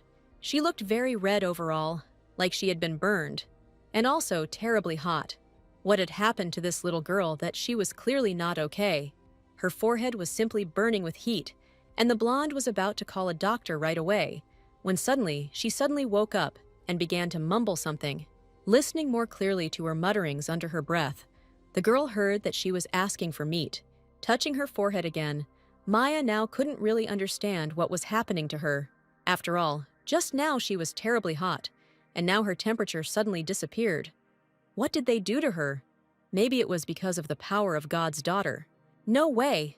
But wait, it is strange that she suddenly got up and felt better after my touch, which means the fever did not start because she was sick or had a cold. If you think about it, something was definitely wrong today. Recalling that evening in detail, a suspicious man followed him and Reina for a long time. It was some servant they had encountered 2 hours before all this, and it seemed that his eyes were suspiciously similar to the eyes of the guy in the robe who attacked her back in the old village. What if he was afflicted with dark magic, just like the unknown man she saw a few days ago? Rising from her knees, Maya decided that if this could be true, then the Imperial Palace was no longer safe. Someone tried to slowly open the doors to the room, and the evil girl quickly walked to stand up for defense. No one else could be allowed to enter inside. Only when she saw the one who was trying to enter, the blue-eyed girl lost all the determination in her eyes. She didn't have time to open the door all the way, and continued to hold on to the handles, when suddenly the guy fell head first, with his body completely relaxed, right onto her shoulder. It was Raka, and now he didn't even seem to be able to talk. Something as terrible had happened to him as to Aisha. He was radiating heat as if he hadn't slept for a couple of weeks, and his body had been kicked. She asked his lordship what was happening to him, and meanwhile, he continued to lie on her shoulder, asking for at least another minute. It seemed like everything would be so good if he stood with her like this for a little longer. It seemed like his whole body was just burning with hellfire, and the heat began to subside after she touched him. Could it be that the same thing was happening to him as to little Aisha? Mimir was suddenly distracted from such a sweet moment by the approaching footsteps and voice of a boy. It was Delcane, and he only wanted to warn the nurse about the approach of Miss Sharon, who had just entered the doorway and was observing the whole scene with her own eyes. The pink-haired girl just stood there frozen in place, shaking with anger as she stood and watched this stupid blonde hug her boyfriend. Had she really followed Raka, hoping for something more than just a dance? Thinking about it, Maya felt a surge of tenderness, so she pulled the guy even closer to her and decided to stroke the brunette's head. Making the lady boil with anger even more, she asked Rocky right in front of her eyes if he was feeling better. He obediently replied that he was already feeling much better. The beast could not tear her trembling gaze away from the couple, and then she couldn't hold back and ran away, rushing away from there in tears. The satisfied blue-eyed girl only became even happier. Everything was right. He was not her man, so let him go. It was only a moment later that she realized she felt something on her back, and Raka was simultaneously asking if her dress had always been so elegant. She asked his lordship to take a break for at least a second, considering the places where he began to touch her, right on her bare back. But if he touches her like that, then you can immediately feel how her energy is depleted every time his hand touches her skin. It is no longer possible to bear this, apologizing in advance, because he is not touching her dress. The blonde pushed it off herself with all her might, and only when it flew away a meter, she breathed a sigh of relief. Shaking his head, Raka finally came to his senses and fell silent, saying that he had not done it on purpose at all. It was as if it just happened that way. The girl understood everything, but it was somehow awkward. Little Aisha suddenly woke up and immediately asked what those two were doing there. Great, just in time. Brother immediately ran up to her and asked how he was now, if he was okay, because she said that she had such a fever that she could die. That's exactly what happened. The little girl suddenly asked Mimir to look here, right at her hand, because some strange symbols suddenly appeared there. They were hot to the touch, and they looked disgusting. The daughter-in-law was very surprised and asked to look at her hand, surrounded by family members. The girl pulled her dress up to show it. She was indeed right. But how could this happen? His lordship said that her body simply could not withstand the dark magic, and it leaked out. It does not look like anything serious, so everything should disappear soon. There is no need to even do anything. Maya began to suspect the guy, because she had just asked him why this happened, and he only said that the symbols would soon disappear, and he was not even excited and behaved the same way before. It seemed to her as if the Duke was hiding something. Touching the baby's forehead again, Mimir was convinced that, fortunately, her temperature had dropped. Only Delcane noticed that the symbols started to disappear when she touched Aisha, and the girl no longer had a fever. Uni is simply the best. Despite everything that was happening, the priestess wondered if this was just a coincidence. Raka said that they would disappear soon anyway, so it could all just be a lucky coincidence. It couldn't be that she had such power, right?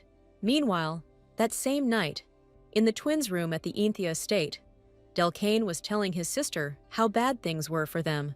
After all, Emperor Kines was the first to dance with Mimir, and usually people invite their beloved, or bride, to the first dance.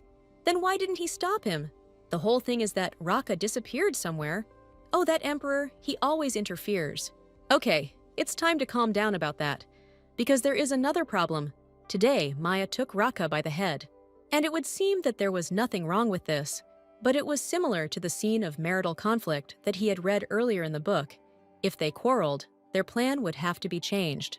The boy read that adults leave home if they quarrel. The wife from the book also ran away. Having brainwashed Aisha with her literature, the boy convinced her that this should not be allowed under any circumstances.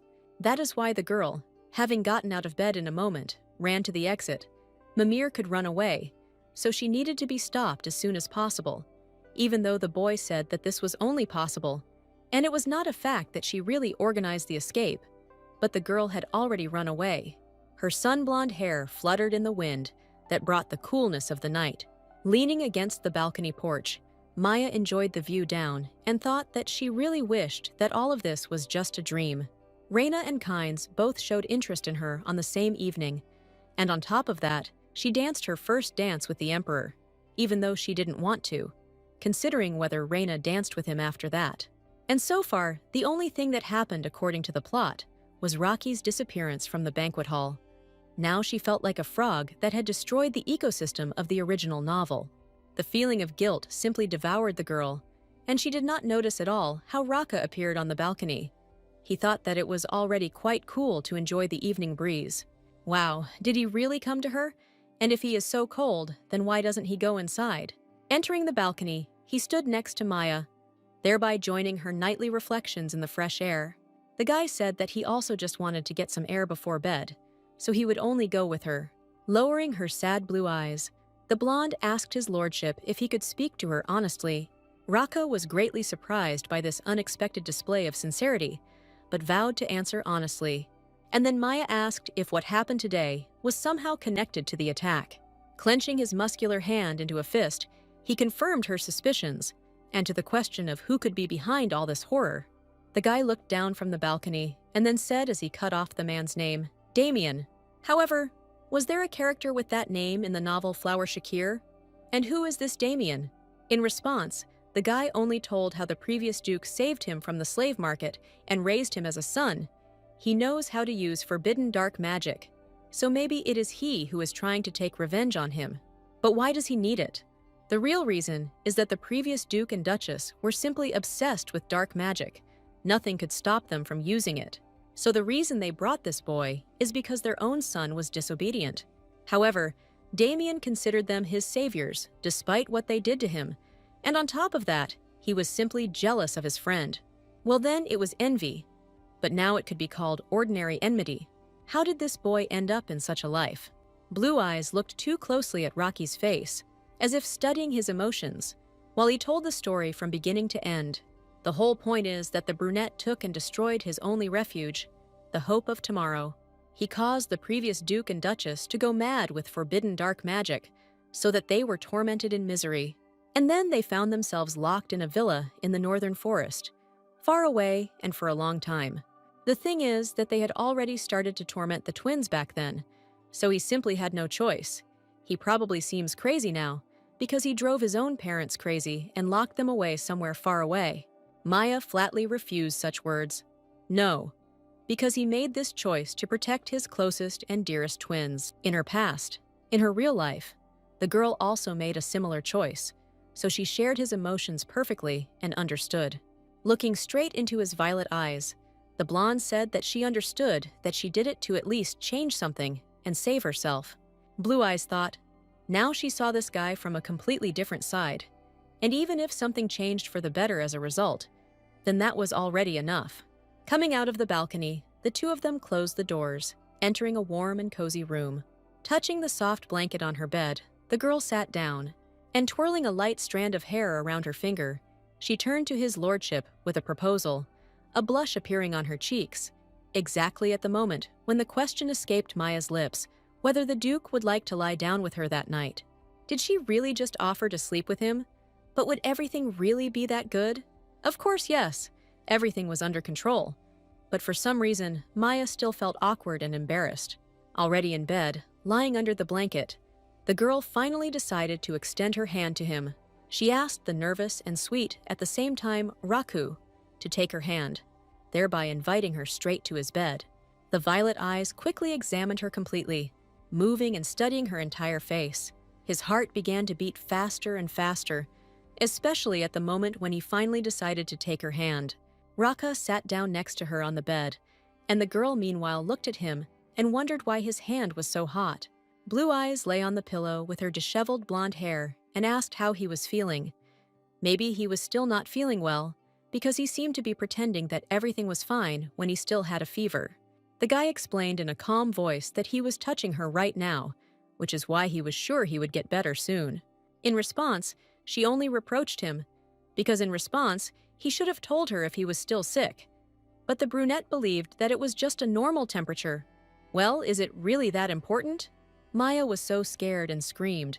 Of course, he can get better instantly, just by touching her. Oh, if you remember and think about it, Aisha also had a terrible fever. She didn't get sick again by chance. But no, the guy convinced her that the girl was okay because she had completely healed her. That same dark magic that appeared on her hand. If it weren't for the nanny, the magic would have subsided only after a day. Maya still couldn't believe what she had done. Who would have thought that she was so talented? So that's why she blesses Kanice and dies at the very beginning of the original novel. She was very impressed by her own power. The Shakir flower has a calming effect, so it is really important. But does the Duke mean to say that there are black symbols on him too? Right? They will disappear soon anyway. It seemed like the guy was pretending again that it was all nonsense, but the blonde insisted on seeing them in person and getting rid of them. Raka sat down on the bed, replying that everything was fine, but she asked him to stop being stubborn already. Maybe he had it on his hand, like Aisha. But no, his hand was clean, like a baby's. Then, where were all these symbols hidden? The serious-minded brunette answered that he was fine and simply suggested going to sleep already. All she needs to do is touch them, and she would leave. But it's not that simple. However, Maya still grabbed the brunette's hand, not understanding at all why he didn't show them to her, since everything was so serious. After a couple of seconds of silence, Raka finally agreed, but asked to let him go calmly and carefully. And then he slowly began to unbutton the buttons of his white shirt with lace inserts, one by one. The blonde finally understood why he had refused to show them and cure them all this time. And at that moment, when he completely unbuttoned and exposed his chest, her heart almost stopped. Her blue eyes lit up brighter than the sky, and her pupils narrowed. She had never seen anything like this in this book world before. Could it be that this guy with the languid gaze really had riveted her attention to his dark symbols? She didn't even want to remove them, but she wanted to touch his chest. Despite all the surprise, she was drawn to him. After the end of the festive banquet, the castle was the only burning object in the night, except for the stars. His Majesty was walking down the street, looking at the sky and enjoying the scenery, when suddenly someone approached him. It was Viego, asking if his friend had found out if Lady Reina had the ability to put people to sleep. No, still not, but he'll probably find out soon. He doesn't think she feels wary of him, unlike some people. For example, God's daughter is definitely afraid of him. Then, if you think about why he danced his first dance with her, the nobles will probably gossip about them. But that is exactly what he wanted. After all, Maya came here as the bride of Duke Ainthia, so he thought that his proposal would be rejected. But for some reason, the Duke was not next to her. So this was just a perfect chance to change his plan. The blonde knew very well that her image of Rocky's bride would weaken if she danced her first dance with him. And this will cause a lot of discussions, and everyone around will only think about the fact that they have some chance of a relationship with him. It seemed like the Emperor should have been happy that he had stopped him from officially announcing his engagement to the saint. But now, for some reason, he felt guilty. It's not clear why he even started dancing with this Miss Sharon. There had been rumors about them for a long time. And oh God, how could she stop thinking about the face of God's daughter? Especially at that moment when she looked at this couple, and this lady dancing with Duke Ainthia instead of her. Raka, still sitting in bed, thought about how it was after the royal banquet that everything went wrong. He just couldn't believe that he was actually showing Maya such a disgusting part of himself. Usually, he only allowed the good sides. And now, looking at her surprised face, I had to start doubting what I had done, because he had already told me that you couldn't get rid of them with a simple touch. But now she was convinced, so he was simply sure that the girl would not dare to touch them, and he understood her perfectly. In response, Maya only sat closer and asked with regret if these wounds hurt him much. Almost bursting into tears, with tears in her eyes, the blonde continued. She was sure that he was in pain, but then why didn't he give in? After all, it's high time to stop enduring this terrible pain, and she can help him. The guy was much more than touched. No one told him to stop enduring the pain. Why did she tell him that then? All this time, since childhood, he simply could not reveal his weakness because he wanted to survive and protect the twins. He simply had to win her heart. But instead, she takes possession of him. Does this mean that he loves her? True, to truly love someone is a sign of weakness, just like he once disobeyed the previous Duke and Duchess to protect the twins. But the fact that he feels this way, knowing this, does that really mean love? At that very moment, the girl asked to touch him, and it was then, looking at her with his already bright purple eyes, that the guy finally realized that he must really love Maya. That is why he decided not to even resist. But if she so wishes, then of course, it is possible. Where is that person who a couple of seconds ago declared that he could easily rid him of them? The priestess was just about to do it. Oh no. As soon as the girl touched him, Raka felt goosebumps all over his body. This excitement from the simple touch of her fingertips. How is he going to tolerate this at all? Okay, this is all just for the sake of healing, nothing more. Maya suddenly noticed that they wouldn't disappear as quickly as Aisha's, so it seemed like it would take longer than she thought. There was no need to rush, and she could take her time. But the brunette wasn't entirely sure that he could hold out for so long. Really? Did it hurt him just from simple touches of hands on his torso and chest? Gritting his teeth, he muttered that it didn't hurt at all. Let him continue. The surprised blonde agreed and decided to continue, nervously glancing at the Duke. She moved her hands over his naked body, radiating light energy. It seemed like it was really working. He just needed to be patient a little longer. Now, little by little, his chest is clearing up. The symbols are becoming lighter and less frequent. The magic is really working. After praising him for doing a great job, Maya briefly removed her hand to move closer, making it easier to reach. Suddenly, her hand was intercepted and twisted in a completely different direction. Like herself, however, the girl found herself pinned to the bed by her hands, without any ability to move, since Raka was on top, sitting right on her. She tried to reason with him again, addressing him politely, but it seemed to be too late. His violet eyes suddenly became even duller, and a sly grin appeared on his face, which had long been familiar to her, and it did not bode well, for sure. Pressed against the blanket and completely defenseless, Maya still did not lose hope of bringing the Duke to his senses. After all, he was not even in his right mind right now. The tempter only laughed, continuing to hang naked over the girl. Deep down, her reaction even slightly offended him. There's no way he wanted her so much just because of power. It seems like he better clarify his feelings right now. He's completely sane. The nanny's hand kept moving, trying to break free from captivity and escape. However, noticing such ridiculous attempts, Raka only shifted his grip and took the blonde by the hand, despite her screams. But she knew that this guy was simply not himself. The brunette only asked offendedly why she was saying that. He would have already pounced on her long ago if he had been intoxicated with magical power. Then why is he doing this? It's time to change the topic as soon as possible. So the girl agreed with everything that was said. Yes, he is fine. So now she will continue to remove all the marks. Raka didn't even think about stopping, because he hadn't even answered the question yet. Leaning even closer, he leaned towards her ear and began to whisper languidly, causing goosebumps all over her body. The brunette assured that he definitely doesn't do anything he doesn't want to. So right now, he's only so close to her by his own free will. Does he really like her? The blue-eyed girl couldn't try it on, which made her very embarrassed, and a flock of butterflies fluttered in her stomach. She thought that they were together only because they needed each other. So maybe it was just a fleeting feeling. Did she really think that he was mistaken in his own feelings because of magical power? Let him take his word for it, and let him clarify the whole situation. It's not like that at all. Seeing Rocky's determination, she was seriously scared. He said that he knew very well that he was no longer losing his mind because of her abilities. And it was the pure truth. He was now always subordinate to himself, and all thanks to the sacred object. Does this mean that he really likes her?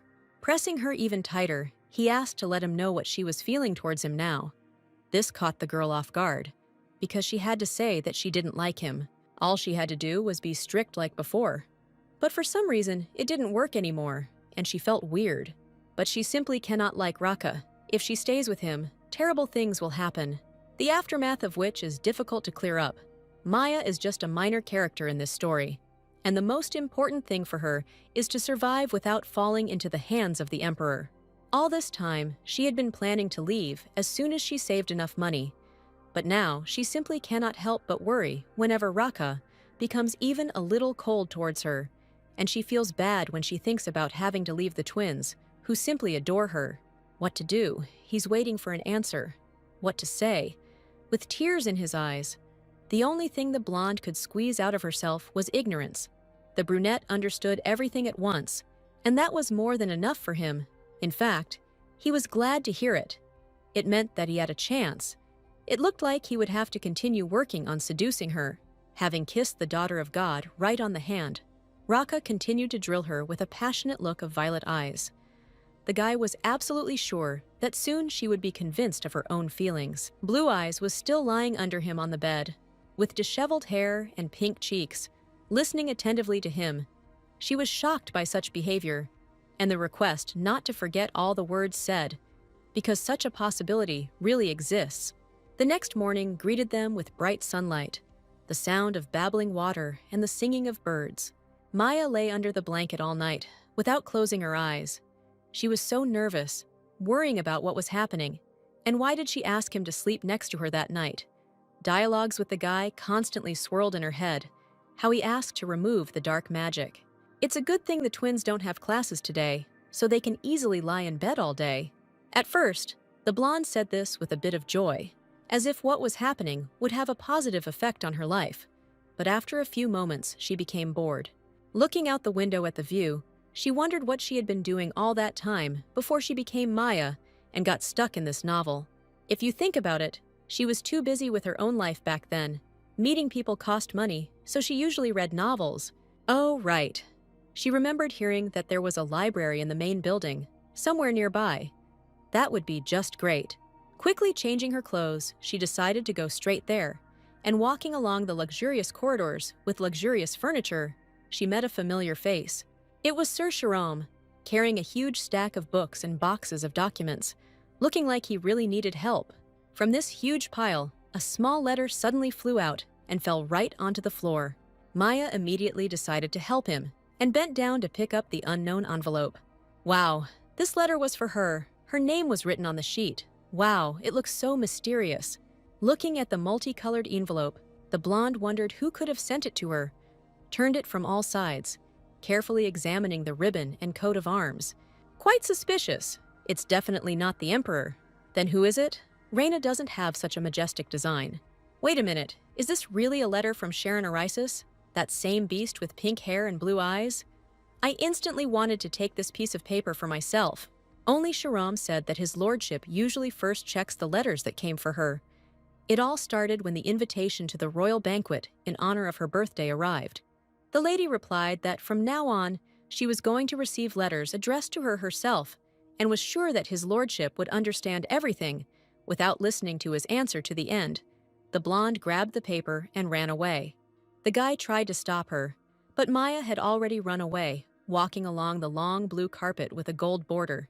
She continued to look at the envelope. How interesting. Who would have thought that Raka would be so worried about her, and why she needed to write anyway?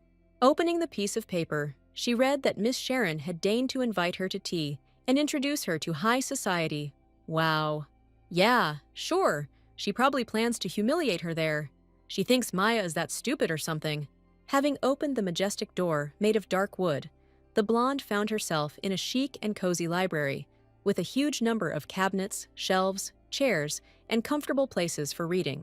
And this place turned out to be much larger than she expected, because people around said that the library was small and also complained about the lack of space. Walking past the rows of bookshelves, Maya wondered what to choose to read, when she suddenly noticed a book peeking out suspiciously. Taking and opening the book with an eggplant cover, she realized that this was not an ordinary manuscript, but a diary. It seemed that everything was written in a child's handwriting. Maybe Aisha left her notebook here. But after reading a couple of lines, the blonde found out that it belonged to a certain Damien. The guy was talking about his new name. He liked it so much. He just couldn't believe that such an abandoned child was given a name. Is there anyone else in the world as kind as they are?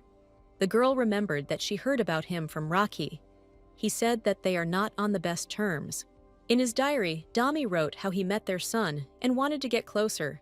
But for some reason, he hated his own parents and told them to run away. Although the boy liked it here. How can you hate the people who saved you? They would never abandon him if he was a good boy. The child wrote this with such pain and sincerity.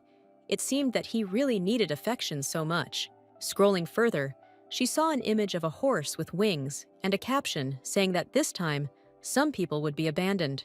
It seemed that the child's drawing resembled a real family crest. Someone suddenly called out to the blue-eyed girl from behind, and she had to put the diary back in place. As it turned out, it was Rita. She just came to ask what she would do for lunch today. She answered that she would have to dine with the twins. However, his lordship has just recently said that from now on, he intends to separate working hours and rest hours, and also that she should eat separately when not working. Oh, I see. Rita even seemed to enjoy reading all these orders out loud. She carefully repeated about the importance of strictness and order. And also, an order was given to treat the lady simply impeccably, because from now on she became his bride.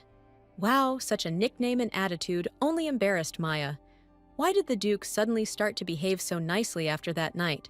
The pages of the textbook contained a ton of pictures detailing each coat of arms of all the families in the kingdom. Leafing through them, the girl tried to find a similar one and understand, what if Damien was not a slave, but in fact an aristocrat?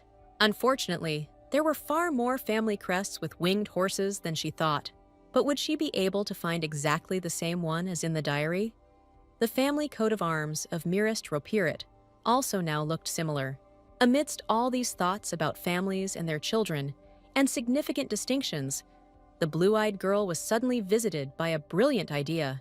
But if you think about it, they will probably hold a celebration in the Ropert house in honor of the opening of the Mine of Magic Stones. It was located in the Leos Mountains.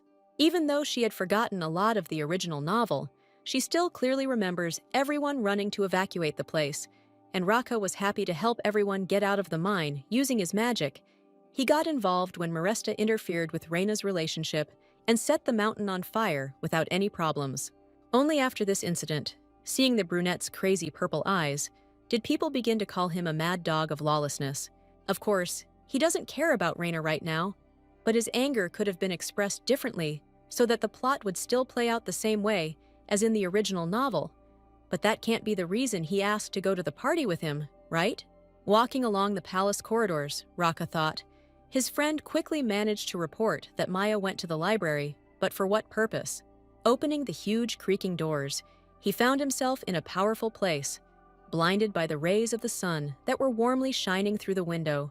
Initially, he wanted to find the nanny to see what she was doing, and maybe start a conversation about her favorite books. But it was only when he turned the corner of the bookshelves that he finally discovered the angel sitting at one of the reading tables. The girl was snoring quietly and calmly, sprawled across the entire round table. She was feeling sleepy, so she lay down to rest. Standing directly above her, the guy raised his hand, catching a glare of the sun, thereby blocking her from the sunlight. It seems she had a bad sleep last night, and now she decided to catch up on her sleep while no one was looking, since few people would really find her here. The blonde looked so relaxed. Maybe the sunlight had been bothering her all this time, but now she was sleeping in the shade. Studying her with his violet eyes, the brunette suddenly wondered if the simple sun was bothering her. Did that mean that Maya had already gotten tired of him? And could he think that she couldn't sleep yesterday because of his confession? To be honest, at that time, he wasn't yet sure whether he should open up about his feelings, because the confession was mostly made out of greed. Then, Maya went to him in order to avoid danger. And if in any case something threatens her, then it would be better if it were near Raka, so that at least he could protect her. The guy just wanted to leave his mark on this angel, to make her sympathize with him. He wanted warmth, tenderness, and care, but not forced, but sincere. Indulging in his fantasy, he again began to dream about how he was hugging the girl, and she was pressing herself even tighter to him, so he didn't even notice what was lying next to her. Just beneath her small hand and strands of blonde hair lay a book of family crests. She found herself open to a page of coats of arms, among which the coat of arms of the House of Roperit appeared. I wonder what she was looking for there. If you think about it, all that is known about them is that they are planning to hold a celebration in honor of the opening of the Magic Stone Mine. It was likely to be a big event, and the thought of whether or not to take Maya along couldn't help but bring a grin to his face. The next day, Maya, as if nothing had happened, was having lunch with the children as their nanny, but her thoughts were in the clouds. It seemed that guessing the house and its coat of arms from a child's drawing would really be difficult. All this time, the girl wanted to ask Raku about all this, but the guy is nowhere to be found. He didn't come yesterday evening either, saying that he was going to have dinner separately. Tearing the girl away from her boring thoughts, Aisha slammed the table sharply, calling her name piercingly clearly. With a bloodthirsty killer's gaze, the little girl turned her head with two purple glass balls pointed straight at Mimir, and asked terrifyingly if she was going to escape from them. The blonde didn't quite understand what the hell this girl was talking about, so for the first 10 seconds, she had to just smile. And then the nanny simply asked for some explanation about what exactly was happening now, and the boy began to talk. At the end of the story, a woman's scream was heard throughout the entire castle. And what kind of marital quarrel was it? He calmly went on to tell how she had recently grabbed Rocky by the hair, and it was like a fight between a married couple he had read about in a book. The blonde exhaled nervously, which meant they had been worried all this time, since they thought that she and Raka were in a quarrel, and Aisha even suddenly asked if she was planning to escape, because something suddenly happened. Putting her hand on her head, the blonde sighed again and, having collected her thoughts, declared that a marital quarrel made absolutely no sense, since she and the Duke are not even married yet, but simply engaged. But first of all, she is their nanny, so of course she will not run away from here. As little Aisha giggled happily and calmed down, Delcane's hands suddenly clenched into fists. He still didn't like it, because even if she didn't run away, she could still easily leave them, and she wouldn't even have to argue. Blue Eyes still couldn't understand what was going on in this boy's head, since he was so worried about her presence. But Aisha confidently stated that there was nothing to worry about unless it was a marital quarrel, since she and Raka were going to do all this much later. Although, if you think about it, she herself never asked her about it. So where did the girl start saying all this from? Catching herself in a mistake, the girl cried out in displeasure, wondering if Maya was really going to marry her brother for good. And all her subsequent answers did not suit her at all. Then she would probably leave them alone. Just take it and go somewhere. What a horror, isn't she right? Even Delcane agreed with his sister's remark with a frown, which was quite surprising. Did even this boy already think that the nanny would leave them and go away forever? It seems they are going to force her to marry Raku so that she will stay with him forever. What can I say? The brother and sister of a villain. A split second later, blackmail had already begun at the table. Aisha decided not to go to class, but to follow the nanny on her heels, and her brother didn't want to do anything at all right now. The children simply did not believe it. Would she really leave anyway, even if the girl ate vegetables, or even if she ate a whole bunch of them? Looking at this whole picture, Maya was already really thinking about whether she should just run away from here. Sitting at the table in her room, she continued to think, and sighed sadly every time from exhaustion and fatigue. Suddenly, Rita knocked on the door and ran in with news from Sir Sharam, who asked her to give the lady a letter. It was written here that it was from Reina Adrian herself, a friend from the banquet, with whom they spent almost the entire evening. On the piece of paper, the girl addressed Maya very politely and wrote because she wanted to return the very shawl that she had taken from her earlier at the event in honor of her birthday. And she also wanted to invite her to dinner. Reading the letter, the blonde thought about the dinner tone. Not at all like the Reina she knew. The girl was telling me about this wonderful restaurant in Worcester. It's called Damias. All the dishes there are delicious, sometimes. While reading, it seemed like the writer was too lazy to come up with names. Of course, Maya can easily refuse, but she would be very happy if she could still find time for a meeting. If it was just Worcester, then it would be easy to have a quick bite. I wouldn't want to get involved with anyone from the novel, but maybe being friends with Renaud would be useful, because according to the story, she will eventually become the Emperor's lover, so she can definitely help if he does something wrong with the Aintia family. Turning to Rita at that moment, the blue-eyed girl asked for help in writing an answer. This is right. Avoiding is not the solution. She also needs to change and find a friend in her. The next day, a note was left in Maya's room at lunchtime, just in case she got lost. The girl asked not to worry if she disappeared, as she just had a lunch meeting and would be back soon. Rita looked into the ladies' room at about the same time, because she had been told to clean here while she was gone, so she needed to do it quickly and leave. However, as soon as she entered and noticed some piece of paper on the bed, her friend at work scared her to death. Well, you can't scare them like that, so why? The red-haired girl quickly apologized, but the piece of paper immediately flew into the trash. They only noticed that it was missing when it came into contact with the water inside. The maids, in fear, took out the remaining piece and read the note, hoping that there was nothing important in it. What to do now? The note was completely ruined. The friend tried to decipher the lady's handwriting, and she succeeded. An appeal was written on paper, and a request not to worry if Maya disappeared, and also not to look for her. It says so there. Did she really run away? She's definitely not playing with the twins now. They've probably completely scared her. We need to report this to the Duke as soon as possible. Meanwhile, Villain, the third maid, took on the cleaning duties and promised to come to them later. But in addition to the required cleaning, the maid picked up the remaining piece of the note from the floor and immediately hid it in her pocket without telling anyone about it. The place the young lady was in such a hurry to get to was called Damasus, and mysterious open-work doors greeted all guests. The blonde in a suit and jacket-style dress looked around, searching for her friend, hoping that she had not arrived too early. Suddenly, Reina ran up to her. It had been so long since they had seen each other. I wonder if she had been waiting for her for a long time, or if she had just arrived. It was time to go inside. Looking into the establishment, the girls found dozens of tables and a bunch of people discussing something heatedly. It seemed that the people in this place were really content with delicious food and relaxing music. I wonder how often she comes here. My friend replied that she became a regular visitor to this place, and all because there is an amazing chef here. However, even from the name of the restaurant, it was immediately clear that they cook delicious food here. But unfortunately, one of the waiters apologized for the fact that they did not have any free tables and offered to seat them with another group. The red-haired girl did not foresee such a situation, but Maya was not at all against it, so he led them to their seats.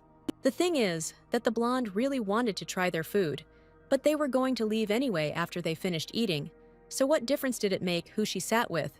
As the two girls approached the table through the noisy restaurant, Reina suddenly let out a surprised cry, as if she saw someone painfully familiar. Some cute curly-haired brunette was happily waving his hand at her. How much time had passed since their last meeting? Introducing the guy, the girl said that his name was Theo, and they had been friends since childhood. He was very pleased to meet him. This is Lord Theo Neris, but you can just call him Theo. Having replied that she was also pleased to meet him, Maya gave her name and extended her hand in greeting, which slightly embarrassed the boy. Hearing the familiar notes in her name, he immediately extended both dark hands to the girl and shook her tiny hand. Blue Eyes immediately recognized Theo Neris. In the book, he was a knight of the Imperial Order, and often caused jealousy in Kanice. It seems that communication with the main character allowed her to naturally get to know a large number of characters in the novel. Meanwhile, morning had also arrived at the Intia Duchy estate, and the sun's rays were knocking on everyone's window. The boy, as usual, sat down to work from the earliest possible time, carefully studying the documents and drawing out a letter with an ink pen. Raka, sitting in his comfortable chair, looked out the window, looking too tired, the almost black circles under his eyes betraying his sleepless nights. Even a person like him, who controlled dark magic, still suffered from lack of sleep and fatigue. Adjusting his hair that was getting into his eyes, he thought, it seemed like there was still a long way to go. He needed to get even more information about Damien, and it would take even more time to sort things out with his friends. It seems that in order to lead such an active lifestyle, he will definitely need Maya. She has already become his medicine over such a period of time. Calling Sharam closer to him, he asked what the twins' schedule was today. It turned out that the kids had classes before lunch today, and after that, they had scheduled fencing lessons outside. The friend listened attentively to the Duke, waiting for the next instructions. He himself was already tired of working since early morning. In that case, the brunette wondered if his nanny was currently on a break. The interlocutor quickly assumed that yes. Upon hearing the answer, the guy immediately jumped up. Yes! This is simply excellent. He was already getting ready to go to her. Well, that's good, because Mr. Sharam hadn't slept with him for 2 days, and he would finally be able to rest properly. However, it was not to be. A moment after they had outlined their plans, 2 children ran into the room, shouting about what an urgent problem they had. Looking at them with his gloomy purple eyes, the brunette realized that he had to go to Maya right now. But then, exactly 2 obstacles appeared in front of him, which again found problems on their 5th point. Let them immediately shut up and leave here. Aisha suddenly shouted sharply that Mimir usually never goes for walks, but today she decided to go. And besides, she went off in complete proud solitude. What if something happened to her? The 3 maids behind the door continued to gossip and eavesdrop on the little girl, who was saying that, according to the gatekeeper, their daughter-in-law had left this afternoon for some urgent plans. Did they all come here together with the maids for the same reason? Distracted by the maids, Raka did not notice how the children began to argue about the fact that none of them contributed to the disappearance, since Aisha had eaten all the vegetables yesterday. However, one of the maids interrupted their conversations by abruptly entering the office and telling his lordship that there was a note left by Miss Maya on the tray in her hands, and that she had found it this morning while cleaning. Taking the piece of torn paper in his hands, Raka concentrated on the note, scanning it and running his violet eyes over it. Just a moment later, after reading the message, his gaze changed dramatically, and he even frowned sternly. Crumpling the paper, the Duke became very angry. How dare she run away and leave only a note in her place? With a mad grin, he immediately called out to the twins, beckoning them to him. The kids had long been ready to bring the nanny back using their powers. Aisha is an excellent hide-and-seek player, so they asked to leave this task to them. However, no. This matter will definitely fall to him. To return his own god's daughter, this task is not only not easy, it is more fun. Finally, he can take a break from work and play, taking what already belongs to him. The guy left the children at the main gate. The brother behaved calmly, but Aisha was always unhappy with everything. She couldn't even stand still. How can Delcane even read at this moment? What else is he supposed to do? Raka told them to stay here. The girl became even more indignant. This was ridiculous. He didn't care whether Mimir stayed with them or not. Delcane wondered why she thought he didn't care. Just because the boy was completely calm. Aisha suddenly said that he wanted to keep her in the estate, only because he liked to watch how Raka and her sister cling to her. He thought about it seriously, right? At first, he was really just glad that his brother liked someone for the first time. However, this was no longer the case. She had also become very dear to him, so he replied that he wanted her to be here, as he sincerely liked her. Then, Aisha began to stubbornly defend the nanny, because she belonged only to her. But her brother assured her that if he liked her, it did not mean that he wanted to possess her. Suddenly, some maid approached them, opening the doors wide open and wondering what she suddenly wanted. The blonde, making the cutest face in the world, tried to offer them some kind of dessert with a smile. Meanwhile, in Falir's magic shop, in a dilapidated house made of old boards, the guy sat and thought, this can't be. Even the girl's hair had the power of the shakir flower. What is the body of this so-called daughter of God made of? The hair continued to lie crumpled in the jar. The shakir flower needs holy power to grow. Then does this mean that a powerful holy power is hidden in her body? Well, either Shakir's flower became her life force, or both. Overall, there are still a few questionable aspects to think about. Assistant Rick came in just in time to ask how his research was going.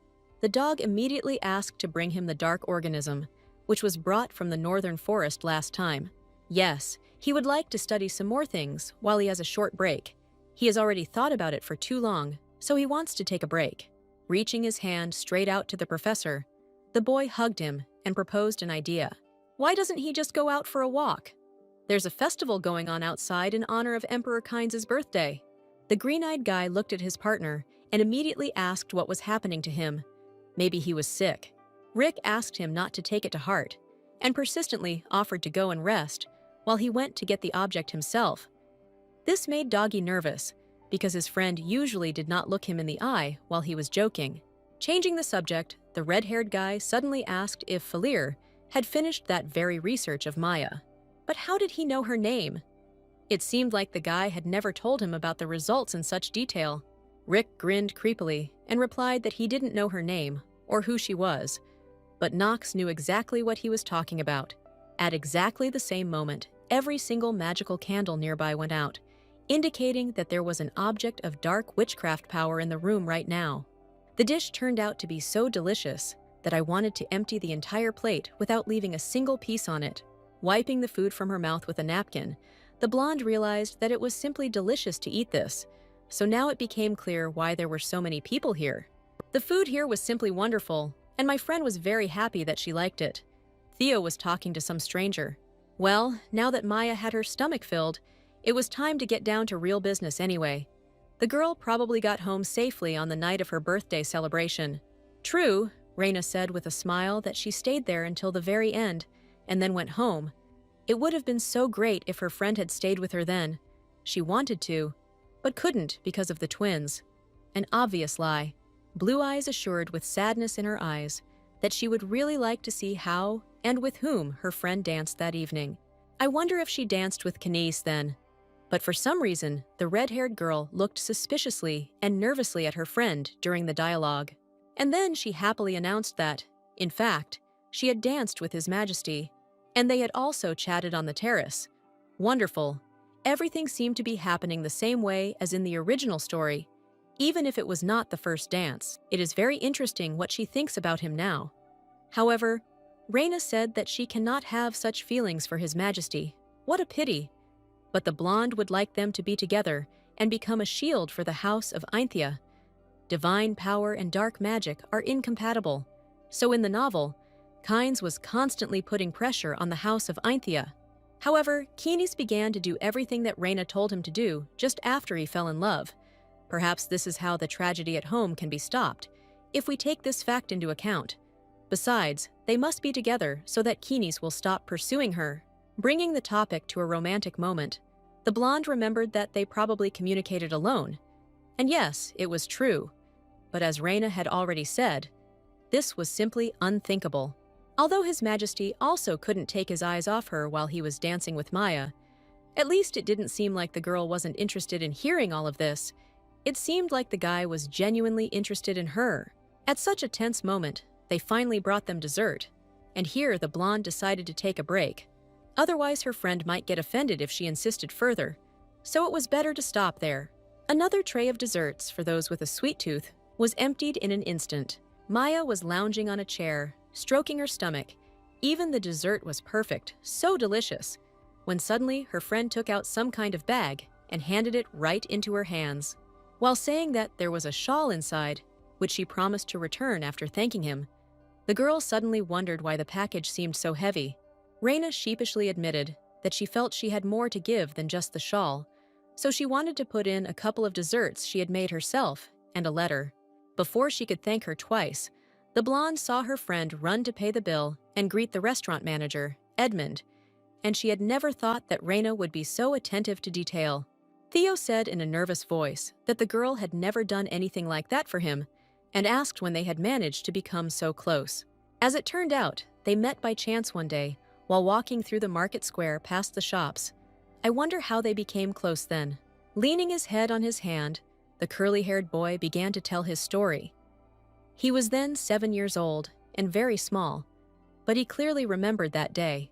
The red-haired girl was crying alone in the alley, and he came up to her and asked what happened. She replied that she went out to look for her younger brother and sister. Then he told her to go home, and he would look for them himself.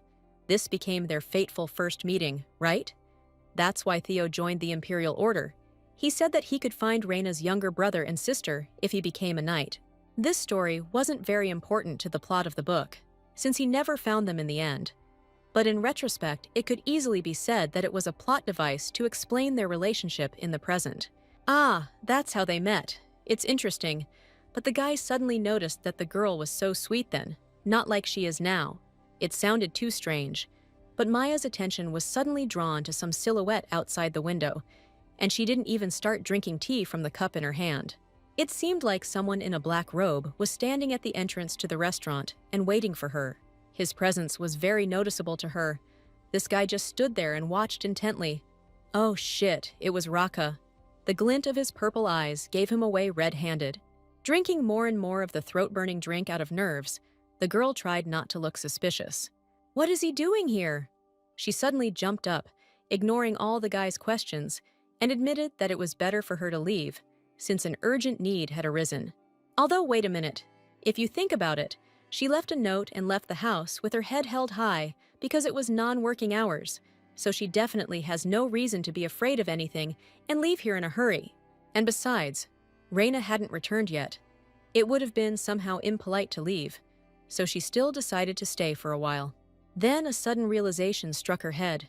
She simply couldn't allow Rake and Reina to meet.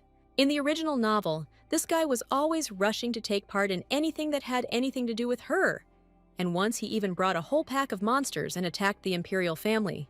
Moreover, Reina is so beautiful and sweet. It would not be surprising if Raka falls in love with her now. For some reason, a part of Maya's heart began to ache at just this thought. Of course she didn't like it, and she hoped it would never come to that. Apologizing again, she asked the guy to tell Lady Reina that she was very sorry that she had to leave like that without saying goodbye. Theo only replied that he was sad too, and he hoped to see her again someday. Of course, she had a wonderful time today, meeting them at the same table, and the girl shook the dark hand goodbye and was already getting ready to leave. Suddenly, behind the happy and smiling blonde, the figure of Rocky in a robe appeared. The guy was sure that she had a great time, so he whispered this in her ear. Her surprise simply knew no bounds when he ended up here. He didn't run into Lady Reina, right? At least that was good. Grabbing the thin hand of the daughter of God, the man asked in a languid voice where she was trying to escape from him this time.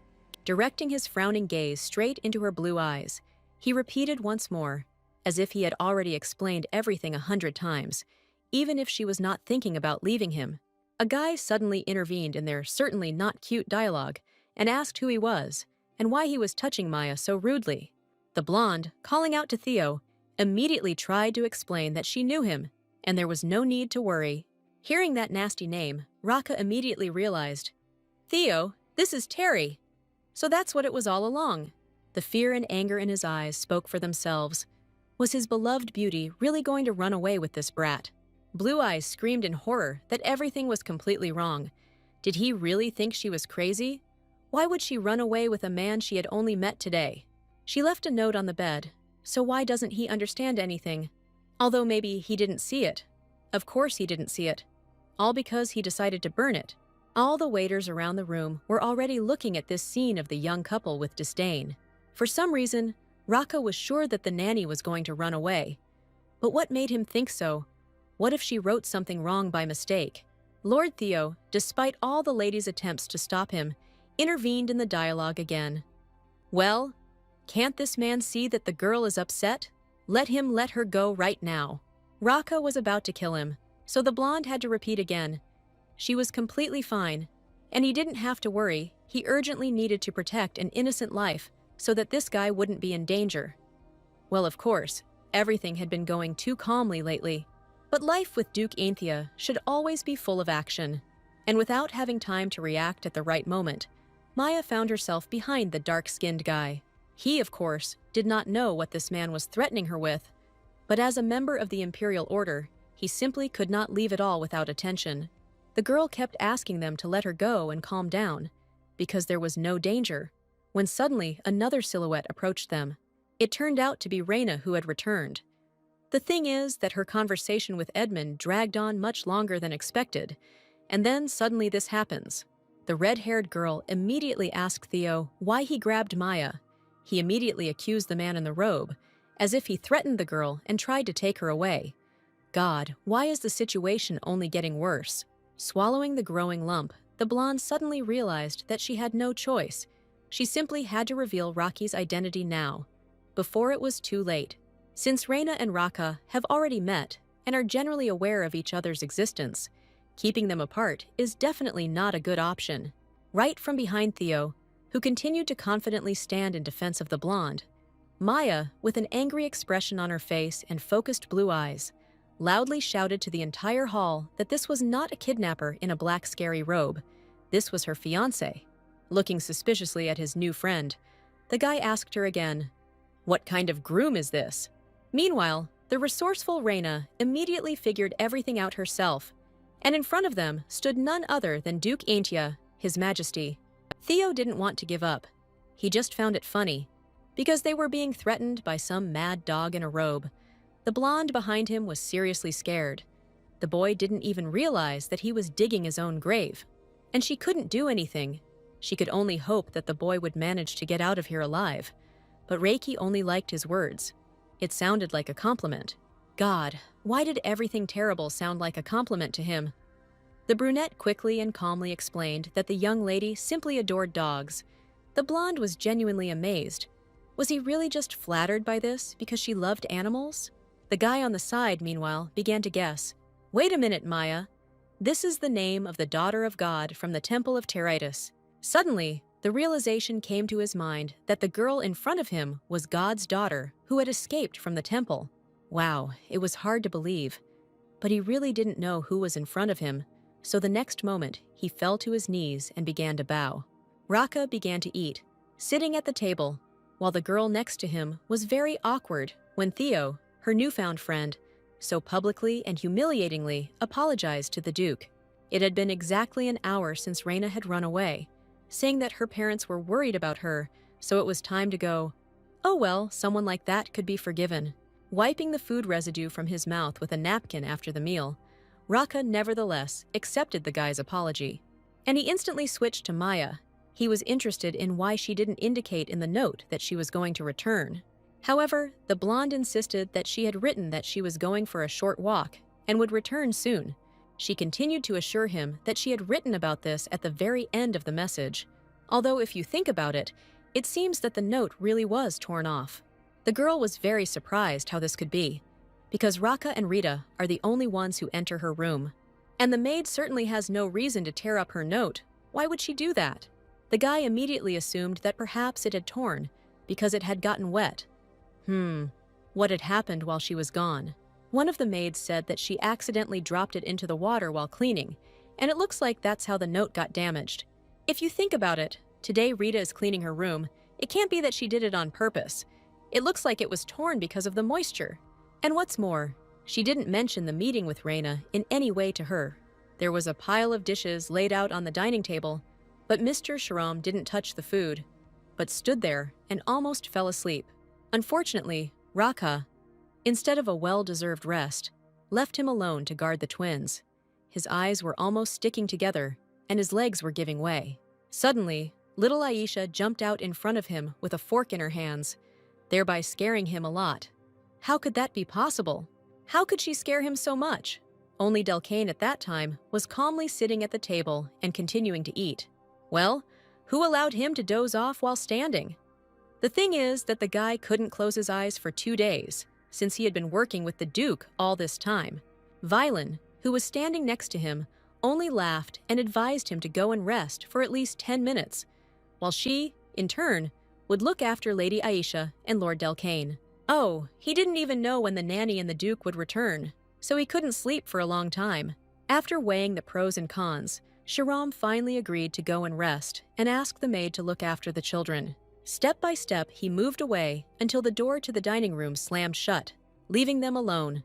For some reason, the maid immediately called Aisha and Delcane over to her, asking them to come over for just a minute. The little brother stood up from his chair in fear, not quite understanding what was going on. Bending down to about their height, the blonde put her finger to her lips as a sign of silence and said that this would be their little secret. After these words, the lady pulled out a piece of paper and showed it to the children, saying that it was this note that was found in Lady Aisha's room today. The little girl was surprised. She didn't leave anything like that, so she could easily throw it away right now. She had intended to do so, but the contents of the piece of paper were a little disturbing, and now Delcane became interested in the text and asked to hand the paper over to him. Holding the leaflet in his hands, his violet eyes quickly scanned from edge to edge, carefully reading the lines. Aisha also looked at this mysterious message, the author of which was clearly Mimir. Wow, did she really leave because of Raki? Ainthea's estate was illuminated by the sun. The water in the fountain simply shone, transparently pouring up and down. Nothing foreshadowed trouble on this day. But the brother could not stop Aisha, continuing to run after her. The girl insisted that they had to hurry because the nanny was waiting for them. The boy shared his doubts. Something was definitely wrong here, but she did not understand what he meant. Delcane insisted that it couldn't be that the girl would invite them to Liberton itself. Firstly, she could not even know of such a terrible place, because she lived in the temple all the time. And it was scary. It was a slum north of Worcester, and there was no point in her inviting them there. Of course, this was the perfect place to hide from Rocky, or to be more precise, she had told them to meet at the entrance to the alley that led to this city. Looking down at the ground, the boy still couldn't believe it. Well, this is still just as dangerous. And if you think about it, she, more than anyone else, would not want her children to suffer. So it turns out that he wants to say that the note was fake. But then why would Villain give them a fake note? Their maid is of course a good person, who always works hard and takes care of them. But today there was something wrong with her. Climbing through the hole in the fence, Aisha didn't pay attention to this. It didn't matter. They had to hurry anyway. She had written that nothing should be said to Rocky, no matter what. And who knows? Maybe the maid will change her mind and tell him that they left. Delcane was nervously clenching his fist, struggling with himself. But his sister insisted that they had to save Maya. Having finally come to a common decision, the boy agreed that they would go there. Ainthea's estate remained completely empty, and the sun was no longer shining as warmly as usual. From the main tower itself, the silhouette of Villain could be seen in the window, a lady with bruises under her eyes watching the children through the window bars. It wasn't until she finally saw the second child climbing over the fence that Delcane finally went after her sister. Despite all his suspicions and guesses, this wise boy still went with the frivolous Aisha to save the nanny. They were still such defenseless children, but there really was something wrong with the maid today. She was behaving too suspiciously. The exhibition, full of crowds of people, looked so lively. It seemed like the people of this city really loved fairs. Walking along this wide street with Raka, the blonde didn't even have time to look around. There were so many people here. The Duke assumed that all the fuss was due to the fireworks show that evening. They had better get back before it was too late, as the twins would be waiting for Maya. Only when she heard about the evening event with lots of fireworks, the girl's eyes lit up. Could it really be that way today? It wasn't that she really liked them. It was just curiosity that played a role, since she had never seen them before. The guy in the robe was very surprised by this. Had she never been to a festival in her life? It seemed like the temple didn't allow her to go outside, even during holidays. He had no idea that his beloved lived such a secluded life. Maybe she would want to look at them before returning. Is it really possible? Her blue eyes immediately lit up, asking to stay, and now a serious and difficult choice stood on the scales of fate. The guy probably has a lot of work that needs to be finished. But no, he's already taken care of everything, so they can watch the show together and then come back. A quick calculation in his head was automatically made by itself. After all, he worked all night and entrusted the twins to Shiromu, so he was completely sure that everything would be fine. And besides, there was very little time left before the festival began. They would be happy to walk around and look around. There were a lot of people and traders here. Hadn't she already seen Wister? There wouldn't be any differences, despite the festival. What does he mean by that? That the festival itself means a huge gathering of people. In response to such an abstruse fact, the blonde wanted to remove the Duke's hood, and even tried to do so, quickly raising her hand. However, he, in some way unknown to her, still managed to dodge, and it seemed as if he didn't even put any special effort into this action. Pulling her hand back, the blue-eyed girl was surprised. Coming up with an excuse in her head for such an unsuccessful attempt, Raka just smiled. It seemed like she couldn't even imagine that he would be able to react quickly and dodge her hand. Well, what was she just about to do? Instead of explaining and justifying herself, the girl suddenly turned away and muttered under her breath that she just wanted to check if maybe he couldn't see well because of the cloak. However, it seems she was mistaken, because judging by the way he dodged her hand, he could see everything perfectly well. Raka thought about her words, why she had become so decisive and even tactile lately. Smiling to himself again, he closed his eyes, enjoying the feeling of this girl's attention. And then he stopped and approached her, saying that he really couldn't see very well, so she could take off his hood.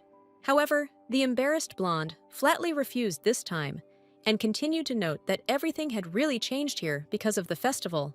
What does she even mean? It seems like the brunette really can't see well. The cloak covers his entire view of the place. It was so interesting to watch Maya's reaction as soon as he says something like that to her. Stopping abruptly and unexpectedly, the girl decided to take the first step, and turning the guy towards her, she nevertheless took off his hood and suggested that he take a closer look. Does he really think that nothing has changed around him? He didn't pay attention to anything except Maya in the crowd of people. As if enchanted by some kind of light magic, Raka simply stood and looked at the girl opposite for a long time, studying every millimeter of her face and skin. Everything about her was beautiful, although one thing had already changed. With these words, he carefully adjusted the hairs near her eyes, tucking them behind her ear, and taking her tenderly by the bright face, looking straight into her eyes. He admitted that because she was here, in this place, even similar things felt different. The fair was in full swing, and parents were constantly asking their children what they wanted to try or buy. Among all these families, and the obliging mothers, and the children who were always asking, absolutely no one noticed the quiet and calm silhouette of Damien, with some new purple pendant on his neck. Listening to all this talk, he became seriously confused, and straightening his hand, he looked at her in the shadows. Clenching his hand into a fist until it trembled, he again suppressed these emotions of sadness and sorrow within himself. The pendant on his neck suddenly burst into purple flame, attracting attention. Twisting it in his hand, the boy realized that he had been lost in his thoughts for literally no reason. His family had abandoned him, and from that moment on, he was going to get rid of all these pathetic emotions. So, taking the pendant in his hands, he seemed to answer the call with it and began to listen to the voice on the other side. It turned out to be a maid. She apologized for contacting him so late, but she came with good news. She still managed to convince the young lord and lady to go to Liberton, just as he ordered. Excellent work. Having praised the lady, He heard in response a question whether he would be able to fulfill everything that he had promised. He grinned and agreed. Of course she had succeeded, so he would give her the money as he had promised. However, more importantly, the lady was interested in whether he could save her child. He first saw that rascal a week ago. The maid was leading him by the arm. The blonde looked terribly exhausted, and he always asked who this uncle was in front of, whether he really lived on the estate before, and whether she even fed him while he was little. The mother was truly worried about her son, but Damien had other goals. The thing is that he heard that, after the expulsion of the previous Duke and Duchess, almost the entire staff was replaced. And if she's still there, then she's earned herself a good reputation. Larry started coughing up blood again, making his mother sad. And so the guy decided to make her a lucrative offer. He would not only give her money, but also cure her child, and he had no idea how quickly she would agree. In fact, it would be easy to control her with dark magic, here and now. But I still wanted to see what the word family meant to other people. Is some small child really more important to her than money, for which she can buy absolutely everything? Then why was his family, even in his distant childhood, able to so easily abandon a boy who was not even sick? Clutching his head, Damien brought his thoughts into order and replied that she shouldn't worry. He would give her money and cure her child if everything went according to plan. Having hung up, the guy looked again at the fair and the happy faces of the passers-by. I wonder if his plan really succeeds. Will he be able to be loved like all those children? Meanwhile, in the light blue, unremarkable, and ordinary estate of Adrian, all the maids were urgently gathered and asked to behave appropriately. After all, honored guests almost never visited their estate, so what happened now? The dark wooden wall clock ticked back and forth, counting down the required time. Exhausted by stress, but in good spirits, Adrian's parents and main family members sat on the sofa, unable to find a place for themselves. Emperor Kynes, sitting over a cup of tea, tried to calm them down, because he came here for their daughter and not to punish anyone. They quickly and politely asked for forgiveness in a trembling voice, because their daughter did not even know about his imminent arrival. It's okay, they don't have to worry, because he already knows that the lady left long before his arrival. It seemed they were saying that she would return home after lunch, trying to calmly endure. The guy closed his eyes for a moment, and then, grinning, he looked around with bloodshot eyes once more. Rain would definitely have to return before the fireworks began. The romantic mood was perfect for setting the mood for a frank conversation with the emperor. He had already been offered more tea 100 times, but he refused, replying that everything was fine and that was enough. He was sure that he could learn more about Miss Reina's power and secret if he continued to talk to her parents. How boring! These two adults sat so tightly and constrainedly on the sofa, not even raising their eyes to the emperor. The emperor once again asked a new question. He was interested in what kind of people the girl liked. Since he would have to win her favor, it would be better to find out about her assumptions in advance. One of the parents suddenly suggested that it seemed like she liked friendly people, to which the guy just laughed. And this is quite interesting. Before they had time to really talk, they were all suddenly distracted by the opening door. Reina suddenly flew into the room, out of breath, in a blue dress. She was very surprised and didn't even have time to get ready because she had just run home. They had to immediately greet His Majesty and apologize for being late, while their parents, trembling in fear, looked at them in the background. She bowed and greeted the guy, showing respect, but he only noted that if she bowed any lower, her head would touch the ground, and asked her to get up. Shocking the girl, Kynes admitted that he would like to take a walk with her, so they should go. Looking back at the nervous girl with his blood-red eyes, he suddenly added that he really wanted to watch the fireworks with her. The royal carriage drove away from Adrian's simple and sunny estate in an instant. There was a strange atmosphere in the carriage, but still, perhaps it was good that she was not as wary as Maya, for example. But this is only at first glance. It seems that he simply hasn't gotten to know Reina better yet. The girl was driving calmly, looking out the window as if nothing had happened, when suddenly she noticed something that made her golden eyes very surprised. She was so shocked that she immediately leaned out of the carriage. They were driving past an old neighborhood when she suddenly noticed two silhouettes of children she recognized. What happened there that made her see the young lord and Lady Einthia all alone in that unfortunate place? The emperor was also surprised. This alley leads to Liberton, and it's terribly dangerous there. Don't they know where they're going? And without guards, what should they do? Maybe drive past and pretend they didn't notice. Aisha and Delcane, meanwhile, had almost entered Liberton, and it was then that the little girl began to have a bad feeling. Why, all of a sudden, the thing is that they had almost reached their destination, and she still hadn't caught a single pheromone from Mimir's scent.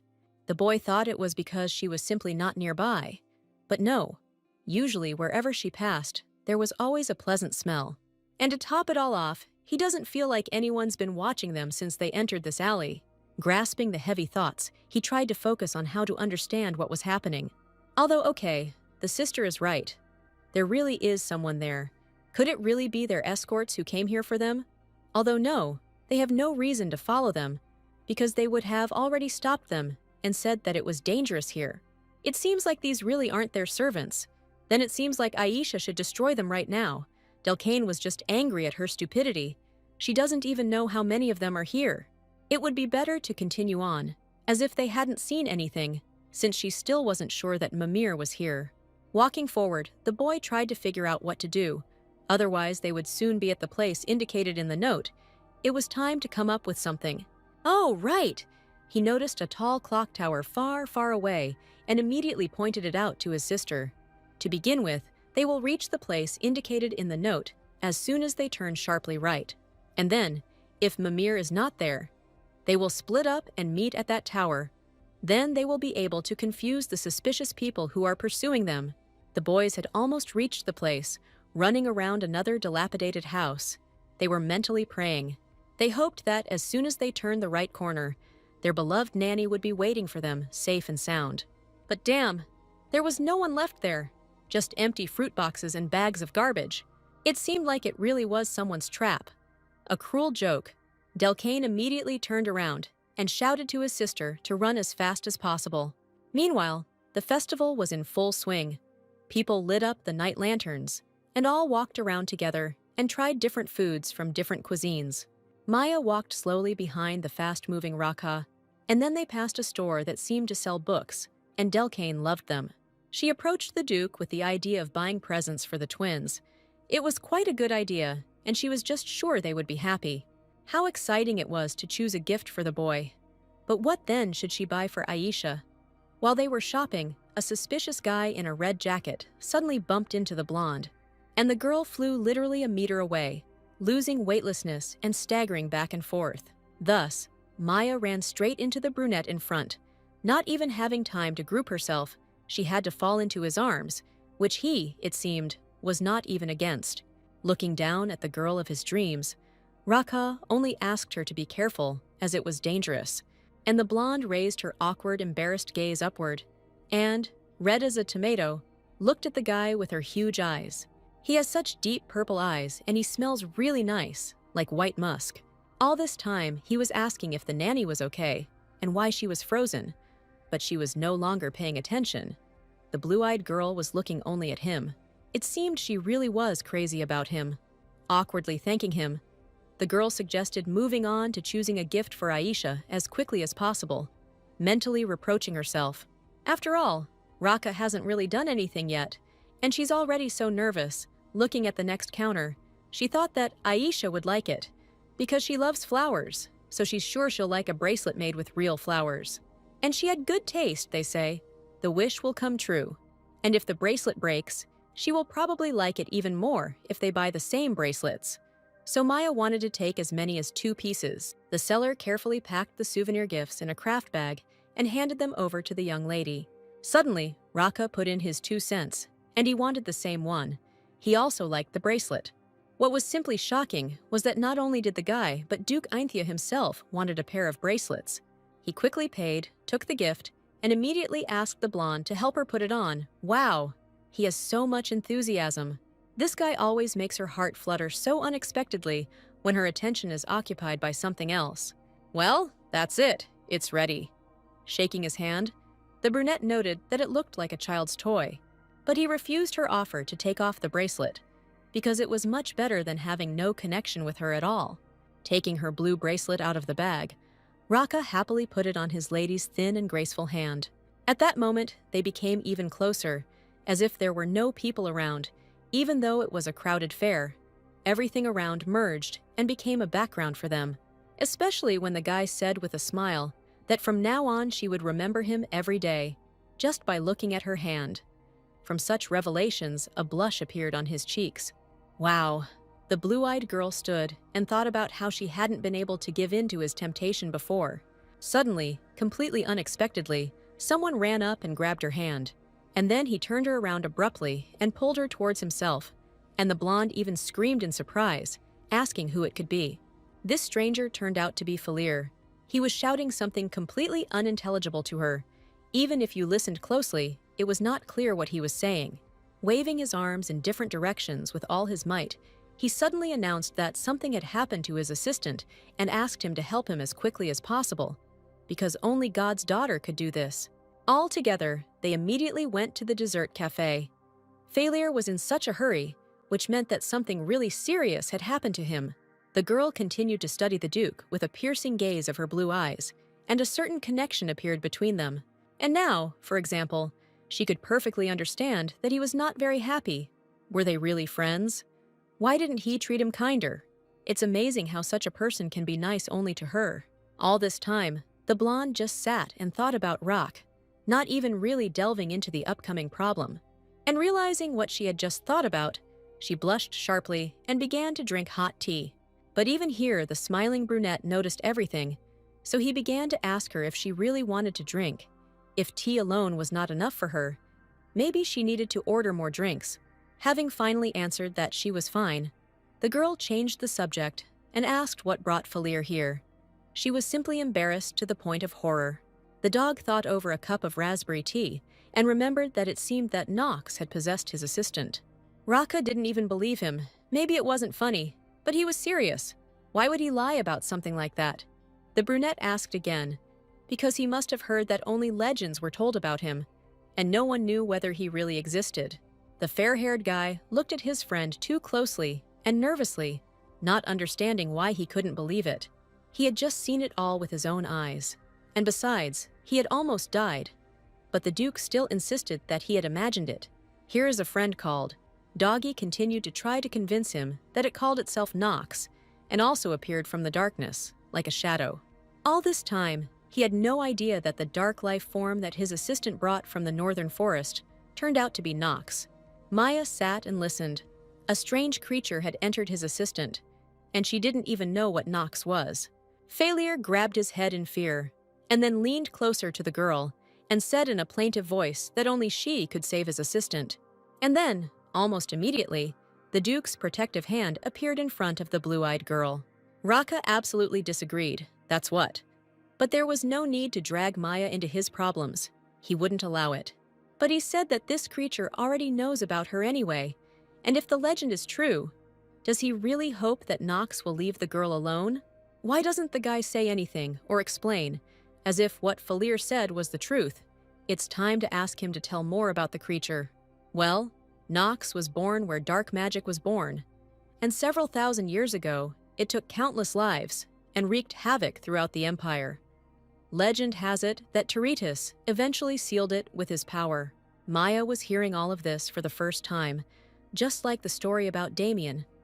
I wonder if there was something like this hidden in the original plot, or if it was something that hadn't even happened yet.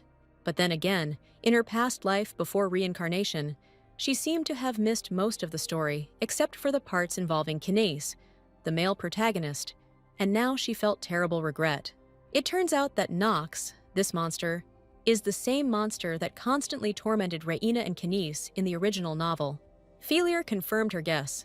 Let it be a monster, it's easier to call it that way. But it looks like this Nox has taken over the body of his favorite assistant. Wow. The second half of the original novel, I remembered the scene where Raka brings a crowd of monsters and attacks the imperial family. Could he really have been under exactly the same control of Nox then? While someone was having an evening with a couple of troubles over a cup of tea, little Delcane had to run away from a crowd of scoundrels. He was running away from what was probably a crowd of huge men, shuffling his legs. There was just a little bit left. He had promised to meet Aisha at the clock tower. He just needed to avoid getting caught. The boy was going to run as fast as he could and then ask the guard for help once he reached the clock tower. There was still a little left. He had already even seen her, which meant he had almost run. He stopped, his hard boots making a scraping sound on the stone tiles, and then he screamed loudly towards the tower at the top of his lungs. It wasn't a request, but a real cry for help. It was only when he opened his eyes, the pupils of which narrowed from the frightening realization, that the boy froze, because the tower in front turned out to be abandoned, and there was no one in it, not a soul. And even more so, there was no one here who was ready to help. Hearing the sound of people catching up with him, the boy hoped that Aisha would not come here, if only she would just wander somewhere alone, as she usually did. The girl, meanwhile, tried to run as quickly as possible, because she heard her brother's voice in the distance. He loudly asked for help. What if something happened to him? He needed to get to the clock tower as quickly as possible, but the road to it seemed too confusing. Every new time, when some stranger jumped out from around the corner, trying to scare the girl and catch her by surprise. Aisha just used dark magic and ran away. Damn, what an idiot. So that's why Delcane said they should split up. It's better to actually do what he said. The girl was sure that she could easily reach the tower once she got out of this alley. But suddenly, right at the very edge, while she was running past a simple wall, a black hand emerged, and she grabbed her by the scruff of the neck, like a kitten, forcing her to swing her legs up and down. What the hell is going on here? Who dared to attack Aisha herself from the Aintia estate?